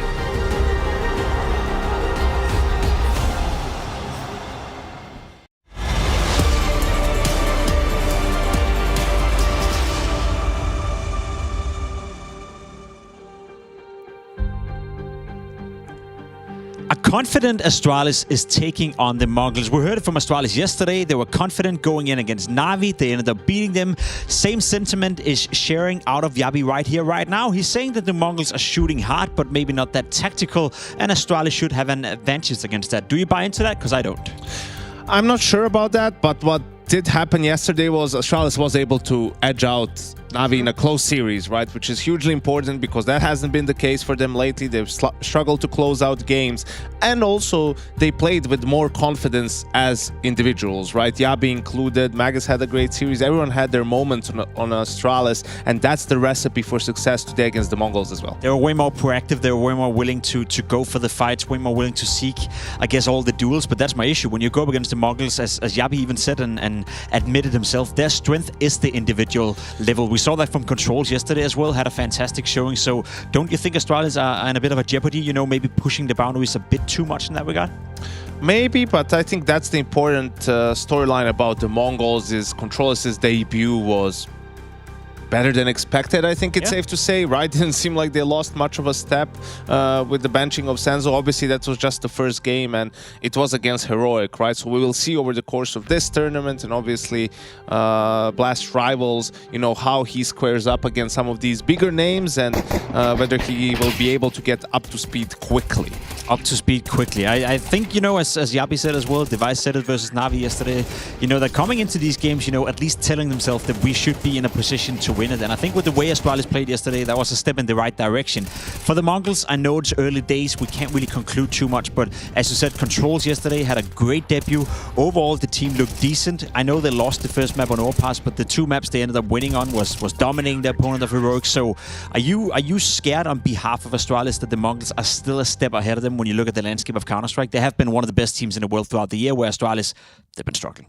I mean, yes, but the potential is there for Astralis, right? The problem with them was they didn't seem like much of a team. You know, sure, they had to go through multiple changes and whatnot, and you're wondering if that's had an effect on them, losing Stone for the season, right? But this is their best opportunity to make the playoffs, and they haven't made the playoffs of an IEM event in forever. You probably have to go back to Cologne 2023, the last time they were able to do it. So, yeah, and I was wondering what they're going to do here. I was going to say they should veto Mirage instead of Dust 2 in the first phase, but Mongols don't even pick it. They go for Inferno, so that was definitely surprising to see. Nuke and Inferno is guaranteed. Whether or not we're going to need a third map, we'll have to wait and find out. But I've been told that we're pretty much ready to get this game started, so let's see if Astralis can share some of that confidence on the server and take on the Mongols.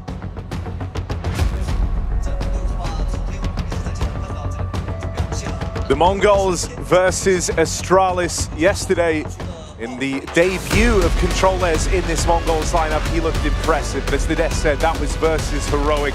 This is a step up. Astralis in good form, able to etch out a win yesterday, doing so across all three maps.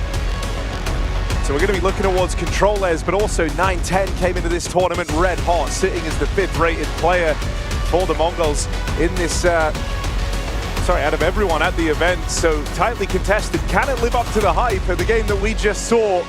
We're about to find off. It's kicking things off here on Nuke, opening map, and Astralis Classic.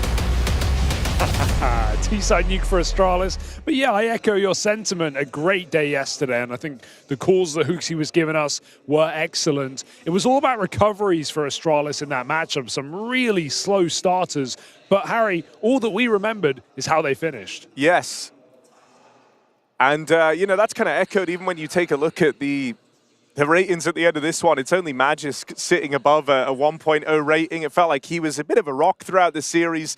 Device taking a while to get warmed up, but then arriving in great form come the turn of map 3. If you remember, it was kind of Nuke in that first half in particular, where it took him a long while to get going. It was on the CT side swap. You got more life out of him.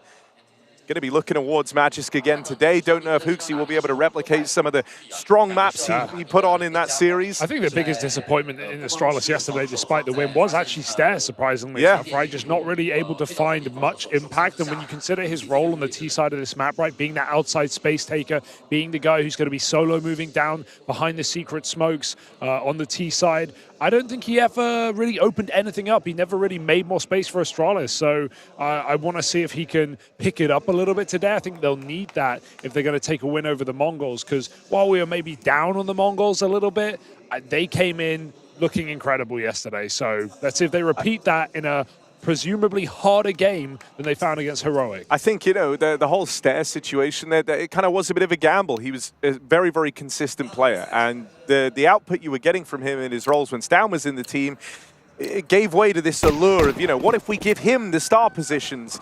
But it's still a trade-off, right? Like, would you rather have someone consistent in their roles, putting up great numbers, or are you going to look to try and reshape them and hope that that's how you get even more mileage out? There's still a learning curve there for Stair to get used to. It feels like we're still in that for him. Bit of aggression to open this up from the Mongols. Mazinho flashed in ramp side, but it won't get away with anything. So the advantage falls to Astralis in this pistol round. The Mongols still push and prod. It's going to be an exec here for Astralis. They love it. Techno close on the door with the dualies, doesn't get a thing done, and so this looks like an impossibility for Controllers. Back sight doesn't connect the first volley of shots, and they'll get overwhelmed. Mongols 2 on 4 down, and bomb plant being put in for Astralis. Not going to happen here. Astralis, a nice decisive pistol round. Mongols make the first move, punished, and then Astralis just end together. We see a lot of top site XX for this team, and while I'd say they let them down at Pro League more often than not, yesterday against Na'Vi it was decent enough. It won them pistols, it won them anti-ecos, it won the force buys.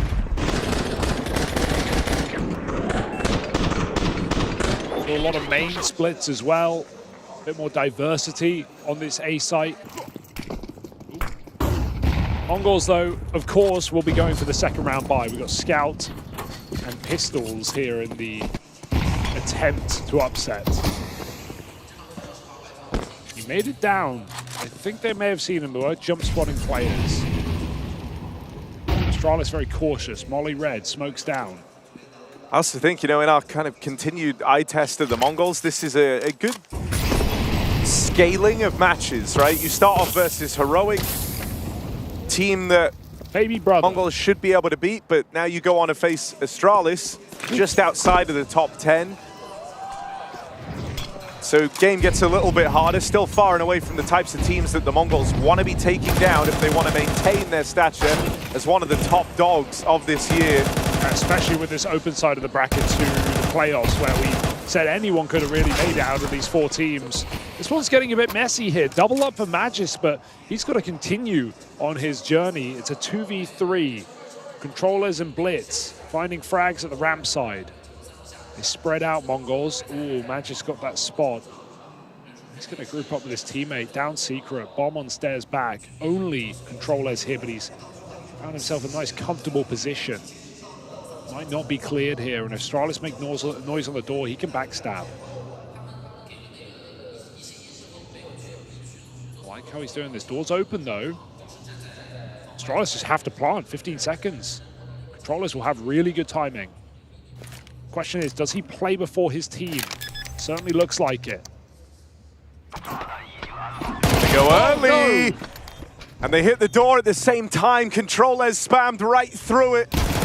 Stair and Magis combine out here in the single door, and they're going to turn this one around. A 2-on-3 for Astralis as they save themselves up against the Mongols' force buy. Oh, did he know double was open? Maybe he was just scared of going that way, right? With players could be on either side. A single door is at least going to be guaranteed, seeing the bomb planter.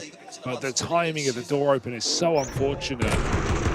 Stair just fires through it. 3 kills for Stair in that 2v3. Magis sets it up. Stair knocks it down.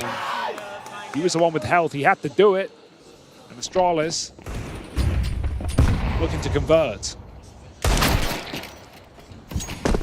Should be simple enough now.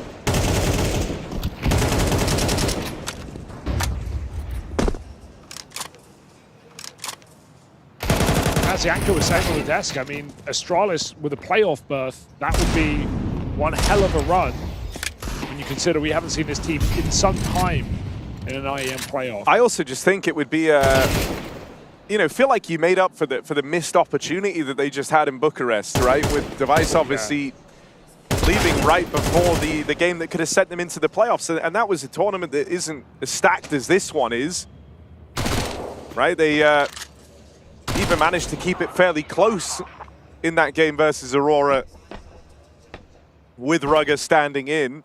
But you felt like you were robbed of a big opportunity there with Device getting subbed out last second due to illness, and this would be one hell of a way to make up for it. And considering the last time we saw Astralis in a playoff at IEM was Chengdu last year, funnily enough. So it would be a year on, going back to another top 4 or top 6.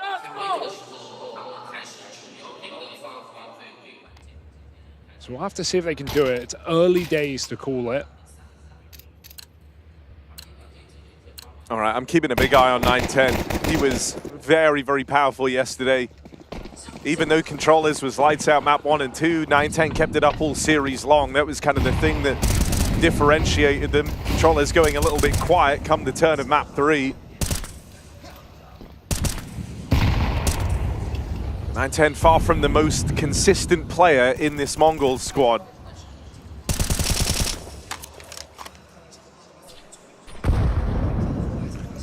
Another one of these top site plays. I mean, this is the type of strat HooXi loves.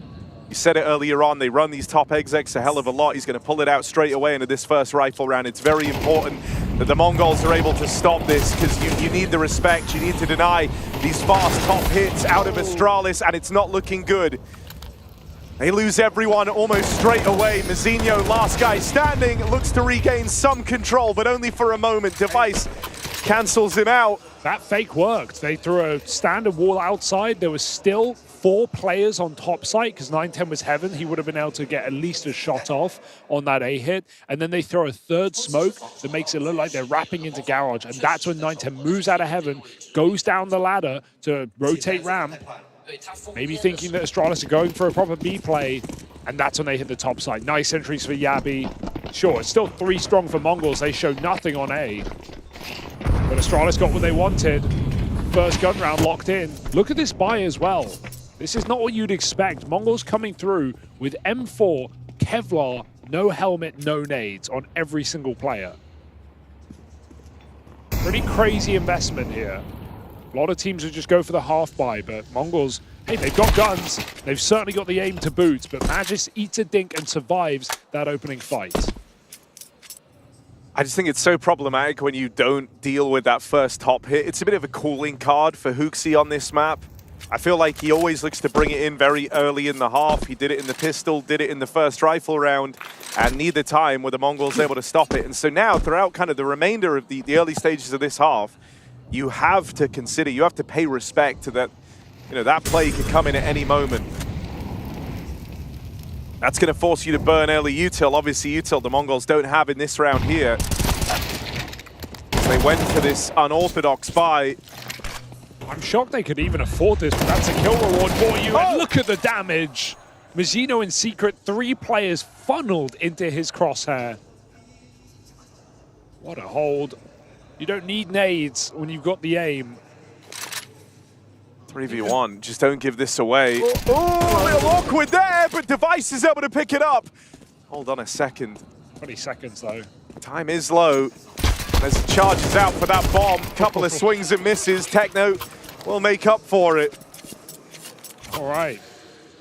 I do think that buy would catch a lot of teams off guard, but Astralis, they go jumping into Mazinho's house. Door slammed shut on Astralis' 5th round. Nice control.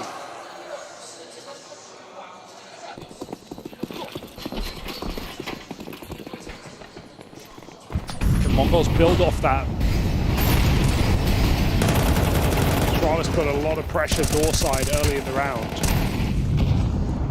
Oh, all the distraction just allows him to walk the walk straight up red and find that pick. Blitz reloading in the open.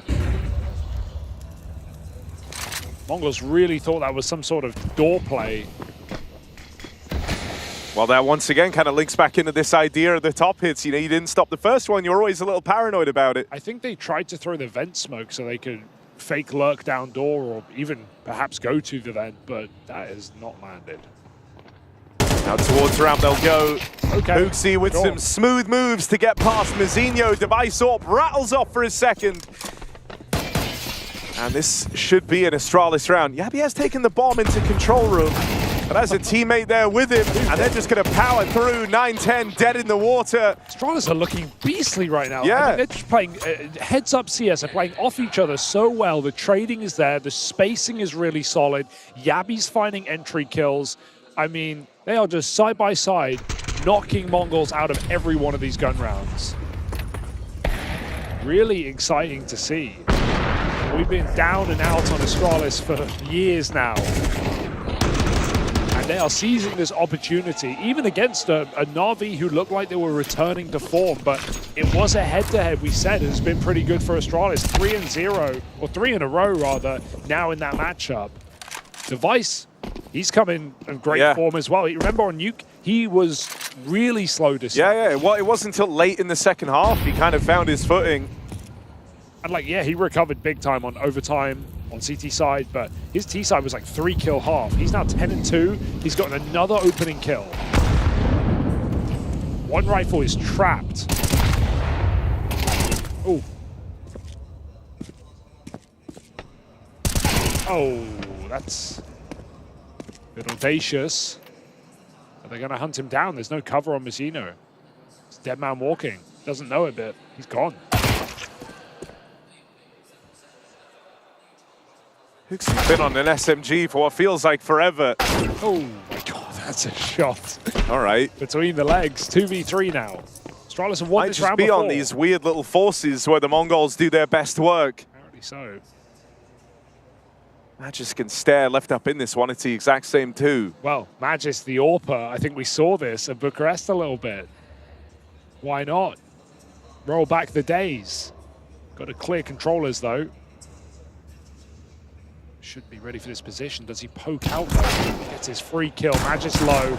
Spam through the vent. Missed shot. Controllers. Oh, he jumped on it. He couldn't hit him though. No way Magis gets given a chance here. He's out of ammo on the AWP in 15 seconds. What can you do? You have no chance. Looking to save the AWP. He hit the headshot. What on earth is happening? Finally overwhelmed. Mongols. Don't let him get out alive, but God, if he had one more bullet in the AWP, who knows? Who knows what we get out of that round? Mongols win another force buy.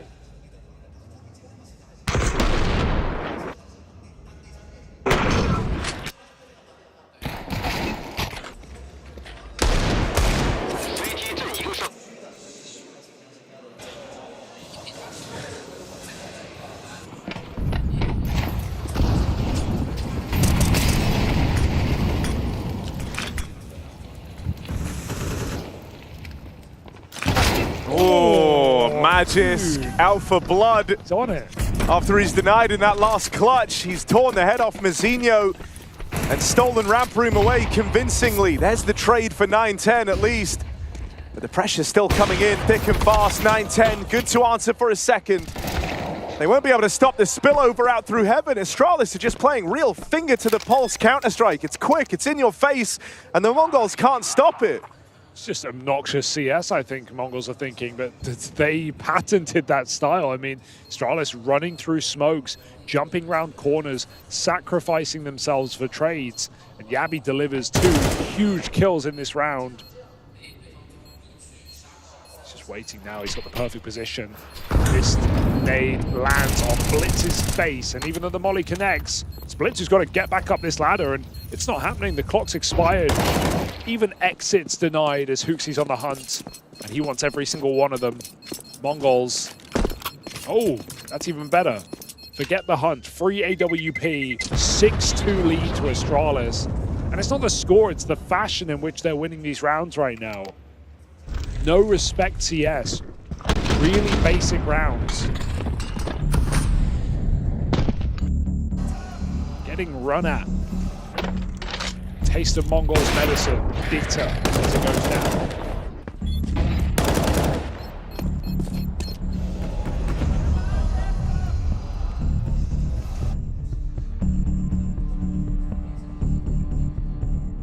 Keep composed.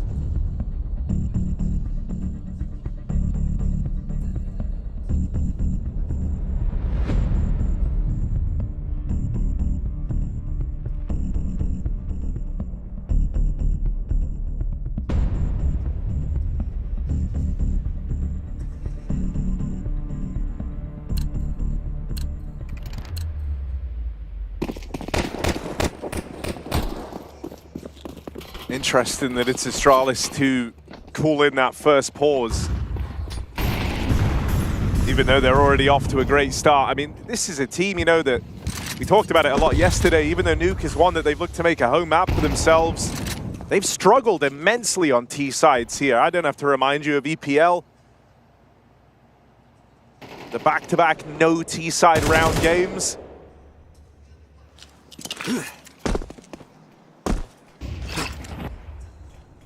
And, I mean, on the flip side, Controllers seems to have filled in just Senzu's spot in the door. He was the yard player on Chingus Warriors. So you can imagine some more uncomfortability in what is a very high-pressure position with a lot of util, a lot of XX coming in. So I think eye test on him is always going to be harder on a technical map like Nuke when he's playing a position he hasn't played. Seeing him close vent again. Astralis going for the topside execute. Eyes on Controllers in this round. Oh, yeah, Magis does have his eyes on him. 9-10 AWP out with a second kill from Heaven, and there's Techno up close, so the Mongols might finally be able to repel one of these top hits. Not bad. Only Device left standing, he's 10-4. 30 seconds left to work with, and it looks like he might just back off. If he just waited in lobby, they would have given him kills. You know the Mongols love to re-aggress. They've already taken back door. So Device would rather prioritize the AWP, understandably. I would love to just see him hang on sometimes.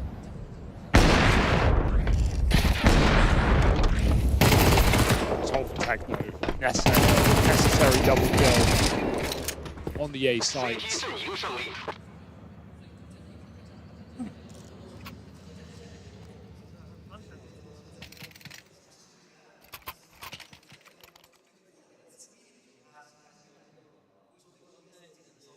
Perhaps going to be getting more out of Controllers on that second map of Inferno. Struggled on Ancient though yesterday as our decider. But yeah, here on Nuke's slower start than what we got in his debut.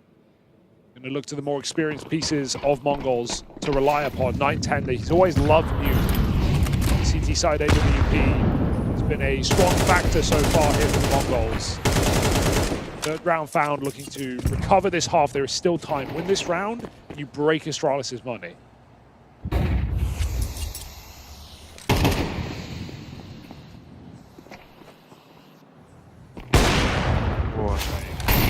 Shot for 9-10. Blitz heard the one player cross down. He's waiting over here in back garage. The flash finds him. Are they going to check this? Stare is eyes on and going to pick up that opener. Blitz in this rough start continues 1-9. Overwhelmed out in the yard, and now a gun picked up as well. Astralis arming themselves with each kill they get. They're even trying to really follow through on this space that he's gotten. Now out towards Heaven. There's a follow-up on Mazinho. Two guys in main. No one even looking this way right now. Stare could have even more impact in this round. A third. Why not? Why stop there? Full faking them. Bomb's going B. 9-10 might be down here. Controllers out of position over towards main, and that might bring them back up. Stare's got all this room up through the vents. They're going to dodge the two players at lower.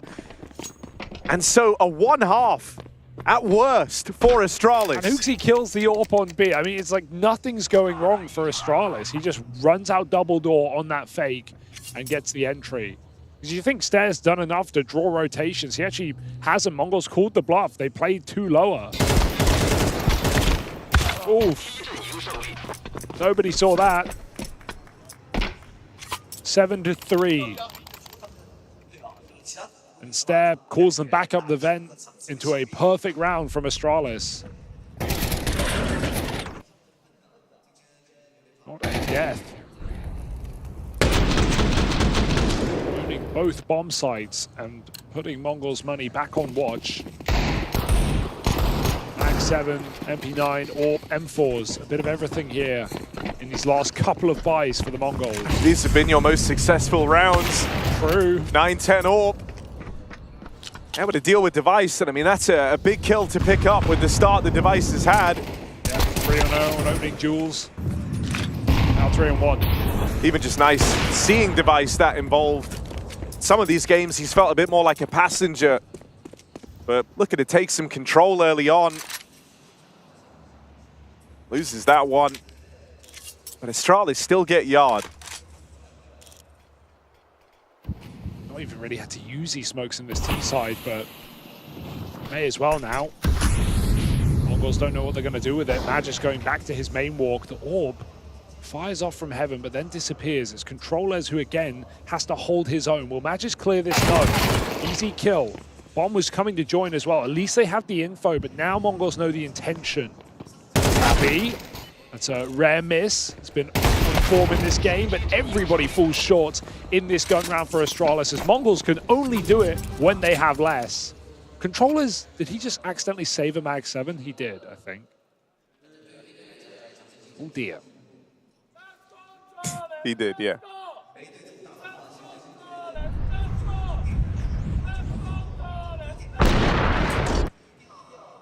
Either way, it's not going to make a difference. They got everything they need. HVP still here from 910, who has been very involved in this game. Mongols desperately looking for a 5th round here. What has been a game dictated by the Danes. Do you just go back to the top hit? Worked well for Astralis throughout this game. They've been able to rely on it. They haven't had to worry all the time, though, about the Mongols having these full belts of util to try and slow it down. So that will be a difference if they attempt it again, because they've gone for the fake smokes out in the yard. Last time this worked wonders. It's their first full gun round. They're doing it again. Entry flash for Hooksy.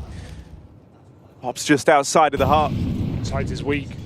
And to help blind anyone playing sight up on the rafters, up on the silo.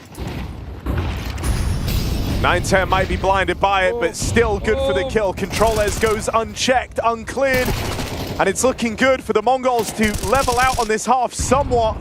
Oh, hold on a second, 2 versus 5, but Yabi and Magis both in with a kill. No. Yabi, one step further. Barreling up through the vent was Techno. Magis seals the deal. And Astralis dominate on their T side, no less. 8-4 lead locked in for the Danes.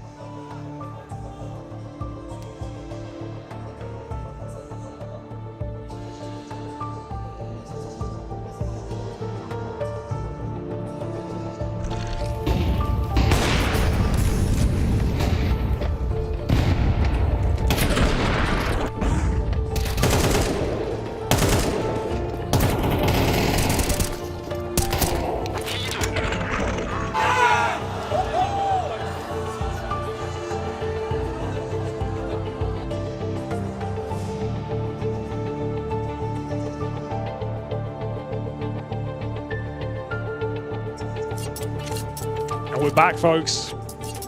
Quicker breaks in this one. We speedrun. Astralis Mongols and a dominant first half. Mongols in a tailspin. What are you in this pistol round? Double ramp setup. Yabi, first headshot will go a long way. He jump through, he connects it as well. Stairs alongside with a reflash, they find a second. Astralis, a perfect move to re-push the ramp. But even though they lose the A site, they've got the kit, they've got the manpower, and they've got another headshot to boot. Nothing can go wrong right now for this team.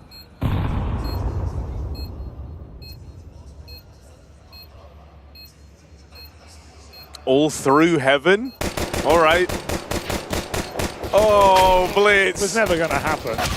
That's really rough, but a clean sweep in the pistol. Astralis, this is what it looks like when they all show up in good form from the get-go.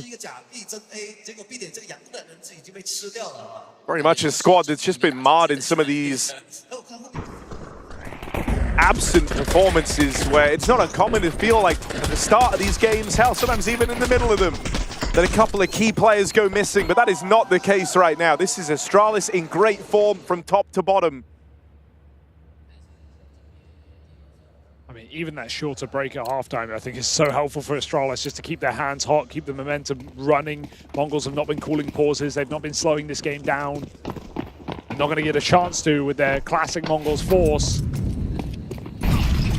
Yeah, they got the bomb plant, but even this buy isn't that pretty. It's pretty util focused. One rifle on Blitz, who is a 1 and 12 right now.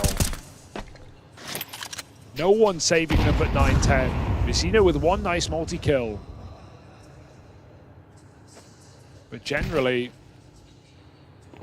it's not the Mongols we're talking about. Unless we're reading their eulogy, Astralis will concede ramp. Stare down on the B bomb site. Mongols in no hurry. Oh, Device really wanted that one. He's slowed down since his 10-2 start. Has that kill opened up an opportunity here for the Mongols? They upgrade guns. You still have to pick an end destination. And they have made the right call. Moving into heaven, no one's here.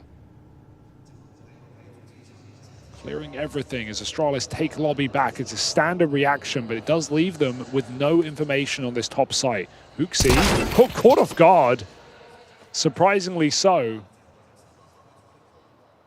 And so Mongols, now the goal is clear, but it's still hard to stop.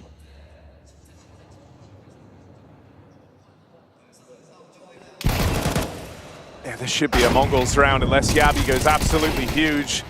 One. A lot of damage done. But he needed a multi-kill.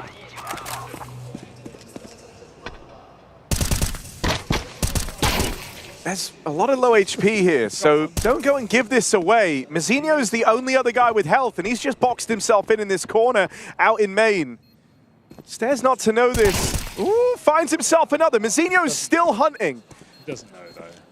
And no idea for Stare. Mazzinho outmaneuvers him. There's a couple of these clutch rounds for Astralis where if they just kind of stay still, the kills come to them. Mongols are really, fidgety. Yeah, they are. They're not patient. They're like playing into Astralis right now. And even though it's not really punishing them in these moments I'm mentioning, it could. It really could. But hey, the attempt of the comeback begins now for the Mongols. Winning a force buy like that.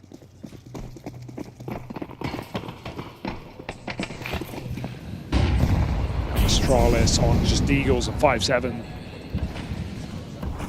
Hoping for the best.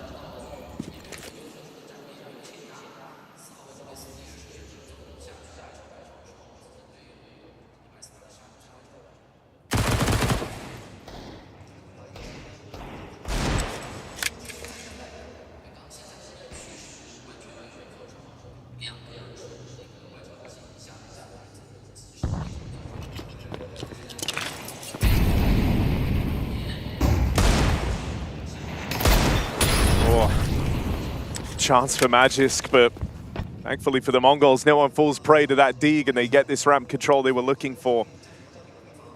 Still double rotate down lower from the get-go here for Astralis. They've got Stare and Yabi in this position already.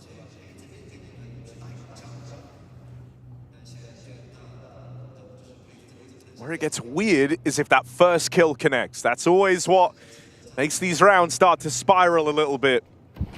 So Stare will go looking for it. Light damage on the Deagle as they are down to fight him here. They're trying to challenge on the cross in, and there's the backstab for Blitz. On a good timing, threads the needle to get past Huxi and Yabi. And so the Mongols looking to keep this one safe after all. Awkward timing, the Blitz doesn't get caught by those vent players. They just miss him. Maybe Stare could have been saved, but instead, Astralis saving very little. And Mongols, not a team you can count out when they're down. I do think, though, you know, the kind of brand of CS that Astralis played in that first half, and the fact that you're being tasked with a comeback, it's hard, you know, with the absence of Mara. Not having him to fall back on, you haven't seen these timeouts called in for that reason.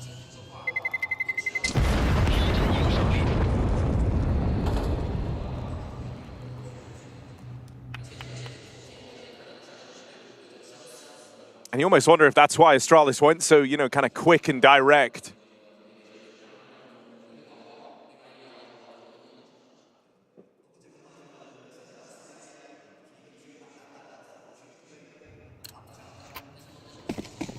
And they're not a team either that like to burn these pauses just to take the pace out or slow the game down. If they don't have him here, they won't use timeouts. We didn't see them pull them out yesterday either in that heroic game. Yabi Sometimes you can take too long trying to line up the shot. Just gets away from you. All right, Mongols, reason to believe here now as they find a string of rounds breaking Astralis' money. It makes that a lot easier.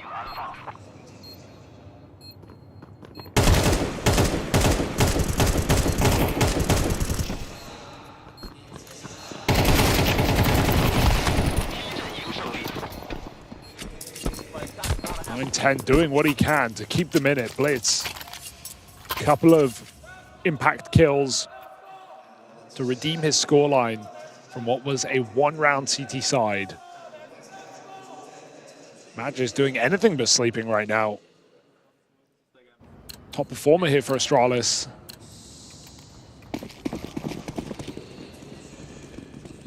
But who's going to carry them through this CT side? No AWP for Device, no kit either. 910 AWPing. Hooksy with an aggressive start out in the yard. Nade is great. Techno hurt by that, and Hooksy just bails after the free damage to open up this round.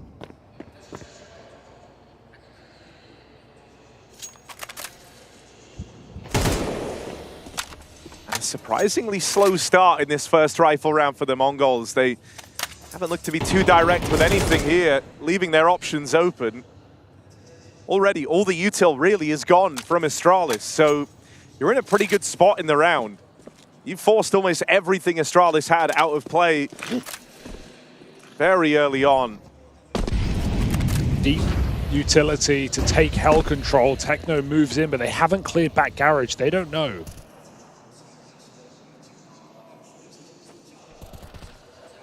Device, what a ratty position. Who's clearing that? No one. Stare up here on the boost as well. Needs a multi-kill, and he just might have one. There's the lineup!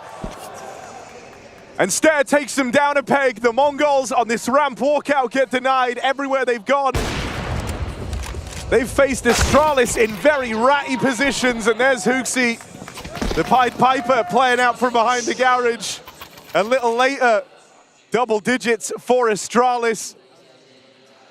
Mongols, oh man, this is now a bit of a scary spot to be in. I also think because of Mongols' utility there, they don't look the gift horse in the mouth, Harry. They just walk out ramp. They think their util deep outside has drawn the ramp player out to either rotate down or rotate hell. And so when they don't see anyone ramp, they don't think, hey, maybe he's boosted. They think, hey, our util worked. It was exactly what we wanted. Maybe they should have looked in the mouth of that horse.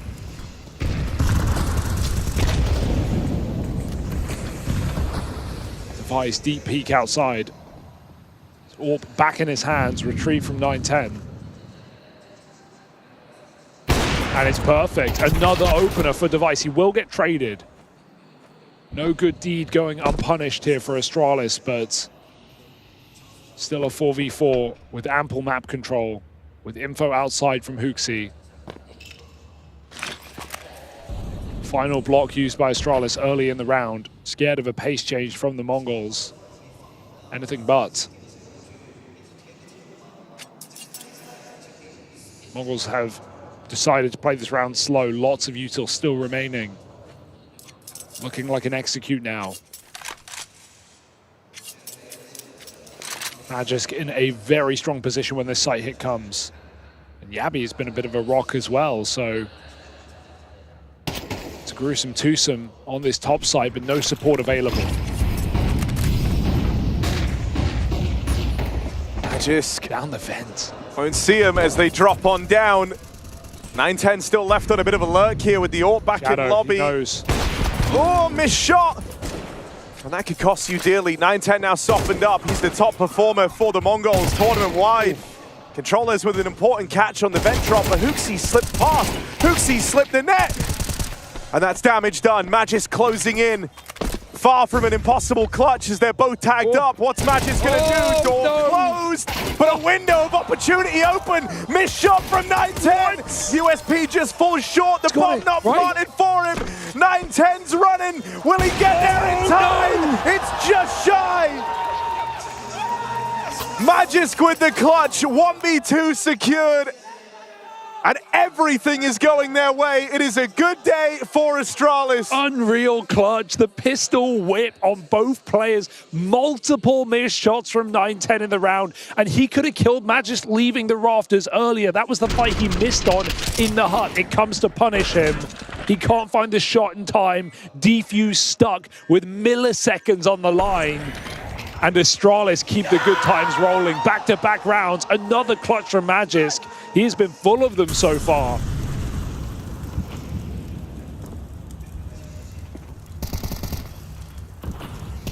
I mean, when you start off this strong T side, if you're Astralis, when the CTR for their nuke has undoubtedly been their better half, you know, you already feel like you're in such a strong position. Magisk, even in an interview recently, was saying CT sides, he feels super comfortable. It's the T sides that need work, him as an individual and for the team. And he exudes that confidence in the 1v2. Device holding onto these yard smokes. Doesn't see a thing, but will do in just a moment. 9-10 clashes with him outside. And this time the AWP hits hard. Untraded 5v4 to open up for the Mongols and players across into Secret. He loves picking up the AWP when he sees it. But they've already crossed past. He's going to reroute to B, the only player as his team take lobby. There's no one home. Mongols. They've got a man in the back line. Techno taking his sweet time, and Huxi holding the angle so Stair can get put in place, hiding in dark. Bomb will make it in. He's looking to fight double door instead. Controller's got to move with that bomb. They're looking to hunt Huxi down, but they don't have a lot of time. Stair rather stuck in the dark, dead. Blitz doubles up from atop, and the rotate cut down this time. 9-10 is putting in quite the shift. 22-12. The one-man army of the Mongols. Next best player with under half his kills. He is shutting them up. Astralis' money hits the deck.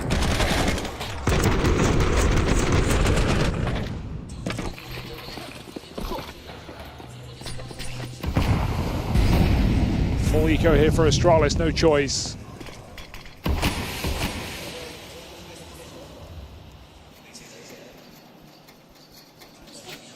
No, I mean, 9-10 has been such a positive note for the Mongols in both their games so far.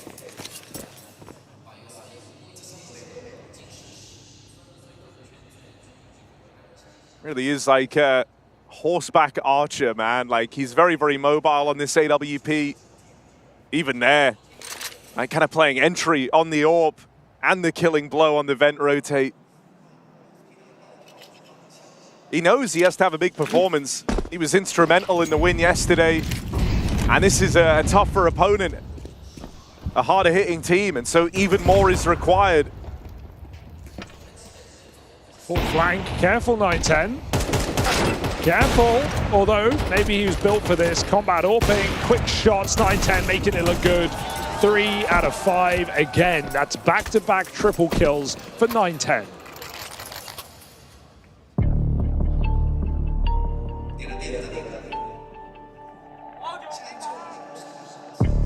Okay, Astralis.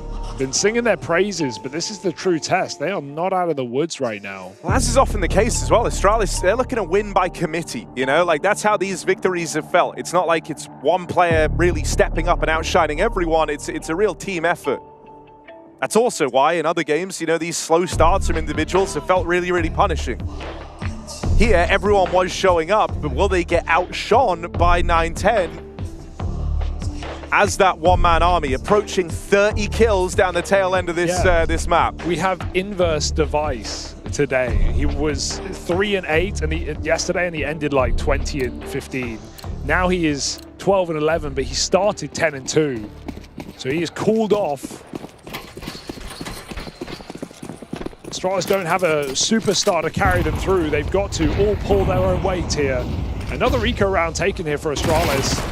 But they're going to get weird with it. Well, you don't want this to be where it all falls apart. If you're the Mongols, you lose lobby. There was a heavy stack here, and Astralis know that, right? So even in terms of where the Mongols could be in this round, there's just less options. You saw a triple nade stack in main. You knew they were heavy lobby at the start of the round. They're slower getting this real estate out in the yard. I like how Magis just takes out AK as well. I wouldn't want anyone else on that gun right now. Yabi finds a second kill off his MP9 and even upgrade. So right now we're cooking with gas for Astralis. How mobile Astralis have been as well in response, right? They get lobby control, but as quick as they get it, now they're 3 players down lower, ready to probe the yard. The Mongols are just constantly going to feel like their information is out of date, like it's arriving too slow. Hooksy walking on this orb. 910 with a rare miss as he's surprised by Hooksy on the close line. And this force buy looking to pan out, or partial rather, unless Mazinho can stop it. 1v3 as it begins. Magisk and Yabi are split up. They're not playing this together. They're trying to make up for that now. Yabi rotating around over to Hell, hoping he can cover Magisk out in secret. So Mazinho's coming his way. Back turn, flick round, Mazinho onto something here as he's just saved the Mongols. A must-win round to stop that partial buy. Stop Astralis in their tracks. Mazinho with a clutch. The wrecking ball of the Mongols. Oh, that one hurts for Astralis. You feel like they were teed up for that round. Magisk, another clutch on his plate. He cannot finish his meal. Miss spray and robbery down the stretch. 10-11, one-round game. Astralis is half by. They were only waiting for this rifle round, but it could have been so much easier. Max difficulty now, and Device, they've seen this one before. Flashed off the angle, doesn't get his orb entry this time. Desperately looking for that 5-on-4 that has become more elusive as the game goes on. Mongols move in to this AWP. Without a flash, it's free for Device. There is another entry. Mazinho. This is really just a dry peek, and Device has support, but knife pulled for Hooksy throwing flash is great good. Flash. Didn't commit on the back of the flashbang. Second flash wrecks Device, and now he's burning alive. A brutal util combo. Mazinho and 910 putting their powers together as the Mongols do try and course correct in this game, a 4v2. Yabi and Stare once more. The defense split up for Astralis. Mongols own the entire map, but they're very thin on the offense. Flash has just wrecked Stare, and this has been a masterclass util round out of Mazinho. Yabi run down, and this time it's Mazinho in the limelight. It's his time for the multi-kill madness with his back-to-back 3Ks. Yeah, apparently so. We got 2 Mongols players who are just doing so much in this game, in this T side.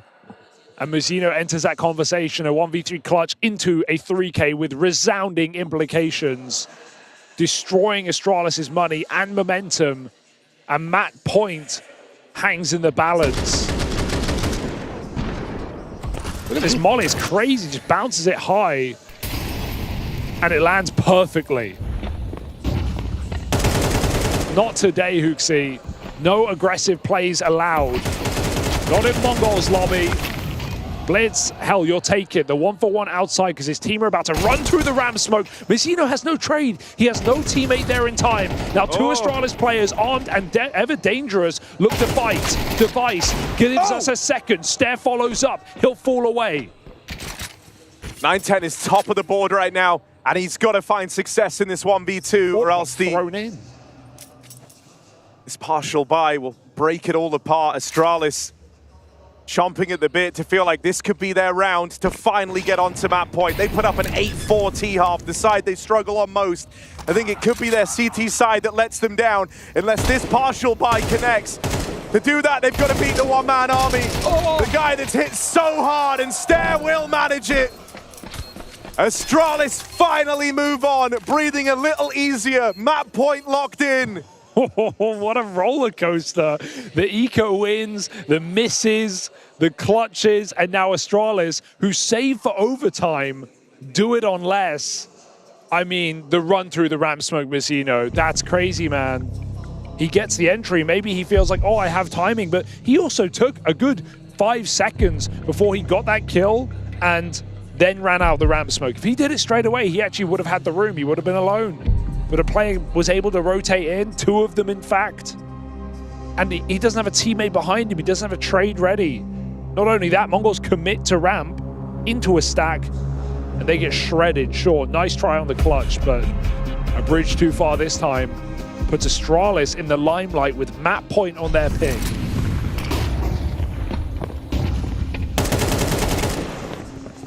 It just takes too long to make that move.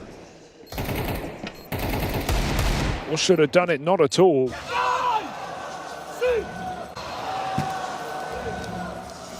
Oof. So here we go, Mongols. Hey, they've been playing from behind this entire map. What's one more round?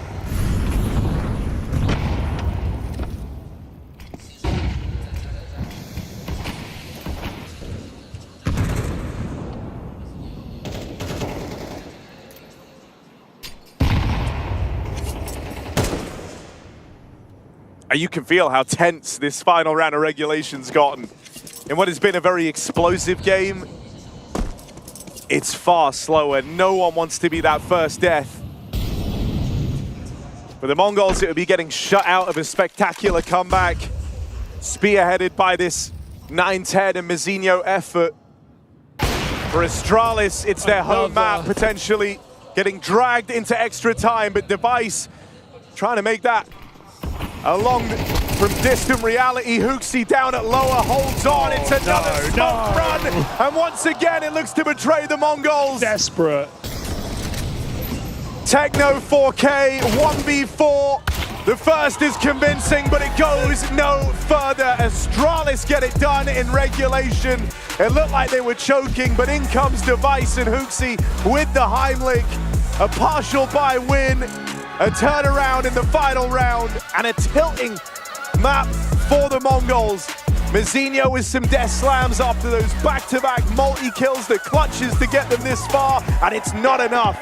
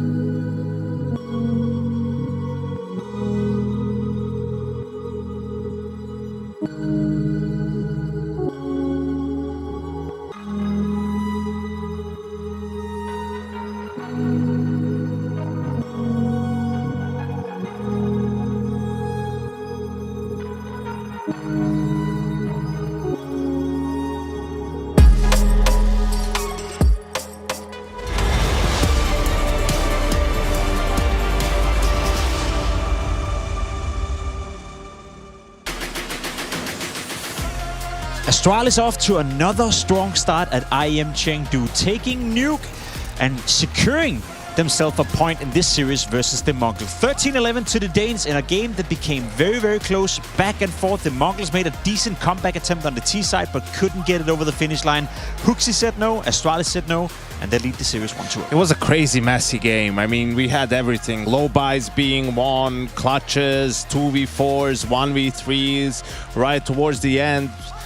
It was anyone's game, really, but one more time, Astralis in a close game, just finding a way to win and being able to edge out the Mongols. I don't know what it is, because they come straight from PGL. That wasn't necessarily a success for them. Obviously, Device sitting out in the final game versus Aurora didn't really inspire me with confidence in Astralis, but every time we heard from the guys so far, Device yesterday versus Na'Vi, you had Yabi coming into this game as well. They're oozing of confidence, and they're playing well on the server. So what has changed in what seemingly is 2 or 3 days since PGL? Nothing has changed. Nothing. I'll tell you that. The only difference is they somehow, you know, things that were going against them went their way in yesterday a little bit and somewhat in today's games. You know, sometimes it is a little bit of luck. It is a factor, right? Yeah. To win that key round, not lose it, to not have that one unfortunate timing in a key moment, and all of a sudden you win a couple of rounds, you win a couple of games, you're playing with more confidence and you're getting better results. Speaking of key moments, Janko, you have round 6 for us. There were so many rounds we could have picked out, but this is the reset round in the first half, right? So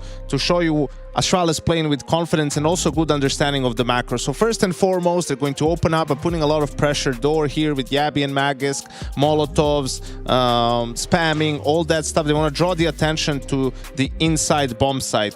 Why? That's because Device is searching with an op, and the reason for this is, look at the buy for the side of the Mongols. He knows that there's no op in play because Mongols didn't have an op the previous round and they didn't pick up his. So he feels free to go for this sort of search outside with the op, finds the kill on Blitz. Then, I don't know if he spotted, maybe spotted 9-10, but in any case, Astralis now has a good read that there will be mostly, at most, one person at ramp, right? So what they're going to do, they're going to group up. Huxi has a Mag-10. He's going to lead the way on this sort of just jump out, not really using much utility. You know, it's a great bunny hopping from him. Manages to find the entry kill. Device posted up in lobby to cut off the door rotation. 5v2. They're going to clean up here very easily. So again, good individual confidence for the players to go for these plays. Good understanding of the macro, what's available to them, what's open to them, and then some very quick mid-rounding, you know, completely dissecting the defense of the Mongols. I love a round like this because you're right, good understanding of the financial situation, good understanding of how to approach it, Huxi jumping out as well, but they also simplified to a point where they play a 4-1 system where it's easy for them to trade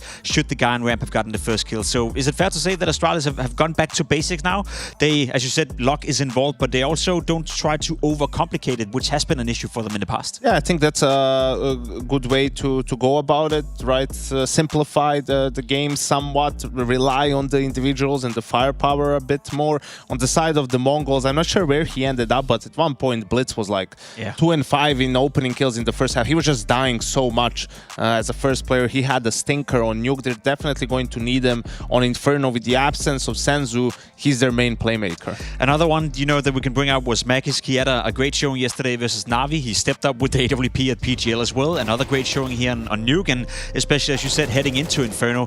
I think individually speaking, that's always the conversation we have when it comes to the Mongols. Yes, they can shoot hard, but if they're not individually outclassing their opponents, when guys like Magisk is having a great game, Device is playing well, then do they have much more to offer? This round was so close to the defuse, last millisecond, you know, 9-10, not able to deny it. But yeah, I mean, we'll see if the Mongols will be able to bounce back, right? It was 9-10 who was lights out, and Zinho stepped up a bit in the second half, but they just need more from the rest of the players. And I was surprised they picked Inferno. I would have expected Mirage whenever it's open for them to pick it, maybe even Ancient, but seems like with controllers, they like Inferno. Listen, we did see the Mongols dominate their opponent in Heroic on Inferno yesterday. We're going to see some of the same things. It was aggressive controllers down in middle in the pistol round and just constantly brute forcing, basically. Oh man, I'm liking Astralis, you know, at the moment. They had a great first map.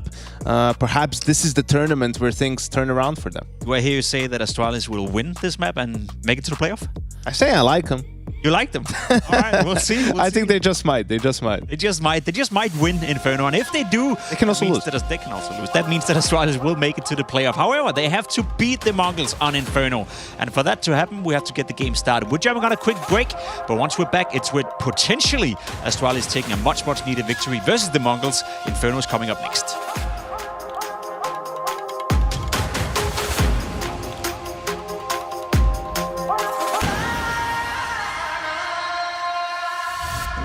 Damn, guys, we almost had them. Thank God that's over. Bored of endless matchmaking? Take your first step towards EPL, experiencing real strategies against teams of your skill. Learn more at fce.gg/EPL.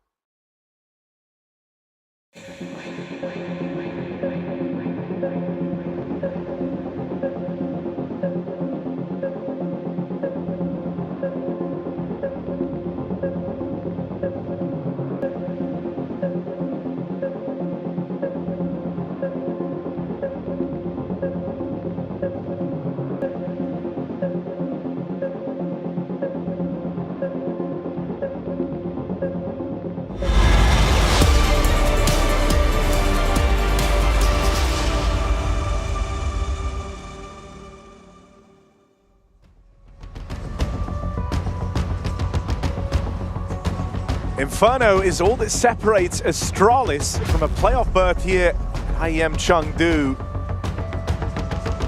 Be making up for a huge missed opportunity that they felt from Bucharest in the perfect type of warm-up ahead of the major. Astralis, their ambitions moving further and further afield throughout this year since the addition of Hootsie, now with the addition of Magisk.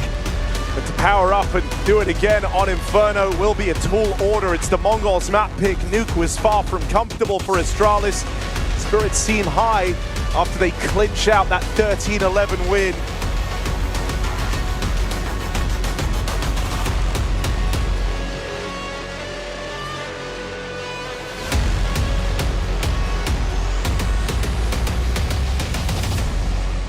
Now, we just had a stellar game put forth from two individuals on the Mongols. 9-10, keeping it going all tournament long, and he was there from the get-go. Mazinho was a late arrival, but a welcome addition. Still wasn't enough, with two players trying to carry for the Mongols. One thing's for certain, they can't afford to go quiet now. Yeah. So they're going to be keeping a keen eye on that duo. You called it a tilt game by the end of the last map, and I think that one is true. Many smoke pushes for the Mongols, many audacious plays, ones they came to regret.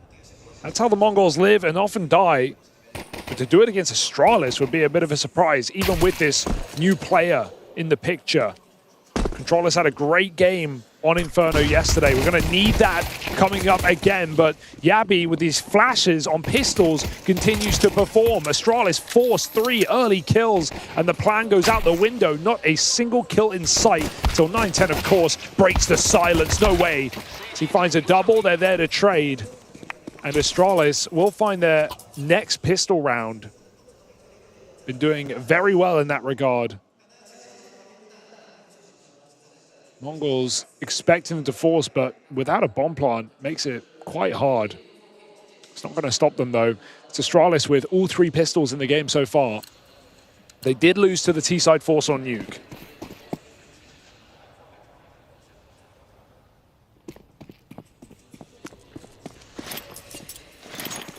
It's curious if we were going to get aggression. Device had a great spawn on the MP9. But it's just a nade down mid, explosion up through Banana Stair. They're not respecting that. They run right through it. And sure, it cost Techno his life. But they've gotten in out here towards B. Good util to slow the roll of the Mongols. They can't make it through 2 Molotovs back to back, and so Device able to actually go and entrench himself in the site now. The pace has been taken out of this for the Mongols, and that's a bit of a disaster. Excellent util. The drive-by allows Device to get back in the site and back on top, so these entries mean nothing. Device, ooh, felt good for a third there, but aiming too low. 910 sticks to the wall and puts another kill into this round. Oh, through the smoke! Yabi finds just the right angle to isolate a duel. And Blitz is so low right now. Can grab an upgrade, sure, but shot by Magiskin. Spawn, no smoke down, no chance today. Astralis do convert this time.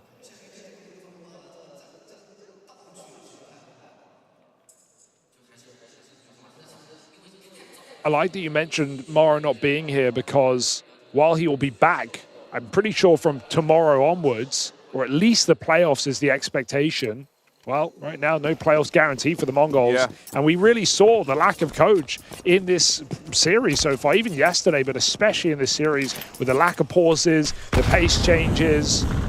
Mongols maybe needing that extra eye to tell them to relax, to calm down. Yeah, I mean, dude, if one thing's clear, it's that if Blitz is given entirely free reign, he likes to play a giga-aggressive, always down a purchase, always down a force, smokes it, never walls. No. That's the type of style he would lean towards. And when it works, it's so much fun, but also when you lose 13-11 off back-to-back smoke pushes, yeah, I think doesn't feel good, does it? Shows that Mara is the level-headed one. Yeah. Out of the two of them. Definitely. Needs a bit of a reality check, but Mongols got it back on Nuke. Can they deliver anything on Inferno, or is this really Astralis making a run for the playoffs? It's also not the team I would have picked. It would have been the 3rd out of 4 teams I pick for playoffs in this side of the bracket. Also, no surprise that he plays blitz chess, is it? Could you imagine him in a regular game? He'd hate that. No, he's not waiting around for you to make your move. You're on the clock, buddy. And so are Mongols. Lower bracket, calling. And again, I want to just draw attention to how difficult it's going to be for any team in that lower bracket, because you have the potential of facing either Spirit or Falcons. One of them will be down there. Yeah, it's not even potential, it's the guarantee. Yeah.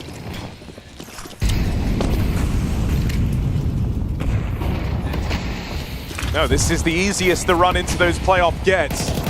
Oh! Good catch for Magis. Blitz.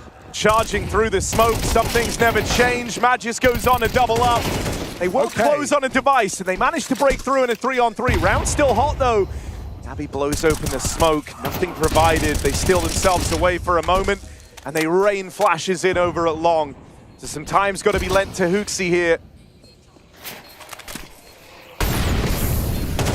Oh, that's a massive helping hand. Yabi just steals one away through the smoke on a spam, and that's going to spur on Astralis to go now right into 910, who goes on a tear.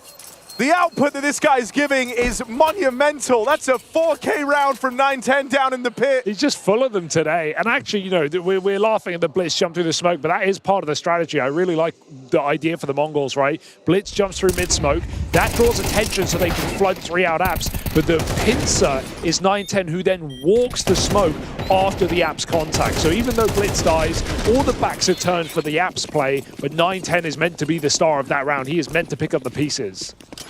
Does more than that. 4 kills and the clutch. Mongols on the board. Oh, Device so blind, and 910's got his number. He's got everyone's number. Most popular guy right now. Oh, phone book's blowing up for 910, man. Look at him go. Second. Oh, Blitz, he can't find a gun. Blitz is on a Glock. What's going on? Where did the orb go? Out the stratosphere. Someone find it. Controllers dealing with aggression on A. They have A. Mazzinho is in library. Where is that orb? Actually, I hope they don't find it. I want 910 on rifle right now. No stare, picked it up and ran back. Blitz gets himself an M4. And they move in to flank these last 2 players. They want to get the kills. They're delaying the plant just to get these kills. And now they've got all info. Astralis boxed into B. The second B execute of the round. Oh, you're dead, buddy. Oh. Of course, it's 9-10. Another 4K for 9-10. Back-to-back. Yeah, back-to-back 3. Now he has back-to-back 4. And you're going to make him AWP. He wants to AWP. Why? Tell me. Why would you want to AWP? But also, who's going to question it? No, sure. Whatever he asks for, you've got to give him. But in the back of your mind, you got to be like, really? You want to? You're 12-3. You want to sit at the back? Well, let's see if he'll even do that. Yeah, something tells me he won't be sitting at the back. Zaiwu tier AWP on T-side Inferno. Entry AWP. It is an AWP into the USP round. It's an option. Device gets unfortunate there. Player gets up on the left side, close wall, so he's looking deep, but one's got past his crosshair with that smoke in the way. He crouches, can't see a thing. It's really hard to even describe just how mind-blowing 9-10 has been. Yeah. You got to try, though. There's 4 kills on the rest of his team. He has 3 times the amount. Of his entire team put together. Techno and Mazzino haven't got a kill. That's what back-to-back 4K round wins will do for you. Top banana taken, Astralis 5-man stack. They're going to swing CT on the contact of this boost. And so Nightpole surprise. I like that. That is cheeky. Did they go? Oh, there's a second. No. 9-10. It's tempting. He's got bomb, Harry. Good, but he's hanging around with the bomb. Just going to snipe one and get the hell out of there. Throw the bomb and turn around, please. Oh. They're closing the distance. All 3 players barreling down banana for Astralis. They're going to let Yabi on the USP lead the way. Do they want to go for this, or is saving the AK is going to prove too tempting? It feels like that's the case. Also, you know, Astralis have been paying a lot of homage to the old roster. That's the second time now they've employed the Astralis stack on Inferno. I think Magis must be calling them. Yeah. As I know, a great... Astralis. Have you heard of it? All right. Maybe just trying to run in last second. Might make 9-10 die with bomb, but no. Oh, he's going long. Just missed. Oh, 9-10 chance for another. Yeah. 14-3. Still nearly triple his team's kill count. He's 1 off of it. He's a monster.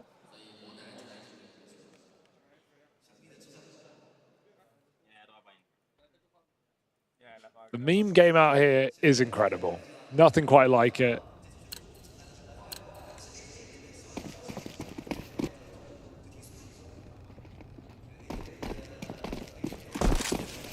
Okay, here we go. An important gun round for Astralis, who have lost 3 in a row.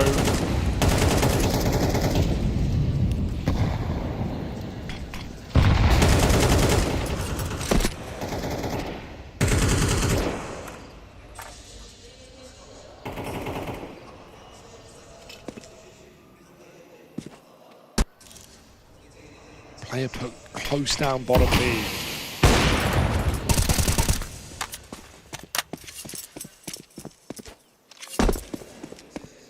There's nothing left for Device. Just Hooksy's Molotov. So he's looking to commit behind this smoke. Device is going to stay here. They want to fight as a trio right now.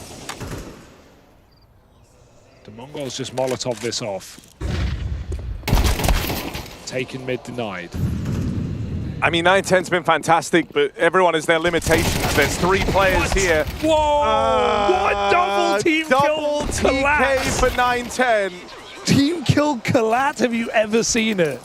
I mean, I guess he's so good, he's even a threat to his teammates. He only deals in multi-kills. What? I'm shook. He didn't kill anyone but his team. He is just like the definition of a berserker right now. Friend or foe, he'll kill you all the same. Oh my God. 9-10, that can't shake your faith, man. Like, in a way, it's the most impressive TK I've ever seen. Yeah.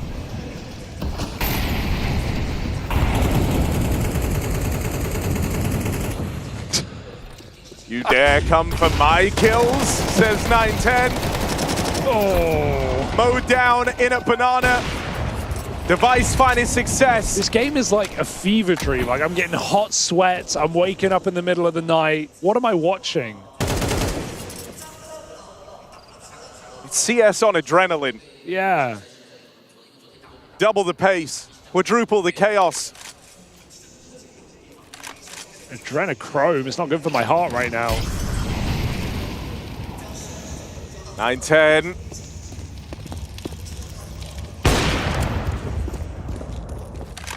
Fires off the AWP, and now they know. But he's been, you know, the Chaos Weaver. In amidst all these mad rounds, he's been the guy able to make sense of it. Sometimes adding to the madness himself. But more often than not, proving to be a solution. Can they really do anything here in a 2-on-5? One that falls so dominantly against them. Face off between Device and 910. What? Okay. Controllers 1v5. Psych. I'm actually with you. I want them to stop having this AWP. The riflers aren't showing up right now for the Mongols. Yeah. And so holding onto this AWP only keeps it in play.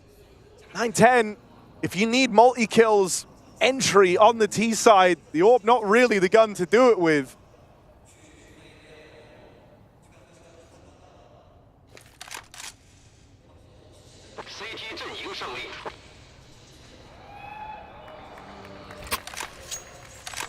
Alrighty, all right. He's had 1 kill on the AWP since it was bought out. Oh, well, technically he's had 3 kills. Technically 3, sure. Yeah, very quiet Techno, very quiet Mazzino. Controllers, 3 kills. Blitz, 3 kills. I mean, it's not really been anything but 910. He got them their first 2 rounds with 4Ks on the AK. And it's been downhill ever since he pulled the AWP out. He's got it again, saved by Controllers. But let's see if he can put it to use. Going alt mid, team coming through banana. Astralis start 4A, expecting a classic Mongols mid or apps play. A fast pop of some sorts.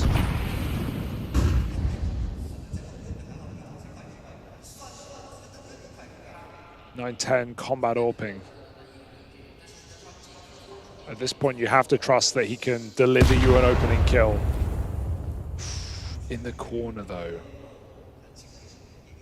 I feel like his barrel might stick out. Oh, no! Caught jumping. Yabby still gets it.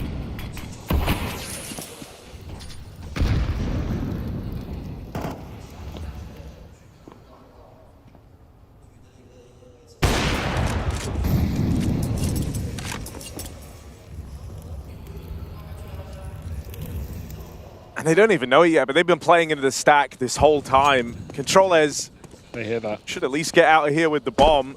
Rotate. That's going to begin the early rotate for Hooksy. Device even deep clears mid. They're 1 step ahead of this. Now the Mongols are maybe a little closer than you're ready for, but none of these 3 remaining players have even gotten going here on Inferno. You've been living and dying quite literally by 910. I just love how aggressive Astralis have been. Like, Device has been constantly going for different moves, getting a kill, repositioning, facing again. He's walked down middle twice in this CT side with the AWP scoped in. Like, I think part of the game plan today is, hey guys, they don't have their coach. They're not going to call pauses. We can overwhelm them. If we, you know, shake them up early, they're going to stay, you know, confused, dazed. And Mongols have looked dazed this entire series. Just getting run at. Think about how that T side started on Nuke for Astralis. It was so aggressive. Pack roll CS. And Mongols have not got an answer to it. Can it just be an individual dragging them through? No one else has Kevlar Blitz, but he's still going to hand it over. He got his entry. Now do your job. 910 given the AK. Fair enough. All right, now we're cooking. No armor, though. But you got to make it work. You got to trust in 910 here. Maybe his plot armor. That's true. Let's see. It's even stronger. But does it stop aim punch? Does it need to? Don't have to worry about aim punch when you go up against the Device AWP. It's true. I want to see Glocks jump in front of 910. Ideally blitz. True. But no, 910 just going to be the one to walk out and take this by the looks. They get the shot out of the orb. 9-10, so crisp with it. Insane right now. Can he find Device as well?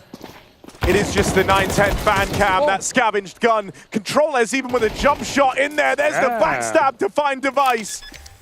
Okay. Put down the orb, sir. Put it down.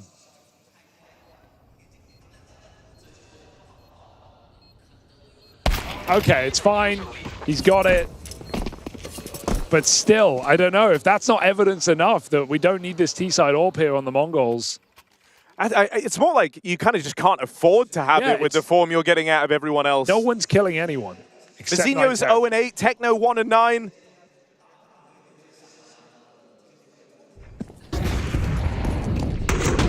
He still has more kills than his whole team combined. And only 2/4 of them have come from the AWP. Oh, Device has the angle. Oh, he hit the shot though, and Techno follows up. So there we go. Orb finding value here in this gun round. Blitz spam, but Techno was ahead. And I mean, if they keep going, they have B, but Mongols don't want to rush and throw away this opportunity. 5v3 untraded, they stay grouped. I think this is the first time I've ever called it, but Bogdan Blitz, please. Double set up here, double stack, and Controllers at least gets the info. That's going to shape up the rest of the round for the Mongols. They know at most it's one player over here at B. Huxi lies in wait, hit by the smoke. Techno arrives in a big way. A 3K round. A second orb picked up as well. Guys, let's not all lose our minds here. Mazinho won't be able to hunt down the remaining two, but gets out with one of them. And he did get rid of that AWP. Thank goodness. They're coming for the kill.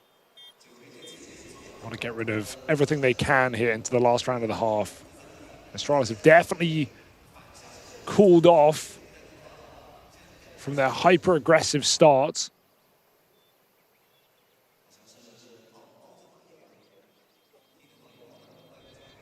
Blitz, will he find him? Walking in, there's not many positions left that Magis could be in, so Blitz with a good read right now, going for the last second kill. Lovely stuff. 5 rounds for the Mongols, and Astralis trying to piece together a weak economy to stay in the CT side. Yeah, Blitz knows a thing or two about that pit position. And all right, timeout burned.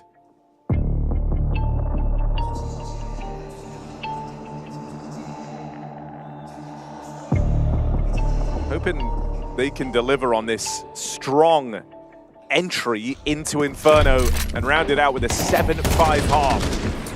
They're gonna have to work with less.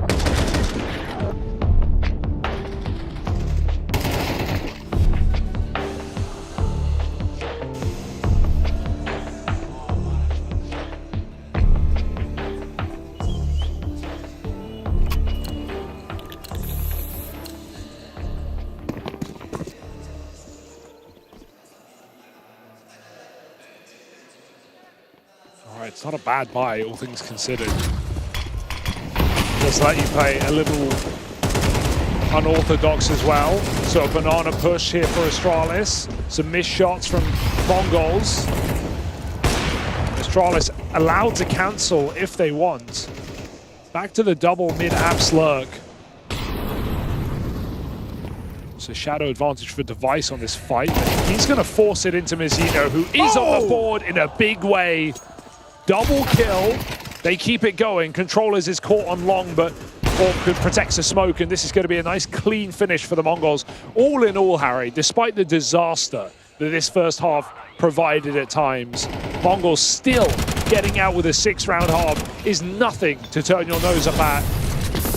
Stair checks the back, but there's nowhere to go but into 9-10's Orb with a 3 KD, 18 and 6 on the half. Mongols certainly recover. Yeah, they really, really do. You know, it's another case where 9-10 just kind of keeps them in it long enough for this rough start down the rest of the pack to start to even out. They're still a long way from saying they truly recover, but at least everyone had a moment they can be happy with in that first half, and it's closed the game up in a big way. We were even saying this yesterday. Inferno might be, you know, a T-sided map, the only one we got in the pool in such a strong way. That's not necessarily true for Astralis. T-sides are where they've struggled the most. CT sides are where they've often found all of their success by extension. They were 6-3 up in that half. It's Mongols who have the late game recovery. Pistol feels very important for Astralis, given what you're saying. Push down Banana, Techno brings the heat, and Astralis trying to bail out their team. Jumping through this smoke goes about as well as you can expect. Into 9-10 they'll go. Ooh. They're gonna deal with him straight away. Careful. Spilling over now, no resistance out of this A-hold. Backstab for Mazinho had to be the thing to do it, and it's deleted straight away. Device peels off the mid-fight, doesn't want to overextend here, doesn't want to give too much away. Onto the dome already, Techno giving chase. Ooh. Device is able to elude him at every turn on the run back through the apartments. And now a tricky post plant to break through. One flash from Techno to try and tee them up for it, drop down into the pit. They know about Yabi, they hear Magisk fire off. Blitz has got the info, but he's boxed in. A crossfire set up here. First kill found, but no time left for this. And so Blitz just looking for some damage in at the close. Denied. Nice patience for Yabi there. I think he just knows that he can let his teammate die. He can full bait, and just playing the clock is the best move in that round. Has a strong position. If Blitz closes the gap to go pit, Yabi's going to win to the clock. So no peek, no chance for the Mongols. And that's a 3-on-5 for Astralis, where they turn around after the Banana disaster and overwhelm every player on that A-hold without a kill to their name. That is not what the Mongols need, especially with the game 9-10 is delivering. 18-7. Going to get given an M4 here in the second round. At least they fund him well. But Blitz overwhelmed with his at the top of B with strong HE grenades. They might just send it. It's only 2 here on the fake, but kills are going to get given their way. Both M4s lost and irretrievable. At least by the Mongols.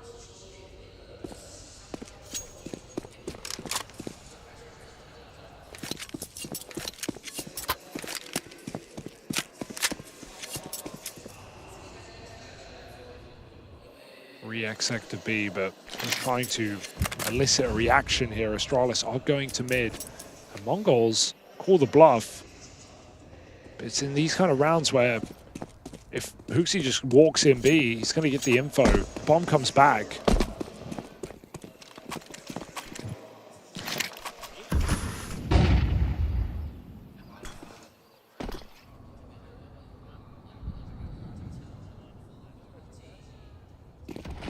Should be a done deal.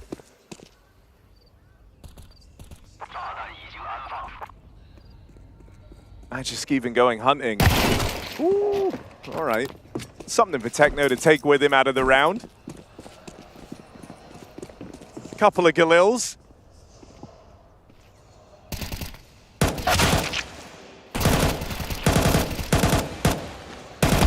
Ugh.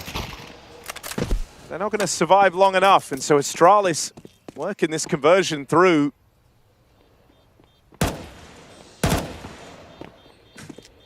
We just paid a little visit by Monacy randomly. He was interested in what was going on.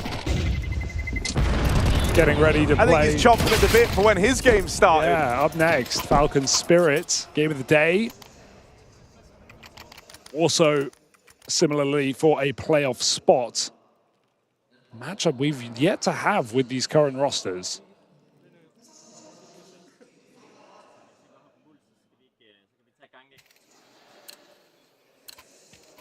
All right. right, Astralis in pole position right now. 5 rounds from the playoffs. As said earlier, it's been a year since we saw them in an Intel Extreme Masters playoffs. It was Chengdu last time. They made it. Bang. It was a run taking down Steel Helmet. They 2-0'd FaZe, the eventual winners of the tournament, and went on to beat VP to make it to semifinals. Went no further. Well, soon after their Cologne run, also to the top 4.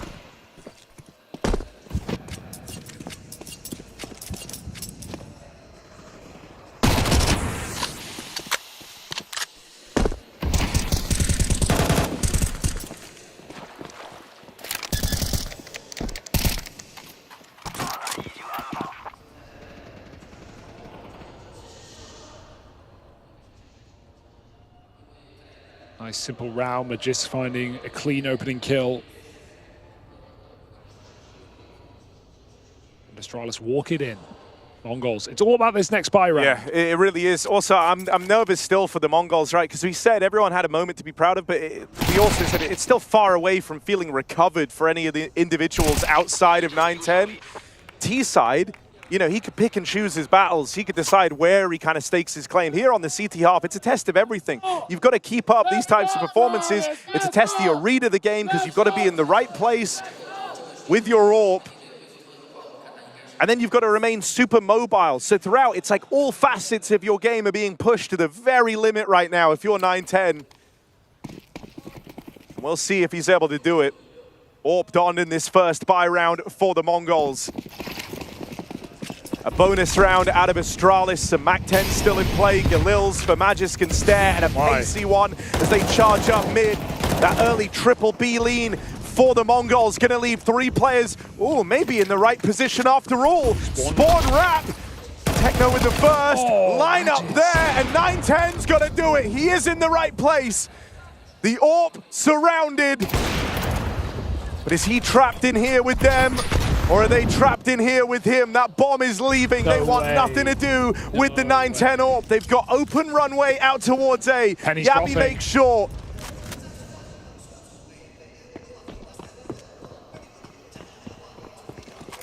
Mongols moving around, and are they going to play early? Through the smoke. Messinho's beat the timing. No, they saw him last second.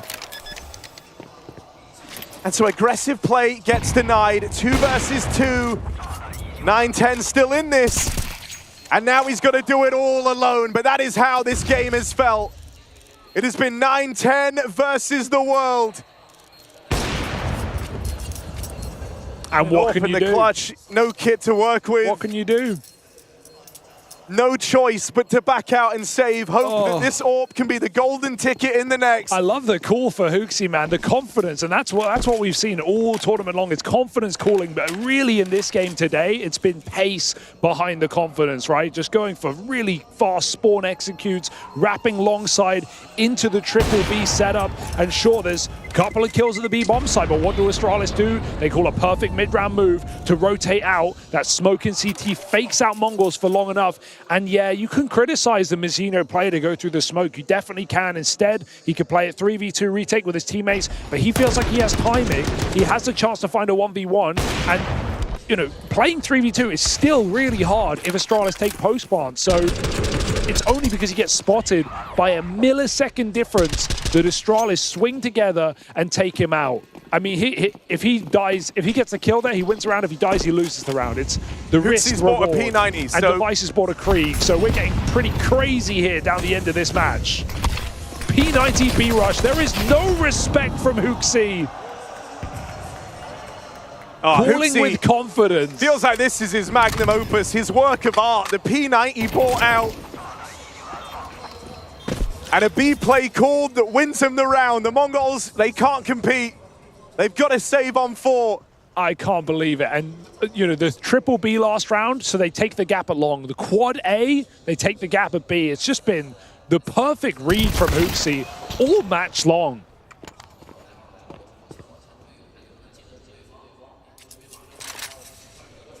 Just had such a great understanding of these setups, and the start of yesterday in controllers has not even entered the conversation. At no point playing into this game, and not to put it on him, it's the supporting cast, it's the usual successors of the Mongols who have gone quiet. Mizzino, couple of good rounds on Nuke, but we'll remember the thrown away opportunities, the ramp smoke push, the 5 and 13 here.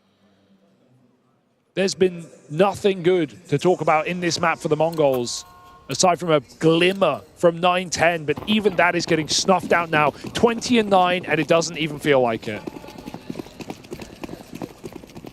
5 rounds straight for Astralis. They don't stop.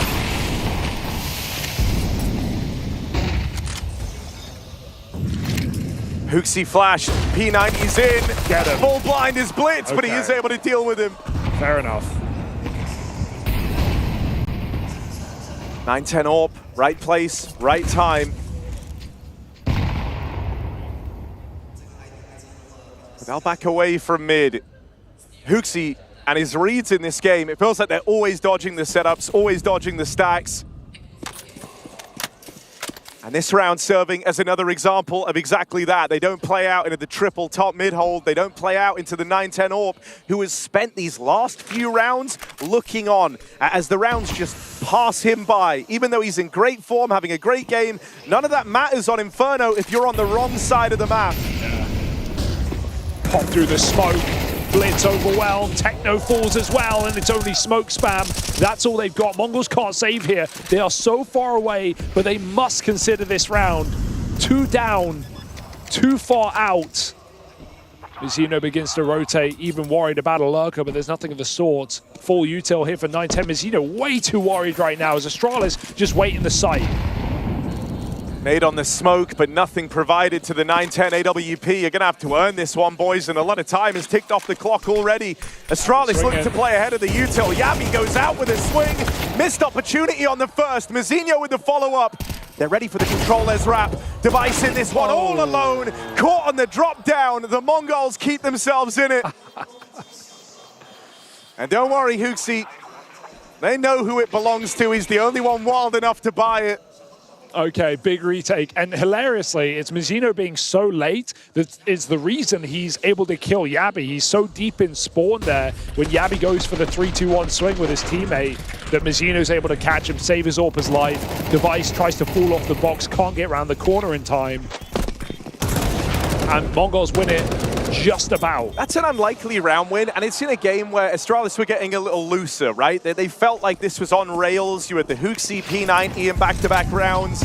Now you tell yourselves, all right, let's straighten up, because we had the advantage there. We kind of had every reason to win that round in a 4-on-3.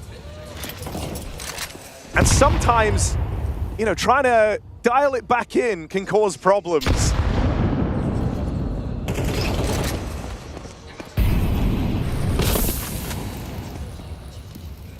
Let's see if they're up for the mindset shift. Stair gets top banana for free. They're also working on this mid control. They're doing a good job of, 9-10. Okay. Flashes might have found him, but he still delivers the opening. Swing on a stair, Techno with the kill. And now Astralis is split up. Dude, if Mongols win this map, oh, that's going to leave a mark in Astralis' mind. That is going to really hurt. From 11-6, now 11-8 seemingly. It looks like they're trying it. Magisk alone, punching holes in this B smoke, but Yabi's nowhere to be seen, and Mongols just have the block. You don't want to save. I mean, there's money to go around. A 2v5. Seemingly worth a shot.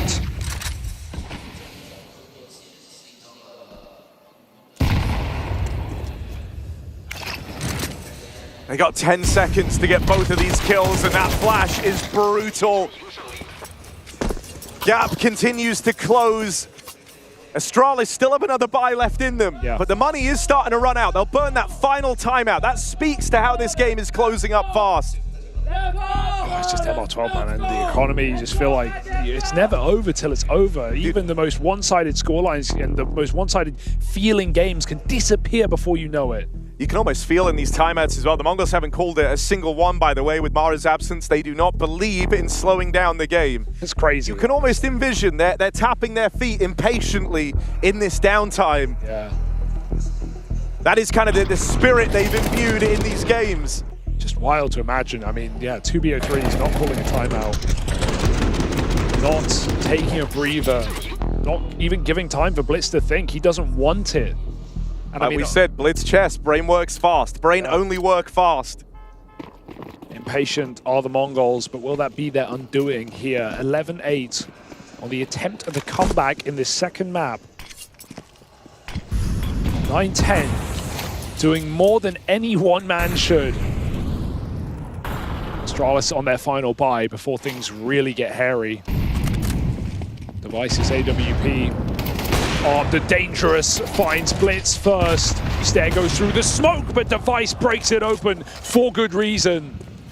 Double kill from Device, and they know there's a third. Right, there's another AWP in play now that you got to worry about. It's not just the 9-10 show. That is such an important double kill and a must-win round, a critical juncture for Astralis. The key here is just not to give away a 1v1 that you can't trade out, right? Everyone play your buddy system, hold together. You can't walk out mid on your own at this point and give Mongols back the advantage. It's a strenuous spot to be in, a 3-on-4 like this. It stretches your resources very, very thin, and it's so early in the round, you almost feel like you can't call a gamble at this point in the game. Everything's got to be informed, and so 9-10 tries to gather some info there with the mid clear. Oh, and the bomb's coming back. Is he going to rotate out? Looks like it. He cleared middle. As far as he's aware, this is A, and meanwhile, Hooksy sells a perfect fake. This is going to keep two in the wrong place. On its own, this fake wouldn't have done much, but because of that misinfo from the 9-10 scope through mid, even Mazinho's out of position, and Hooksy gets the kill. A site is empty. 9-10 spotted on the edge of that smoke. Mazinho barreling through is not enough. And Astralis, on the back of a perfect fake from Hooksy, arrive on match, series and playoff point. And the difference today hasn't just been the fact that the individuals look better for Astralis, right? We've had big clutches from Magisk, we've had entries from Devices, or we've had Yabi on T-sides look solid, but Hooksy has called an excellent series across the T-sides in these games. Perfect fake in the 4v3, using his advantage to his advantage, and finding map and playoff point for Astralis. And I mean, there has been a certain, nostalgia in this one. The case of a team, winning as a team, reminiscent of maybe the old Astralis Na'Vi matches of old, right? Where you had a lights-out AWP, one-man army up against them, but they would win it together. Dude, and now, so in what might be the final round of play, Device takes 9-10 in that head-to-head.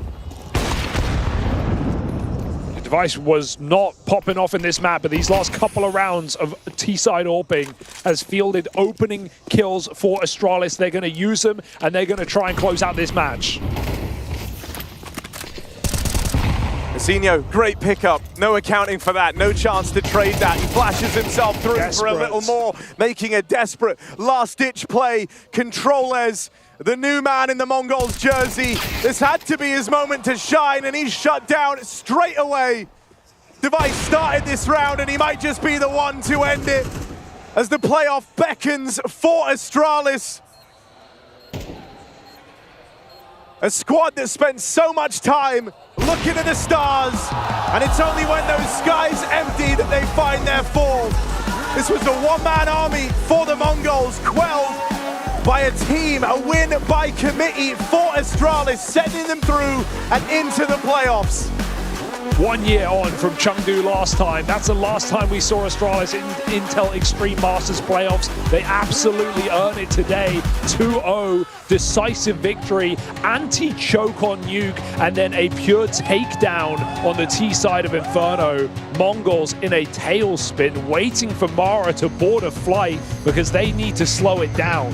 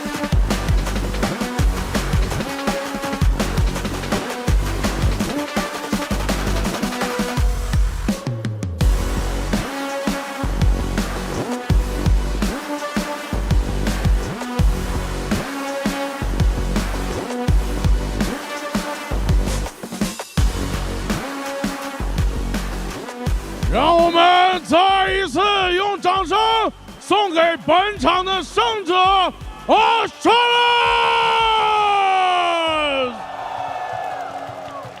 阿汤哥这局的表现怎么样？老爸到了，对吗 All right, thank you, Device, and good job and congratulations. And maybe, how do you feel about you come back to China? I love it here. Thank you guys for the support. It's amazing. And do you want to say something to your Chinese fans? Thanks again. It's been a pleasure to play in front of you and see you guys in the playoffs. 恭喜他们进入淘汰赛。那么淘汰赛他们将会有怎样的表现呢？让我们共同期待。再一次欢呼声送给 Australis and Device。A massive victory for Australis that advanced into the playoff at IEM Chengdu 2025. It's been a long time coming. Australis, as of recently, have been struggling, and last time we saw them at an IEM playoff was also in Chengdu in 2024. So good for them that they ended up winning this one, huh? Yeah, absolutely, right. And that was when Device was the IGL, if I'm not mistaken. So a completely different looking Australis. But yeah, absolutely managing to win 2 best-of-3s in a row in a close fashion, outgrinding Mongols.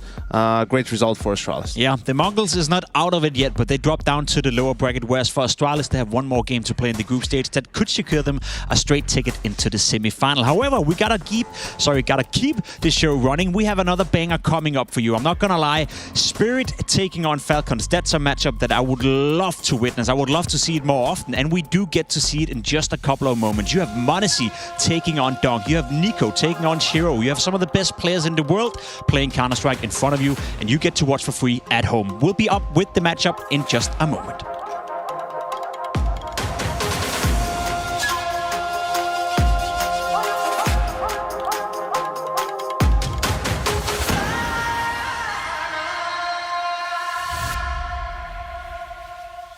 Damn, guys, we almost had this. Thank God that's over. Bored of endless matchmaking? Take your first step towards EPL, experiencing real strategies against teams of your skill. Learn more at fce.gg/EPL. Hi, this is Basement Dweller's first advertisement. And our second drop is, it's up, actually. If you're seeing this, it's up. It's available on the ESL shop. We had our first go at a jacket, and I'm really proud of it. I've always had an interest in clothes, but, you know, seeing behind the scenes how the sausage is made has been a lot of fun. And if you like the clothes, tell me. If you hate the clothes, tell me, but try them before you slag them off. I think they're really comfy. So yeah, that's my advert. I'm gonna try again. I'm gonna record another one.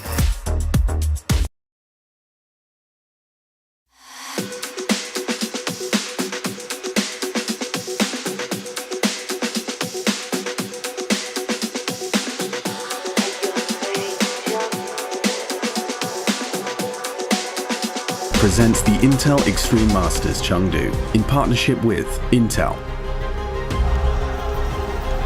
Acer Predator, DHL, Kidia, and Zoe.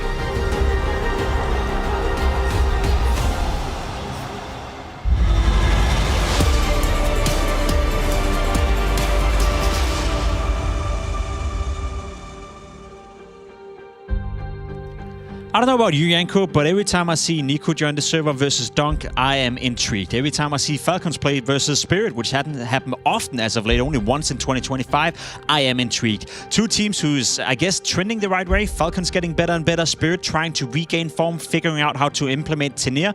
Should be a good game, show. Yeah, absolutely. And Spirit quietly, you know, this year under the radar, the team with the second most trophies, managing to win Cologne as well, right? But made some roster changes. And now the question question is, you know, after losing to FaZe with Rain in the playoffs of Pro League, had a lot of time to still practice with Tanir, Zwei, so having to see how they'll perform here, this will be a big test for them today against the Falcons. Goes a bit under the radar that Falcons have played 12-13 best-of-3 series and only lost 2, so they're in a great, I guess, a great period right now where it's getting better and better. Is that something Spirit should take account of? Yeah, I mean, for me, a slight favorite in this game is the Falcons, and also looking at the map pool, right? Inferno is the permaban of Spirit, that's the weakest map for the Falcons. Also, Ancient, which is what Spirit picked yesterday against Spain. Falcons arguably the best team in the world on Ancient. I mean, undefeated with this lineup, that will probably be the decider. And then once we get into the picks, I see something like a Dust 2 for Spirit and maybe a Nuke for the side of Falcons. That's a crazy graphic, isn't it? Nico and m0NESY has never lost to Donk and Shiro, 2 of the strongest duos, I guess, in the world. Yeah, going back to the G2 days, right? Last year we had that triangle between Spirit, Navi, and G2, right? Where G2 would beat Spirit, Spirit would beat Navi, Navi would beat G2. But yeah, Nico, one of the few players that even last year in Donk's breakout year actually had a good time against him, you know, was able to shut him down, sort of keep him contained, especially on a map like Nuke, where be it this year with the addition of Kyosuke, Nico's positions have changed a little bit. Speaking of Nico, he was 4 months ago in arguably the worst period he's ever been. Statistically speaking, as a player, his rating was dropping down, his impact was dropping down. As of late, though, he's regained his form. How important is that for Falcons when you're going up against Donk, going up against Spirit? I think it's crucial because he's also the veteran presence on that team, right? Like, he's the experienced guy, he's the player that m0NESY, Kyosuke lean on, right? He's one of the leaders of the team, absolutely, right? So I think it's important. It's been a bit of an adjustment period for him with the different positions, right? And he's slowly getting into it. And we see Falcons actually want no funny business. They want to make sure Ancient is in the pool, right? And Train will be that decider, which we haven't seen Spirit play yet with this lineup. And Falcons have shown a lot of proficiency on the map. Dust 2 and Ancient to kick off the series. Surprised by the pick of Spirit or Falcons? Or is that after the book? I think for Falcons maybe, because I feel like they could have gotten Ancient as a decider and maybe something different as a pick like a Nuke. But hey, they're undefeated with this lineup, so why not play it? Why not give it a go? Why not get the game started? Spirit will be facing off Falcons. You saw it before. Nico and m0NESY has never ever lost a series versus Shiro and Donk. Maybe today's that day. Let's see. Game is about ready to be live.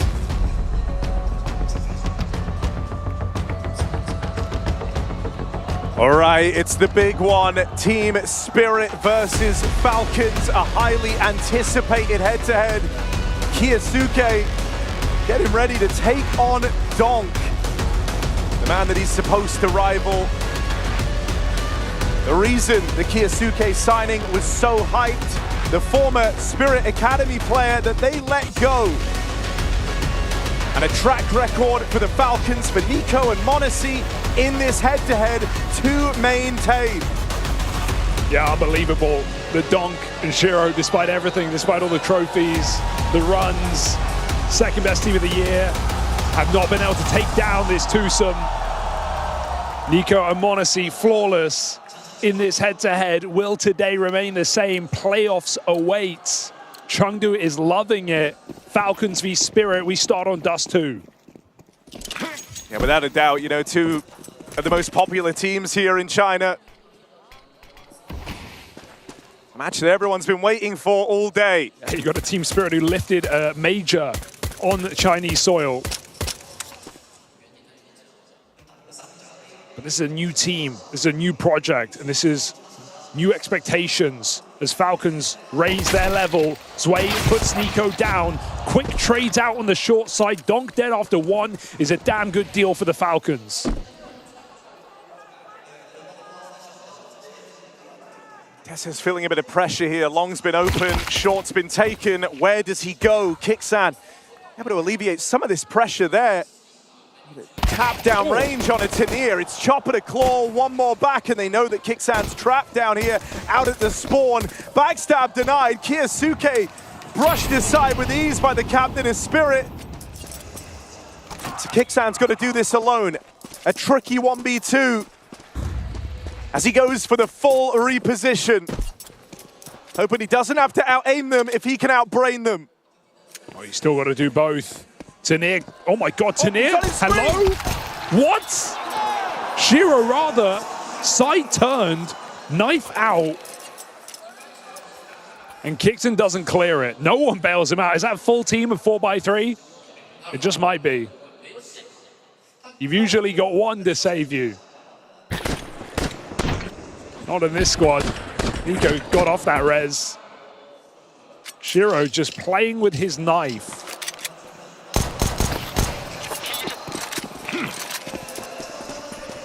Okay, Falcons force up. Spirit, pistol round delivered by Chopper with 2 high-impact kills coming out late from short smoke. Donk, dead after 1. Again, it's Nico's 5-7 that hits hard. Stuck in lower still, but escape upper available. Kyosuke side by side. Falcons will get those guns out, but Spirit can just speed up and go into the weaker weaponry. It's Scout and Deagle on A. Monacy actually gets aggressive. Drops down, bit of help from his captain, and this is getting chewed up on the short push. Shiro suddenly left as the sole survivor of Spirit, and a fresh mag being put in. Monacy won't let it happen. Just climbs up. No respect. Shiro's shooting the bottom of the smoke while Monacy gets up into the site. Him and Kixon, weaker weaponry, not weaker results. Both hitting headshots, Scout and Eagle. And Nico's double has implications. Donk has been muted in both these rounds so far.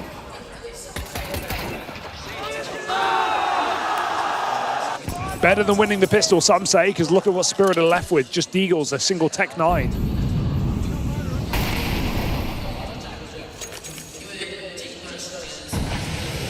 What can Spirit do with this?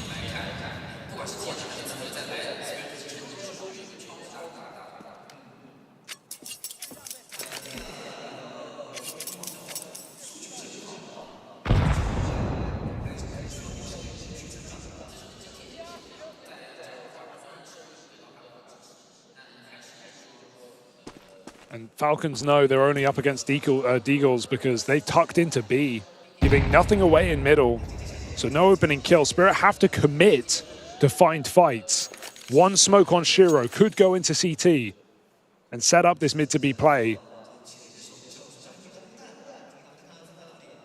But it's just about getting past Kyosuke and Kixon. Both tucked in their bomb site. Oh. Oh, they're in. They're out. Kixan, Kyosuke able to stop that initial push. And so Shiro, once again, left to his own devices here. Deeg for the first. Can't find a follow-up. Round kept relatively clean out of the Falcons.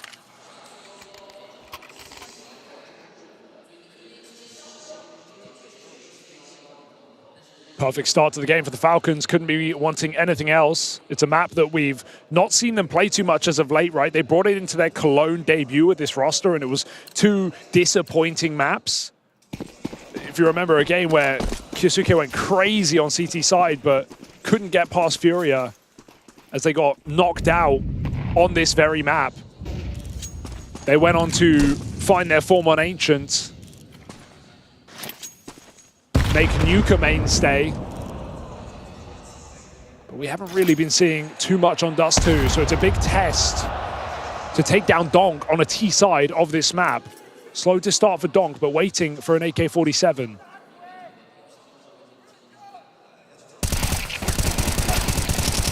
Nice easy shutdown for Tesses, and he's going to finish the job.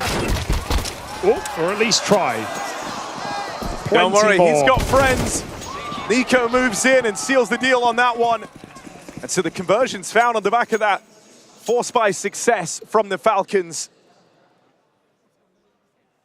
Gonna have Spirit come through with their buy.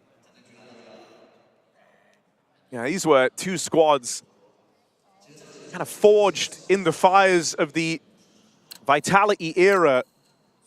Spirit then going on to continue making changes. Looking to be the best team in the world. Falcons very much share that ambition. And so we get some serious answers today.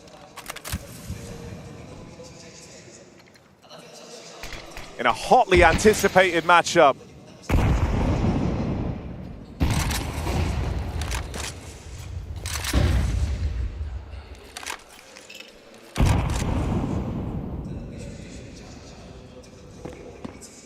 Donk, classic pathing down lower. Molly onto Monacy, who finds a cubby. And Nico is ready to be reflashed. Monacy takes in the Molly, that'll beckon Spirit in. Goes for his first peek. Everyone's tucked, he still gets a blind shot. And Nico with the flash finds Donk as well. That head-to-head rages on, and Falcons winning every step of the way. Spirit get turned to nothing on shorts. Shut down at the door with the triple setup from Team Falcons. Because you'll remember, even at the start of CS2 and with the runs from Spirit and with Donk looking as good as he did, Nico was the one guy seemingly who could get past this player. He had a great individual head-to-head. He'd figured out how to tame the beast. Of course, playing a huge part of why this two-man core of him and Monacy have never lost to Donk and Shiro.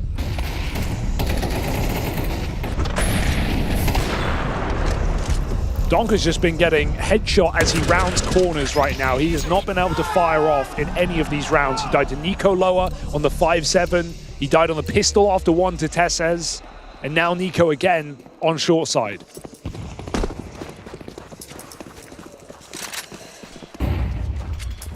Donk given an AK. As Chopper tries to get his start activated. I mean, Chopper's taking a serious hit in this round by doing so, dropping an AK, leaving him with Tech 9 with no armor. But he knows the value that this one gun can have. Donk going late long.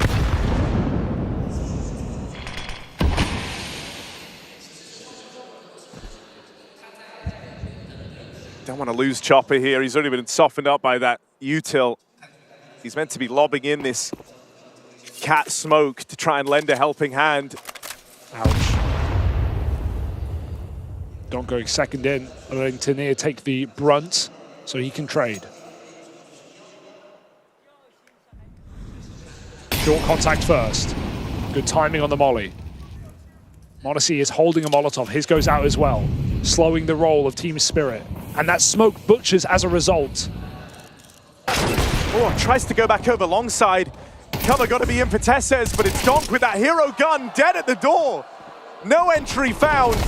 Drop down denied. Kiyasuke, eyes on the prize, and a flawless round versus the hero gun. It's perfect util for Falcons, right? They actually have no indication when they throw out those two incendiaries, but they were right as Spirit were laying up utility. That molly puts out the short smoke early, making it even harder to get out Cat, and then Donk finds like 2 or 3 dinks on Monacy on that corner, but can't finish the kill, and Tessez holds strong, tucking in. Right now, every player of the Falcons pulling their weight. Nade to get the cross, Shiro, no shot. Donk back to lower, no one in middle. He's got a bit of room now. Monacy getting eager, but smoked off. No HE to break it. And this is the first time that Spirit looks like they're going to get Cat with no contest. Nico has just moved over with an HE. Just fair. Xbox. Use it to break the smoke. Here they go. If they go now, good chance. Who's just arrived. Nico down into spawn. Monacy Zorp even siphoned Sway from the ranks. They make it out through Cap, but Kiyasuke tucked in, tames Donk. Tanir and Shiro pull it back into a 3-on-3. But are they ready for Monacy, who's hot on their heels, quick on this flank with the orb? And on the fade of this smoke, we'll get our answer. Re-smoke down. And Monacy might just come straight through. Shiro doesn't expect it. Delivers one more. It's down to Tanir. Gets the spot on Kixan. Can Tanir find them? Something, some leverage on this T side. He's stopped in his tracks, and Falcons continue to just rack up rounds. Man, Spirit just needs something, right? They just need something to celebrate, something that works, and it's perfect team play right now for Falcons. That flash, again, ices out Donk. Kiyasuke tucked in the entire time, waits for Tessez to tee him up, and Donk, just as he's going to clear Goose, The first entry shut out. Nice try from Tania. 2 out of the 3 in the clutch. But not meant to be here for Team Spirit.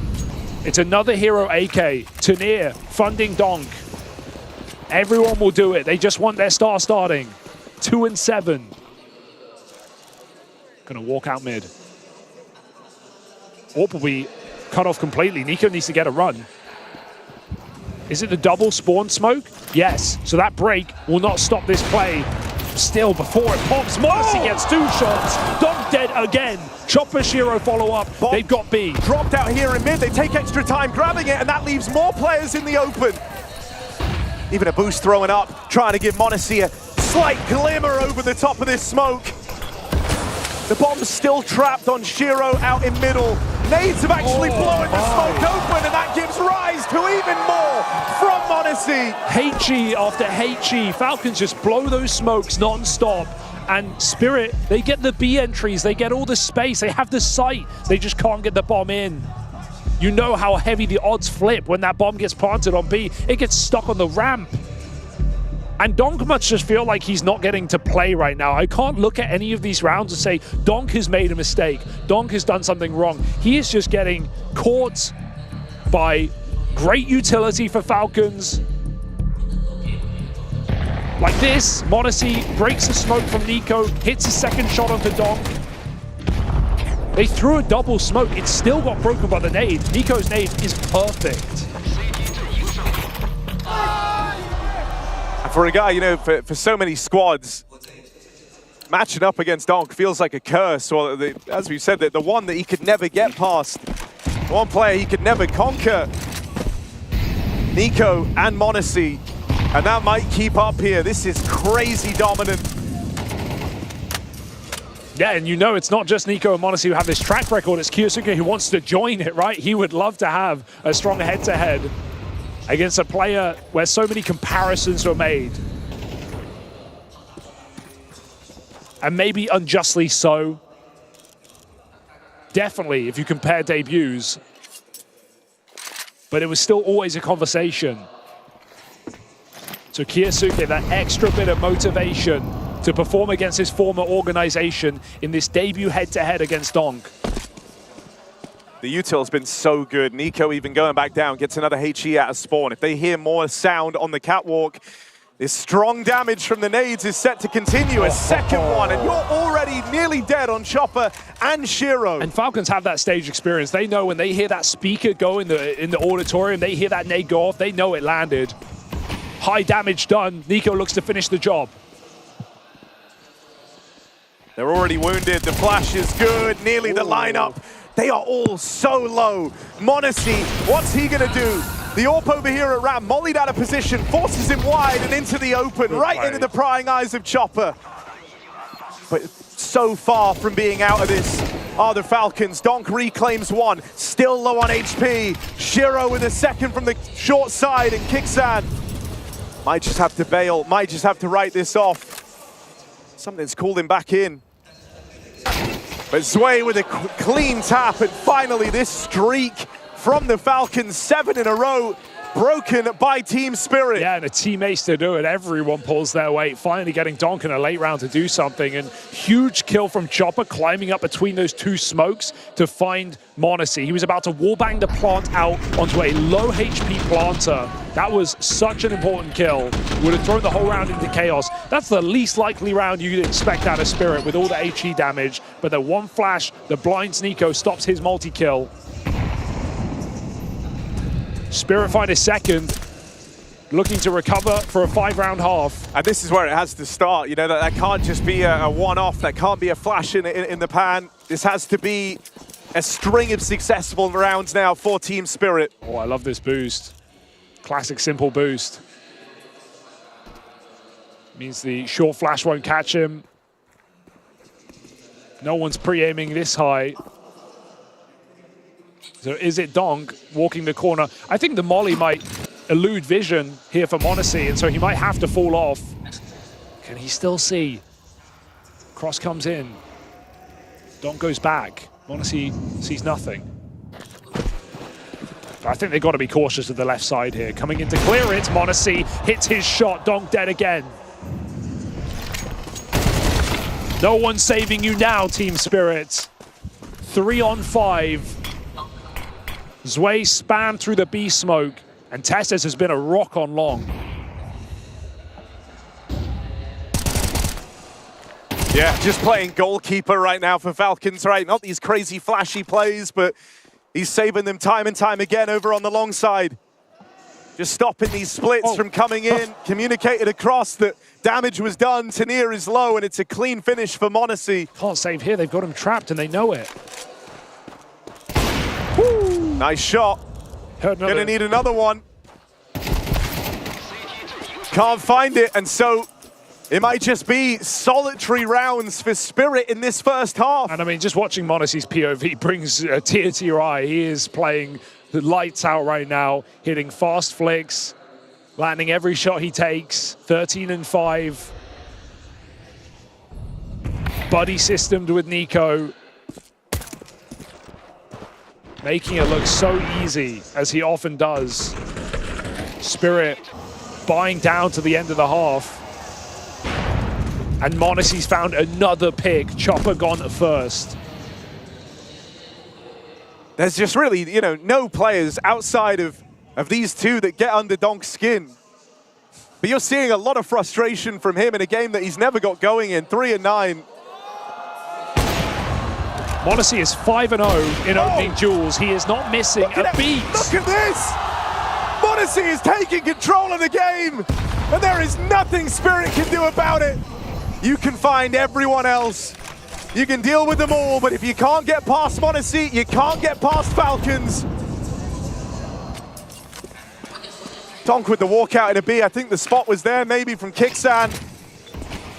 Util comes out. Donk secured a path, but the bomb's still lost out in top mid. Testes is going to find it. And he's uncovered this. Tania swinging out, but here comes the m0NESY AWP just to keep a watchful eye on that bomb. He's on for the ace. And the final man left to beat. The final player left to deal with, it's Donk. Donk in a clutch, but this one has no legs. This one is not happening. Positionally lost. Bomb top mid. Donk is done. Have you ever seen Donk save? I mean, first kill comes in, but look at who's left. It's his kryptonite. And m0NESY shot for the ace, sails past, but he's going to be given another chance at it. Donk on that swing, and it's all m0NESY, baby. Bow down before him. Donk's master has been found. 18 and 5 on m0NESY. And Donk is just shell-shocked. He doesn't know what to think. 4 and 10. It has been the perfect game from m0NESY. A POV that feels like a dream. And Spirit's nightmare on this T side. It is their map pick. They have nothing to show for it.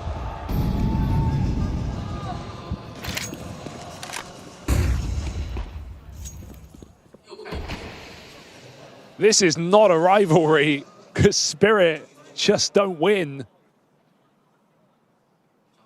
We thought today could be the difference.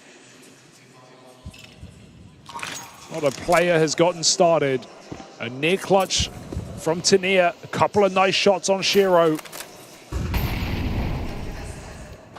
But Spirit have not been the story to tell.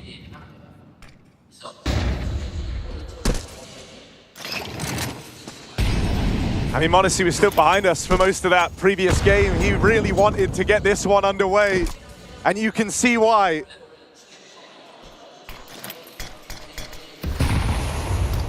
Chance at a double-digit CT half for the Falcons. An opening here, a rarity for Team Spirit, a 5v4 that goes untraded, and they're going to try and pressure Nico over here in mid. First kill found, can't do anything more. Kixan dead out in the window. Something might be brewing here, a chance for the third, but they've still got their kryptonite left to deal with. Tessa saved the life of his opponent. m0NESY wanted that shot. Tessa's got in the way, it would have killed him. m0NESY holds the trigger, and Falcons in this final round will absolutely have to try. If you don't win this, you're crushed, right? You're in a 3-on-2 post-plant. It's been a game that has so quickly slipped through your fingers. You hit tab, you look at who's left, you know Monacy is coming. You know he's looking for this and believing in it every step of the way. Creep out through the window, he's silenced, and so Spirit at least get this one, scraping by with just 3 rounds in this first half. Oh, it's really been a rough game for Spirit. At least they break the momentum by the end of the half, but they don't get long to think about it. 30 seconds. Stay with us, folks, so we run it right back on that CT side for Spirit. Falcons playing out of their mind right now. Monacy forcing every engagement. A flawless opening kill record, 6 multi-kill rounds. And Donk, disheveled so far. Can never count him out from a recovery, but no one on Spirit is giving you any other faith either. That was a good round from Tinir in middle, able to get a multi, back off, play the clock. But safe to say it's pistol or bust for Team Spirit.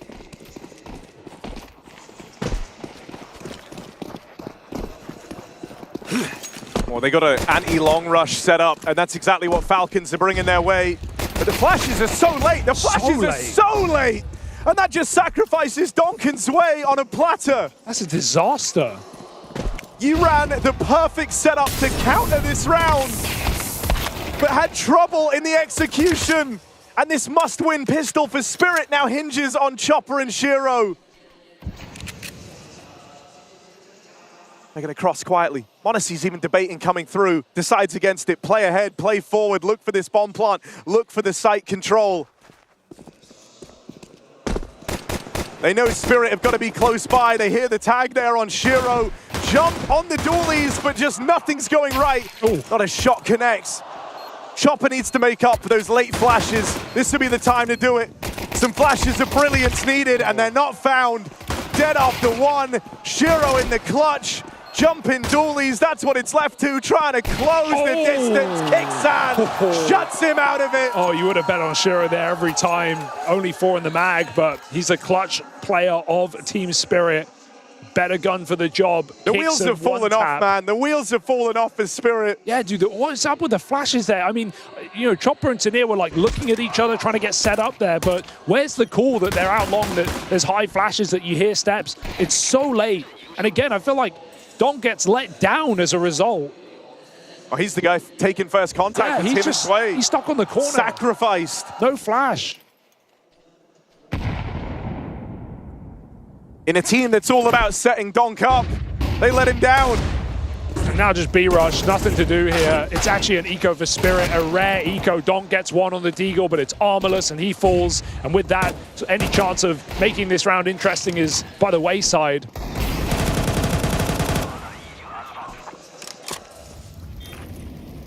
And so Team Spirit are relying on a Soul Rifle round as Falcons make this game look easy.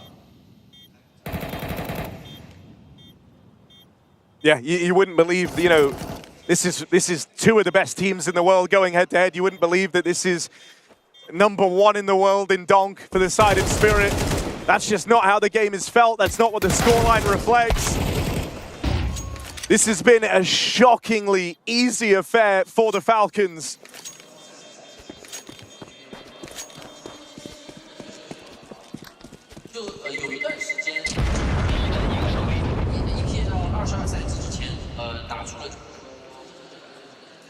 And even though they have this flawless track record in the head-to-head, you know, it's never felt this easy. It's never been like this. No. Nothing would feel better than just finishing it off of this gun round at this scoreline. Make it this dominant into Falcons' home map of Ancient.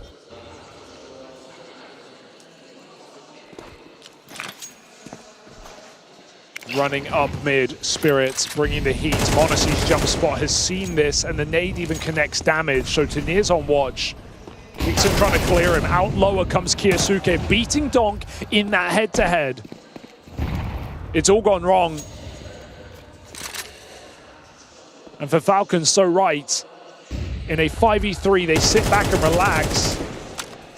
Pressure not on them.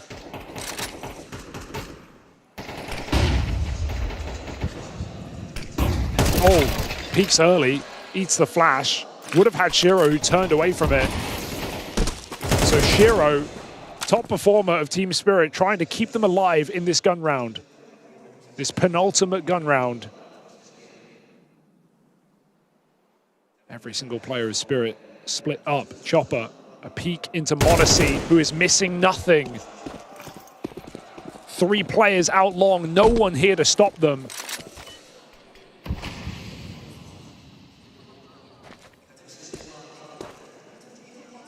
And Nico even lurking B. This assures the round and denies any chance of saving your guns.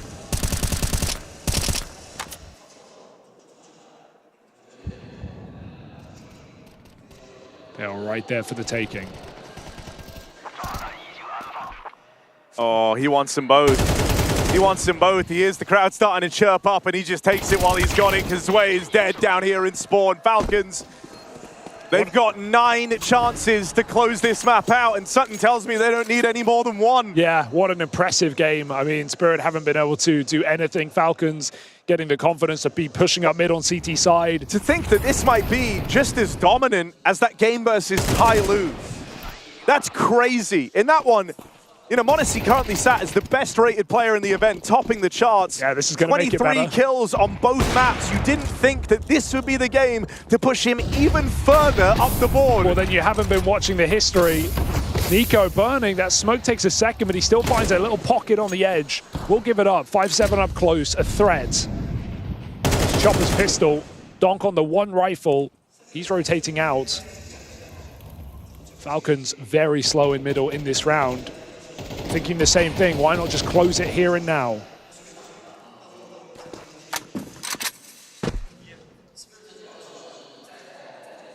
Yeah, don't make an easy game hard for yourselves. And so they try their hand at a bit of long control. When they don't like what they see, they're very, very quick to just go and regroup out here in mid, and this leaves you with a lot of options. You can play reactively based on where you get the contact here. Oh, it's messy. Aggression out on short, Donk with 1 from mid. Hell, why not make it a double? Modesty there to cancel him out. Not a 5v3 that Donk gets 3 players over on short. And the Falcons gonna play right into their hands. Tanir's fed another. Modesty has made his way out through mid, and it's this duo. This was the hype duo prior to the Kiyasuke signing. The 2 that were meant to uplift Falcons to the top. Modesty creeping in, backstabbed and dead at the hands of Shiro. It's left to Nico. Other side of the map, they sent Modesty out as a fake. 20 seconds in the 1v4. They didn't see him. He's just going to take the space. He's going to take the plant. Chopper's closer though. Chopper hears this. Jump shot. No plant for Nico, getting played with. Time wasted, 2-on-1. Nico needs to line them up here and now, but no. Tanir saves the day and keeps this game going. You can't say you're doubting the possibility of an impossible clutch with how hard this game has gone for Spirit. But that is 1 round in a sea of success from Falcons.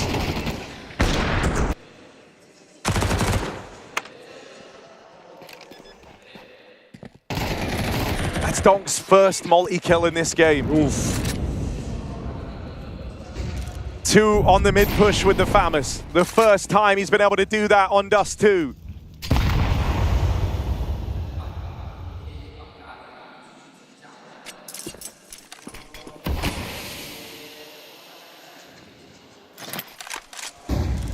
And because Kicksan's getting a call from the front, has all this time to try and come up with a winning strategy, nothing's off the table. That's what Spirit are having to contend with here.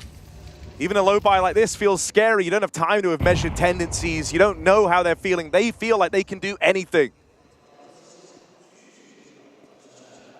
Flash through mid, it's Shiro blind. Donk provides the cover.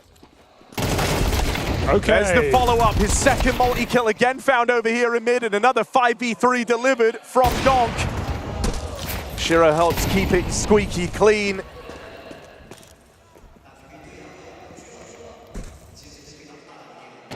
But it's very late in the day. It would have to be an 11th hour comeback here, and it's still so far from fruition. Donk only just getting going now, this late in Dust 2.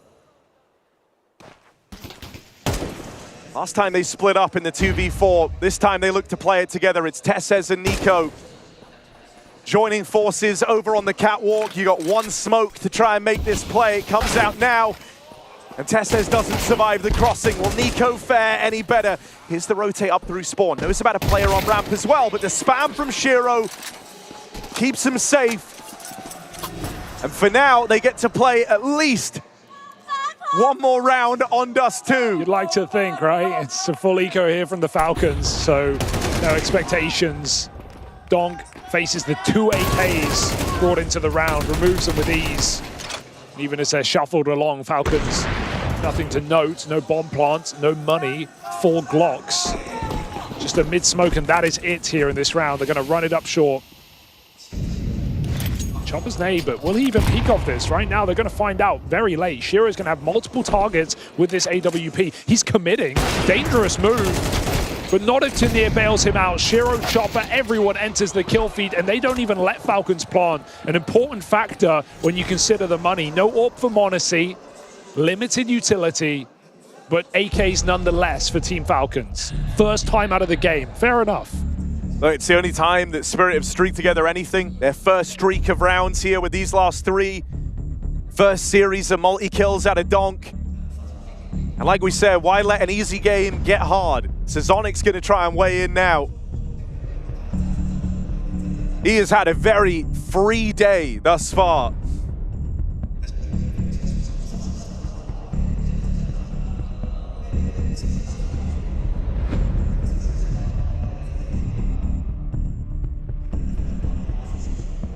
Shiro's definitely risen up the ranks. He was the one guy on double digits in all of the lost rounds for Spirit.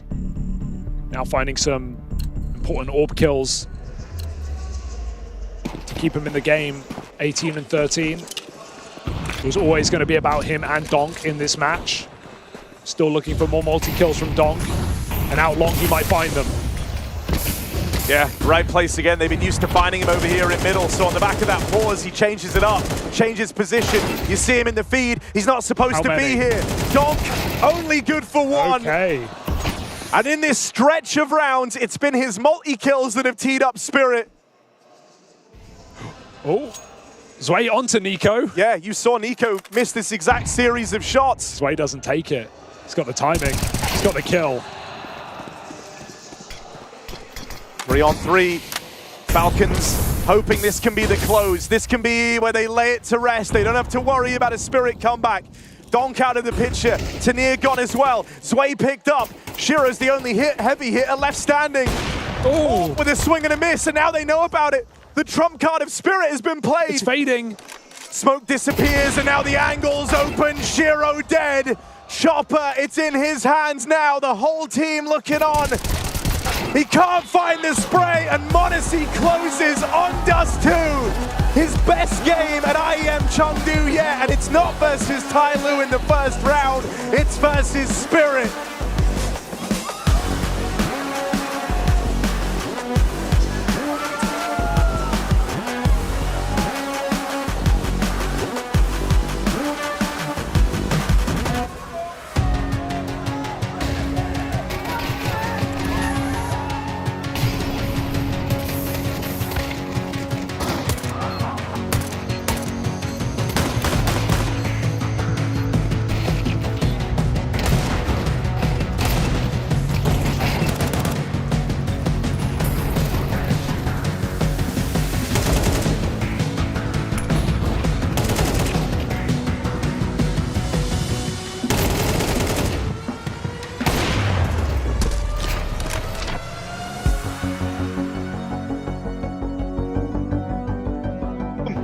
Mine. Now, short, more. Two short, Two short. 3, all 3. 2 elbow in one side. I have short, guys. Stay alive. Play retake, I have short. Okay. There is smoke till, yeah. Guys, listen to me. Let's do fiesta when I tell you, okay? Damien, be ready to run, okay? Okay, yeah. Run now, run. Side last. Still side. Nice! Open breach. That is Maxim. Maxim, do you want flash? No. Pushing middle, boys. Pushing middle. Top mid. I have your ping in the flash. I ping you. Flash as well, Maxim. Guys, I'm holding mid ramp and I'm swinging. Wait, I'm coming. 1B. Top mid dead. Kill him. Top it. I have like or elevator. Left side city, guys. Deep city. Nico will kill him. City very low. Could be long also. As well. Middle and city. City low HP. Last low HP, Nico, you can just swing and kill him. Let's kill him. I have him. Nice, boys. Nice. Nice putting. Wait, Maxim. One sim. Maybe one elbow. Short on. Elbow, guys. Elbow. Maxim, maybe smoke short. Smoke short, Maxim. No, I can't. I smoke in front of it. Off should be elbow. Guys, one elbow, guys, somewhere. I'm gonna walk through right side. I can try to plant. Do it. I will do fake plant. Might be both there, boys. Still elbow. Half HP elbow, guys. Watch out in the smoke. Yeah, I'm planting. Cover the smoke. Watch out in the smoke. It's hard for me. I will check right side. It's okay. You fight. Okay. Nice! Good job!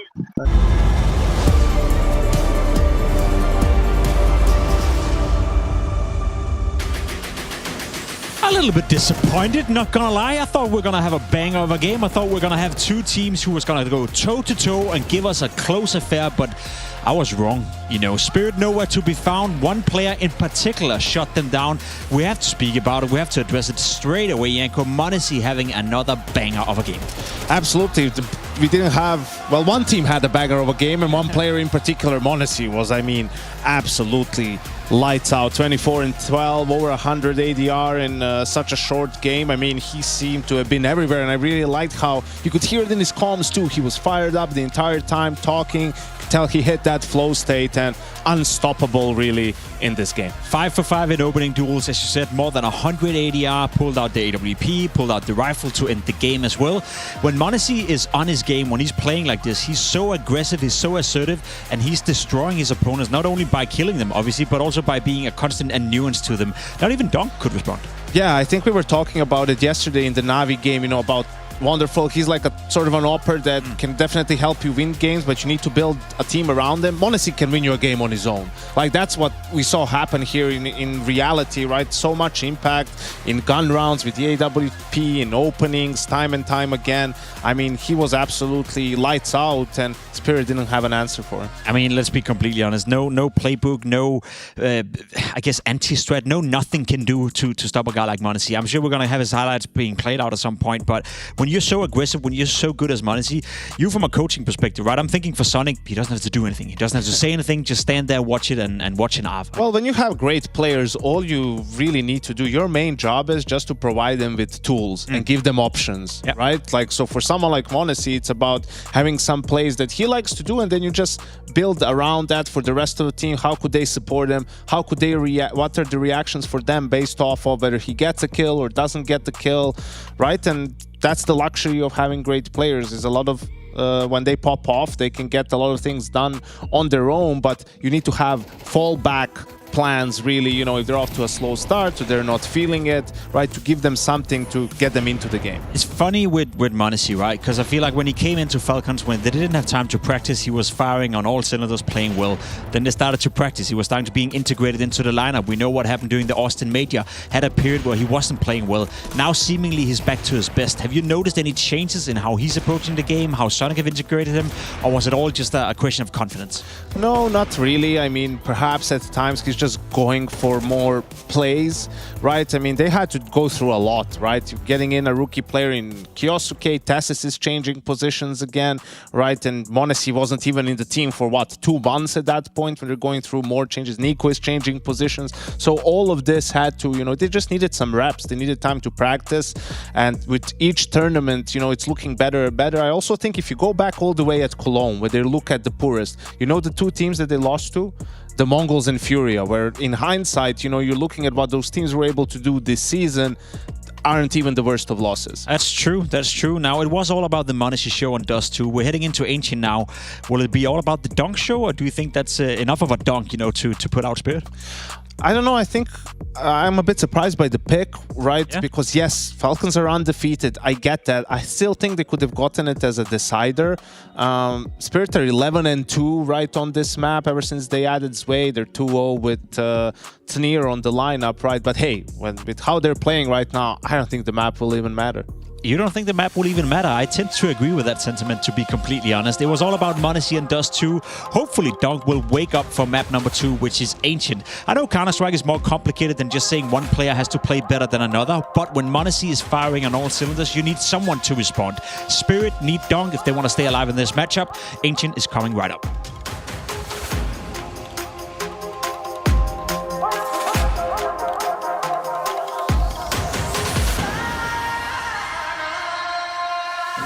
Damn, guys, we almost had this. Thank God that's over. Bored of endless matchmaking? Take your first step towards EPL, experiencing real strategies against teams of your skill. Learn more at fce.gg/EPL.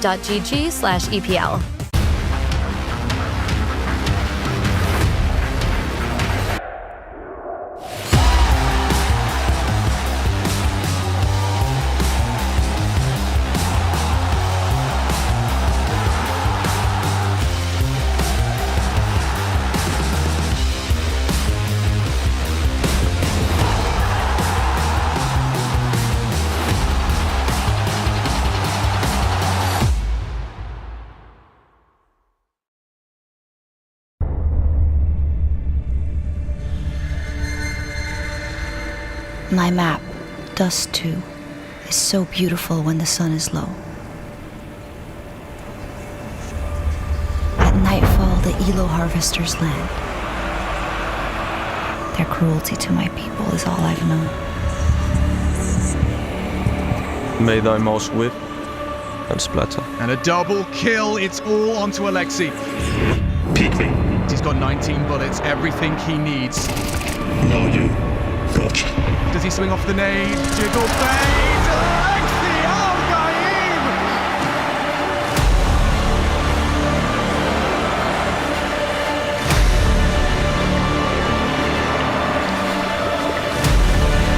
They're not human. It's brutal. My desert. My Elo. My Dust 2. Oh, for fuck's sake! Can this move any fucking faster?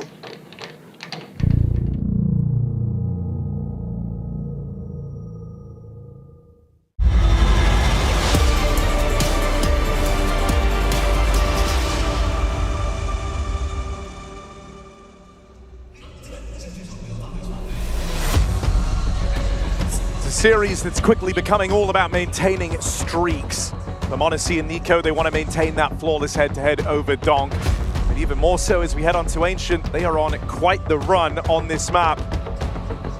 Absolutely blowing away the competition. Still a strong one for Spirit since the addition of Sway, and then Tanir. The team they've fallen down to over the last 6 months was G2, former home of Nico and m0NESY and home of Nico's cousin in Hunter. We get ready to embark on this Ancient journey. We're looking at m0NESY. Can he replicate the success of Dust 2? Will Donk get switched online? Playoffs to play for here. And two top squads set to clash on Ancient. Yeah, 10-win streak with this roster for Team Falcons. It is not an easy setup for Spirit, as good as their runs have been. This is Falcons' home map. It's the one that Spirit broke out onto. T-side is something to marvel by. But Falcons, that's where they'll start. I also think m0NESY is an AWP who's able to extract so much value on the T side with the AWP on this map. Many others can't do the same thing. The mid pop smokes, the way they take mid control is really fun to see. So let's see what Falcons have to show.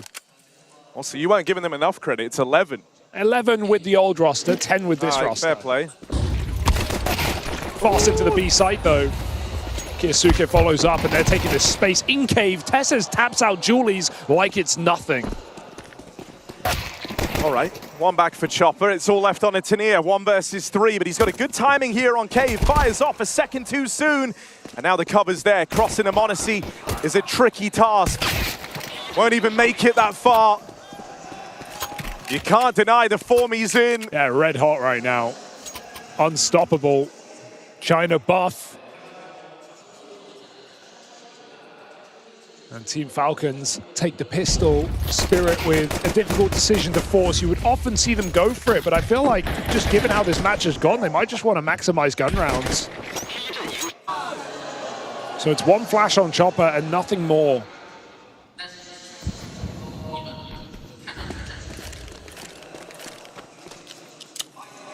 High over middle. Kyosuke's out, but it's already climbing heaven side, and Falcon's just gonna go B while he mops up middle. 3 for Kyosuke.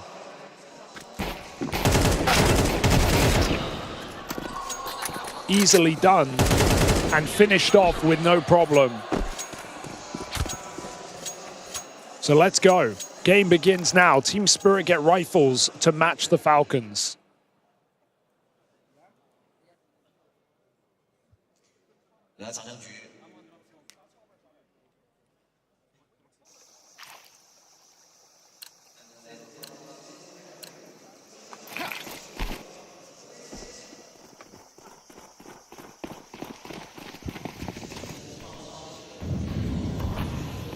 It's a bit of a bonus round here, so something fast called from Kickstand, just trying to barrel through this B site. Sway and Shiro, good for the openings as this fast B hit looks to get repelled convincingly. Shiro, stellar hold. 4 kills on the rifle. Didn't have the cash to bring the AWP out in this first round, and you're glad he didn't. Yeah, he's stolen the show for Spirit more than anyone in this matchup. Was able to get a few important kills towards the end. The CT side with the AWP ended positive, but gonna need more than just one man if Spirit are gonna keep this up. It's a great show to stop the B rush. Falcon's gonna have to dig a little bit deeper than that. Kyosuke charging out middle. Boost up instead. I don't think he can see over this smoke. Perfect nade lands in their face. So A contact instead and no one home.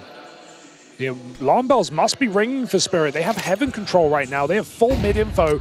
Nothing's going on the map. Got to move a player over towards A. Tanir fills that void. But even he is cautious. They're already out. Honestly, clearing as much as he can with his AWP.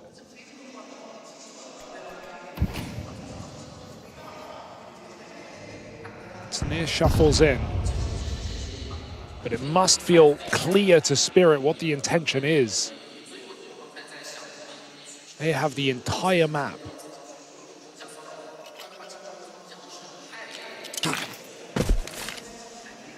Even if the intention feels clear, it's taken a long while to make the adjustments here for Spirit.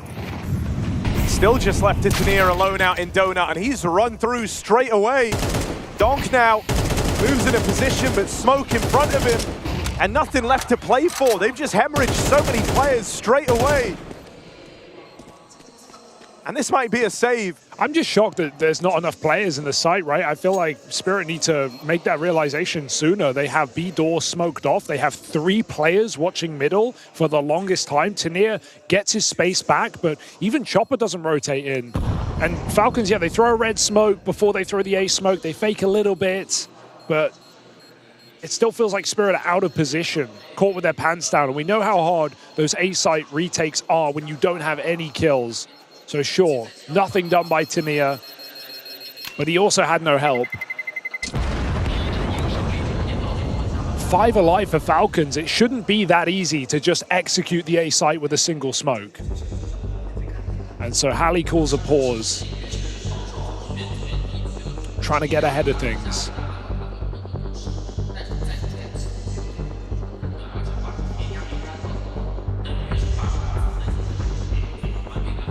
It's not too late to save this game. It's one of Spirit's best maps.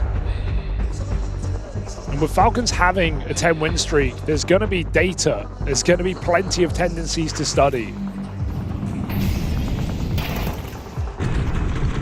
I mean, you're just like feeling, you know, a lot of this is really down to does Donk get switched online. You know, because he's so consistent in his output, you kind of forget about it, but he's still a very young guy, still in the early stages of his career. It was only after he, you know, completed the Trinity, picked up the trophy in Cologne, where he went on to kind of talk about the year prior, if you remember, where they went out in last place. And he said, like, I wanted to quit after that tournament. Wow. So, you know, not immune to kind of falling prey to the emotions. And this is a very, very one-sided head-to-head for him. And these games might be brutal on the Falcons' run to the playoffs. So a lot of this is going to come down to, you you know, can Donk power through that and find a way to get switched online regardless? Yeah, you mentioned the consistency. I think that's the one thing that is almost, because it's so crazy, it's almost expected every single time. And, well, you know, Spirit need him to win, no doubt about it, but we've never seen a player like him in terms of consistency. It's not just the carries, it's the fact that he does it day in, day out, every tournament. You know, one early exit is a shock, but it's also a rarity. Even players like Nico, who have the longevity, have gone through the highs, gone through the lows, had inconsistencies. Highest heights, lowest lows, everything. For Donk, the expectation is perfection. And so when you play a game like this, a game where you're getting swept under the rug by formidable foes like Monacy and Nico, can he stay in the game? 3-on-4 now, damage done, some missed utility from Team Falcons gets punished, and they also fire back.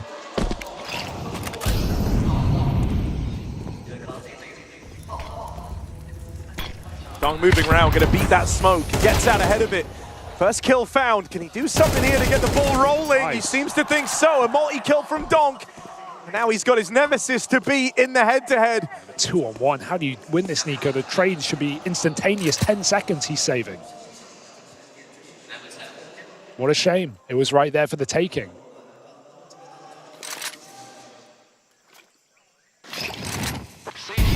But they won't let it happen. Donk barreling through the smoke, double kill, bomb drop to win the round. Called upon him, and he appears and gives Spirit their second.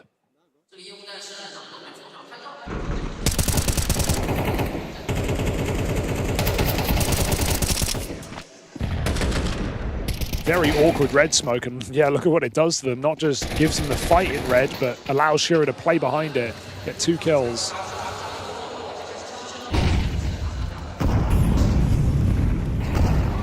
Monacy boosted with his AWP, Kiyosuke breaking them at elbow smoke, and Monacy's pick comes in easily. They're gonna speed up. And look who he's got in here alongside him. Kiyosuke's even provided one more out in middle. I mean, this is a matchup that's quickly building to have it all. Monacy, insane performance, map 1. Kiyosuke topping the charts here on Ancient.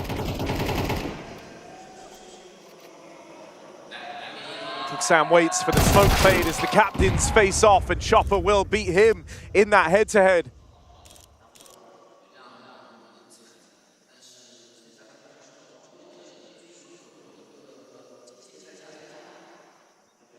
And they're waiting for a moment, seeing if they're given any type of reaction here, right? They know Spirit of the team feeling all the pressure in this 4-on-3.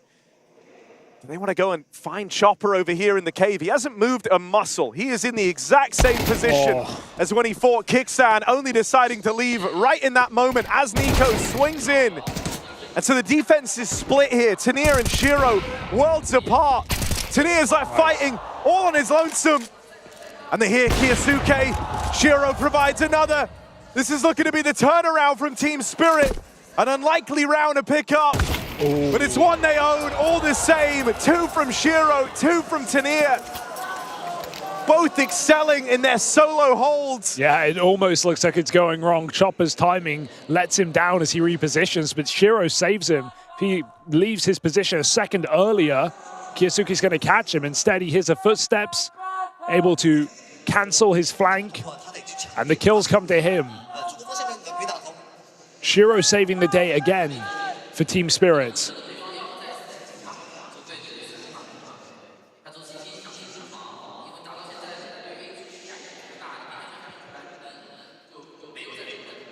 Money a factor once more for the Falcons. Have to be the eco for Spirit to take the lead for the first time since the opening pistol on Dust 2.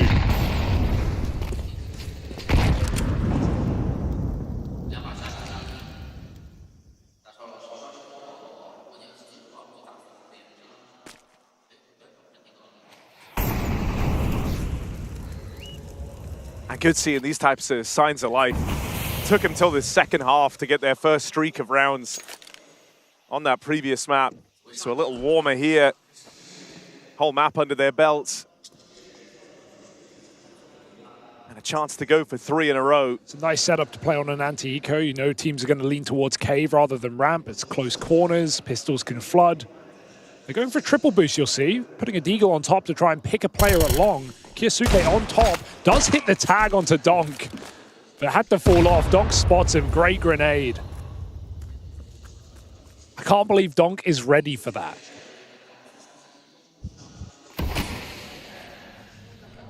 That's a CT smoke thrown by Tanir, and it allows m0NESY to cross red. Shiro suddenly got to watch his back.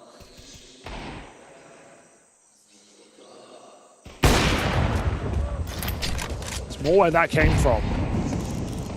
Yeah, Chopper's moving over, so support's on its way. And now only the Deagle left, shut down. It's Nico out towards heaven. They're going to come looking for him. There's the spot, and everyone wants a piece of the action. Tanir going to be the one to grab it. Spirit finally find themselves in the lead, in pole position. Is that a smile on Donk's face I'm seeing?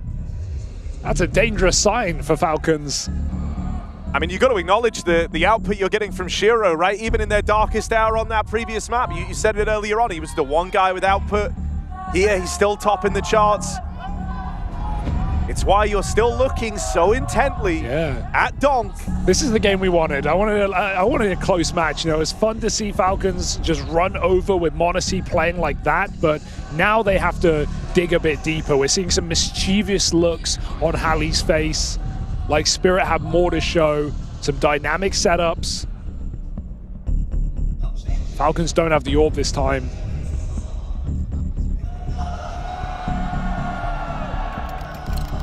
Will they default back into something A-Wood bound?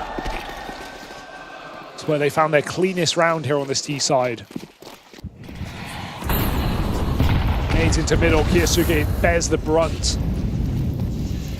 Good high flash, that leaves everyone blind. Tanir's actually played all the way through this smoke as well. It's a nasty surprise when they try to come out. Now both players in mid nearly sacrificed. The backstab lands. Shiro gets out with another. And it's looking to be a dominant round here for Team Spirit. As they're picking up momentum now, this could transform into a very different game. Yeah, it should have been a double kill for Kyosuke, but I think he scroll wheels there and jumps over the AWP. Either way, it was the guy in the smoke, Tanir, with backs turned, had that one safely assured. It's late flashes for Spirit. I mean, this is the familiarity, right? They know what Falcons like to do. It's mid-pops, it's late mid-pops, it's different timings. It's what Spirit was so good at when they first started breaking onto Tier 1. The way they took middle, the timings they did it. And so really, really delayed flashes to re-clear elbow, wreck Falcons round, puts them now on pistols. Gonna go for the B-pop. Donk here as a third piece. So the stack in the right place. Chopper wins his fight again over Kicksam back in the cave. And a clean tap to get rid of Nico. You can't dodge that one. Tapping the smoke. These rounds have been very, very clean. In the last 3, out of a possible 15 surviving, you've had 14 make it through. These have been dominant rounds on this 5-round streak from Spirit.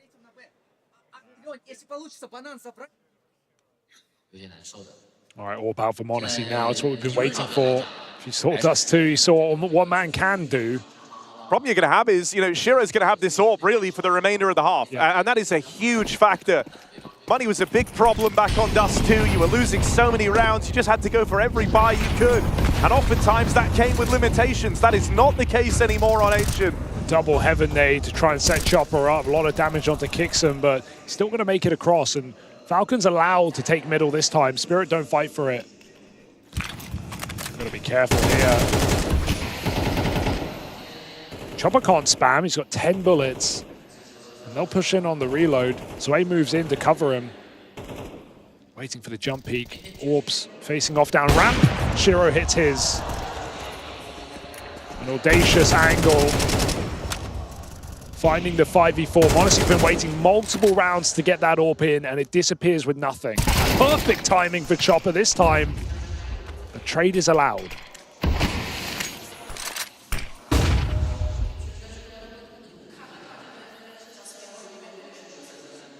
Shiro's swapped. He's taken A, so that allows the 3 rifles to stack this B bomb site. They don't care about middle. They know Falcons have numbers here, and if they're going to leave, it will be last second. But Falcons aren't going to leave. One smoke, one molly, here they come. Again into a stack. Tania on the swing. Quick work made over the ramp take. And Spirit have won out this half at worst. They could sweeten the deal. This could go from what was building to be a very, very one-sided series into a hope for Spirit on map 2. Yeah, breaking that win streak on this map as well would feel very nice to go into a third decider of Train.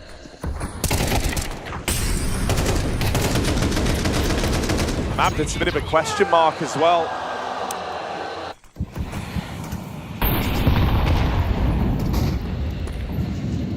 The Spirit at least. Not seen them play it this season.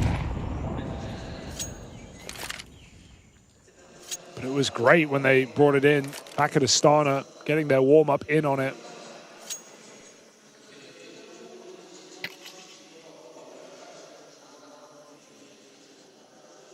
It's all for later though. Falcons trying to squeeze out a couple of rounds at the end of this game. End of this half rather. Execute. Thrown in by Tesses, but the bomb is outside the B door. Trying to keep Spirit guessing. Tania doesn't waver. He's spotted Nico. One Deagle kill, and this round can get very tricky for Spirit, who are heavy dedicated towards A, but this fake hasn't done too much because Spirit don't see anyone. Those smokes have faded. The window of opportunity gone. And Chopper sets up with Tania to fight the ramp together.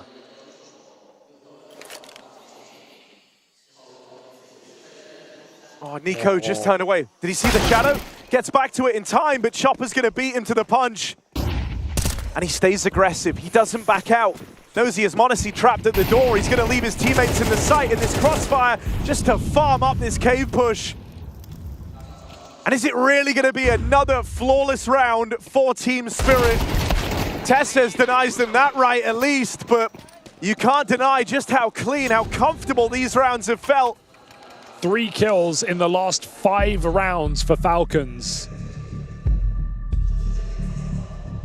And all of them on separate rounds. I mean, money's not even a conversation at this point for Spirit. It's more just about the dominance and how one-sided these rounds are becoming. All of this without Donk.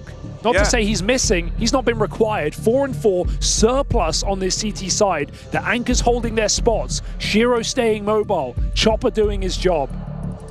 This is what we wanted, not just Donk, but everyone else. And a humbling T-side for Falcons, who can't even make these rounds close. Yeah, and when you're on this type of streak, you know, you're often picking into the map, you're often starting T-side. They usually actually get great output here, so this really is an oddity. This really does stand out.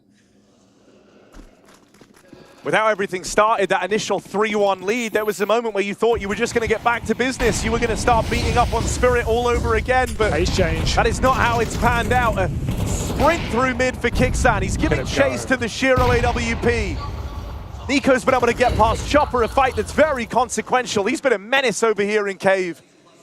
Oh, Tania, what a position. Does Tesses get past him too quick, or is he going to clear this perfectly? Tania nails the headshot. 4 on 4, but Red Room control. Re-aggression on B. Nico spots it. They're blocking each other. They want to commit. They want a full send, and Shiro gets that trade. It's all up to the red play. They could flank A. Shiro going to come back, try keep an eye on this, but they've already taken red. m0NESY handed a sitter. m0NESY handed a freebie, and now he gets the spot on mid. Tap. Donk with a tap to get rid of him. They didn't see Tania. They only know about Donk. B site is opened up, so that plant will be found for the Falcons as they look for 4 on the half. How do you get through this?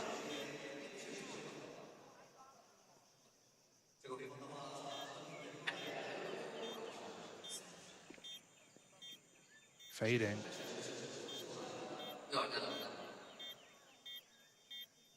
Yasuke out on an island, just dead straight away. Okay. And Kixan can't find a thing. Donk has his round. And it brings a smile back to his face, albeit for a moment. As his 3K delivers on an 8-round streak for Team Spirit. Yeah, you thought that first map was dominant. Well, Spirit will send a message right back the other way, outlasting the streak of 7 the Falcons were able to find back on Dust 2 CT side. And Donk, he has his moment indeed, pops off in the final round of play, but so reassuring to see more than just Donk in this game. He needed help. Spirit came to provide. Falcons, an explosive couple of opening rounds and then just hitting their head against the wall with stomp after stomp from Spirit. And we jump straight into that second half. Lots of util here for Team Spirit. Falcons usually head into these second halves feeling like they've done all the legwork, feeling like they've put in all the effort, and they just have to complete the CT we side. have the best CT side in the world on this map, so let's get the momentum up again, boys. Yeah. Let's see what they can do. Zonic with the pep talk. They need this pistol round. If they don't find it, their time on Ancient, their time to turn this one around will get away from them. Run down after the first double. Answer back, it's Nico and it's Kixan. Still in the sight. Chopper eludes capture for now, gets out with one, and he's having a great game. He's good on pistols. He's rising up towards top of the board. The Spirit have faith in their captain to pull this clutch through. Retrieves the bomb, but knows pressure is still on. Never saw Monacy. Don't know that he's sitting idly by in the cave, ready to pounce, but that is an awkward miss. Chopper's still super low, but you've given him a chance. You've given them a bomb plant at least. 2 shots left in the Glock for Chopper. So it would have to be perfect if he wants to pull this off. And they are encircling him, this duo of Nico and Monacy. They're meant to give you the hard rounds, or by extension, this one should be easy. Oh no! Backstab in! Nico bails them out, and Monacy breathes a very real sigh of relief. I can't believe he doesn't reload. Chopper, he's got that dog in him. Wants to go for the highlight clutch. Can't get caught reloading, but also caught by the flank. Big rotation out of Nico, who was spotted back in CT, goes all the way around the world, wins the round with seconds to spare before Chopper can get behind cover. Really thought they were grouped up. A 4th found for Falcons, a necessity on this second map. Donk AK. Spirit absolutely incentive to buy up here. With the lead this hard, and with the bomb plot. Belief that they can tip the scales back in their favor.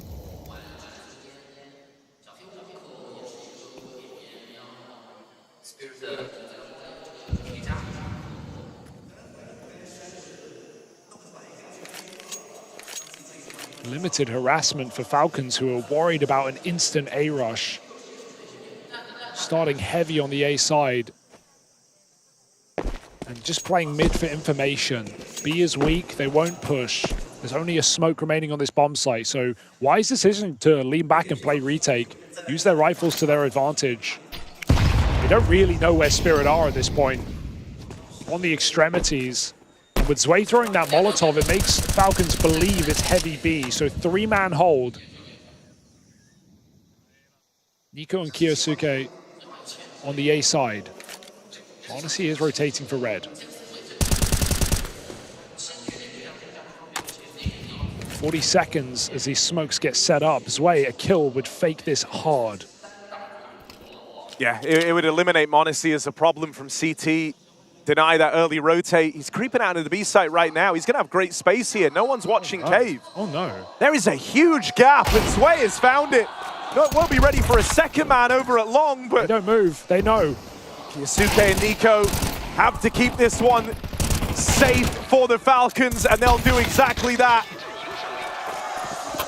Stubborn in that 2-man A setup. They never broke it down. It's a little scary, but I think the fortunate thing is the clock is so low that Spirit can't wait for Zwei to fake that any slower. They have to throw the execute, and at that point, Falcons see the smokes. They realize Zwei is just a fake, and they can stay in their positions. They were already too strong on A. So the clock really gets the better of Spirit in that round. 1 kill is all they take. And now back to Eco indeed.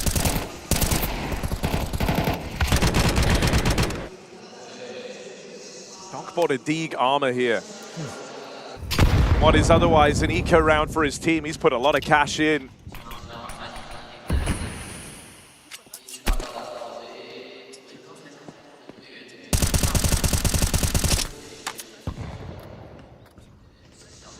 Looking for that opening, looking for the upgrade, and he's going to find it.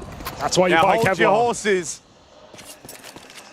This is Donk with a point to prove. You don't go for this buy unless you intend to do something with it.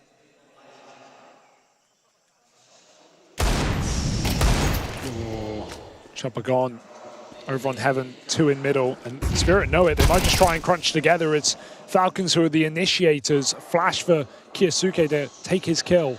Kixon tucked in hard. He's got a cover from Monacy. Donk needs this trade. He's got it. Does he check the back of the site? Kixon lets him in. He shuts him down. Shiro gone as well. And a nice try on an armor eco buy. But Kixon catches them by surprise. Spirit attack, rather. Second one of the map.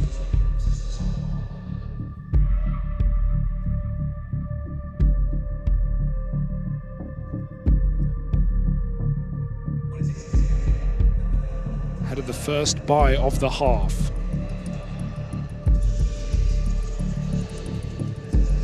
Falcons on their T side set the precedent of this A attack in this round. Got a flawless A execute in.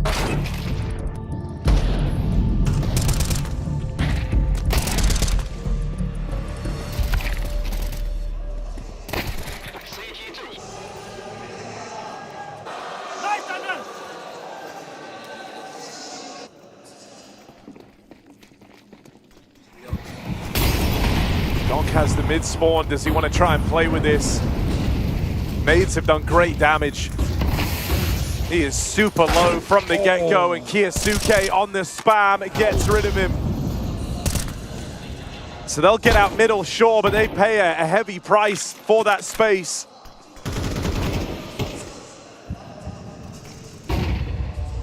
Kiyasuke never really let his eyes off of mid here, still remaining active in the red room. Hasn't backed away after the first.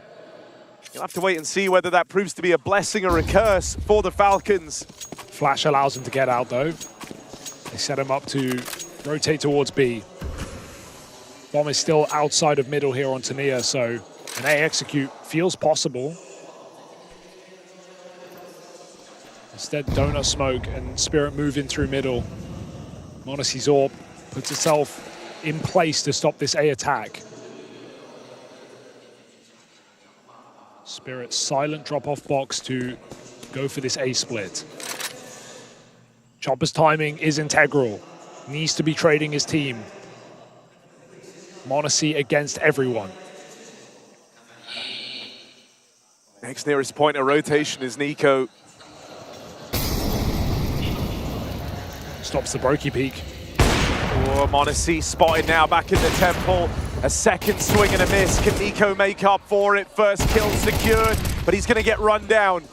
Kiyasuke helps keep things even and looks to drive this one home. It's just Shiro now, the man to beat. He's got 8 seconds. Time is his enemy here. Won't be given the room to get that bomb planted. And so even though he's far and away the top performer, time decides it in this round. Scoreline continues to close in on Team Spirit. And he can't even grab that AWP at the end either. Time again lets down Spirit in this round, much like their force buy. No clock for that clutch for Shiro. Monacy knows he can afford to die just by hunting that final player, and Kixon lets the clock expire. Idea was good for Spirit. They got Falcons in the wrong place. But in a 4v5 already in a bit of a rough spot, Donk got spammed through the smoke at the start. Never got to play. But he always finds an AK, gives it another go. Back to his favorite position, behind the boxes in mid.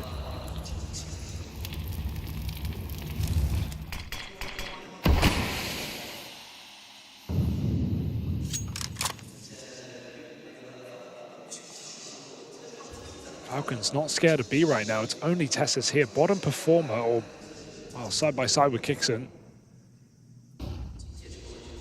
Still has one block left. So looks to give it up. Donk again dies to Kiyosuke. Head-to-head starting to build in favor of the Falcons player. And even flanking now. Falcons know what's going on. They're right behind on this BXEC. Uh-oh, miss smoke. Kixan give him room as a result, gets out with a free kill. And any hope in this round out the window as only Chopper remains. Cancelled by m0NESY. Kiyosuke really stepping up as this game rages on. Well, map 1 was all about the m0NESY showing. Now it's about the former Spirit Academy player. And I mean, you can see just even tiny details, right? Just like a little mouse movement on a lineup of a smoke, and it goes 1 centimeter too deep, and Kixon just gets a kill because of it, because you presume your util is thrown correctly, and it's such a punish. Хороший кол, Андрей. Круто было. Почти выиграли. Надо ошибки. Хороший кол. Tanir calling some shots. Well, Spirit needs something here. They need a savior. They've been 4v5'd on Donk and now Zwei in the last 3 rounds.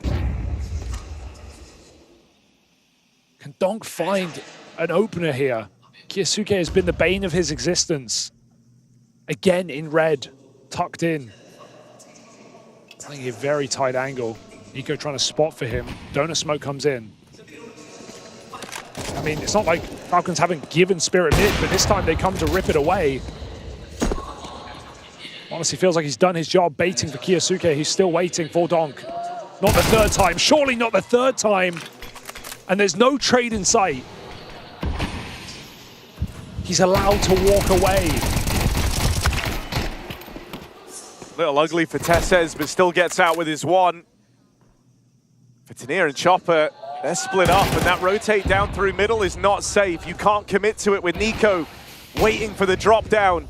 The bomb is trapped at B, and so Tanir gonna try and play through this, caught by m0NESY on the aggression. Nico just providing such a safety net to the Falcons.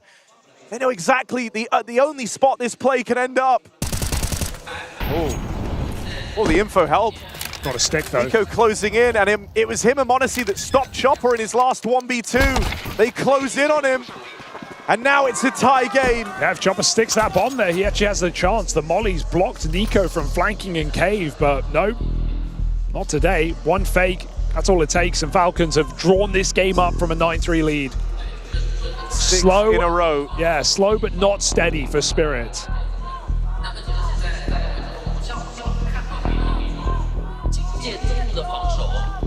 The last 3 rounds with man advantages taken immediately. And for easily, you know, the most anticipated signing in Kiyosuke to Falcons when it happened, folks who felt like they missed the boat on the Donk signing, playing catch up with the hype around Kiyosuke. There were a lot of comparisons between these two. A hell of a lot of comparisons between those 2 players. You join a team where the track record is flawless against the guy. Seeing him step up, rise to the occasion, and consistently win these head-to-heads over Donk in mid. Well, it's what you wanted. It's what you asked for. Especially when this game isn't the m0NESY or Nico show. Tesses is slowly but steadily rising back up in this game. He was really struggling. He's getting his kills in cave. m0NESY finds Donk again and follows up to Tanir. Finally miss on the flick, but it's a 3v2. Zwei has to burn to get through that Molotov, and the bomb, this is it. This is the round right now. Chiro catches Kixon jumping. All right, then clash of the 2 Titan AWPers maybe. Or do you back up and once more hope that this B site can offer something? All right, Tess says this is the true test. He's found his 1 here and there, but now he's got the world on his shoulders. Get out with 1, you've done enough to leave the round open. Fall straight away, and m0NESY might be too far. And so Tess says, this is his chance to complete the redemption. And there's the double. What about all of them? Tess says, clawing his way back up the board, and that is Falcons in the lead. 7 rounds in a row. Yeah, Can they match the streak of Team Spirit? They took it personally, right? That 8-round streak on the CT side. Falcons right there, nipping at the heels of Team Spirit. And now they've taken the lead right back. Another broken buy, and worth noting, I mean, Donk has had a gun in almost every round of this T side. He has always forced a rifle or been dropped a rifle. He is not playing on pistols. And that's not a criticism, but there's been no results. You would expect him to be finding these entries. He's been struggling to do so. Boost up, Tesses is ready. The redemption arc is miraculous, and meanwhile, Kixon's just walked down the ramp. Punished again and again. Spirit with no pace. And this is where we've seen some of their worst T-sides of this year, when it feels like they're just crawling into gunfights. How many 1v1s are we getting given right now to Falcons? No setups, no trades, no two-man plays, no spawn calls here for Spirit. They are just dripping into bomb sites. And Falcons are drying them out. I think he saw him as well. Saw him. Did he? Yeah, they saw him. Yeah. They saw Chopper here. It's not even the element of surprise. Yeah, there's nothing. There's no quick rounds. There's no pace changes. And because you've spent the whole time you were in the lead, you know, going for this slow style, you've lost that initiative. You can't go for a mega pacey round now. You feel like it's too late in the day, too late in the game. You don't want to throw away, you know, potentially your last rifle round on an aggro B here. Absolutely. Those are the rounds you kind of reserve for the half buys, right, where you feel a little bit freer. But, you know, they've done some quick mid-takes, sure, but we've seen Falcons' tendency to just spam them through the smoke and find those 5v4s again and again. It's game, set, and match now. 8 rounds in a row for the Falcons. Yep. If they can build from this, if they can take it one step further, give them a taste of the old anything you can do, we can do better. Wow. They will have firmly earned this playoff spot. Map 1 was a wash. Falcons dominated Spirit. This one held the promise of being a brawl, a battle, but it's just been streaks on streaks. The Falcons, a chance now to eclipse Spirits from that first half. Good decision to just get out for Monacy. He is going to use the audio and fake. Re-peek on this site. Monacy, missed shot, and they overwhelm him. 5v3 here for Team Spirit as they look to charge down here in B. Grenade before Shiro gets out the cave, and the bomb is a little bit late, but there's no punish. Falcons coming through. I mean, this has to be a Spirit round, right? They're in a bomb plant, a post plant, man up, now 2 players up. This is where they've got to do it. Nico very far removed, left from that A site, and so 8 rounds is the upper bound. That is where both these teams had their streak stopped. We finally see a call from Spawn, right? Just focus on getting Tesses out of the cave, and they just commit. Coming up the ramp, double entry. And Spirit, decisive move here to win their 10th round, to break that 8-round streak. Hunting this kill would be nice as well, just to get the AK out of the hands. Yeah, he's got it, so no save here for Team Falcons. Spirit enter their T side. After 8 rounds against them, they find their first. And look, it feels monumental because you finally broke through this streak, but the job is so far from done. Yeah. Right, back on Dust 2, when they had these streaks going against them, the most they could ever manage were these solitary rounds, and those aren't going to save you anymore. You gave up that lead a long time ago. This has to be the start of something for Spirit if they want to drag this on to be 3 maps after all.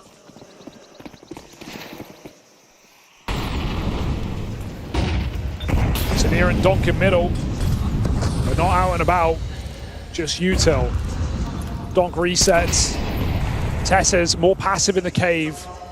But as that molly comes in, he smokes it off and looks to play ahead. Sway's walking through. Sway finds the kill. Massive opener here for Spirit. Finally, 5v4s in their favor.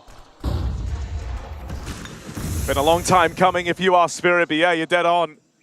Last 2 rounds, been able to get away with this. And so it's not some crazy grind here. These are the types of rounds you're supposed to win if you're Spirit. You've just got to follow through. The B site is empty. Kixan's playing retake. No one home. Break on the smoke. He's hoping he can snatch one. But with Kiyosuke dead in mid, it's a losing battle here. Falcons back off. They'll concede this one, hoping to save. And even then, you tried to leave the round with 4 or 3 players left standing. You've lost 2 of them on the exit. You would love a pause here just to think this over, because the mind games enter now. Spirit run almost the same round back to back and hit this B bomb site. They leave Tanir in middle. He this time kills the rotation. The flank from Kiyosuke denied. And now the big question for the Falcons is, do they do it again? Do they just go back to cave control into B hit? Tanir was mid both times. They only realized this one. And this hunt now, integral for Team Spirit, trying to take some guns away at the end. Kixan holds his own. And a few final seconds, Donk does deny. That's brutal. If you got out with both of them, you could have an investment here. You could put a buy together. You would have everything. You can get 4 rifles here if you want to risk it. I think you should. Better than ecoing for the orb. And so that final timeout from Falcons comes in as they pinch pennies and look for match point.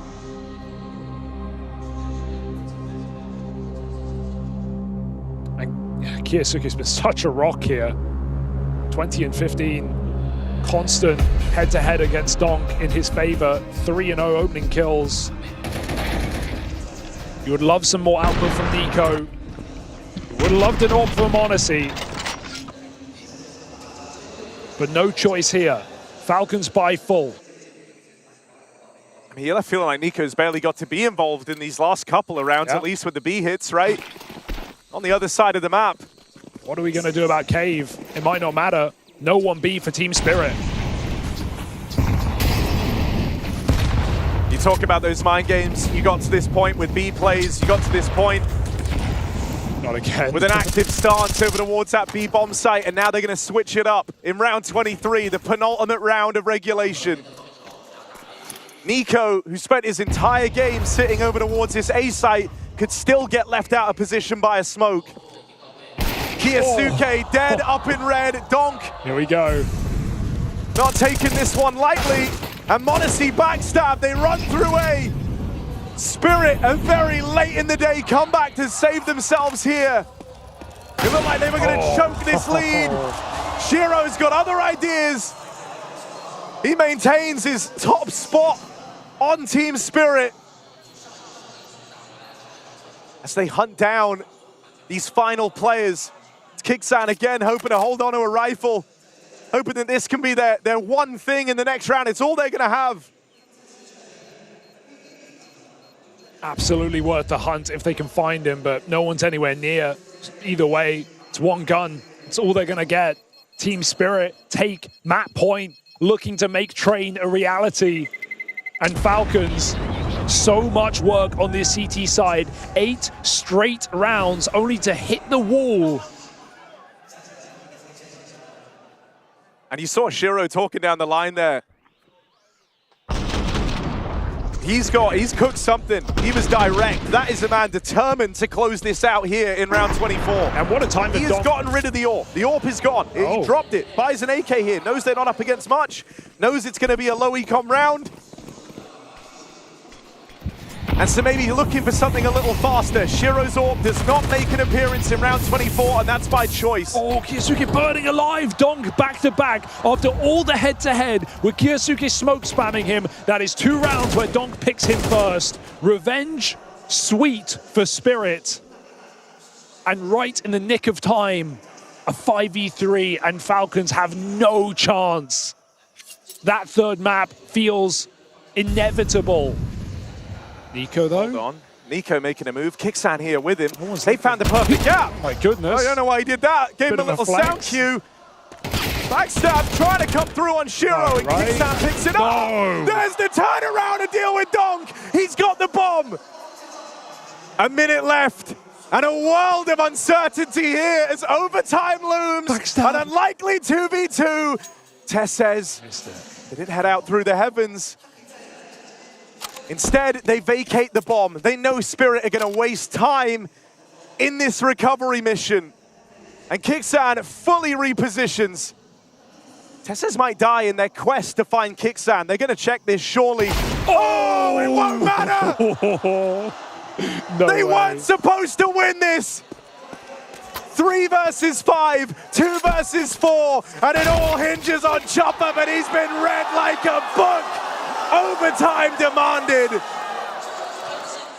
Falcons with the wildest round to get them there. Inevitable, I said. It was right there. It was harder to lose than it was to win. And Nico almost chokes with a burst fire, but him and Kixan combine on this little elbow push. 3 kills for Kixan, a masterful reposition.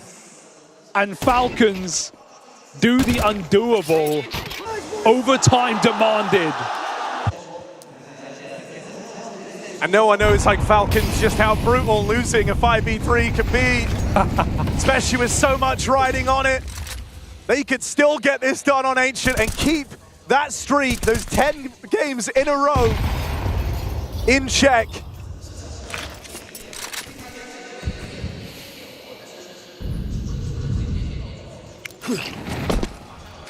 Simple for Spirit. Back to the B pressure. That molly forces a fight. To fight, Shiro almost wins. But Kiyasuke stands tall on 20 health. Could have been a 5v4 for Spirit again. Still can be. More damage on the spam. Monacy in red and Donk tucked in.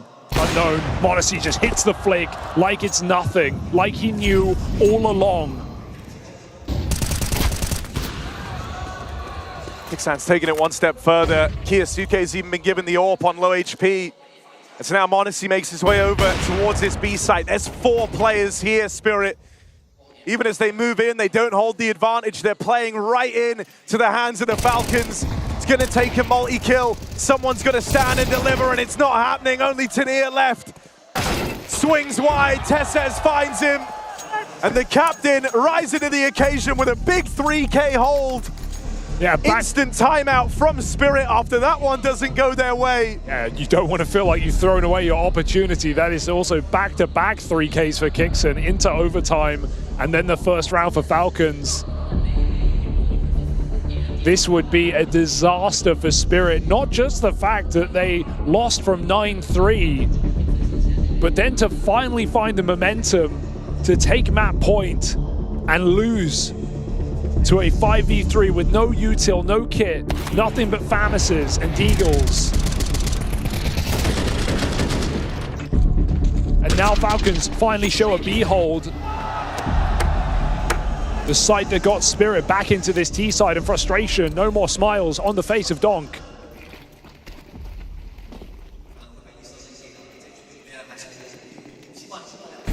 Tanir and Donk again side by side in middle, but it's been allowed once more.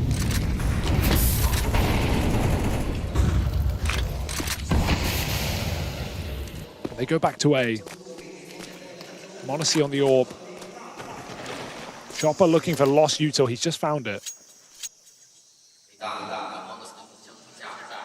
Nico not far away. Him and Monacy against Team Spirit. Nico, quiet game, but they're finally coming his way. Yeah, he's been waiting all game for a chance to really feel like he's had an opportunity to make a difference. And this will be that round as a full A exec is rolled out by Spirit. Monacy on the line. Puts that molly in time just to try and slow the roll and is there to catch Shiro. Up until now, he's been the guy at the forefront of the AWP conversation, but there, that one kill has huge implications. Now what? Loses the head-to-head, they get blocked in main, and whatever they had planned, they can't run it. It's back to the drawing board. They've got no util left outside of this smoke and a molly. This is the worst position to be in. The only saving grace is there's no one in red room to stop this split through Donut. That has to be the port of call here for Team Spirit. But even as that molly lands, now Falcons know the intention. They still have Monacy in this site.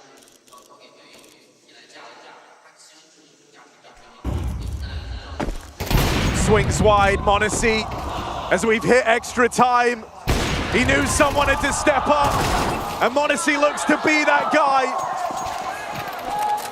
Hat trick in the hold.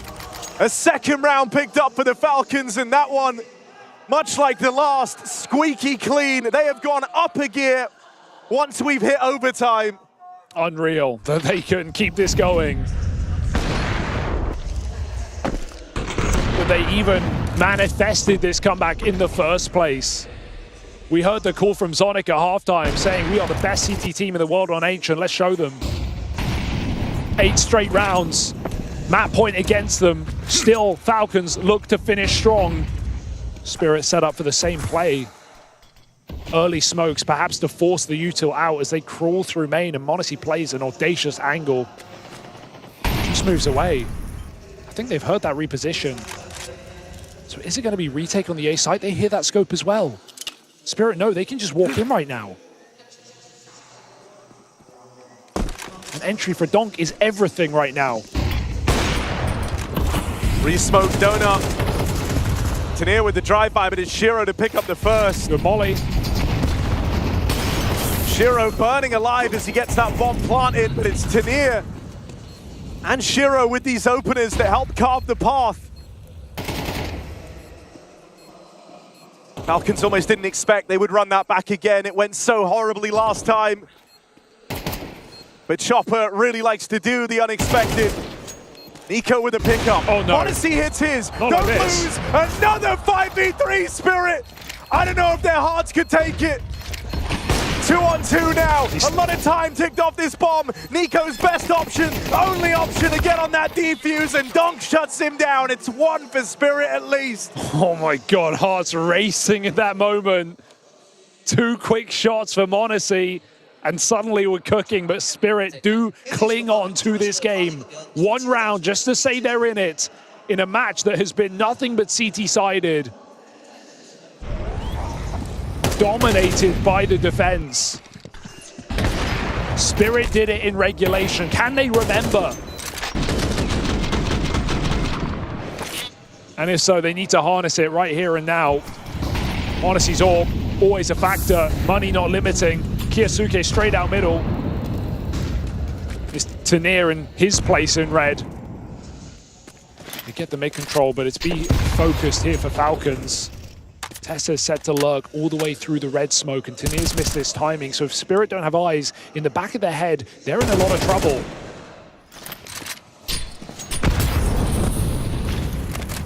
Oh, double smoke wasted. Chopper saves his, actually. Tanier gets it down. Tanier is watching the red room.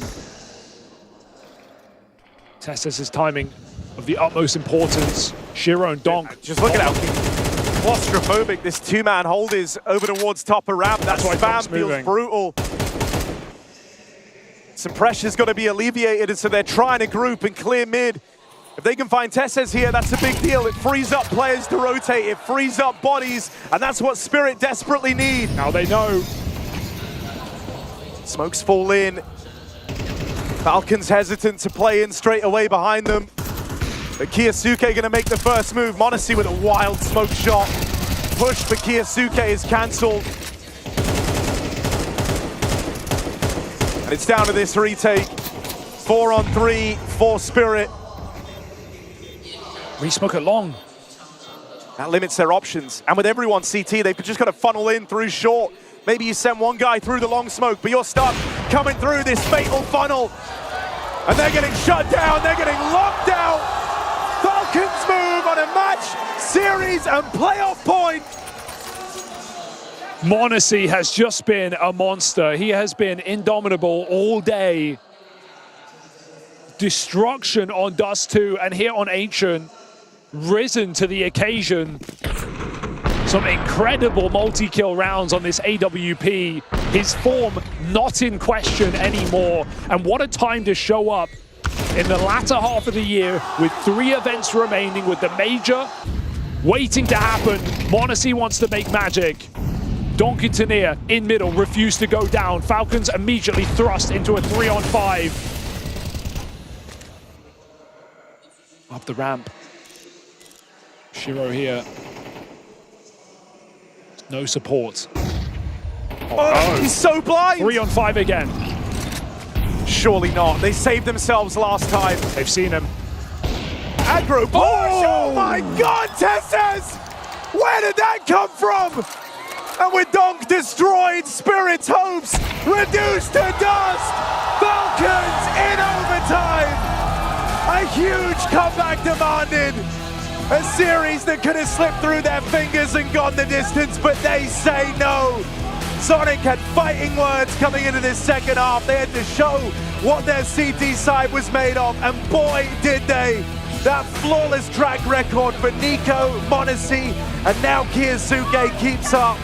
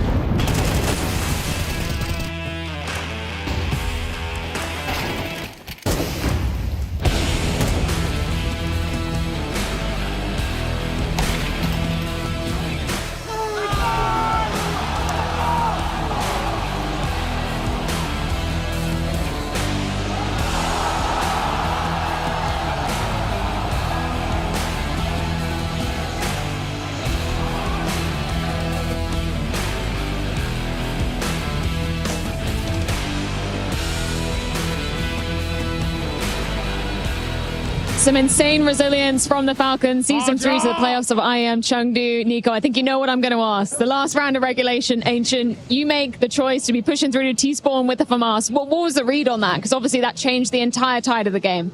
Yeah, we didn't have much choices really after we lost 2 guys on A. I felt like we needed to make a difference, and I saw space. I took it. I called Kixan with me, and I think we could have gotten even better trades if I didn't maybe shoot at the first guy immediately, but yeah, it was a hectic round, and just the decision you make in the moment. So yeah, it was kind of important in the end. Yeah, a decision that massively paid off. I was talking to m0NESY before the game went live. You and him have such an insane record versus Donk and Shiro. Is there any particular reason for that? Well, I don't think there is particular reason from our side. I think they might be the ones that maybe are now overthinking maybe when they go up against us. I'm not sure.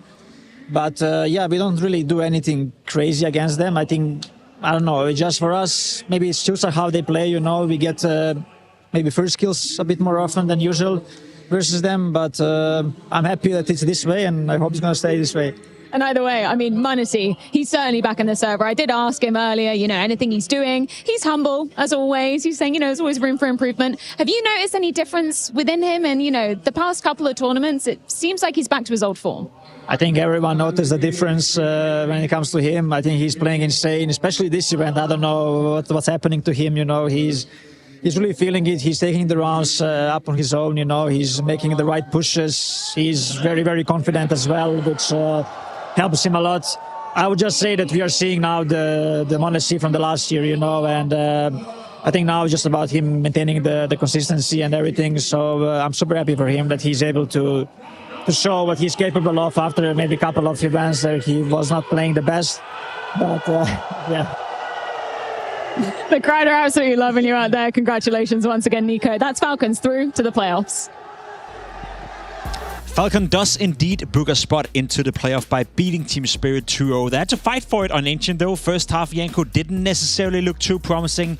Down 9-3. I thought to myself, we're heading into Train. That's going to be interesting. But then CT side. Sonic said it, best CT side team in the world on Ancient, and I guess they proved it. Yeah, absolutely. They stepped up tremendously. You know, there was a sort of a 4v2, 5v3 that they had early on in the first half where they could have reset Spirit. They lose it. Now their money's in the bin. That gave Spirit a lot of confidence. And I don't think Falcons won a round after by the end of the first half, right? Luckily, they were able to get that second half pistol and get rolling, really shut down Spirit, who, you know, was playing a that slow style, couldn't find any openings for the most part, and it was 8 rounds in a row for Falcons in the second half. I know it's all about m0NESY, and we'll definitely talk about m0NESY, MVP of this game without a doubt, but Kyosuke, the way he came alive on the CT side as well, we kind of build up this matchup saying that, yeah, he's not necessarily the next Dunk, you know, but the closest we have to it in a sense, and he took the fight versus Dunk in middle, and he won out on that one. Were you surprised to see him be that activated on the CT side? No, because that's what they intentionally did on Ancient with the position changes, right? Like Nico is now the A anchor essentially, right? So they purposefully put Kyosuke in those positions where he can be more activated, have more fights, and yeah, he definitely was able to find impact on Ancient in some key moments. Speaking of Dunk, you know, I feel like part of the story as well that we have to tell is that he had an absence this game. I think he's finishing on a 102 rating, which for Dunk standards is not good enough. Is to me kind of confirm what I always felt about Team Spirit. When he's not playing well, when he's not finding the openings, it's not always the same caliber of Team Spirit will then be. And is that part of what you saw in this game as well? That yeah, Falcons played well, but when Dunk is not firing on all cylinders, it's just a different caliber. I think it's a matter of they're more struggling as a team spirit at the moment, right? And Dunk, I don't think he's playing poorly. You know, I just don't think he has a ton of opportunities now in games where they go up against someone on the likes of Falcons, right? Who will be able to prepare for him, who knows how he likes to play, who aren't necessarily going to give him some freebies during games, are going to make the game difficult for him, right? And Spirit made 2 changes, you know, that's a big one. And also you have Zwei and Tanir in there. Tanir, I think we can see that he is a good player, no doubt about it, but still he is unproven when it comes to playing top 5 teams, playing on the biggest of stages, you know, majors and whatnot. He's on the rise, absolutely. And I feel with time, he'll be in that conversation. But, you know, Zontix was proven and tested, you know, Magix too. So I think you're seeing a little bit of the growing pains for Team Spirit with these 2 new additions trying to gel together still. It's not all doom and gloom for Spirit. Losing to Falcons is not necessarily a disaster. They dropped down to the lower bracket, but the way they played today, they have to do better, obviously. Now for Falcons, if we switch focus to them once more, they're on a streak right now. I feel like it's 14 best of 3 games where they won 12 of those. They're looking very solid. A lot of those wins are 2-0 as well. Are we finally seeing that Falcons team is coming together and starting to peak towards the major? And does that also mean they can win this tournament? I think we're seeing them improve with every tournament, right? Yeah. It's looking better and better. It's one of the few teams in the world right now. Yeah, and also the difference when m0NESY regains his form, right? Like we're talking like this is why he was brought into the team. Sure. Because what he's capable of when he's playing well just completely turns any game on its head. And that's what great players do. You know, they help you clean up a lot of the situations because you're not going to play perfect. Every team is trying to raise their floor, but it's the individual skill that determines your ceiling. And that's definitely on the side of Falcons. They're raising their floor with each tournament. I think, you know, looking at how open the field is at the moment, they definitely have a chance to lift the trophy. First, they have the game against Astralis tomorrow, of all teams, for a spot straight in the semifinal. I'm sure they would welcome that, but you know, step by step right now for Falcons. And let's continue that trend. You're right, they can book a spot straight into the semifinal by beating Astralis, who's another big surprise in this group so far. They took down Mongols earlier today. Is that a matchup that Falcons are the heavy favorites in, you'd say? I think so, because Astralis has been able to scrape through, you know, in the first 2 games, and Navi was out in last place, losing to Heroic and Mongols. I think they're really hurting from Mara not being there for whatever reason. I only noticed that today, but I think he's such a calming presence, does great work with his timeouts when Mongols start spiraling, and I feel like that's what happened to them today. They spiraled a little bit out of control. Now Spirit dropped down to the lower bracket where they'll face Heroic, a matchup we also saw at the EWC. I know with different lineups as well, but maybe We're still on Heroic then. Exactly, there's a bit of a revenge going on right there. Should we be worried for Team Spirit after what you saw today, or will they make it through the lower bracket? Not necessarily. You feel like with the caliber of teams in that lower bracket, the Mongols probably still, even with the roster change, their biggest opponent. So I think they'll be able to get through the lower bracket without too many issues. They do have to play all the teams that are in the lower bracket 2 games tomorrow for them. So, you know, that's a bit about stamina, endurance, just making sure, you know, you're having good energy throughout the day. And having a look at that lower bracket, you have Spirit taking on Heroic, you have the Mongols taking on Pain. Is that going to be an issue for the Mongols and Spirit to go toe-to-toe in that final game, you think? I think this is a nice opportunity for Pain, right? Yeah. In Bucharest, they were able to make playoffs, and they put Snow in more playmaking positions, and then Davideus took a step back. So I think for Pain, this is a nice opportunity to perhaps take down the Mongols and book themselves another, a rematch potentially against Team Spirit. I'll have a hard time seeing Heroic get over Spirit, though. Just the firepower, sure, against Falcons it couldn't shine through, but I think the disparity in that matchup is just too big for Heroic to overcome. It probably should be. That being said, though, we gotta give credit to Heroic. They took down and eliminated Na'Vi from the tournament earlier today, which to me was a big surprise. We also had some action going on in Group B. Hours ago, Furia made mincemeat out of G2. I feel like Furia is just continuing down the trend where they play quality Counter-Strike. They found consistency in the way they did it as well. Yeah, yet to drop a map in this tournament. I think it's going to be a very fun matchup against Maus, who was finally able, to take Vitality in a very close series for the second time this season as well. So that was a huge feat for them, that triple overtime, crazy Inferno decider. And yeah, that lower bracket ain't going to be fun, right? G2 and Vitality, they're on the opposite sides, perhaps going to meet in that final game, but going to be a tough task for G2. I feel a bit sorry for Lin Vision having to face Vitality on home turf. No doubt the Vitality are the heavy favorites in that one. You said it yourself, G2, Vitality, probably the two main favorites. Again, should we be worried that Vitality is not going to be part of the playoff, or does G2 have a chance in a matchup like that? I think G2 has a chance to some extent thanks to their map pool, but it will still be tough, right? They're still trying to figure it out. We shouldn't forget Vitality, won Pro League here, the last event that they attended. Zyvo and Robs have looked good in the Maus series, right? And that was just decided by a few details here and there. So I'm still confident in Vitality making it into the playoffs. Does give us this schedule for tomorrow. Vitality taking on Lin Vision in a game where the loser will be eliminated. Same for Team Spirit versus Heroic. Loser will be eliminated. Winner will move on to play one final game, as you can see, TBD later on to the day, in order to make sure that they have a chance of qualifying for the playoff at IEM Chengdu. There's been quite some cool games today, and we have more cool games for you on the B stream as well tomorrow. You said it yourself, G2 versus VP. I feel like VP has been a bit of a sleeper team so far this tournament, done a decent job so far, been competitive in all their games. Could be a tough one for G2. Mongols, Pain, Furia, Maus, Astralis versus Falcons.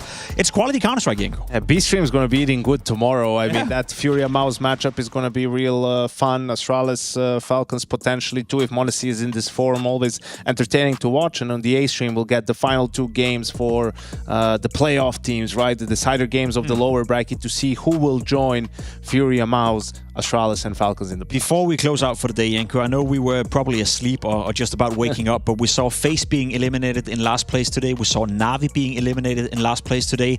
Neither of the two teams are going to Hong Kong for the Blast Rivals finals, so the next time we'll see them will be at the major. How big of a crisis is luring in those two camps right now? I think it's really big. Na'Vi especially, it's been brewing all year long. The roster change didn't do anything for them. Unfortunately, they feel a team that's like 2 more roster changes away from being relevant, right? They haven't been able to get out of that slump. And FaZe on the other side of things, just the fact that they had such a good run here with Rain, it shows everyone what could have been. Because I think in a lot of people's eyes, myself included, I don't see how you keep Jacob over Rain, right? Like with the composition of players that they have on the roster, it's been very puzzling. And how are you supposed to go into the major with any confidence if you're FaZe or Na'Vi? Now, if you were to pick one of the two teams, who's struggling the most? Like, who's in the deepest crisis of the two? I'd have to say Na'Vi, just because, you have the likes of Twist and Frozen on FaZe Clan, and Twist has been incredible ever since he joined the team. So you feel like perhaps they could push them through at least a couple of games and win single-handedly, right? And for Na'Vi, it's just been a lot of disappointment all year long. A lot of disappointment all year long for Na'Vi. They are out of the tournament. We won't be seeing them anymore at IEM Chengdu, but there's still plenty of action, plenty of teams in the tournament. The action will continue tomorrow. We're going to get some rest. We're going to sleep. We're going to be ready for tomorrow, which is going to be the big elimination day. Teams will qualify for the playoffs. Teams will be eliminated. We'll see you tomorrow with more Counter-Strike from IEM Chengdu 2025.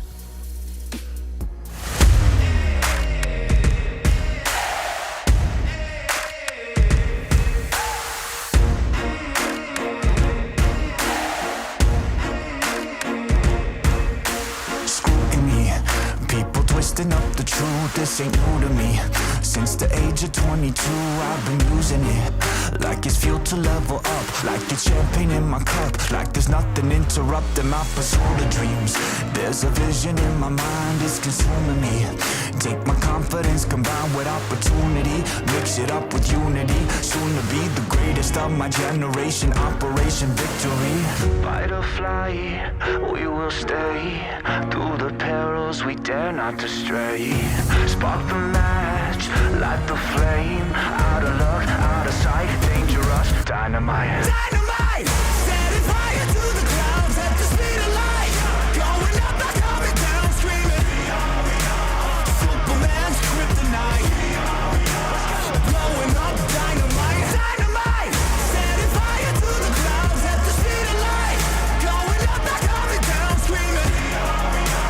Superman's kryptonite. Blowing up dynamite.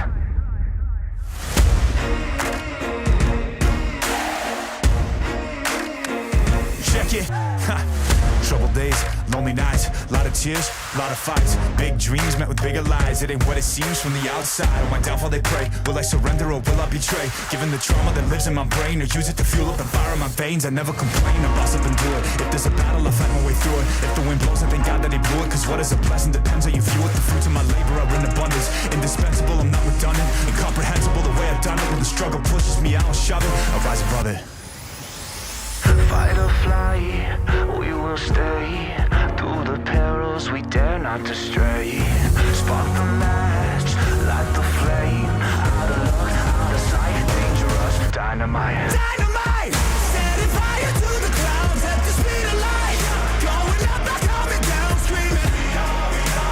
Superman's kryptonite. Blowing up dynamite. Dynamite!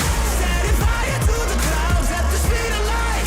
Going up, not coming down, screaming. ESL presents the Intel Extreme Masters Chengdu in partnership with Intel, Acer Predator, DHL, Kidia, and Zoe.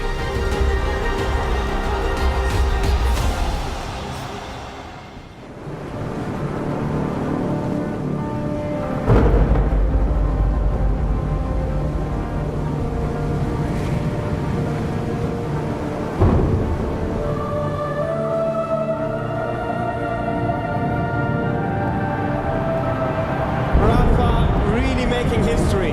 Absolutely phenomenal. And Ace is the champion of the Intel Extreme Masters World Finals. Storm's still not quite done. MC is going to take this fight, though. 3 seconds left. Last 2 rounds of matches got us started well for ESC. And this is a massive move for Zest, but he's not content with just a Nexus kill. He wants to win. And it's all done. Astralis winning. Unbelievable Rogue with a 4-0 victory over Classic. And they did it again in the grand finals. It's Chengdu! Give it up for your Intel Extreme Masters World Champion!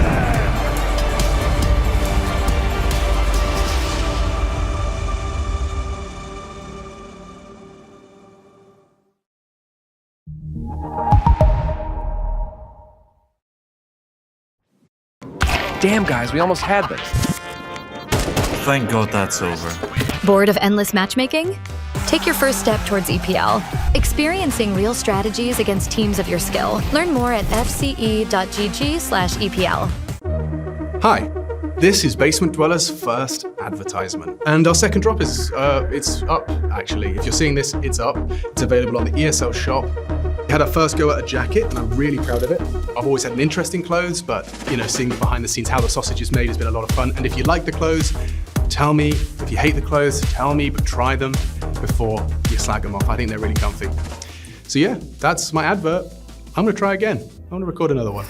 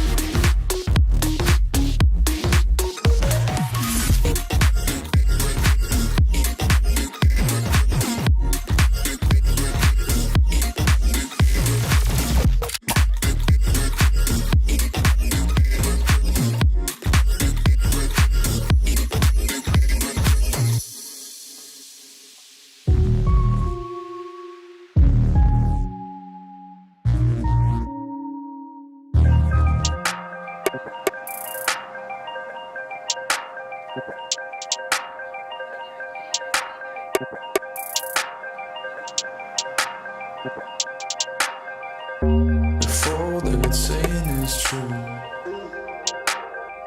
there's a war before your eyes. Tell me, can you see right through? Right through, right through. Down through the wires and the pipelines. We go disconnecting from the city and the skyline.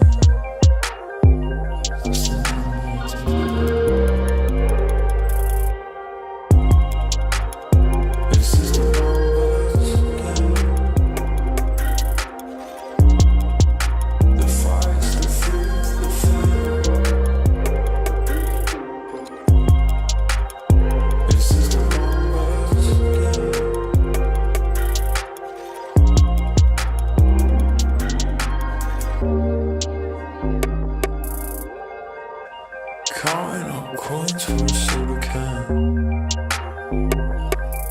and there's nothing going on, no game plan, no plans.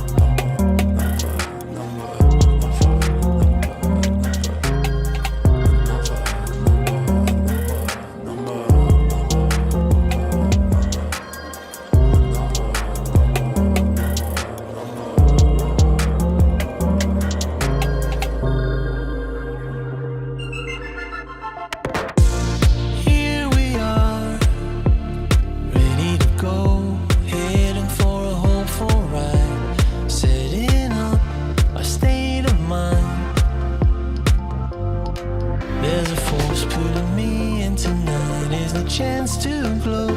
I'm starting to feel it. We got time to be free. Let's go dance like there's no one else. Need my arms around you.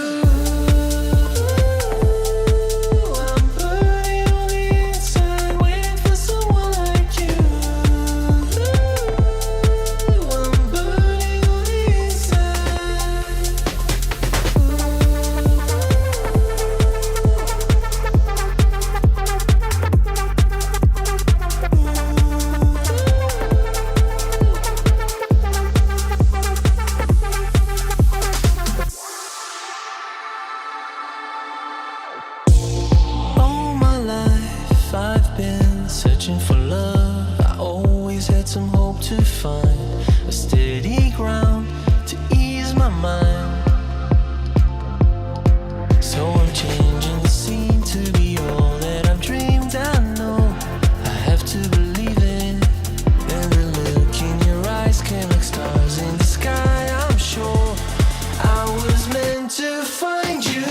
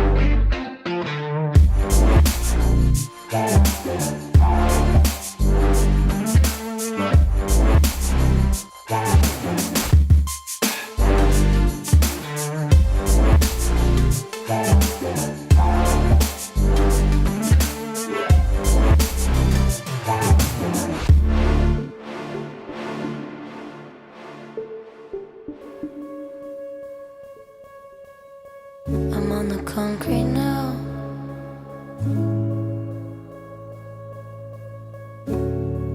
I can feel it all around. A chronicle of people caving in. Under the pressure of the death temptress, I can see all of fumbling. I see the storm give out.